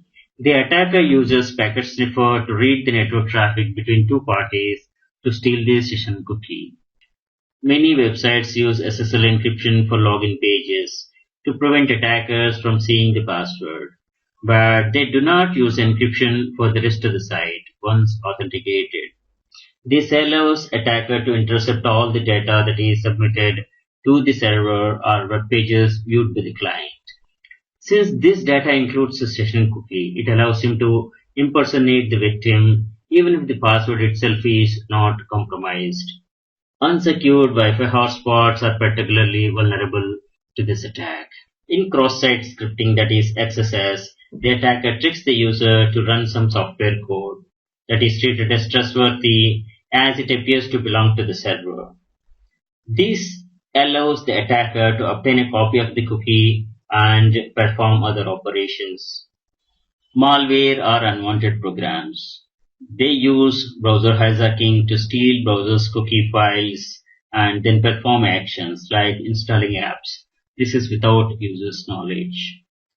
An attacker with physical access can simply attempt to steal the session key by obtaining the file or memory contents of the appropriate part of the user's computer or server. These are some of the popular session hijacking tools. We are going to cover these tools in the coming sessions. Thanks for watching. Hello, I'm Sri from CBTU. Welcome to the Ethical Hacker training course based on CEH certification program by EC Council. Module Session Hijacking, Section Cookies. Super cookie is a cookie with an origin of top-level domain such as .com or a suffix such as .co.uk. Ordinary cookies, by contrast, have an origin of a specific domain such as example.com. Super cookies can be potential security concern and are therefore often blocked by the web browsers. If unblocked by the web browser, an attacker in control of a malicious website could set a super cookie and potentially disrupt or impersonate legitimate user requests to another website that shares the same top-level domain or suffix such as malicious website. This is used to fake logins or change user information. A HTTP cookie, magic cookie, or just a cookie is a token or a short packet of data passed between communicating programs. The contents are interpreted when the recipient passes the cookie data back to the sender. The cookie is often used like a ticket to identify a particular event or a transaction. Example: in a clock room, you deposit items and take a token. Token is required to take your items back at a later time. If anyone else steals your token, they can claim your items by tendering that token. Cookie is a small piece of data sent from a website and stored on the user's computer by the user's browser while user is browsing. So here is an example of viewing cookies in browser. This is Firefox browser. On the right top corner you have menu. Click on it and select options and select privacy and security. In history you click on these cookies. These are the cookies stored on this PC and you select any site. This is the cookie information stored by this website. It's up to you how you want to manage the cookies. If you want to store the cookies, cookies are useful in many ways. Like you don't need to key in your login password every time you want to check your email. But you have to be careful about session hijacking and see that these sites are secure to visit. This is Internet Explorer. Click on Tools, Internet Options, and Browser History. You click on Settings, View Files.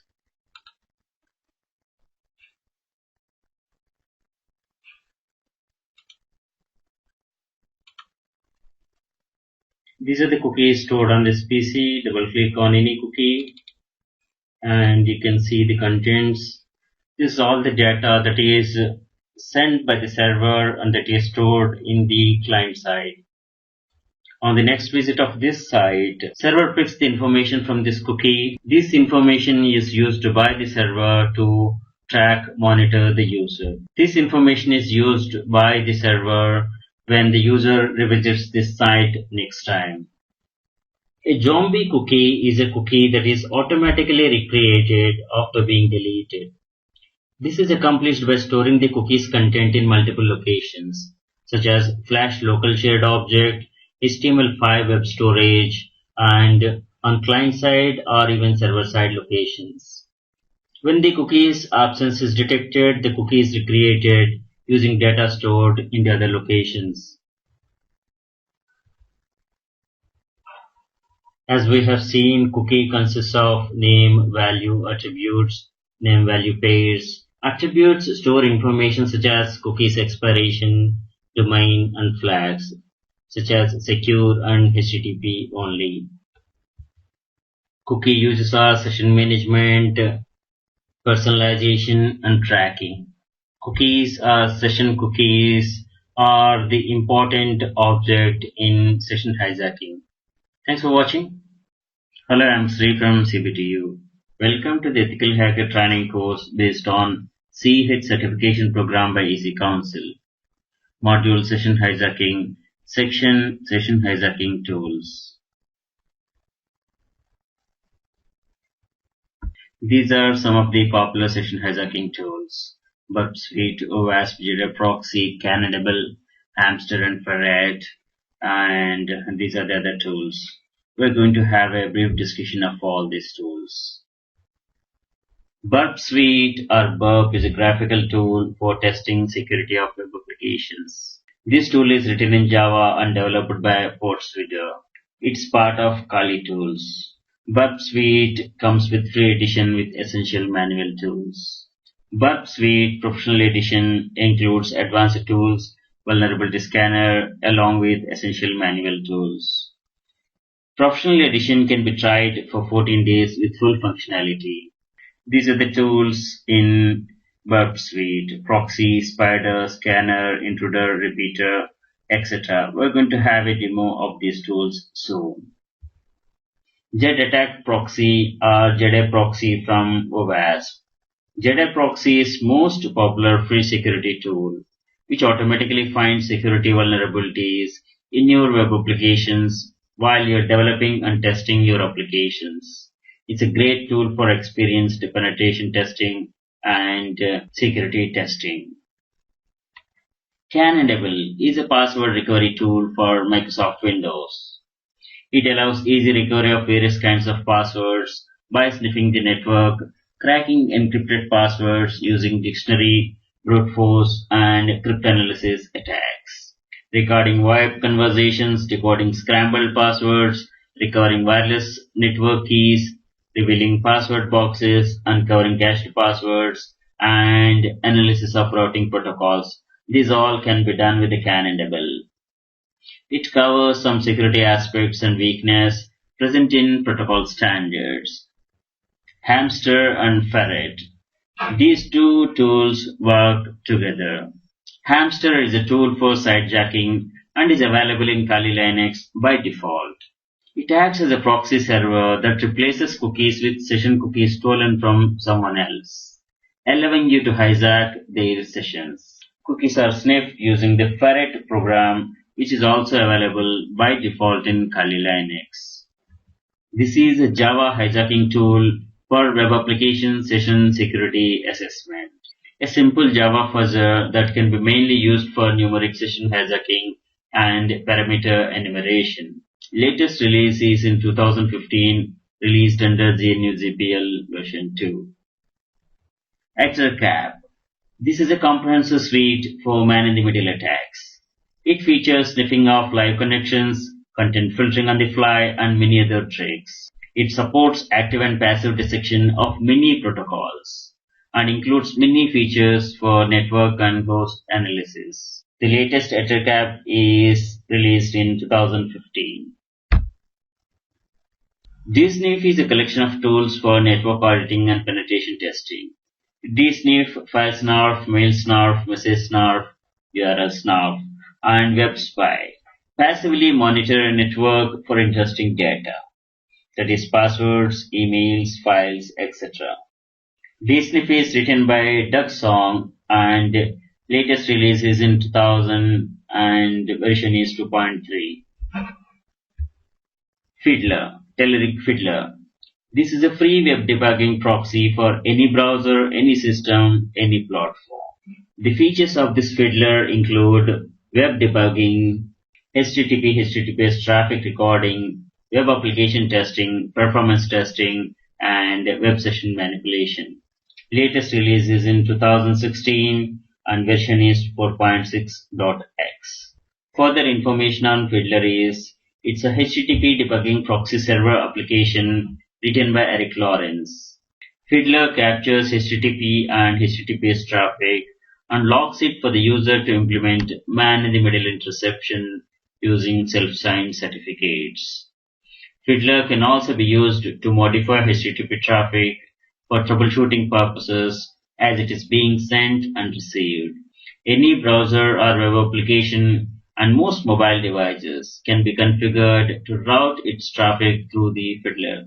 First release is in 2003 and in 2012 Fiddler was acquired by Telerik and Eric continued there. 2015 Eric left Telerik in favor of Google's Chrome security team. Telerik continues developing Fiddler now. FireShip is Firefox extension that uses a packet sniffer to intercept unencrypted session cookies from websites. The plugin eavesdrops on Wi-Fi communications, listening for session cookies, detects session cookie, and captures session ID. The collected identities are displayed in a sidebar in Firefox, and by clicking on victim's name, the victim session is taken over by the attacker. Cookie Catcher is an open source application that exploits accesses vulnerabilities, that is cross-site scripting, within web applications to steal user session IDs, that is session hijacking. These are some of the Cookie Catcher features. Pre-built payloads to steal cookie data. Just copy and paste payload into accesses vulnerability. Send email notification when new cookies are stolen, and others. We're going to have a demo on this soon. Tamper.ie. This is from Baden. Tamper.ie is lightweight web penetration testing. This is a simple Internet Explorer browser help object, WHO. which allows lightweight tampering of HTTP requests from IE5 and above. Perjak is from PacketStorm. This is a TCP session hijacking tool written in Perl. It does a man-in-the-middle attack, displays all active sessions and takes over the selected TCP session. Surfjack. This is the oldest tool and not actively maintained, but it's a useful tool. It's able to hijack a cookie for various sites, some of which make use of HTTPS, and allows the tester to log in as a victim. Juggernaut is from Security Team. This is a network sniffer used for session hijacking. It runs on Linux versions only. Beyond Security offers network testing tools and vulnerability scanner. Charles Web Debugging Proxy is a cross-platform HTTP debugging proxy server application. Charles is an HTTP proxy, HTTP monitor, and reverse proxy. This is Web Debugging Proxy written in Java. Latest release is 4.2, released in 2017. Features include network message analysis, XML, JSON, SOAP interpretation, SSL debugging, bandwidth throttling, flash development aids, etc. Some other tools. DroidSheep is an Android tool for web session sidejacking, that captures session ID by listening to the wireless conversations. This API key was made available on Google Play, but it has been taken down by the Google. Thanks for watching. Hello, I'm Sri from CBTU. Welcome to the Ethical Hacker Training course based on CEH certification program by EC Council. Module Session Hijacking, Section Burp Suite Proxy. Burp Suite Tools. Burp Suite or Burp is a graphical tool for testing security of web applications. This comes by default with Kali Linux. Here are the tools in the Burp Suite, and we are going to learn about proxy. Burp Proxy operates as web proxy server, sits as a man in the middle between the browser and the destination web servers. This allows the interception, inspection, and modification of raw traffic passing in both directions. Burp Suite is available for Windows and Linux platforms. Free edition comes with essential manual tools. Professional edition includes advanced tools and vulnerability scanner. You can request for a professional edition for 14 days trial and test its features. Browser proxy configuration. Proxy allows you to intercept and monitor web traffic with all info about requests and responses. Configure Firefox or any other browser to send traffic through the proxy. For Firefox, the steps to configure the proxy are: on the right-hand top corner, you have the menu button. Click on that. Then from the drop down, you click on the options, and from the general, this network tab, click on settings to open proxy settings page. By default, no proxy is selected, and when you want to configure the proxy, select manual proxy and then enter 127.0.0.1. This is localhost, and Burp Suite works on 8080 port. And you make this exemption, no proxy for localhost. You check this to use this proxy for SSL, FTP, and SOX protocols. Select proxy and the options tab. Default proxy listener is added for incoming HTTP traffic. You can send a redirection also if you want to send the traffic to another proxy or another gateway. And you can import export CS certificate or regenerate CS certificate. We can leave the other defaults or we can tweak. With the running checked here, we are ready to start capturing traffic with the Burp Suite proxy. You can click on it to toggle intercept on or off to read the live traffic. By opening some pages, we can check the request responses here. By default, the target is selected and click on proxy. When you select the proxy intercept tab, by default intercept is on. You can click on it to toggle intercept on off. And you can see the raw data, heads, and other header information. When the intercept is on, you can forward the request to the destination. HTTP history tab will show you all the traffic that passes through the web proxy. Data sorting can be done ascending or descending. Mini web server is running on port 8000 on 226 IP. We already configured the proxy for the Firefox browser. In the general, go to the last scroll down, click on this settings under the network proxy.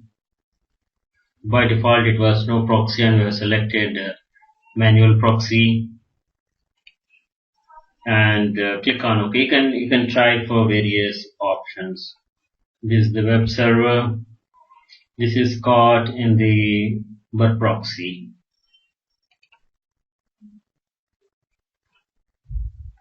This is the response from the server.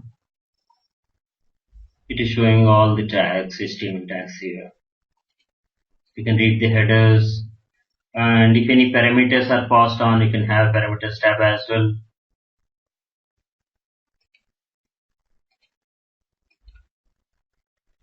And it can render the page as well as and display the page. You can configure the proxy listeners here. You can click on this and edit. If you want to redirect the traffic to some other host or some other proxy, you can do that configuration here. You can force use of SSL for the traffic between web proxy and the other proxy. And certificate, we selected this, and the other options, they can be tested. Let's try to open example.com. This is a HTTP page. This doesn't have any issue. And if you open HTTP, the information will be displayed here. When you open any HTTPS site, your connection is not secure and it will not open the page.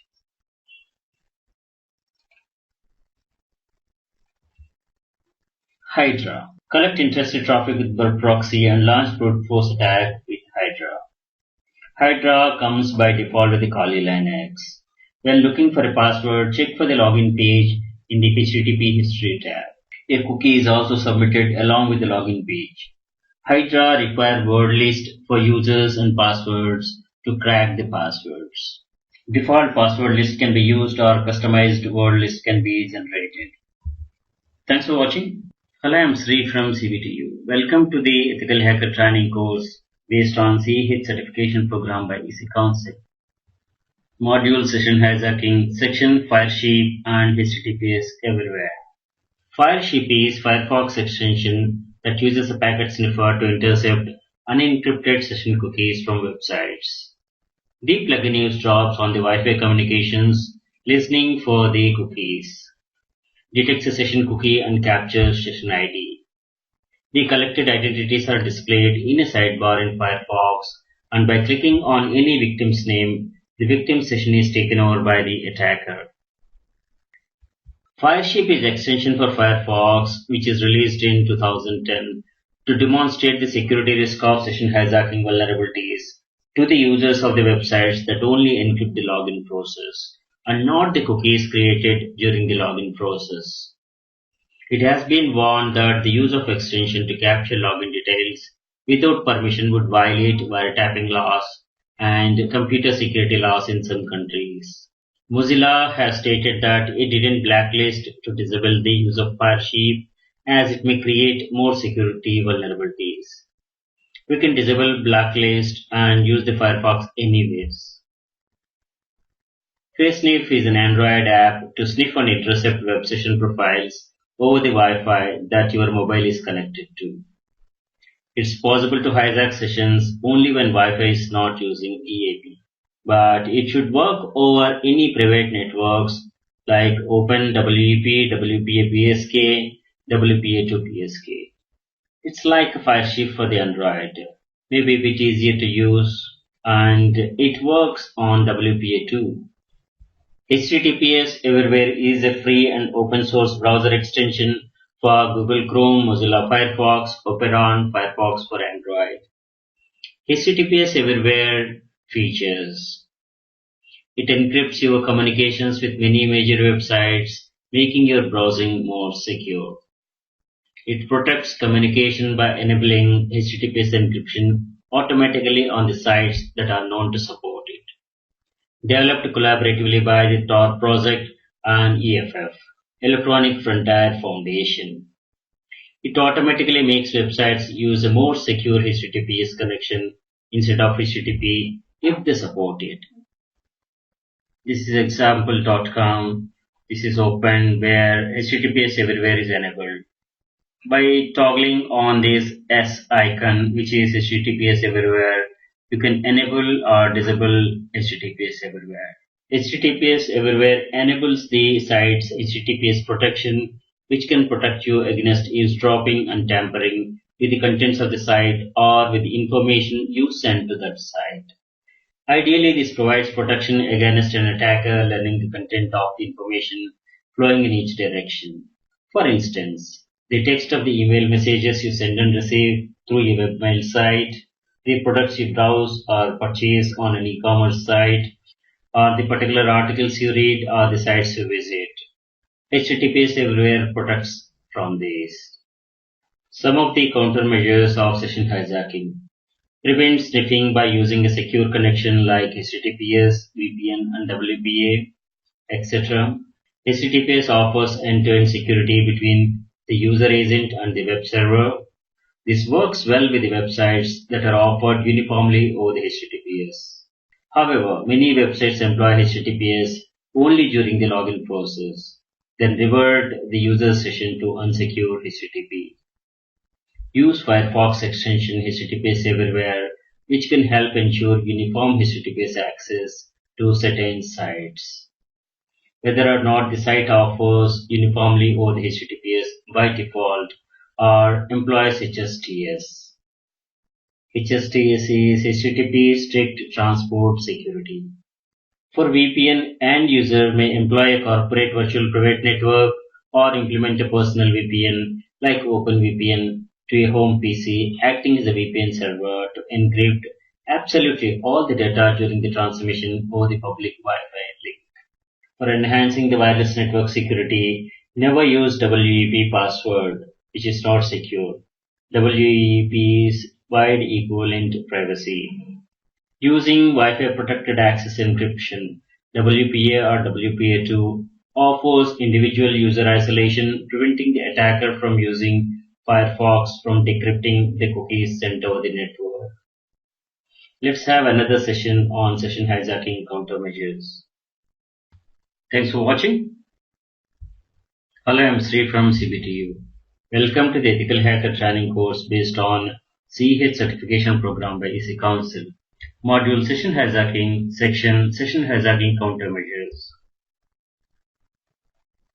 These are some of the methods to prevent session hijacking. Encryption of the data traffic passed between the parties by using SSL TLS, in particular the session key. Now, this is almost mandated by all the banks, e-commerce services, etc.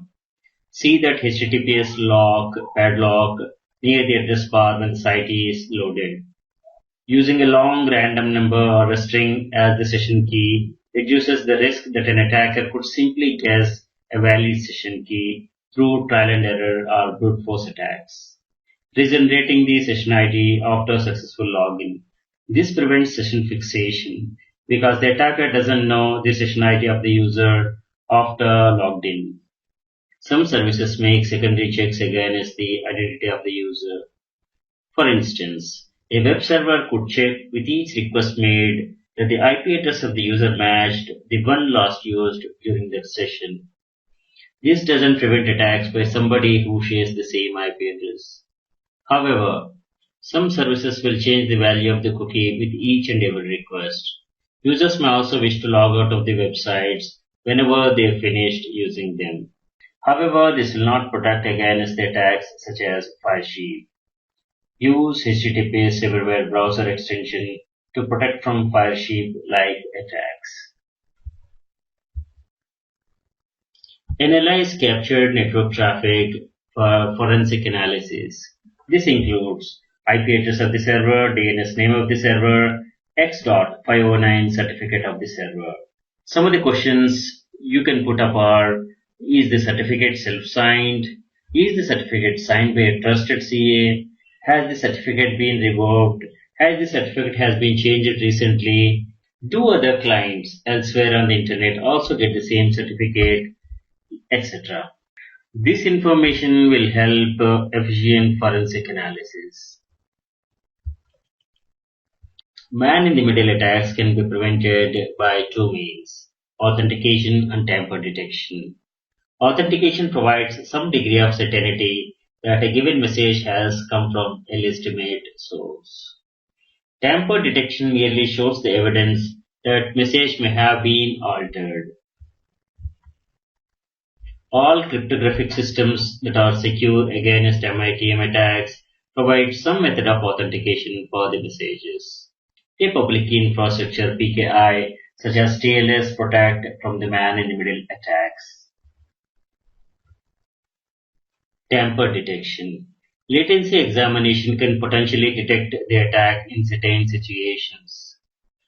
Quantum cryptography provides tamper evidence for transactions through the no-cloning theorem. Certificate pinning and DNSSEC. HTTPS public key pinning, also called as certificate pinning. This helps prevent a man-in-the-middle attack in which the certificate authority itself is compromised by having the server provide a list of pinned public key hashes during the first transaction. Subsequent transactions then require one or more of the keys in the list must be used by the server in order to authenticate the transaction. DNSSEC.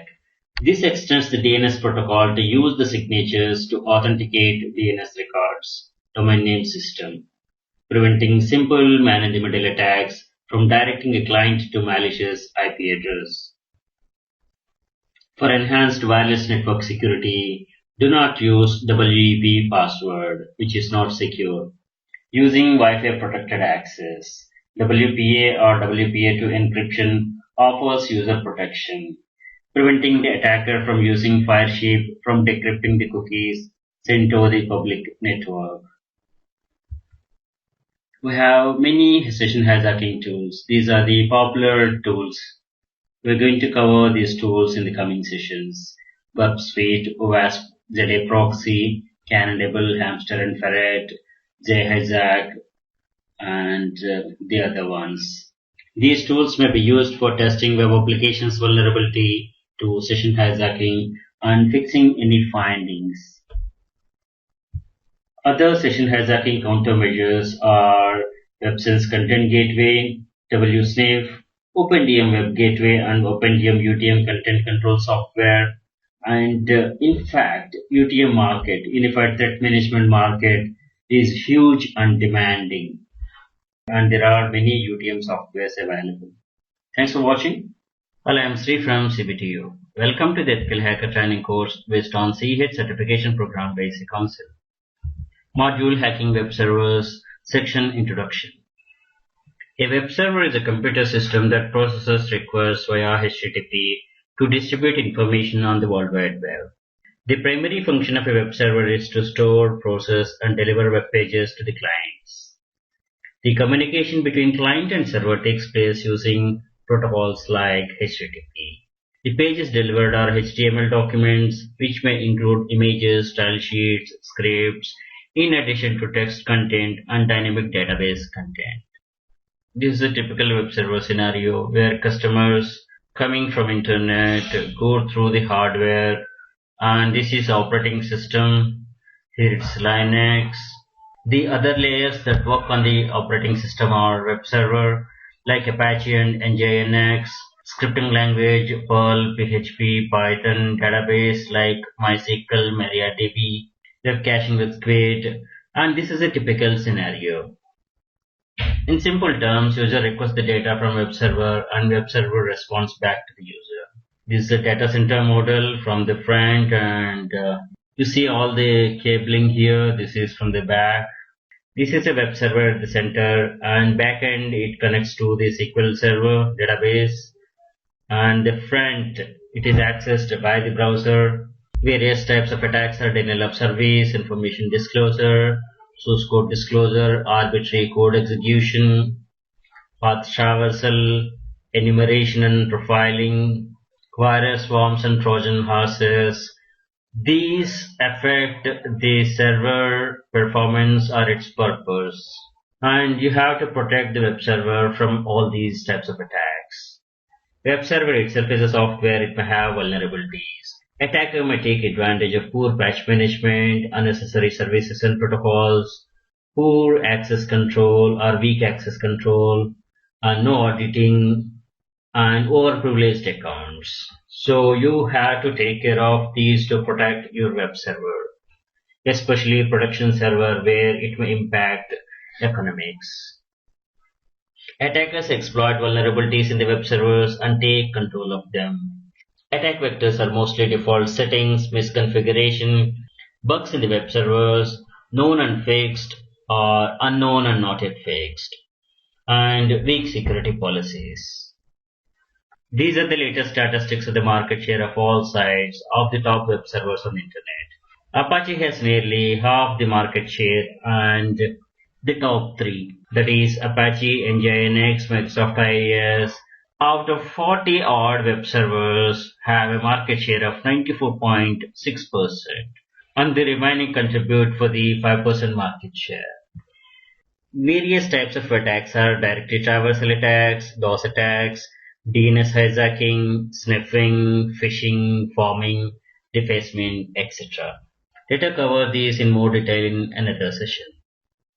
Main motive of hacking web servers is to damage reputation of an organization, monetary gains, and use stolen data for fraud activities, data tampering, and to launch secondary attacks. Some of the general tools that are used for web server hacking are Metasploit, MPAC, Zeus, Neosplit, HTTP Recon, IDServe, WFH, etc.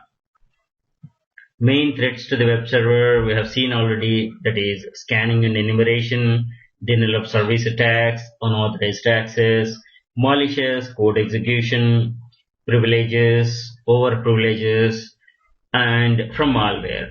Scanning and enumeration is used to gather information about the website, web server, and its vulnerabilities, like unnecessary protocols, open ports, banners, and configuration info, etc.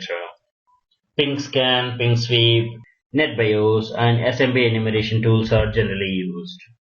To counter this, close unwanted ports, block ICMP traffic, disable unnecessary protocols such as NetBIOS and SMB.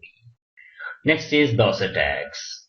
DOS attacks are targeted against weak TCP/IP stack configuration and unpatched servers. DOS attack is done by TCP SYN floods, buffer overflows, overloading web servers with numerous requests. To counter this, harden the TCP/IP stack, apply the patches to the operating system and web server. Next threat is unauthorized access. Strengthen the permissions and user access controls. Secure web server user access permissions, .NET Framework access control mechanisms, including URL authorization. Attacker may run malicious code on web server to compromise the server with weak configuration and unpatched servers. To counter this, configure the web server to reject URLs with ... to prevent the path traversal, lock down the system commands and utilities with ACLs. And coming to the overprivileges, run the processes using least privileged accounts only. Malware like virus swarms, Trojan horses affect servers and damage their purpose. To counter this, patch and stop unnecessary services, filters, and extensions. These are the countermeasures to secure web server: patch management, hardening operating system, hardening web server, and configuring firewalls, antivirus, anti-malware software, disable remote admin access, remove default accounts and unused accounts. Default ports and settings must be secured. It is impossible to write a software program without bugs. Whatever testing is done, there may be some unexplored bugs that may surface at a later time. Those need to be addressed when discovered. Operating system, web server, and web applications are all softwares and may contain bugs that are prone for attacks. This is about the manipulation of live HTTP headers. Thanks for watching. Hello, I'm Sri from CBTU. Welcome to the Ethical Hacker training course based on CH certification program by IC Council. Module Hacking Web Servers, Section Attack Types. Some of the popular types of attacks are directory traversal attacks, DOS attacks, DNS hijacking, sniffing, phishing, pharming, and defacement. Directory traversal or path traversal is exploiting insufficient security validation, sanitization of user-supplied input file names, such that the characters representing traverse to the parent directory are passed through to the file APIs. The goal of this attack is to use an affected application to gain unauthorized access to the file system. Directory traversal is also known as // attack, dictionary clamping, and backtracking. DOS attack is a cyber attack where the attacker makes a target system resource unavailable to its intended users by flooding with superfluous requests in an attempt to overload the systems and prevent legitimate requests from being fulfilled. In distributed DOS attack, the victim is flooded with traffic from many different sources. DNS hijacking or DNS redirection is manipulating the resolution of DNS queries. Attacker compromise modify the behavior of trusted DNS server to direct users' web traffic to attackers' malicious web servers. This is whois information of example.com from who.es. These are the name servers and they point to this IP address. In DNS hijacking, attacker try to modify these DNS servers pointing to another IP address such that this domain's traffic is diverted to the malicious web server, attacker's website. A packet sniffer, also called as network analyzer or protocol analyzer, is used for intercepting and logging traffic. A sniffer captures the packets passing over a network, decodes the packet's raw data, showing its content. Sniffer detects errors, detect root causes of errors, generate timing diagrams, reconstruct TCP and UDP data streams, etc. Phishing is social engineering technique used to deceive users and exploit weaknesses in the current web security. That is done to obtain sensitive information such as usernames, passwords, and credit card details by disguising as trustworthy entity in a spoofed email communication or instant messaging. Pharming is a cyber attack intended to redirect a website's traffic to another fake site. Pharming is conducted either by changing the host file on victim's computer or by exploitation of vulnerabilities in DNS server software. DNS names resolves the internet names to their real IP addresses. Compromised DNS servers are used for pharming attack. Pharming is coined from pharming and phishing. Phishing is a type of social engineering attack to obtain access credentials such as usernames and passwords. Pharming is used to gain information for online identity theft. Pharming has become a major concern to businesses hosting e-commerce and online banking websites. Website defacement attack and a website changes the visual appearance of the website. Attackers break into the web server and replace the hosted website with one of their own or any defaming pages. Defacements are mostly politically motivated to defame the target website. Website admins must take security control steps to rectify their websites, web server weaknesses, and upgrade the policies to bring back their website online. Let us take a demo of Google Hacking Database on directory listing. We searched Google with in title :index of, and we got this many sites. Let us look at the first link. So this is the page. See, all these folders are displayed here. And if you click on any, let us click on this as well. Let us click on this as well. So these are all MP3s that are stored here. So this is for a demonstration purpose only. What we selected is the first result from the Google. Let us check this second one.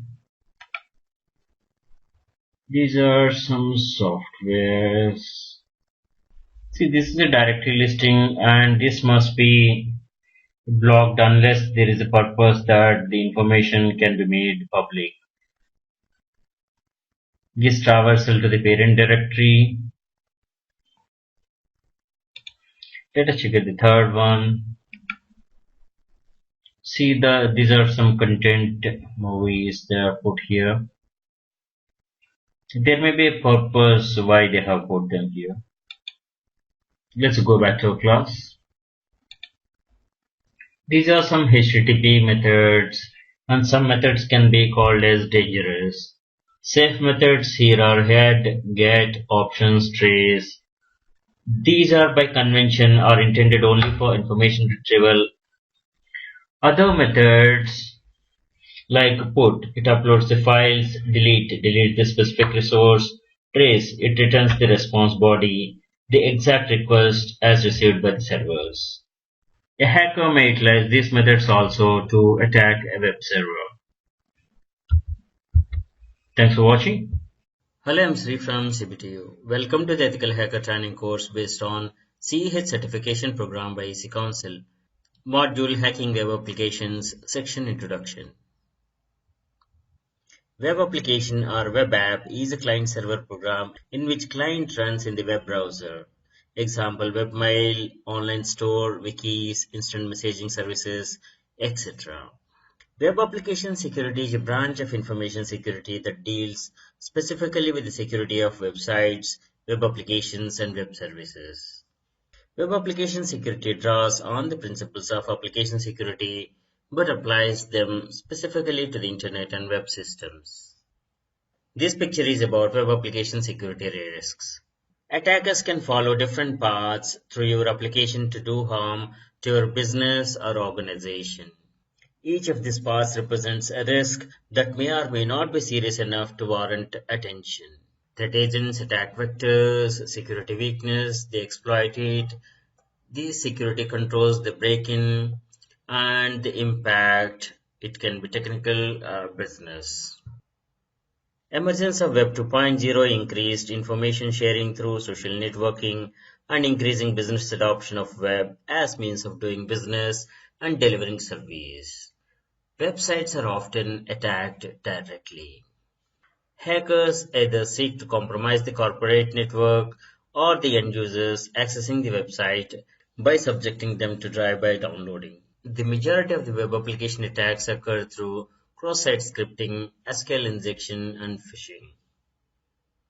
Web 2.0 refers to the World Wide Web websites that emphasize user-generated content, usability, and interoperability for the end users.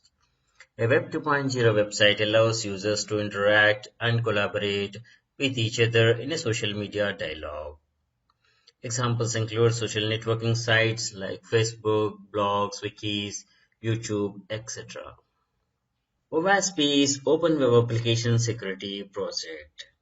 OWASP is emerging as a standards body for the web application security. It published the OWASP Top 10 on the major threats against web applications. Web Application Security Consortium (WASC) has created the Web Hacking Incident Database (WHID) and also produced open source best practice documents on the web application security. The WHID became the OWASP project in 2014. Security is based on people and processes. Some of the technical solutions for securing the web applications are black box testing tools, white box testing tools, fuzzing tools used for input testing, web application security scanner, web application firewalls (WAF), and password cracking tools. There are several ways of targeting mobile devices when making a web application. It can be responsive web design, progressive web apps, or native apps or mobile apps. Hybrid apps embed a mobile website inside a native app, possibly using a hybrid framework like Apache Cordova and Iconic or Accelerator Titanium. These are some of the technologies that are in use. The most common structure is the three-tiered application, which are presentation, application, and storage. Presentation is web browser.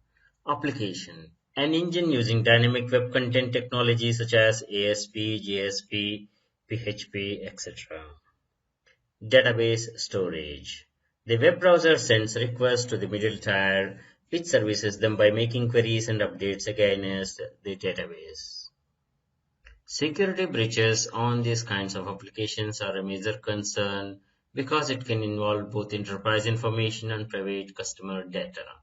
The processes for authentication, authorization, asset handling, input and logging, and auditing must be included in the development process. Building security into the applications from the beginning can be more effective and less disruptive in the long run. Cloud computing model, web applications or software as a service or platform as a service provided for enterprises. Resiliency is well built in the cloud apps along with the security. We'll be covering cloud computing security in another session. Thanks for watching. Hello, I'm Sri from CPTU. Welcome to the Ethical Hacker training course based on CEH certification program by EC Council. Module Hacking Web Applications. Section OWASP. Open Web Application Security Project. OWASP is an online community that produces freely available articles, methodologies, documentation, tools, and technologies in the field of web application security. In the application security domain, OWASP is an unbiased source of information on best practices as well as active body advocating open standards. OWASP is worldwide not-for-profit charitable organization focused on improving the security of software. OWASP mission is to make software security visible so that individuals and organizations are able to make informed decisions. History of OWASP. In 2001, Mark Curphey started OWASP. In 2003 to 2011, Jeff Williams served as the volunteer chair of OWASP. 2015 onwards, Matt Kunda chaired the board. The OWASP Foundation, a non-profit, supports the OWASP infrastructure and projects. This is the web page of OWASP. OWASP features. Vendor-neutral community of best and like-minded professionals. Issues software tools and knowledge-based documentation on application security. Everyone is free to participate in OWASP. All materials are available under a free and open software license. Managed by a global group of volunteers with over 45,000 participants. The OWASP Top 10 is a powerful awareness document for web application security. It represents a broad consensus about most critical security risks to web applications. Adopting the OWASP Top 10 is perhaps the most effective first step towards changing the software development culture within your organization into one that produces secure code. OWASP is an open community dedicated to enabling organizations to develop, purchase, and maintain applications and APIs that can be trusted. This is OWASP Top 10 2017 document. It contains the 10 most critical web application security risks. So we're going to cover this in another session. OWASP sponsors include premier corporate members like Adobe, NetSparker, Qualys, and others. Corporate members like IPSwitch, Panasonic, Oracle, UPS, and others. Academic supporters like Leeds Beckett University, University of Central Florida, and others. This is comparison of issues and problems in 2017 versus 2013. So we're going to cover this in next session. Thanks for watching. Hello, I'm Sri from CBTU. Welcome to the Ethical Hacker training course based on CEH certification program by EC Council. Module Hacking Web Applications, Section OWASP Top 10 Project. OWASP is an online community that produces freely available articles, methodologies, documentation, tools, and technologies in the field of web application security. In the application security domain, OWASP is an unbiased source of information on best practices as well as an active body advocating open standards. The OWASP Top 10 is a powerful awareness document for web application security. It represents a broad consensus about most critical security risks to the web applications. Adapting the OWASP Top 10 is perhaps the most effective first step towards changing the software development culture within your organization into one that produces secure code. This is OWASP Top 10 2017 document. It contains the 10 most critical web application security risks explained. These are the 10 risks that are explained in the document: injection, broken authentication, sensitive data exposure, XML, external entities, XXE, broken access control, security misconfiguration, cross-site scripting, insecure deserialization, using components with known vulnerabilities, and insufficient logging and monitoring.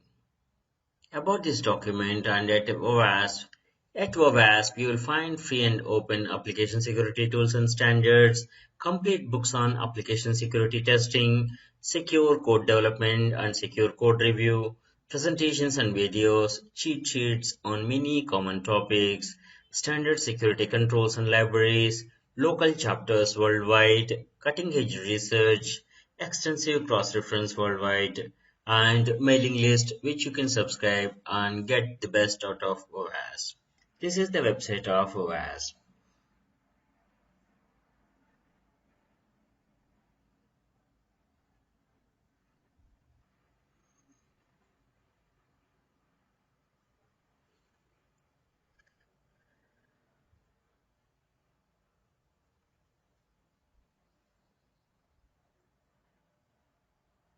This document is freely available and you can have a copy of it and explore this further.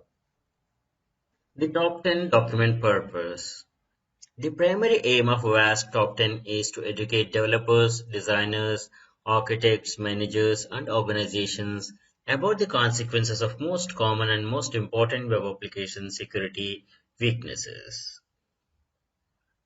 The top 10 provides basic techniques to protect against these high-risk problem areas and provides guidance on where to go from here. These are the top 10 risks identified in 2017. This is compared against the list in 2013. Injection flaws such as SQL, NoSQL operating system, and LDAP injection occur when untrusted data is sent to an interpreter as part of command or query. The attacker's hostile data can trick the interpreter into executing unintended commands or accessing data without proper authorization. Broken authentication. Application functions related to the authentication and session management are often implemented incorrectly, allowing attackers to compromise the passwords, keys, or session tokens, or to exploit the other flaws. Many web applications and APIs do not properly protect sensitive data, such as financial, healthcare, and personally identifiable information. Attackers may steal search web apps. XML external entities. Poorly configured XML processors can be used to disclose internal files, shares, facilitate remote code execution, and DOS attacks. Broken access control. Restrictions on authenticated users is often not properly configured. Attackers can exploit these flaws to access unauthorized functionality, data such as access other user accounts, gain sensitive data. Security misconfiguration is the result of insecure default configurations, incomplete or ad hoc configurations, misconfigured HTTP headers, and verbose error messages containing sensitive information. Countermeasure being all operating systems, framework, libraries, and applications must be securely configured and be patched and updated periodically. Cross-site scripting flaws occur whenever an application includes untrusted data in a new web page without proper validation or escaping, or updates an existing web page with user-supplied data using a browser API that can create HTML or JavaScript. XSS allows attackers to execute scripts in the victim's browser, which can hijack user sessions, deface websites, or redirect the user to malicious sites. Insecure deserialization. This often leads to remote code execution. Even if deserialization flaws do not result in remote code execution, they can be used to perform attacks including replay attacks, injection attacks, and privilege escalation attacks. Using components with known vulnerabilities. Components such as libraries, frameworks, and other software modules run with the same privileges as the application. If vulnerable component is exploited, such an attack can facilitate serious data loss or server takeover. Applications and APIs using components with known vulnerabilities may undermine application defenses and enable various attacks and impacts. Insufficient logging and monitoring. This, coupled with missing or ineffective integration with incident response, allows attackers to further attack systems, maintain persistence, pivot to more systems, and tamper, extract, destroy data. Most breach studies show that time to detect a breach is over 200 days, typically detected by external parties rather than internal processors or monitoring. Thanks for watching. Hello, I'm Sri from CPTU. Welcome to the Ethical Hacker Training course based on CEH certification program by C Council. Module Hacking Web Applications, Section Tools and Countermeasures. Developers need to embrace and practice a wide variety of secure coding techniques. All the tiers of a web application, the user interface, the business logic, the controller, and the database code and more, all need to be developed with security in mind. OWASP Top 10 Proactive Controls helps in this. The OWASP Top 10 Proactive Controls is a list of security techniques that should be included in every software development project. They are ordered by the order of importance, with control number 1 being the most important.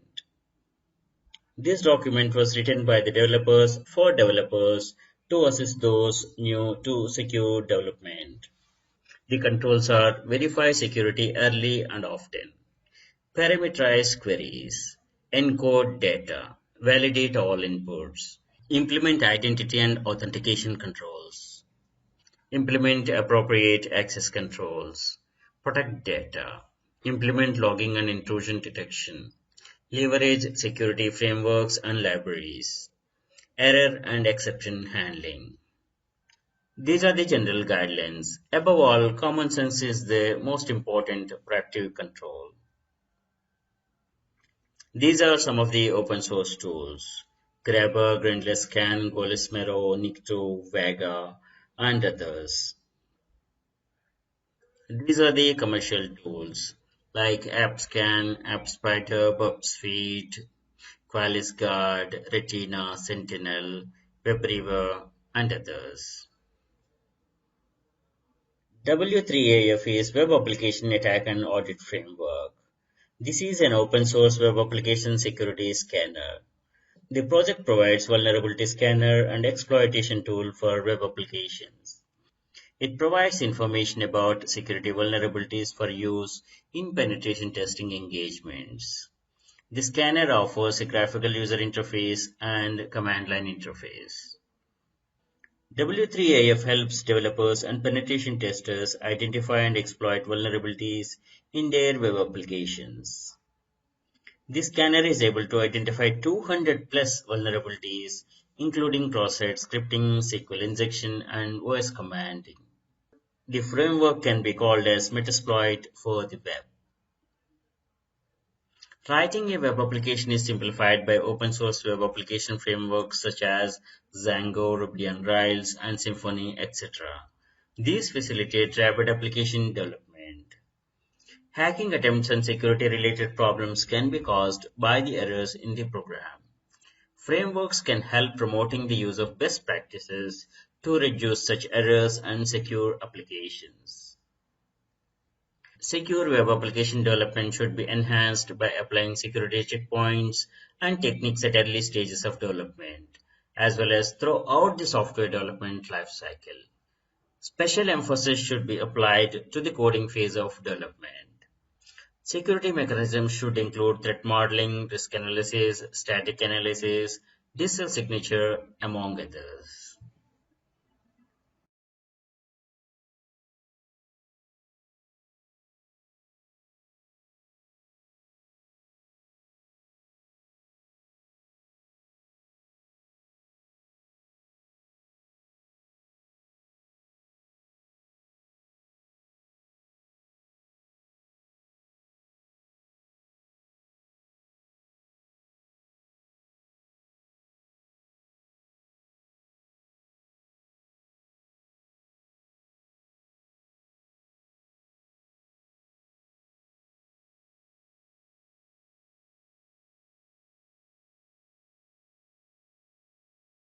Thanks for watching.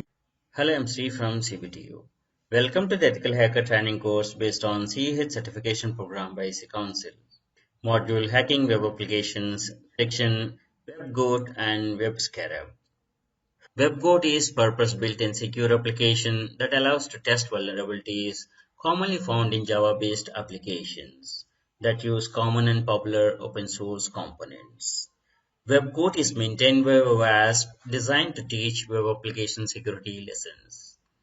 In each lesson, users must demonstrate their understanding of a security issue by exploiting a real vulnerability in the WebGoat applications. The most important change is towards a lesson model. Instead of just hacking, focus on explaining from the beginning about ways of exploiting. Each lesson within WebGoat contains 3 elements: explain the vulnerability, how to exploit the vulnerability, and mitigation scenarios. This is the web page of WASP WebGoat project. WebWolf is a separate web application which you can use to solve assignments and challenges. WebWolf is able to host files, receive emails, and serve as a landing page. WebGoat demonstrates of common server-side application flaws. The exercises are intended to be used by the people to learn about application security and penetration testing techniques. So beware of these warnings, disconnect from the internet while using this program, and do understand that this program is for educational purpose only. WebGoat, a deliberately insecure Java EE application provided by the OWASP Foundation. This is available from GitHub repository and Google Code Archives as well. WebGoat is available from SourceForge also. Download a copy and experiment with it. There are 2 WebGoat releases. The standard version includes Java and Tomcat server. The developer version includes standard version and has Eclipse and Eclipse workspace. This is WebGoat installation on Windows. Extract the downloaded file. Inside the WebGoat directory, you have webgoat.bat. This batch file, double-click on it. This runs the Tomcat server. These are the steps. We have unzipped and we started the Tomcat by double-clicking the webgoat.bat. Now in the browser, open localhost/webgoat/attack and log in with guest as user and password. This is Tomcat initiation. This is launching WebGoat login page. Use guest as user and password to log in. This is the WebGoat interface. Please understand that while running this program, your machine is extremely vulnerable to attack. You should disconnect from the network while using this program. Just to reiterate, this program is for educational purpose only. Use of this application without permission is a violation and it may attract legal proceedings. WebScarab is an open source project written in Java and is used to test web applications for their security. It operates as an intercepting proxy. Thanks for watching. Hello, I'm Sri from CBTU. Welcome to the Ethical Hacker training course based on CEH certification program by IC Council. Module SQL Injection, Section SQL Injection Attacks. SQL injection or SQL injection is a code injection technique used to attack data-driven applications in which malicious SQL statements are inserted into an entry field for execution. It can be retrieving some tables or dumping the old database contents. Code injection is the exploitation of a computer bug that is caused by processing invalid data. Injection is used by an attacker to introduce code into the vulnerable computer program and change the course of its execution. The result of successful code injection can be disastrous. Code injection technique is popular in system hacking, cracking, to gain information, privilege escalation, or unauthorized access to system. SQL injection is mostly known as an attack vector and can be used to attack any type of SQL database. SQL injection attacks allow attackers to spoof, identify, tamper with existing data, cause reputation issues such as voiding transactions, or changing balances, allow the complete disclosure of all data on the system, destroy the data, or make it otherwise unavailable, and become administrators of the database server. The four main classes of SQL injection are classic SQLi, blind inference SQLi, database management system specific SQLi, compound SQLi. Compound SQL injection is SQL injection plus insufficient authentication or DDoS attacks or DNS hijacking or cross-site scripting. Stormworm is also one representation of compounded SQL injection. Technical implementations of SQL injection are incorrectly filtered escape characters, incorrect type handling, blind SQL injection, conditional responses, and second order SQL injection.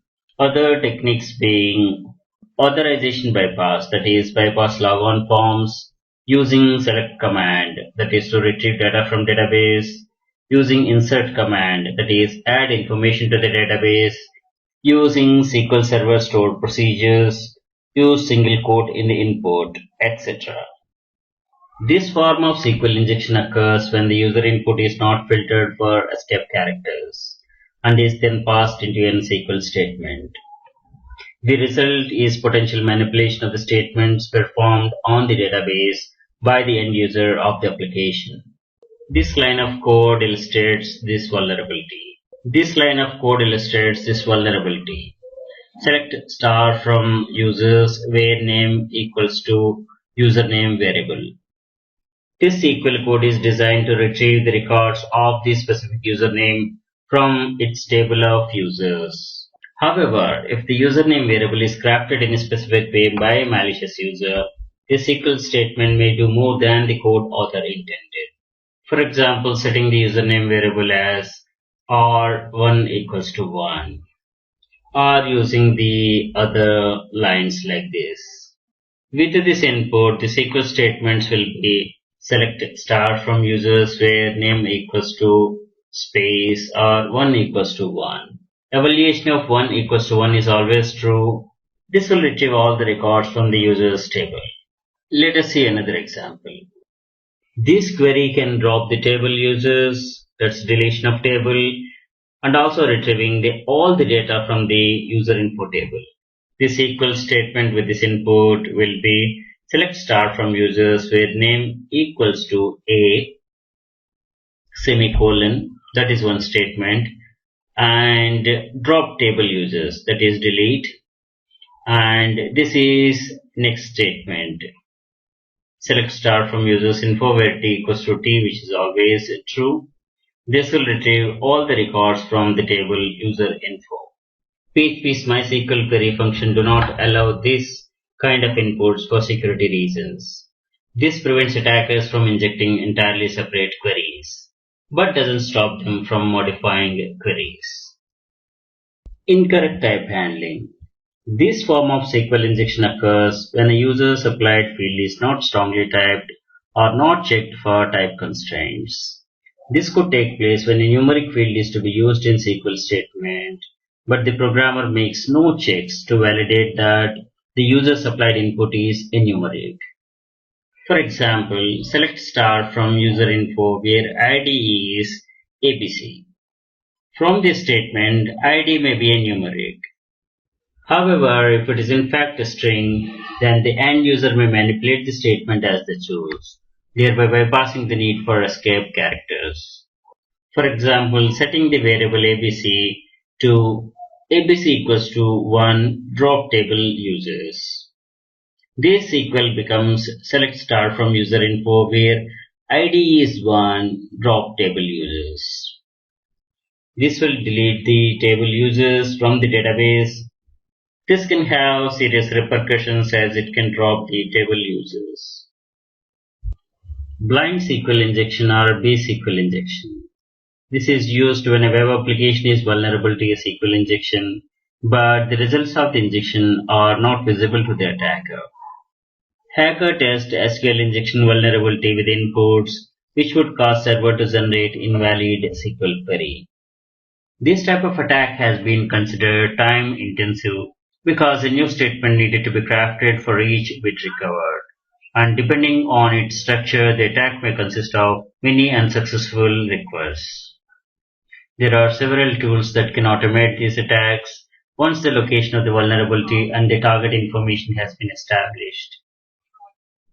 Conditional responses. This is one type of blind SQL injection which forces the database to evaluate a logical statement.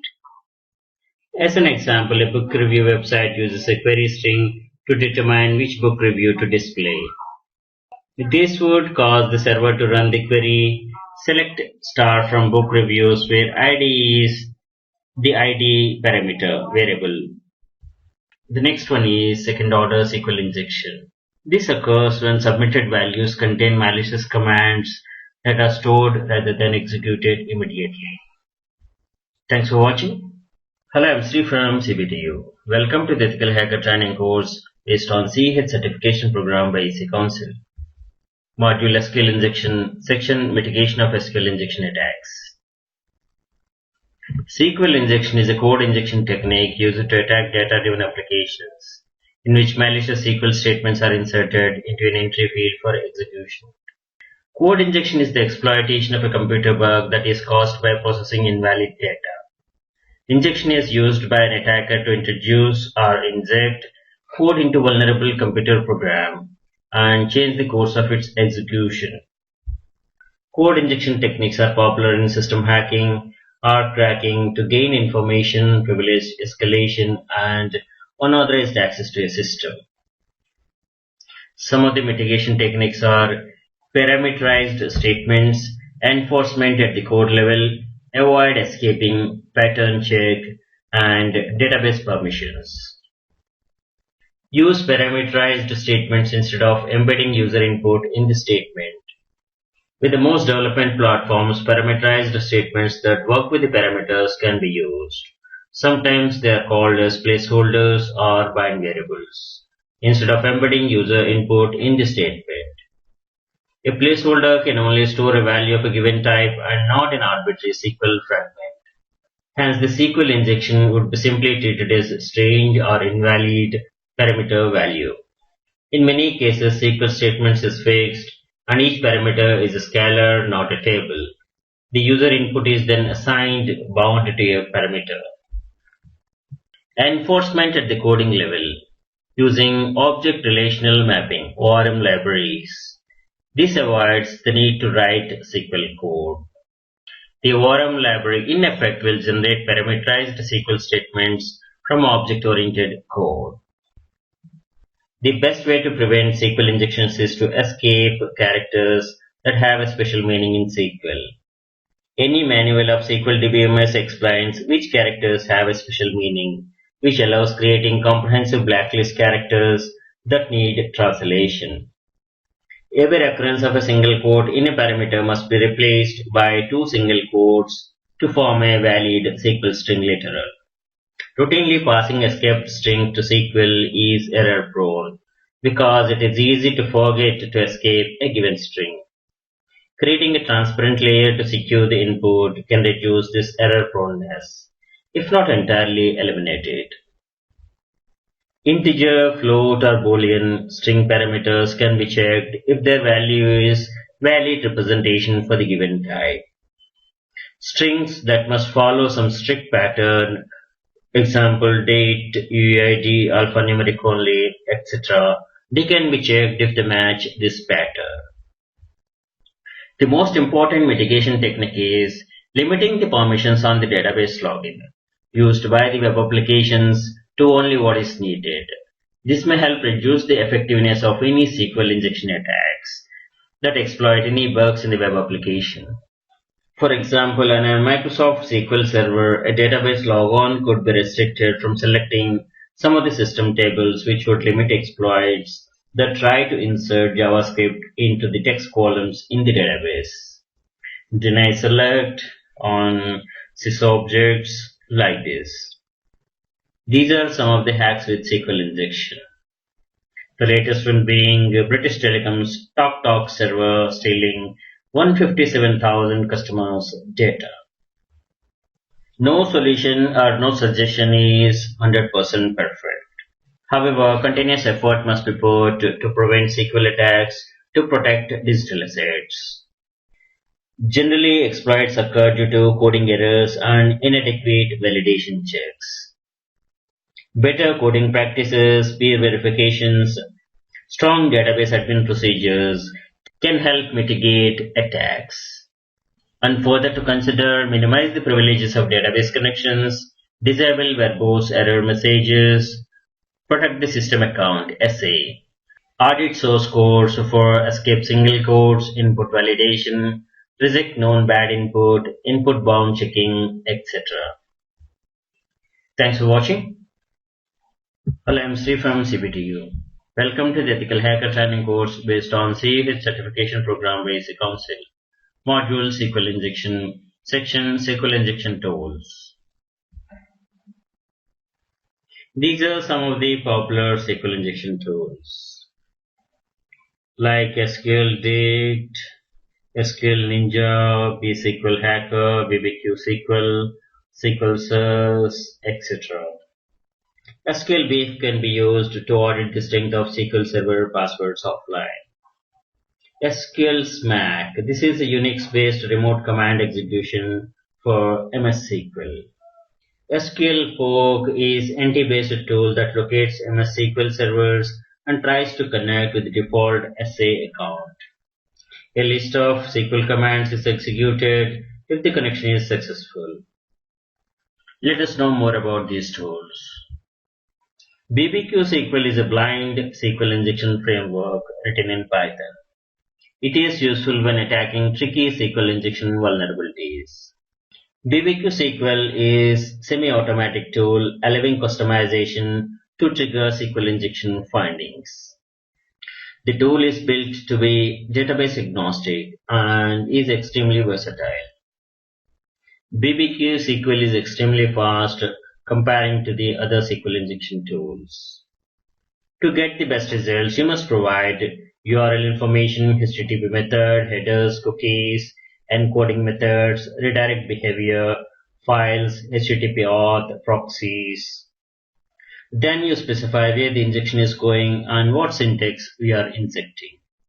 BBQ SQL is a SQL injection exploitation tool that comes with Kali tools by default. SQL Dict is a dictionary attack tool for SQL Server. This also comes by default with Kali tools. To use this, specify the target server IP address, target account name, and select the password list file to use for the dictionary attack. SQL exec executes commands on the compromised MS SQL servers by using XP command shell store procedure. It uses default SA and null password. Usage is SQL exec space target. Blind SQL Hacker is an automated SQL injection framework tool designed to exploit SQL injection vulnerabilities virtually in any database. Portcullis is no longer maintaining this tool, and the GitHub link is also disabled as of today. BSQL Hacker aims for experienced users as well as beginners who want to automate SQL injections. It allows Metasploit like exploit repository to share and update exploits. It has automated attack support for Oracle, MS SQL, MySQL. The authors say that this software is still in beta and there are known issues. SQL Map is an open source penetration testing tool that automates the process of detecting and exploiting SQL injection flaws and taking over database servers.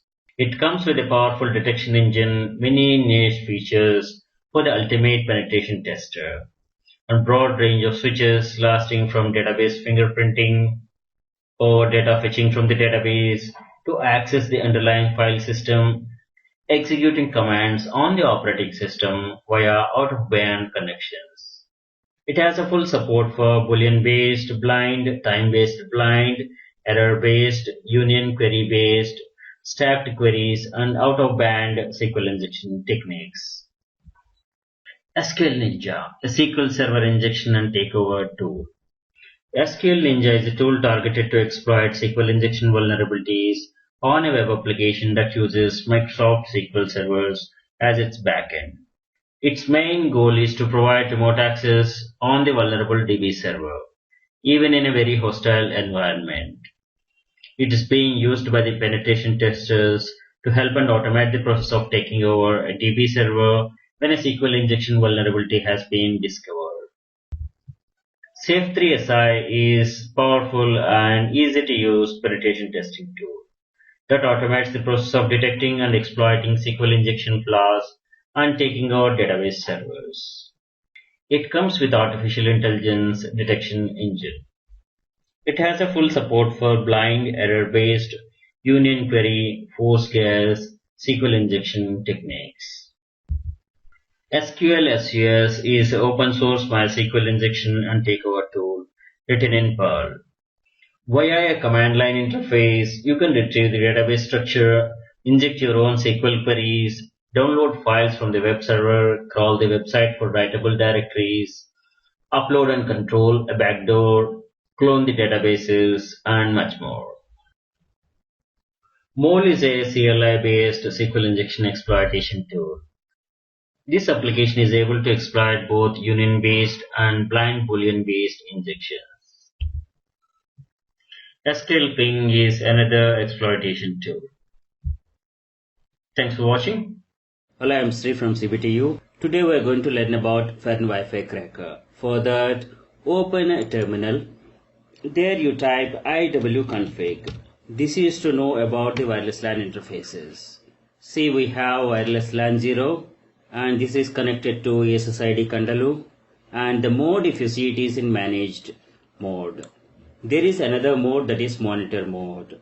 So in the managed mode, this wireless interface card will accept the packets that are destined for this interface only.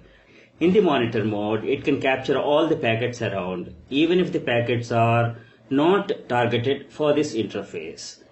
The Fern Wi-Fi Cracker turns this into monitor mode. That we're going to check.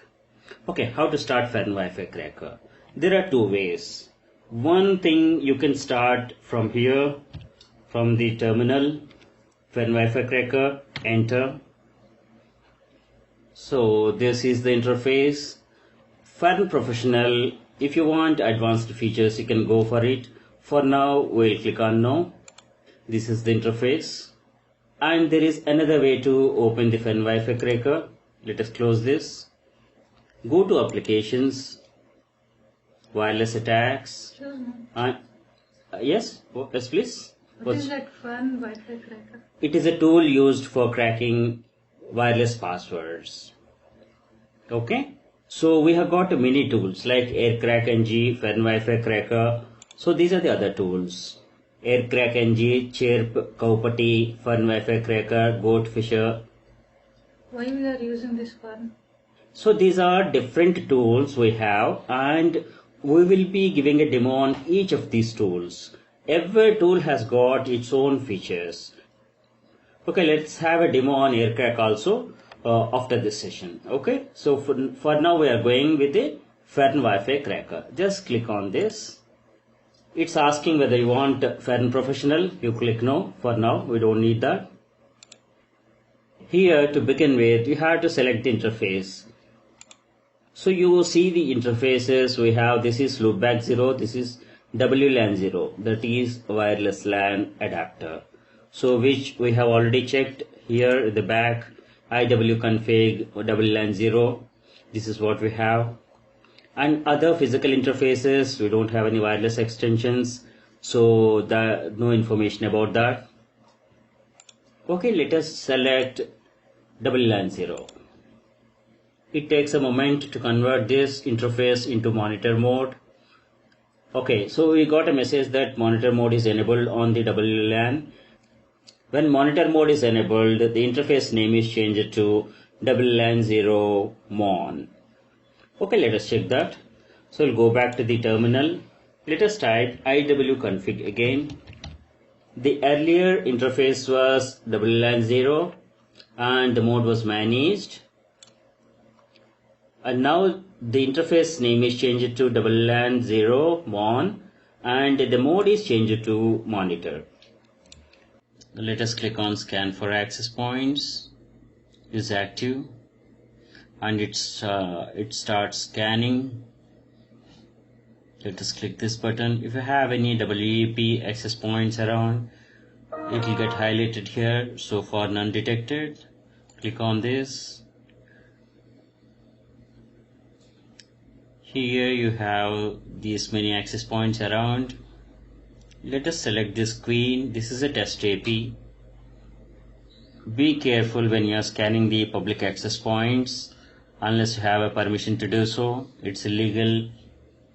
It's illegal to scan, hack the public access points. The handshake is done with this client. This client is connected to this access point and the SSID is queen, BSSID is this and it's in channel 3. This is the power status and encryption is WPA and it supports WPS. For test purpose we enable WPS feature also. Okay, so let us use this default word list and you can make your own word list with the crunch. So please watch the session crunch word list to create your own alphanumeric and special characters. Let us click on attack. It will send the deauthentication packets. It will dissociate this client and this will start connecting it to that access point again. Yeah, we got it. Brute force is done. The password it captured is WPK is this one. The process is finished. So this is how we use the FARN Wi-Fi cracker to attack an access point. Okay, let us close this. And whatever the password that is hacked, it will store into the database. Let us click on this key database. So it has made the entry.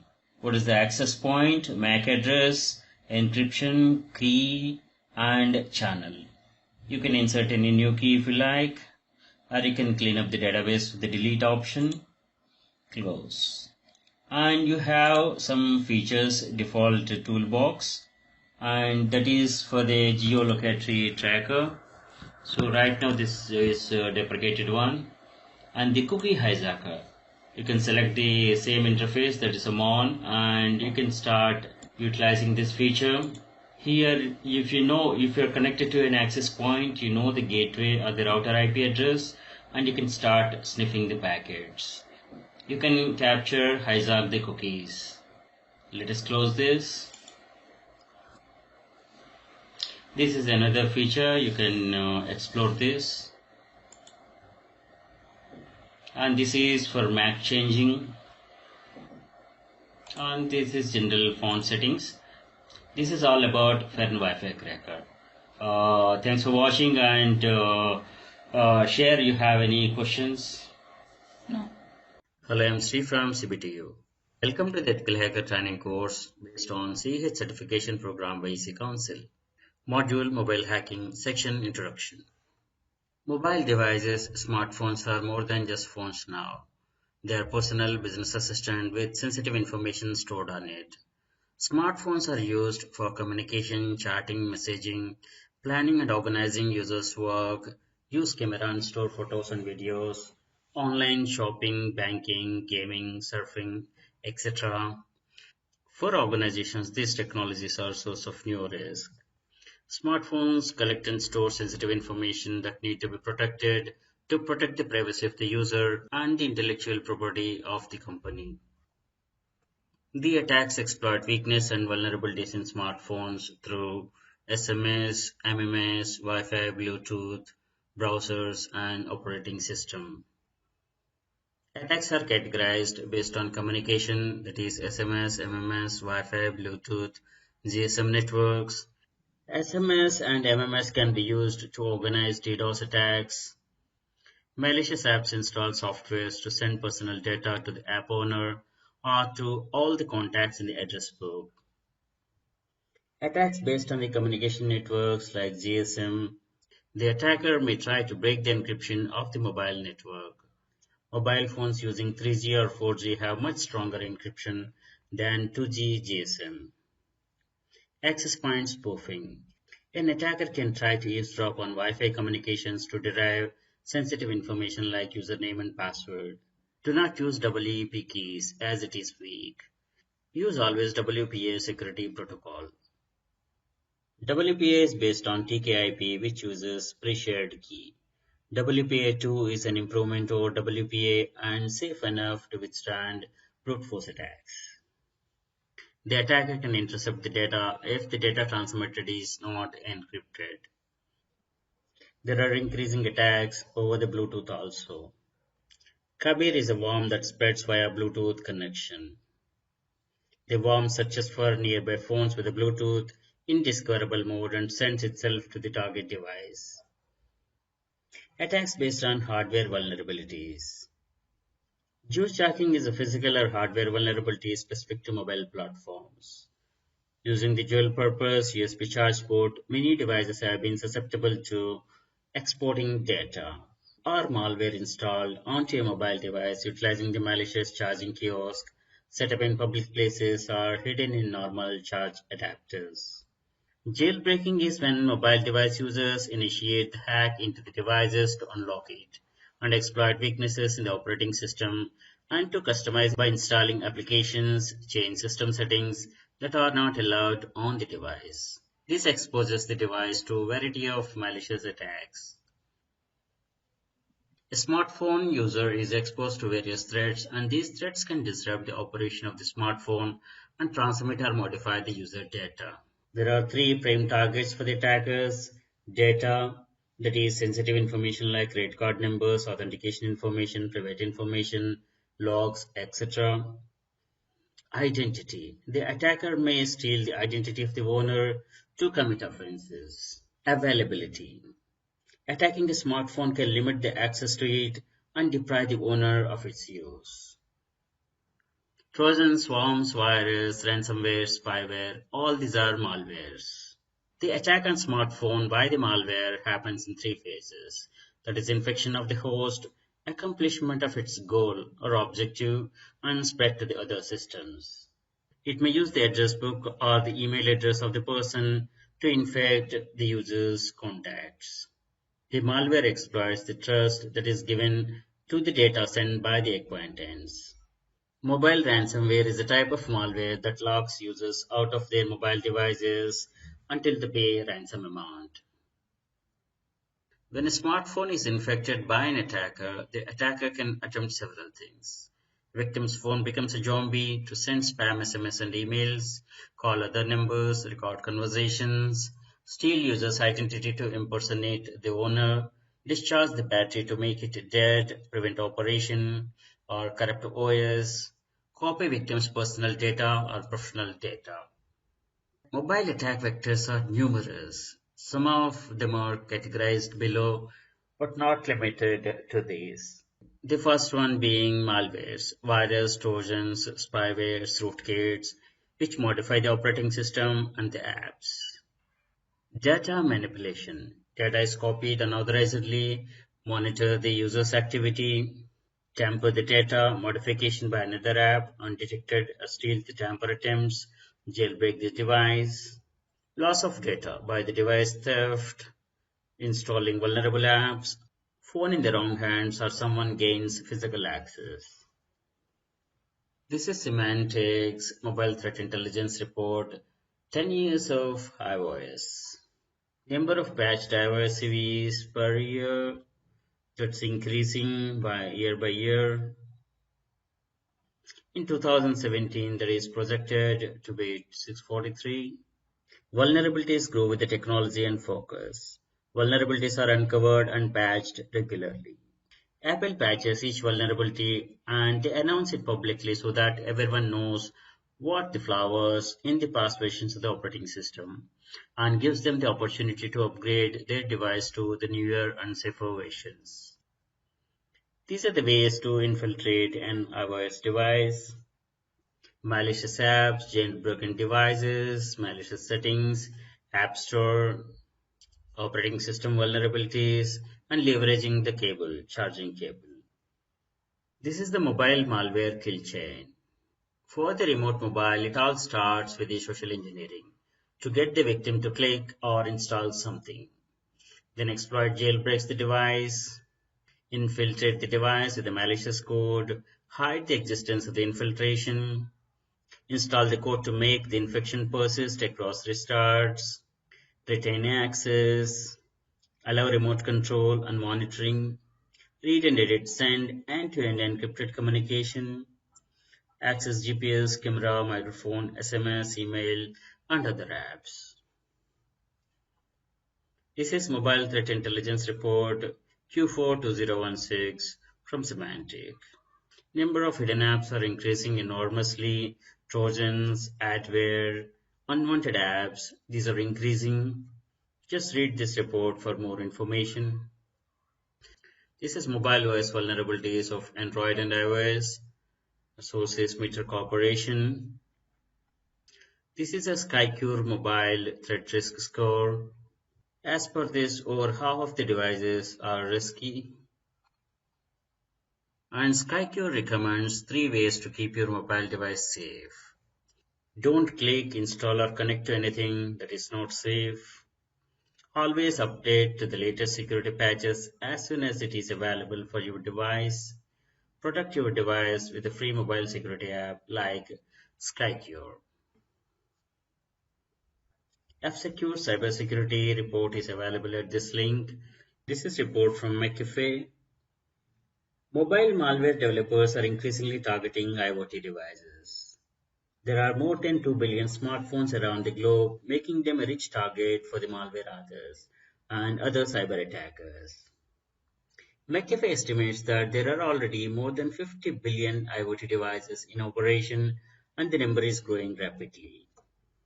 Most of the devices, the manufacturers have prioritized their operations for convenience and time to market, often leaving the devices more vulnerable to compromise than mobile phones.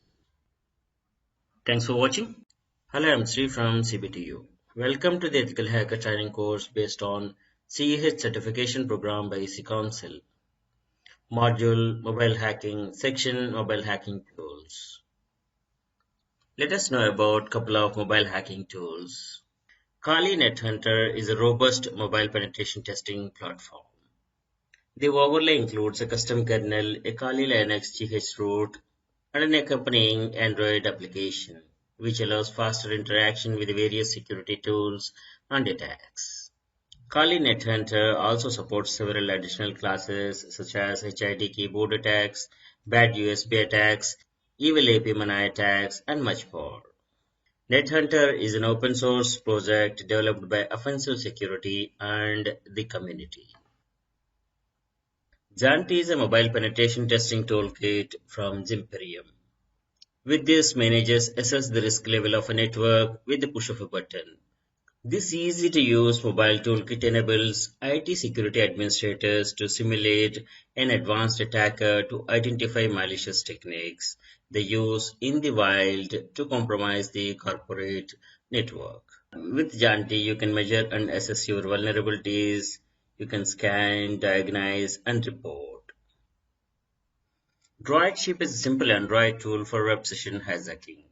It listens for HTTP packets sent via wireless network connection and extracts the session ID from these packets in order to reuse them. DroidShip can capture sessions using libcap library and supports open unencrypted networks, WP encrypted networks, WPA and WPA2 encrypted networks with pre-shared key only.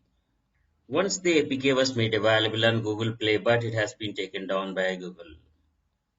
DroidShip.de is somehow not functioning. FaceSniff is an Android app that allows you to sniff and intercept web session profiles over the Wi-Fi that your mobile is connected to. It's a kind of a file shift for Android. Seasploit is also a mobile Android hacking tool. Android and RAT remote access tool makes AndroRAT. AndroRAT is remote administration tool for Android. The goal of the application is to give the control of the Android system remotely and retrieve information from it. You need Android SDK and Eclipse to compile this project. Command and control application is cross-platform Java, tested fine on OS X, Linux, and Windows. The available functions are get contacts, get call logs, get all messages, location by GPS network, monitoring received messages in live, etc. All these features. Droid is developed to offer dynamic analysis of Android apps. The features include hashes for the analyzed package, incoming and outgoing network data, file read and write operations, and all these features.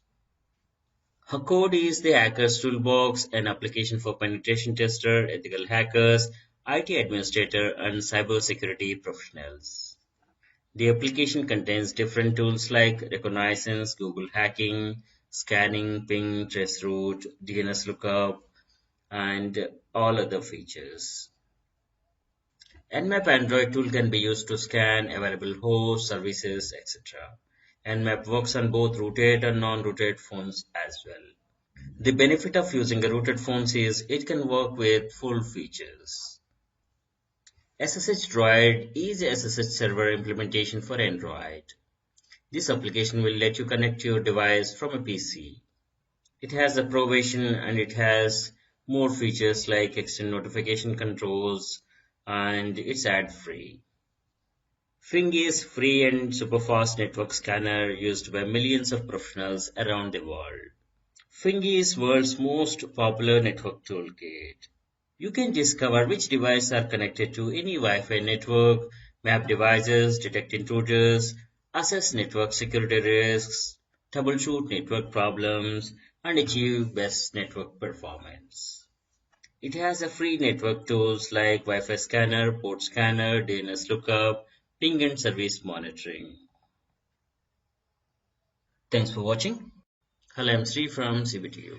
Welcome to the Ethical Hacker Training course based on CH certification program by EC Council. Module Mobile Hacking, section Countermeasures. The girl sitting here is praying to protect herself. Praying may not help. One has to have countermeasures applied to secure and be safe. It applies to mobile safety as well. Security mechanisms to counter the threats range from management of security by the operating system to the user awareness. Security countermeasures are being developed and applied to smartphones in different layers.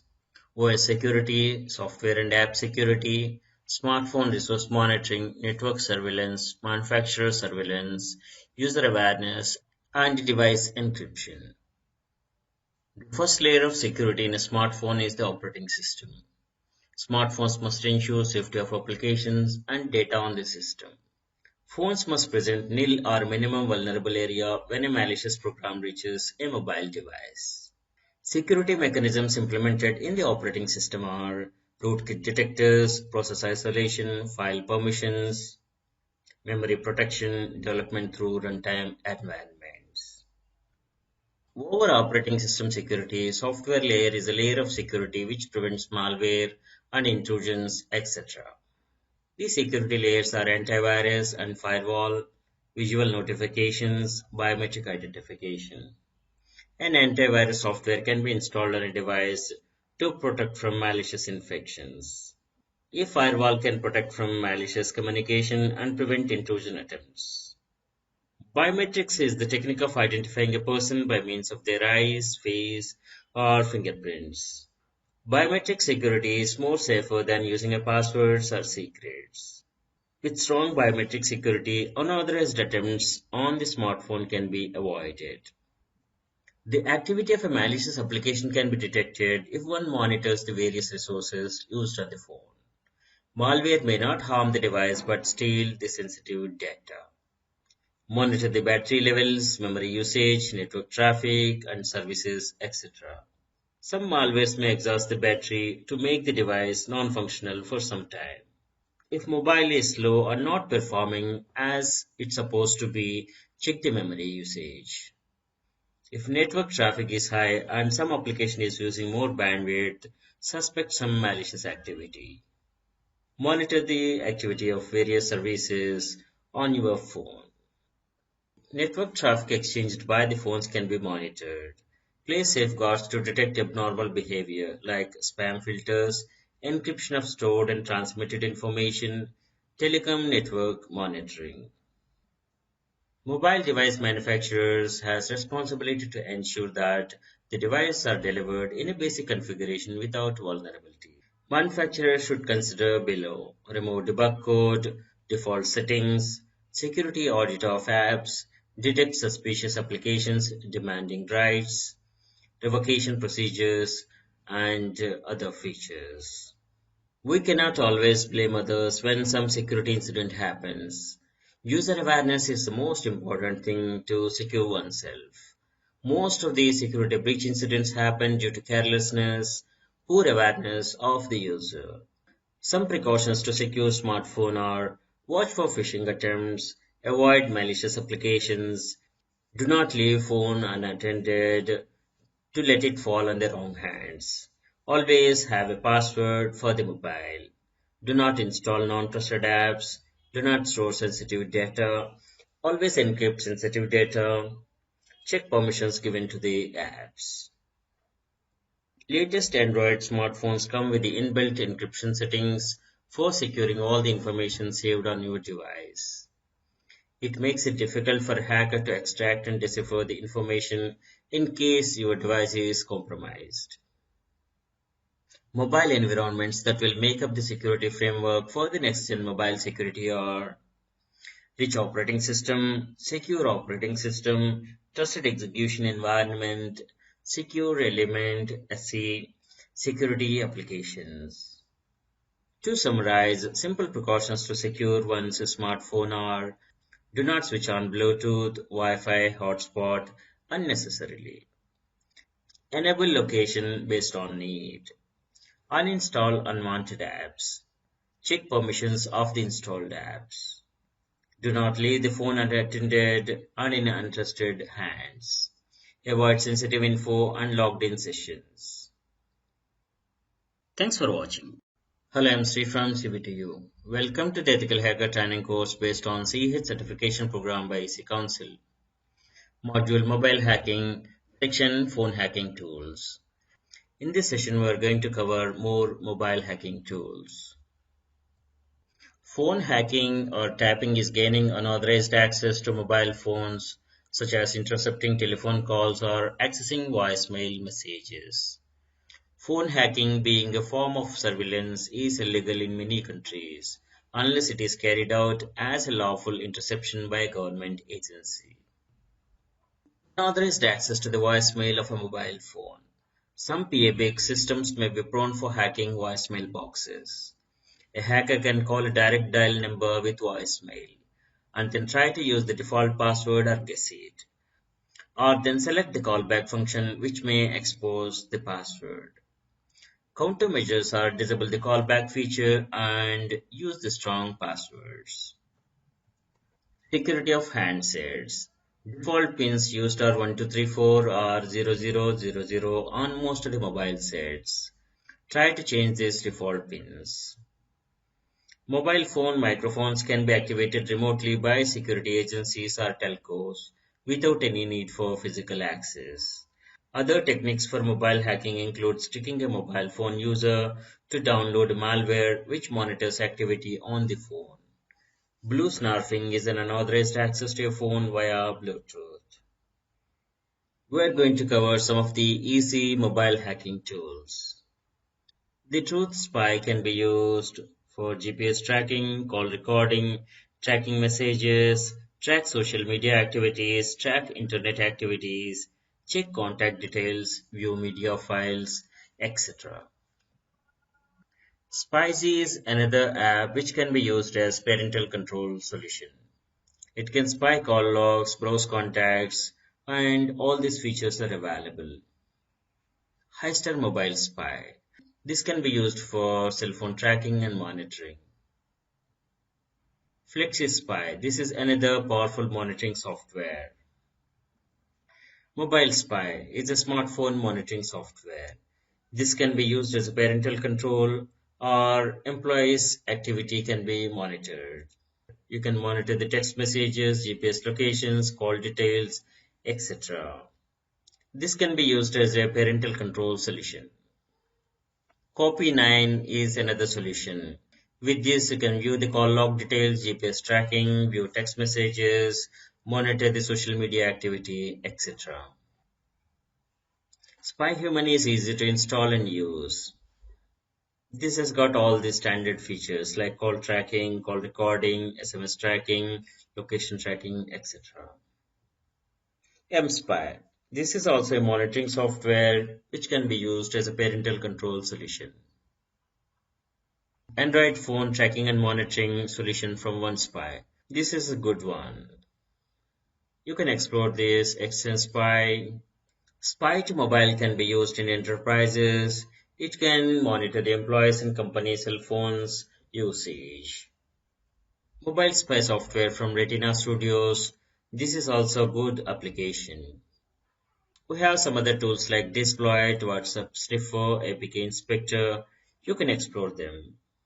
From the end user perspective, simple precautions to secure one's mobile phone is do not switch on Bluetooth, Wi-Fi, hotspot unnecessarily. Enable location based on need only. Uninstall unwanted apps. Check permissions of the installed apps. Do not leave the phone unattended and to let it fall in untrusted hands. Avoid sensitive info and logged in sessions. Thanks for watching. Hello, I'm Sri from CBTU. Welcome to the Ethical Hacker Training course based on CEH certification program by EC Council. Module Cloud Computing Security, Section Cloud Computing. Cloud computing enables access to shared pools of configurable system resources and higher level services that can be rapidly provisioned with minimal management effort. Cloud computing is cheaper because of economies of scale. In cloud computing, infrastructure is managed by the cloud vendor. Cloud providers decide on the management policies, security enablement, which moderates what the cloud users are able to do with their deployment. Cloud users' ability is limited to the control and management of their resources, applications, data, and services. Cloud computing is beneficial to many enterprises. It lowers costs and allows them to focus on their competency instead of IT infrastructure management. Major cloud technology companies like Google, AWS, Azure, and many others invest billions of dollars per year in the cloud research and development. Cloud computing and storage provides centralized data centers on massive scale, serving numerous customers. Cloud is shared pool of resources for compute, storage, and network. Due to massive scale of operations, cloud providers offer economical solutions compared to on-premises data centers. Cloud computing features include: it is similar to utility service provider like electricity. Pay for what you use only. It enables organizations to focus on their core competency, avoid or minimize upfront IT infrastructure costs. Applications will be up and run faster with improved manageability and less maintenance. Rapidly adjust resources to meet fluctuating and unpredictable business demands. Pay-as-you-go model to control operating expenditures and capital expenditures, OPEX and CAPEX. Cloud computing shares characteristics with client-server model, which refers to any distributed application between service providers and service requesters, that is clients. Grid computing, this is a form of distributed and parallel computing. Fog computing, this is also a distributed computing paradigm that provides data, compute, storage, and application services closer to the client or near user edge devices. Mainframe computers, these are powerful computers used by large organizations for critical applications. It compares with others like utility computing, peer-to-peer, distributed architecture, green computing, and cloud sandbox. The main benefit of adopting cloud computing is improved agility for organizations, as it increases users' flexibility with reprovisioning, adding or expanding technological infrastructure. as it offers flexibility and easy provisioning of the resources. The different types of cloud service models are infrastructure as service, platform as service, software as service. These models differ on the management of the various segments of the IT infrastructure enablement. On-premises data center, you manage everything from applications to networking. It's your own data center. You manage hardware, software, applications, runtime, and everything. You are expected to have your own qualified staff to manage on-premises data center. Infrastructure as service is hosting infrastructure. This is for network professionals where service provider manages networking, storage, servers, virtualization, and operating system. Where you manage middleware, runtime, data, and applications. Platform as service is for building applications. This is focused on application developers. Service provider manages networking, storage, servers, virtualization, operating system, middleware, runtime. You manage data and applications. The third model is software as service, SaaS. In this, you consume the software where service provider manages everything, including the application. This is focusing on the end users. Examples of infrastructure as service are AWS, Rackspace, VMware, etc. Examples of platform as service are Microsoft Azure, AWS, Google App Engine, Salesforce, Cloud Foundry, ERP, NetSuite, and many others. The examples of software as service are Google Apps, Office 365, Facebook, Dropbox, PayPal, Zendesk, etc. Here is an analogy comparing the cloud service models, making a meal analogy. The first one is the own kitchen. You manage everything from materials till plates and serving. Renting infrastructure. This is infrastructure as service. This is offered with the rental companies or service providers. They provide materials, preparation, staff, oven, and utensils. You manage cooking, quality control, plates, and serving. And the next one is platform as service. This is offered by the caterers where they manage until cooking. You manage quality control and serving part. The last one is software as service. This is offered by the hotels where they manage everything including serving. Just you consume their service. These are the various cloud deployment models. Private, public, and private and public mixed is hybrid cloud, and there may be a community cloud as well. National Institute of Standards and Technology NIST defines 5 essential characteristics of cloud computing. On-demand, self-service, broad network access, resource pooling, rapid elasticity, and measured service. Cloud architecture involves in designing multiple cloud components to best address high-level concerns of commercialization, standardization, developing, operating, and maintaining cloud computing systems. Optimize the system's software, web, performance, security, risk, and these other topics are prime concerns of cloud architecture. Cloud computing poses privacy concerns because the service provider can access the data that is in the cloud at any time. Of course, they do not do that as they are bounded by the policies and regulations. Hackers may try to attack cloud infrastructure where thousands of companies' data is stored on large cloud servers. Public cloud computing service providers are maintaining strong management of security services. Data is getting generated every second and the data store is getting doubled every 2 years. Database includes photos, videos, streaming data, portal data, sensitive customer data, product and services data, design data, and from various sensors and sources.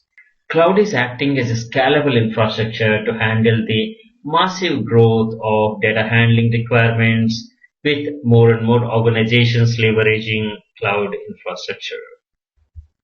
Cloud providers have business continuity and data recovery plans in place to ensure that service can be maintained in case of disaster or an emergency, and any data loss will be recovered. They also provide log and audit trails. Thanks for watching. Hello, I'm Sri from CBTU. Welcome to the Ethical Hacker Training course based on CA certification program by IC Council. Module Cloud Computing Security. Section Introduction. Cloud security refers to a set of policies, technologies, and controls deployed to protect data, applications, and the associated cloud computing infrastructure. All the network security and information security policies apply to cloud as well. These are the different types of cloud service models. This is on-premises or internal data center, where the hardware, storage, servers, virtualization, data, applications, everything is managed by own staff who have these models in the cloud, infrastructure as service, platform as service, software as service. We'll be covering these in detail in another session.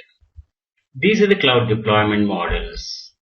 This is on-premises, internal data center, the private cloud, public cloud. The combined one is the hybrid cloud, and there is another community cloud as well. Security is a concern always, whether you are on premises or on cloud. This is only can be discussed, risk minimized, but never can be eliminated. Security concerns associated with cloud computing fall into two broad categories. They are security issues faced by the cloud providers and security issues faced by the customers. Security is shared responsibility, wherein the provider must secure their infrastructure and their clients' data and applications, while the user must take measures to secure their applications with strong authentication and coding techniques. Data stored and applications hosted on public cloud are not physically accessible. Cloud service providers should ensure proper data isolation and logical storage segregation of their clients. The use of virtualization in implementing cloud infrastructure brings unique security concerns for customers or tenants of a public cloud service. Virtualization must be properly configured, managed, and secured. Specific concerns include the potential to compromise the virtualization software or the hypervisor. Cloud security architecture is effective only if the correct defensive implementations are in place. The security management addresses these issues with security controls. The controls are put in place to safeguard any weakness in the system and reduce the effect of an attack.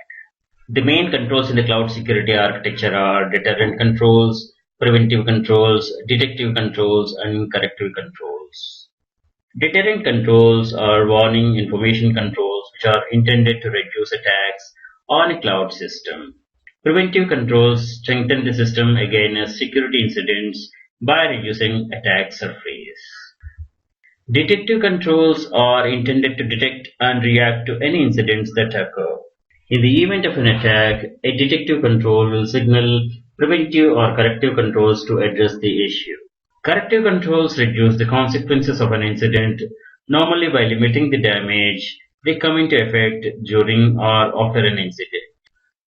Information security controls can be selected and implemented in proportion to the risks by assessing the threats, vulnerabilities, and impacts.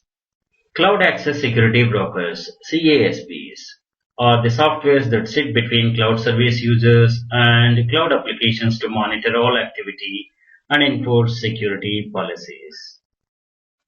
CASB is an on-premises or cloud-based software that monitors every action of the users, warning administrators on specific actions that are seen as potentially hazardous, enforcing compliance to security policies, and taking automatic actions for malware prevention.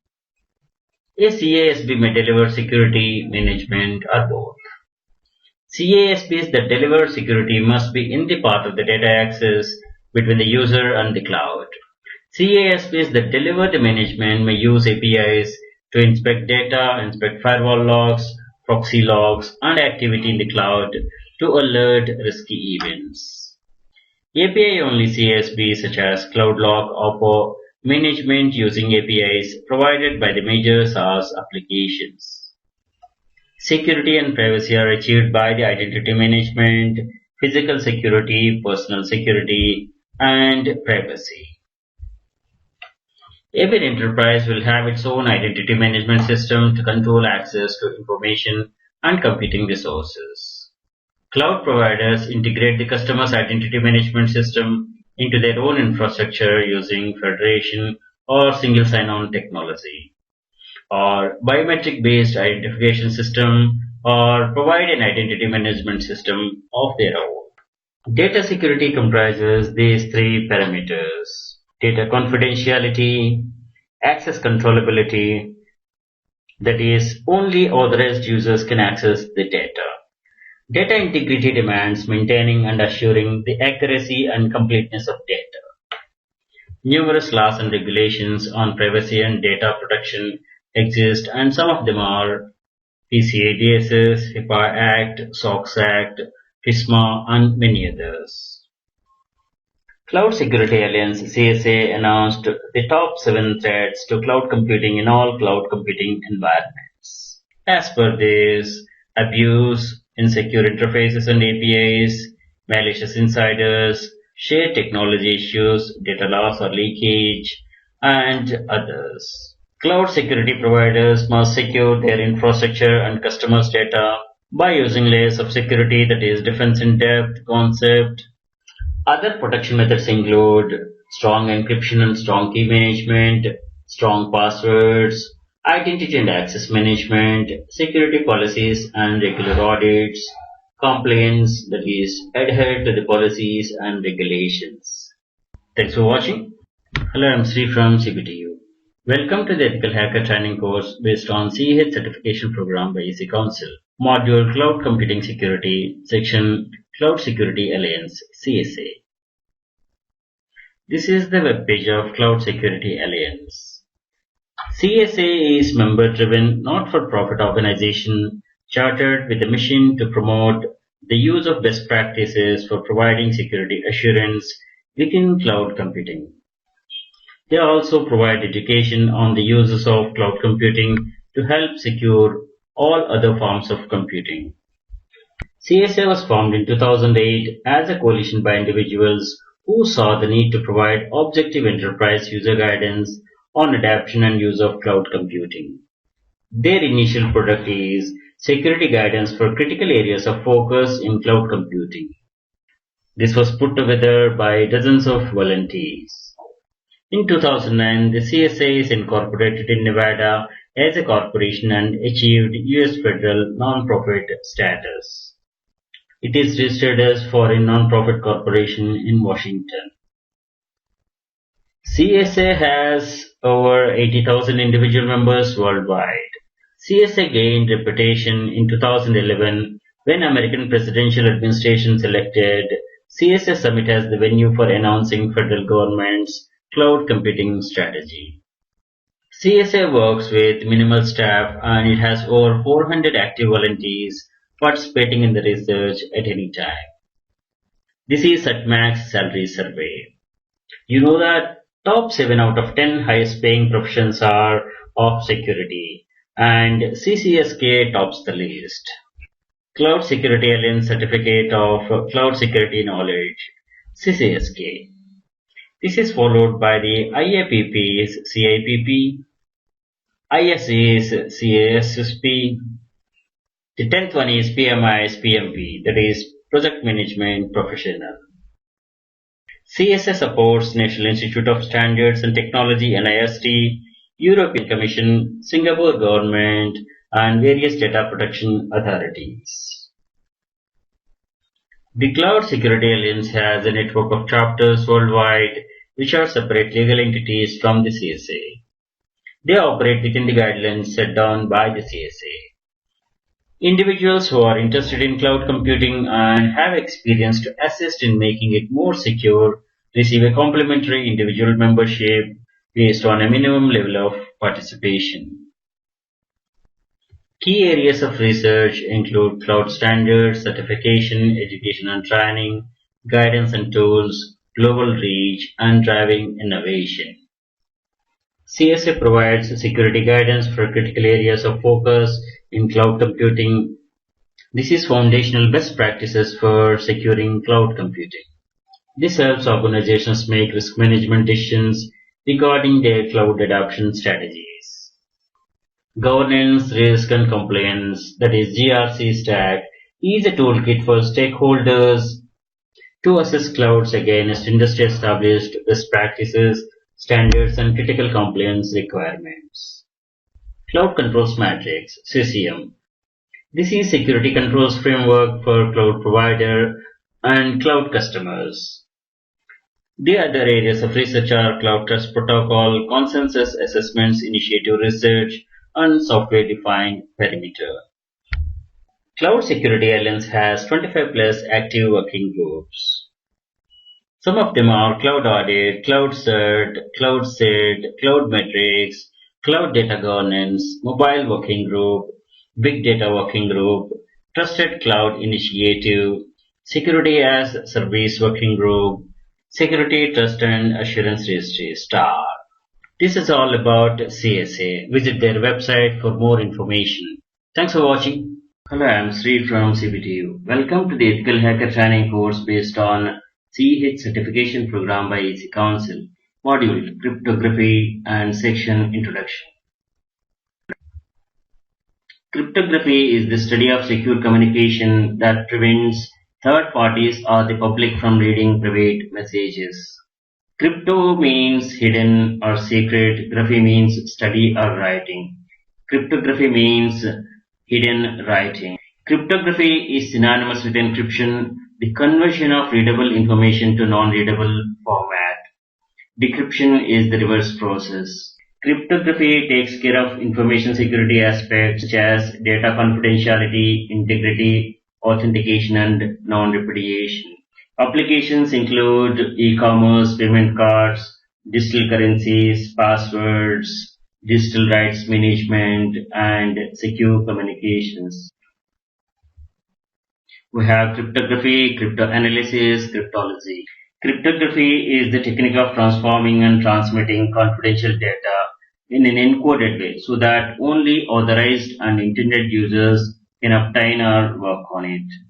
Cryptanalysis is the process of breaking the work of cryptography. Cryptology is the study of both cryptography and cryptanalysis. In cryptography, a cipher or code is an algorithm for performing encryption or decryption. Modern encryption methods can be divided by two criteria, that is, by the type of key used and by the type of input data. We have a long history of encryption. Classical ciphers are written hard using simple substitutions of a letter code or a word. 20th century electromechanical machines were invented to do encryption and decryption using transposition, polyalphabetic substitution. Secret communications requirement is there since ages, and methods only vary as per the need of the times. Cipher by type of the key used. Symmetric and asymmetric. Symmetric key algorithms, that is private key cryptography, where the same key is used for encryption and decryption. Asymmetric key algorithms is public key cryptography, where two different keys are used. Ciphers by type of input data. Block ciphers, which encrypt block of data of fixed size. Stream ciphers, which encrypt continuous stream of data. Key size and vulnerability. The size of the key used to encrypt a message increases the complexity of cracking it. In symmetric key algorithms, the same key is used for encryption and decryption. Examples, DES and AES. The sender and the receiver must have shared a key in advance, exchanged secretly. The sender uses this key for encryption and the receiver uses the same key for decryption. Most block cipher algorithms are based on this structure. Symmetric key ciphers are implemented as either block ciphers or stream ciphers. Symmetric key cryptography, where same key is used for encryption and decryption. Bob wants to send a message to Alice. Hello Alice. This is encrypted with a key, secret key, and this is encrypted text. If this message falls into the third parties, they cannot read this message. This is non-readable format. When Alice receives the message, he decrypts the message with the same shared secret what Bob used to encrypt it. Then he gets the message. Data encryption standard, that is DES, and advanced encryption standard, that is AES, are block cipher designs. Triple DES, which is more secure and now in use. Stream ciphers, in contrast to the block type, create an arbitrary long stream of key material, which is combined with the plain text bit by bit or character by character, somewhat like one-time pad. One-time pad is an encryption technique that cannot be cracked but is difficult to handle. In stream cipher, the output stream is created based on hidden internal state that changes as cipher operates. RC4 is widely used stream cipher. Block ciphers can also be used as stream cipher. Asymmetric key algorithm. In asymmetric key algorithms, two different keys are used for encryption and decryption. Example is RSA. There are two separate keys, a public key which is published and enables any sender to perform encryption, a private key which is kept secret by the receiver and can be used to perform decryption. Here Bob wants to send a message to Alice, hello Alice, and this is encrypted with Alice public key, and this is the encrypted message. When Alice receives this message, Alice uses his private key to decrypt the message. Here, these are the two different keys that are used, and he gets the message. Examples of asymmetric key systems are RSA, that is Reversed Shamir-Edelman, ECC, Elliptic Curve Cryptography, Symmetric Systems, DES, and AES. Cryptographic hash functions are third type of cryptographic algorithms. They take a message of any length as input and output a short fixed length hash which can be used in a digital signature. MD5, a strengthened variant of MD4, is widely used for hashing. SHA, Secure Hash Algorithm. This series is more secure than MD5. SHA-2 is an improvement over SHA-1. In 2012, NIST announced SHA-3 algorithm, that is KCAT. Cryptographic hash functions are used to verify authenticity of data retrieved from a source. Thanks for watching. Hello, I am Sri from CVTU. Welcome to the Ethical Hacker training course based on CEH certification program by EC Council, module Cryptography and section Cryptography Attacks. A cryptographic attack is a method for circumventing the security of a cryptographic system by finding a weakness in a code, cipher, cryptographic protocol, or key management scheme. This is also called as cryptanalysis. Here the sender encrypts the plain message and sends the cipher text over the public internet, and the receiver decrypts the cipher text and gets the message. This public exposure is where cryptographic attack occurs. Modern cryptography is based on mathematical theory and computer science practice. Cryptographic algorithms are designed around computational hardness assumptions, making such algorithms hard to break in practice by any adversary. Cryptanalysis is the study of methods for obtaining the meaning of encrypted information without access to the key, normally which is required to do so. That is, it's the study of how to attack encryption algorithms or their implementations. These are some of the cryptography attacks: KPA, CPA, and we are going to know about these. Chosen plain text attack, CPA. In this, attacker has access to plain text and public key. He wants to correlate and derive the private key, which assumes that the attacker can obtain the cipher text for arbitrary plain text. CPA is more powerful than KPA because attacker can obtain many pairs of plain text and cipher text instead of only one pair, and therefore has more data for cryptanalysis. KPA is known plain text attack. This is an attack model for cryptanalysis where the attacker has access to both plain text called a crypt and its encrypted version cipher text. These can be used to reveal secret keys information. Cipher text-only attack (COA). In this model, attacker is assumed to have access only to a set of ciphertexts. While the attacker has no channel providing access to the plain text prior to the encryption. However, the attacker has some knowledge of the plain text and work with ciphertext only. Chosen Ciphertext Attack (CCA). In this model, the attacker can gather information by obtaining the decryptions of the chosen ciphertexts. From these pieces of information, the attacker can attempt to recover the hidden secret key used for decryption. MITM, Man-in-the-Middle Attack. An attacker is in between the victim and the server. Attacker sits in between, uses a sniffer to watch the conversation to capture session cookie. There are several tools for making MITM attack. Attacker uses the tools after gaining access to LAN, as these tools are efficient in LAN environments because they implement extra functionalities like ARP spoof capabilities that permit the interception of communication between the hosts easily. Side channel attack is based on the information gained from the physical implementation of a crypto system rather than brute force or other weaknesses in the algorithms. For example, timing information, power consumption, electromagnetic leaks, or even sound can provide an extra source of information which can be exploited to break into the system. Some side channel attacks require technical knowledge of the internal operation of the system on which the cryptography is implemented. A brute force attack is a cryptanalytic attack, is an attempt to decrypt any encrypted data. The attacker systematically checks all the possible passwords and passphrases until the correct one is found, using guessing and dictionary attack.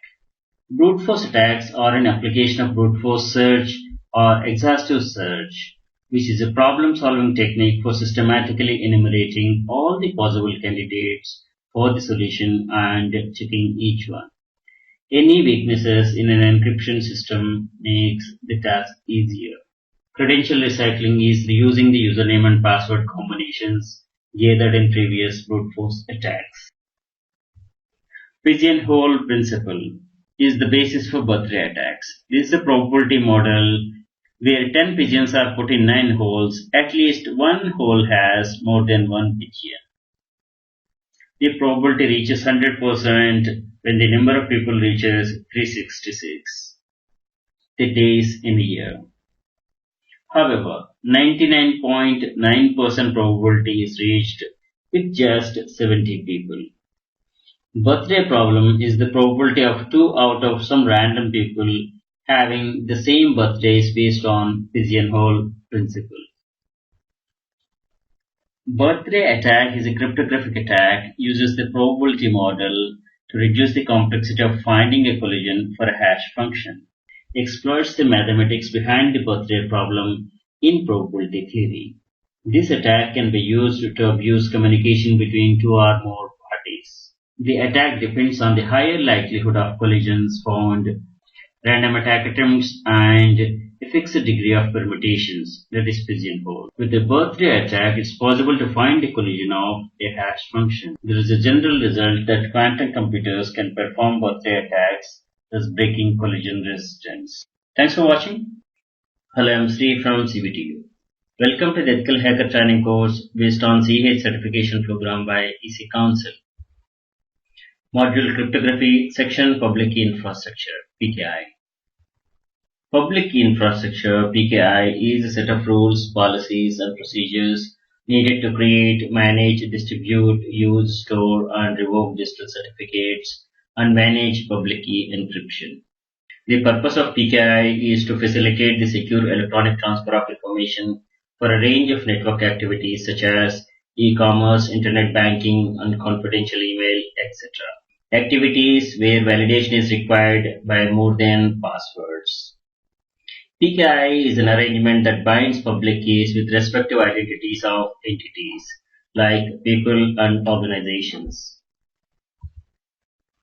PKI consists of a certificate authority that stores, issues, and signs the digital certificates, a registration authority RA, which verifies the identity of entities requesting their digital certificates to be stored at the CA central directory, that is a secure location in which to store and index keys, a third-party validation authority. This can provide the entity information on behalf of the CA, a certificate management system managing things like the access to the stored certificates or the delivery of certificates to be issued. A certificate policy, stating the PKI's requirements concerning its procedures. Its purpose is to allow outsiders to analyze the PKI's trustworthiness. The main components of PKI are CA, RA, VA. Certificate authority CA binds through the process of registration and issuance of certificates. Depending on the assurance level of the binding, this may be carried out by an automated process or under human supervision. The PKI role that assures valid and correct registration is called a registration authority, RA. RA is responsible for accepting requests for digital certificates and authenticating the entity making the request. In Microsoft PKI, a registration authority RA is usually called a subordinate CA. An entity must be uniquely identifiable with each CA domain on the basis of information about that entity. A third-party validation authority VA can provide this entity information on behalf of the CA. PKI design. PKI is cryptographic technique that enables entities to securely communicate over an insecure public network and reliably verify the identity of an entity via digital signatures. A public key infrastructure, PKI, is a system for the creation, storage, and distribution of digital certificates, which are used to verify that a particular public key belongs to a certain entity. The PKI creates digital certificates which map public keys to the entities, securely stores these certificates in a central repository, and revokes them if needed. There are three approaches to getting this trust: certificate authorities, web of trust, public key infrastructure. The primary role of a CA is to digitally sign and publish the public key bound to a given user. This is done using the CA's own private key, so that the trust in the user key relies on one's trust in the validation of CA's key. When the CA is a third party separate from the user and the system, then it is called the registration authority, RA, which may or may not be separate from the CA. The key to the user binding is established depending on the level of assurance the binding has by software or under human supervision. The term trusted third party, TTP, may also be used for certificate authority. Moreover, PKI is itself used as synonym for CA implementation. Digital certificate market is booming and demanding. Here is the issuer market share.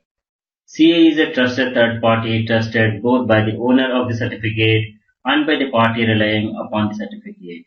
Global TLS presence is competitive and dominated by four major CAs: Comodo, Symantec, which acquired VeriSign, GoDaddy, and GlobalSign. These four account for 88% of all the TLS certificates of public-facing web servers. Web of Trust. In cryptography, Web of Trust is a concept used in PGP, GPG, and other open PGP-compatible systems to establish the authenticity of the binding between a public key and its owner. Its decentralized trust model is an alternative to the centralized trust model of PKI, public key infrastructure, which relies exclusively on a CA, certificate authority. As with the networks, there are many independent webs of trust, and any user can be part of or link between multiple webs. PKI provides public keys and binds to user identities, which are used for encryption, sender authentication of email messages, etc. Example using OpenPGP or s/MIME. Encryption or authentication of documents, Example XML signatures, XML encryption. Authentication of users to applications. Example smart card login, client authentication with SSL. Bootstrapping secure communication protocols such as IKE, Internet Key Exchange, and SSL. In both of these, initial setup of secure channel or a security association uses asymmetric key, that is public key, whereas the actual communication uses faster symmetric key, that is shared secret key. Mobile signatures are electronic signatures that are created using a mobile device. They rely on signature or certification services in the location-independent telecommunication environment. Internet of Things requires secure communication between mutually trusted devices. OpenSSL is the simplest form of CA and tool for PKI, which is included in all major Linux distributions. And this can be used both to build your own CA and PKI-enabled applications. EJBCA. This is a full-featured enterprise-grade which can be used to set up CA both for internal use and as a service. OpenCA is a full-featured CA implementation using a number of different tools. OpenCA uses OpenSSL for the underlying PKI operations. XCA. This is a graphical interface and database. XCA uses OpenSSL for the underlying PKI operations. IoT PKI. This is a simple PKI built using Python cryptography library. Hello, I am Sri from CBTU. Welcome to the Ethical Hacker training course based on CH certification program by EC Council. Module Cryptography, Section Cryptographic Protocol. Cryptographic protocol is also called security or encryption protocol, applies cryptographic methods and describes how the algorithm should be used. Cryptographic protocols are widely used for securing application-level data transport and incorporates some of these aspects. Key agreement or establishment, entity authentication, symmetric encryption and message authentication material construction, secured application-level data transport, non-repudiation methods, secret sharing methods, secure multi-party computation. These are some of the popular crypto protocols. IKE, Internet Key Exchange. This protocol is used to set up a security association in the IPsec protocol suite. IKE builds upon the Oakley protocol and ISACAM. IKE uses X.509 certificates for authentication. Internet Protocol Security, IPsec. This is a network protocol suite that authenticates and encrypts the packets of data sent over public network. Kerberos. This is a network authentication protocol and works on the basis of tickets to allow nodes communicating over non-secure network to prove their identity to one another in a secure manner. OTR, off-the-record messaging. This is a cryptographic protocol that provides encryption for instant messaging conversations. OTR uses a combination of AES symmetric key algorithm and DH key exchange, that is Diffie-Hellman key exchange, and SHA-1 hash function. Point-to-point protocol, PPP. This is a data link layer 2 communication protocol used to establish a direct connection between the two nodes. It connects two routers directly without any host or any networking device in between. It can provide connection, authentication, transmission encryption, and compression as well. Signal protocol. Formerly, this was known as text secure protocol, and this can be used to provide end-to-end encryption for voice calls, video calls, and instant messaging conversations. Transport layer security, TLS. And its predecessor was SSL, Secure Sockets Layer. But both are frequently referred as SSL. This provides security over the public network. ZRTP. This is composed of ZN Real-Time Transport Protocol, that is RTP. This is a cryptographic key agreement protocol to negotiate the keys for encryption between two endpoints in a VoIP, voice over IP telephony call based on RTP. Transport Layer Security (TLS). These are cryptographic protocols which provide communication security over public network. TLS is used in applications such as web browsing, email, internet faxing, instant messaging, and voice over IP (VoIP). Websites are able to use TLS to secure all communications between their servers and the web browsers. The three aspects of TLS are: it has an entity authentication mechanism based on X.509 system, a key setup phase where symmetric encryption key is formed by employing public key cryptography, an application level data transport function. Cryptographic protocols can be verified formally to identify the threats and done through these models. Dooley-Yao model. This is a formal model used to prove properties of interactive cryptographic protocols. BAN logic, that is Burrows-Abadi-Needham logic. This is a set of rules for defining and analyzing information exchange protocols. It does verification of message origin, message freshness, and origin's trustworthiness. Other models include protocol composition logic, PCL, strand space, Alice and Bob notation, etc. These are the projects and tools for security protocol verification. Avispa. This is a tool for the automated validation of Internet security protocols and applications. Avispa is an acronym for Automated Validation of Internet Security Protocols and Applications. AVANT-SAR. This is an acronym for Automated Validation of Trust and Security of Service-Oriented Architectures. Casper and FDR Compiler. CryptoVerif and ProVerif. CryptoVerif is a software tool for automatic reasoning about security protocols. This is written by Bruno Blanchard, contrary to the ProVerif by the same creator that uses symbolic abstraction. This is found in the computation model. CPSA, that is Cryptographic Protocol Shapes Analyzer. KISS, Knowledge in Security Protocols. This is an implementation of the procedure to handle cryptographic primitives modeled by any convergent term rewriting system.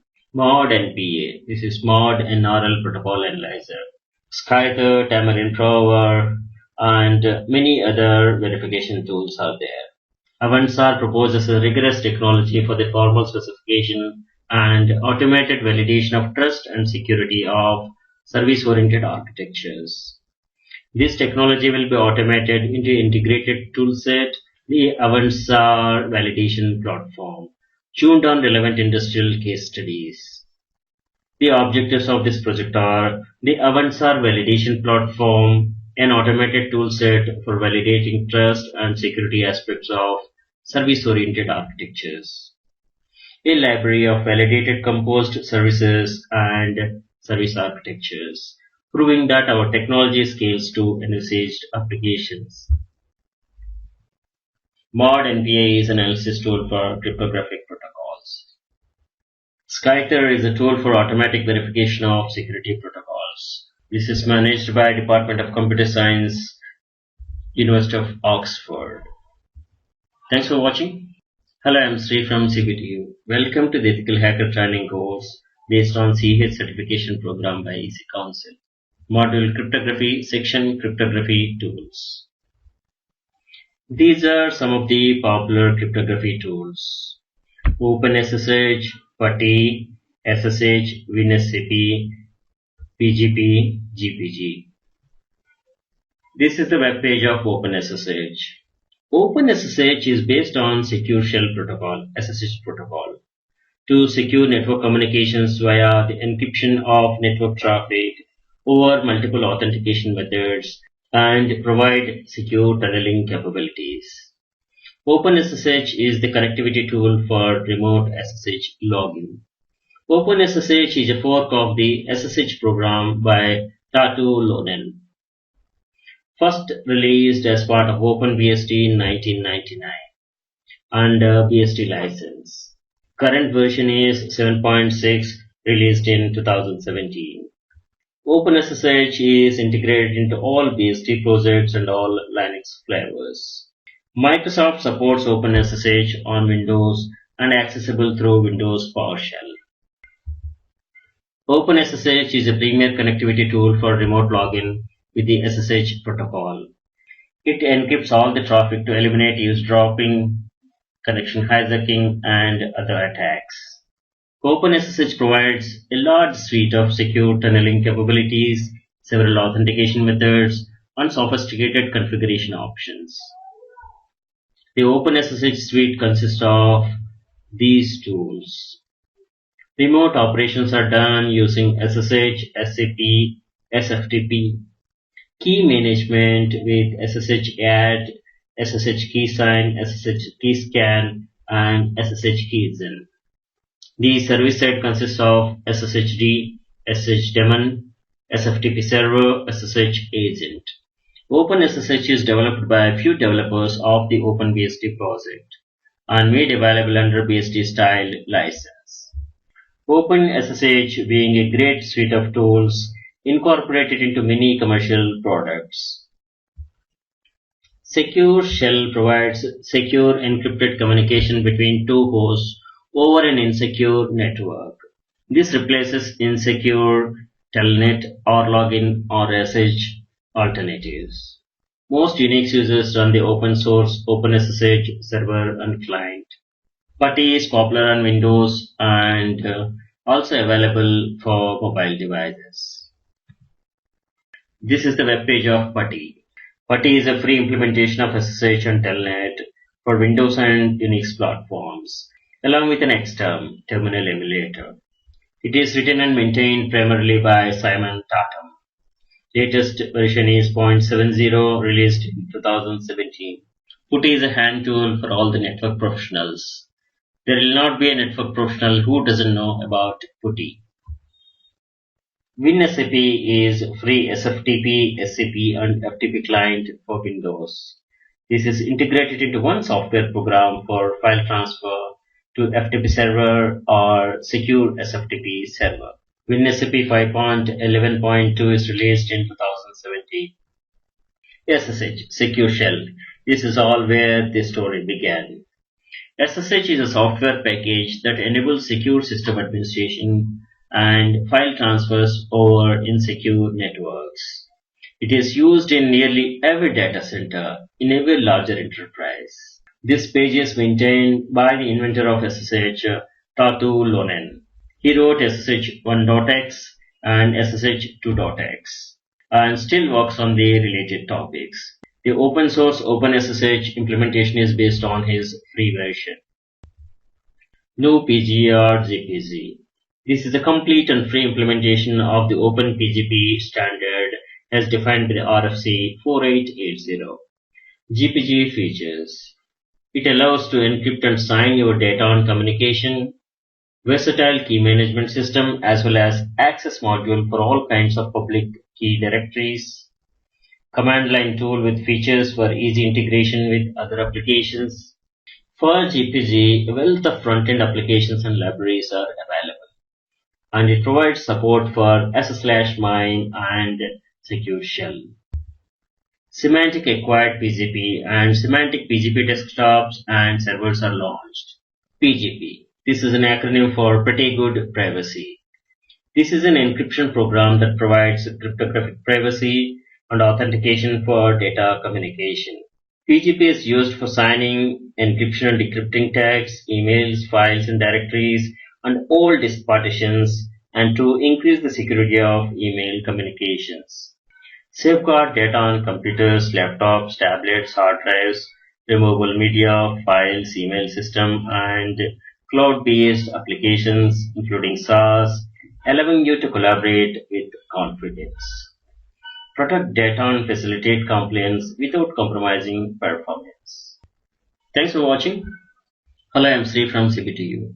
Welcome to the Ethical Hacker Training course based on CEH certification program by EC Council. Module Cryptography, Section Public Key Cryptography. Public Key Cryptography. Key management is challenging in symmetric cryptography. In 1976, Whitfield Diffie and Martin Hellman proposed public key cryptography, in which two different keys are used that is a public key and a private key. The public key is distributed while its paid private key must remain secret. The public key is used for encryption while the private or secret key is used for decryption. Diffie-Hellman key exchange protocol is widely used in secure communications to allow two parties to secretly agree on the shared encryption key. And the security feature of this is deriving the private key is impossible from the public. Ronald Rivest, Adi Shamir, Len Edelman launched RSA algorithm. RSA provides digital signatures, encryption, and key exchange. DSA is digital signature algorithm. This provides digital signatures. This doesn't provide key exchange and encryption. Both RSA and DSA are based on public key infrastructure. Private and public keys are used. Private keys on the sender's side and public keys on the receiver's side. Public key cryptography is used for implementing digital signature schemes. A user can produce a digital signature but difficult for anyone else to forge. Digital signatures are permanently tied to the content of the message being signed and they cannot be removed from one document to another. Any such attempt will be detectable.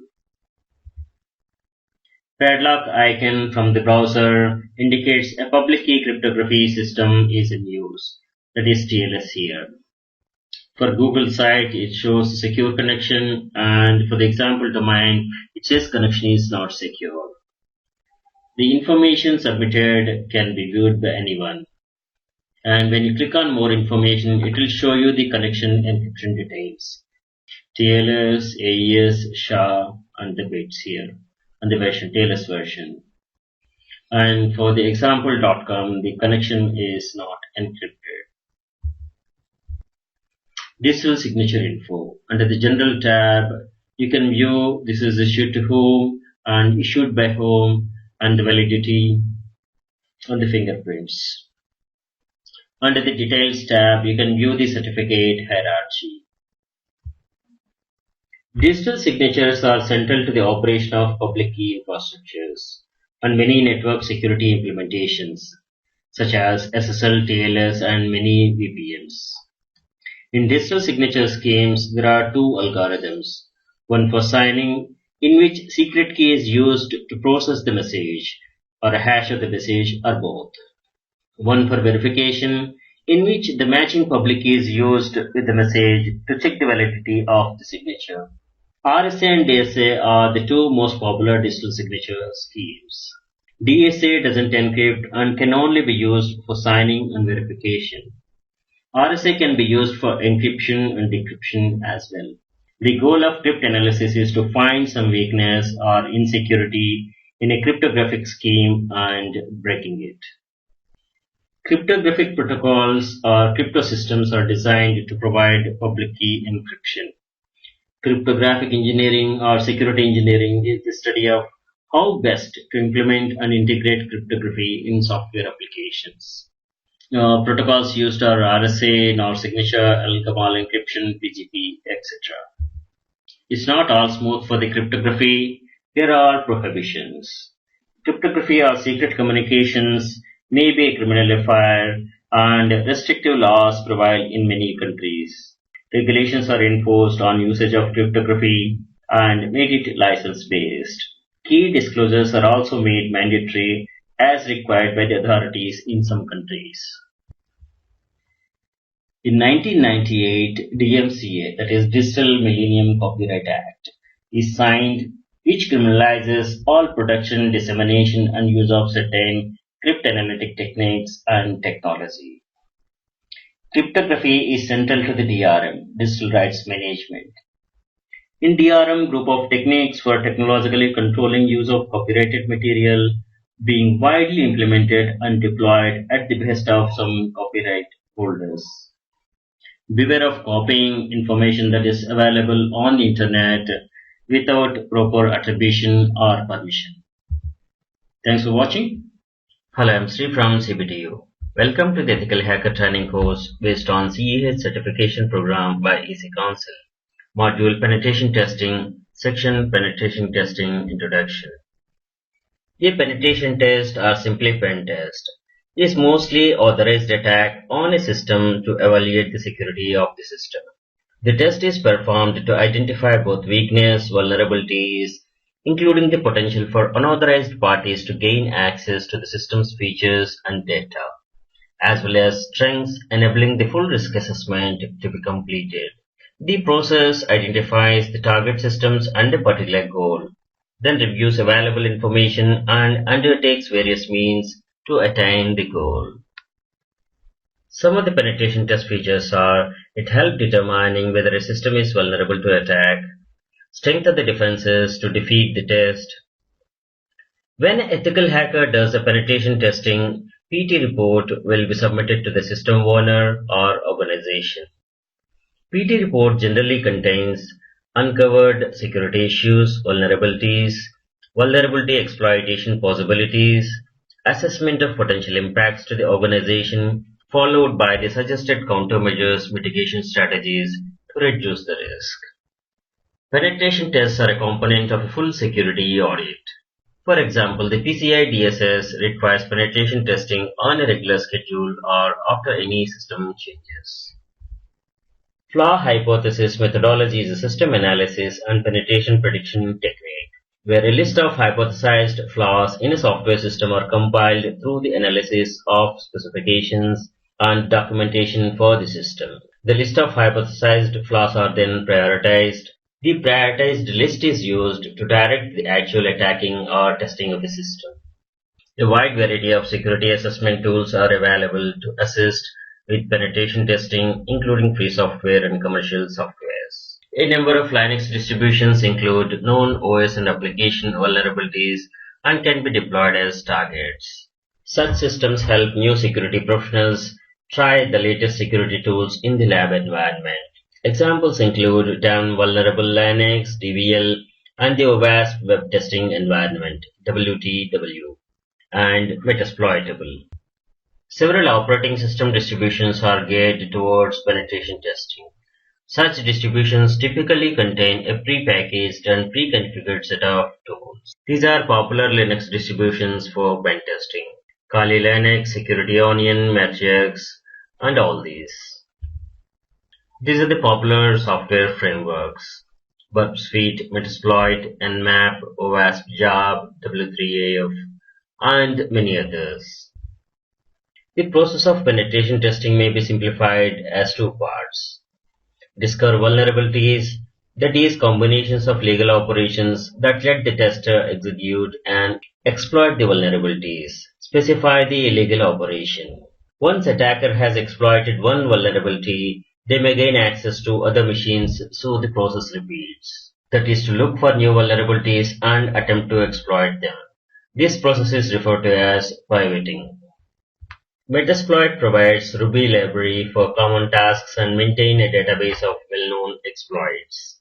Under budget and time constraints, fuzzing, a random input technique, can be used to discover vulnerabilities.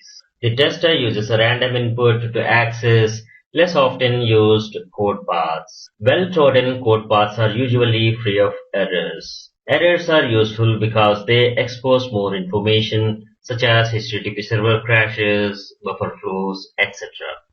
Legal operations that let the tester execute an illegal operation include unescaped SQL commands, unchanged results in source visible projects, human relationships, etc.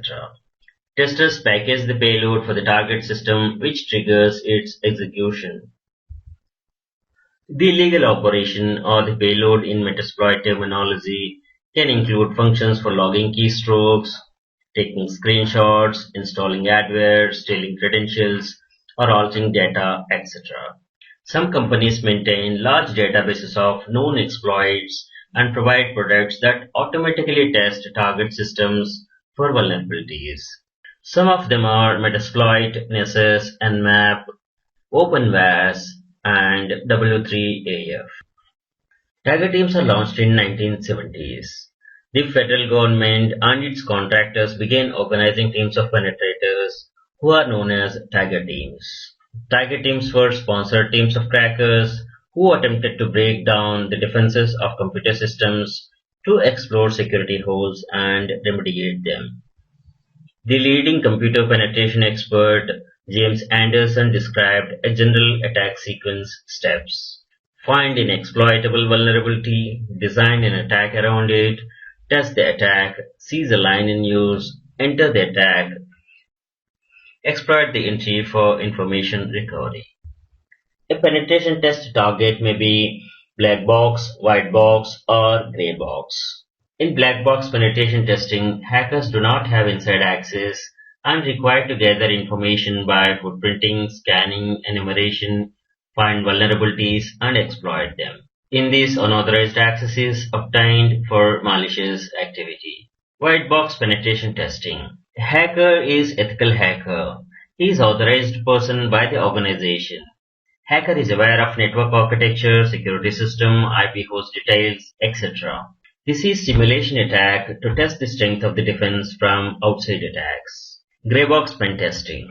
Hacker is aware of partial information and try to hack into the system to gain unauthorized access. This is done with non-malicious intention but for information sharing purpose.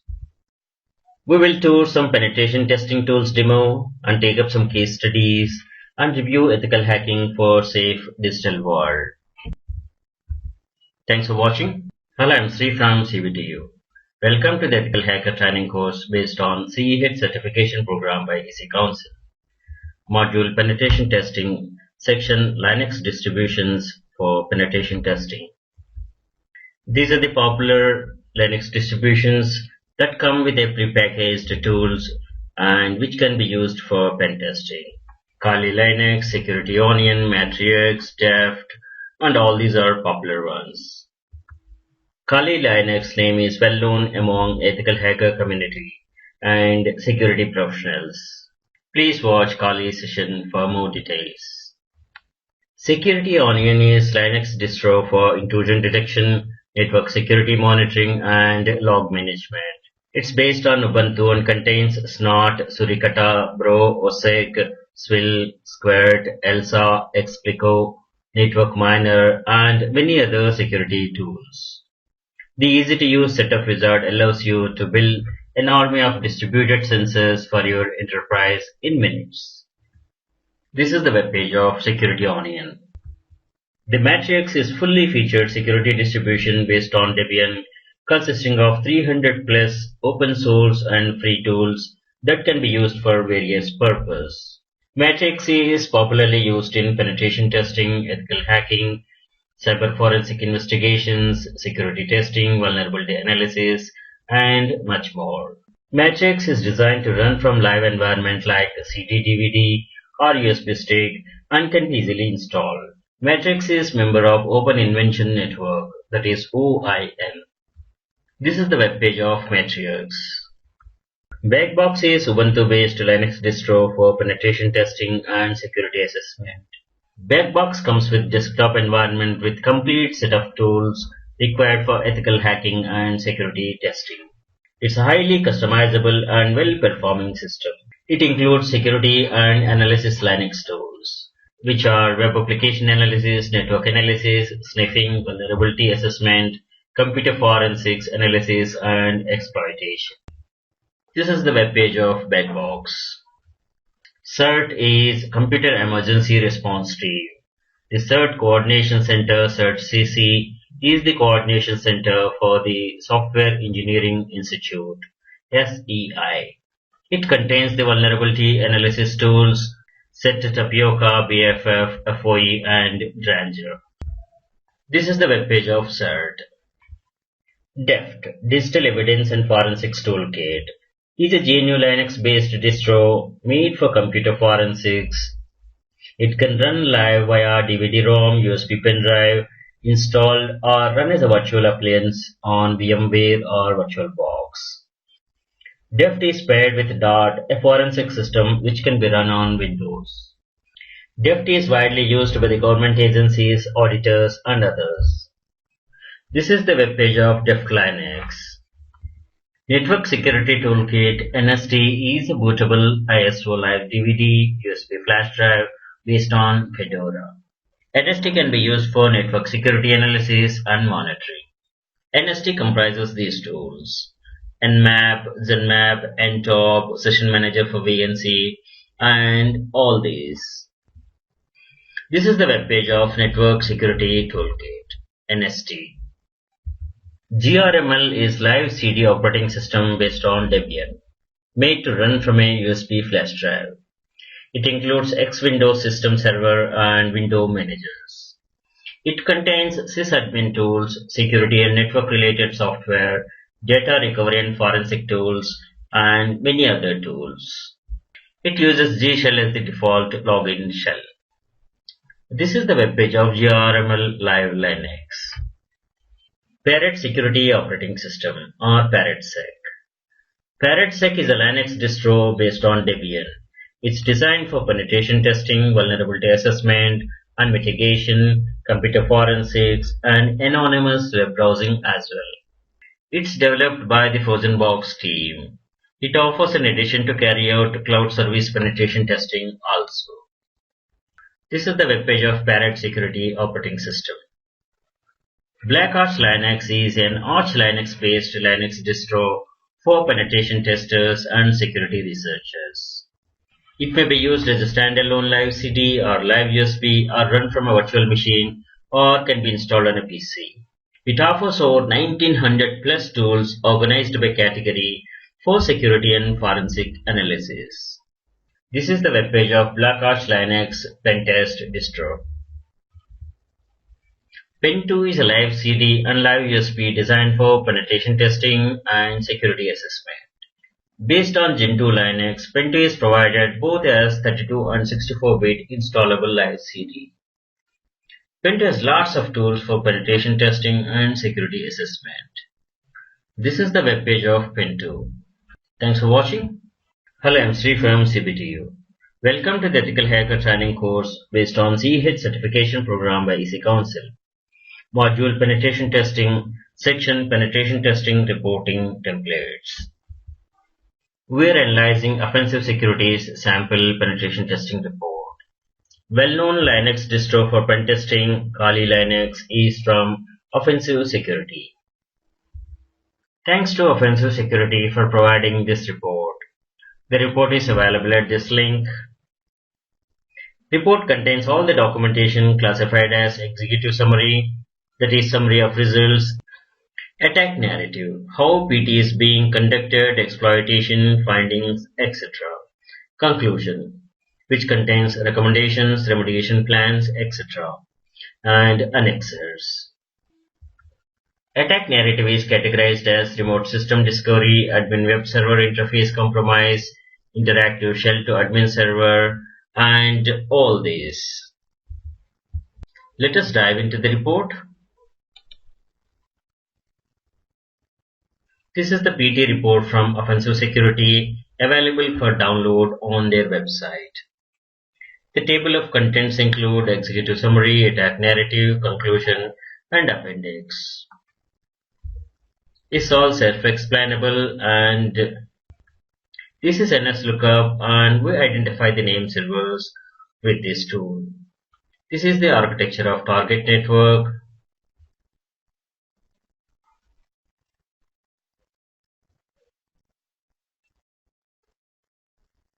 This is about some web server.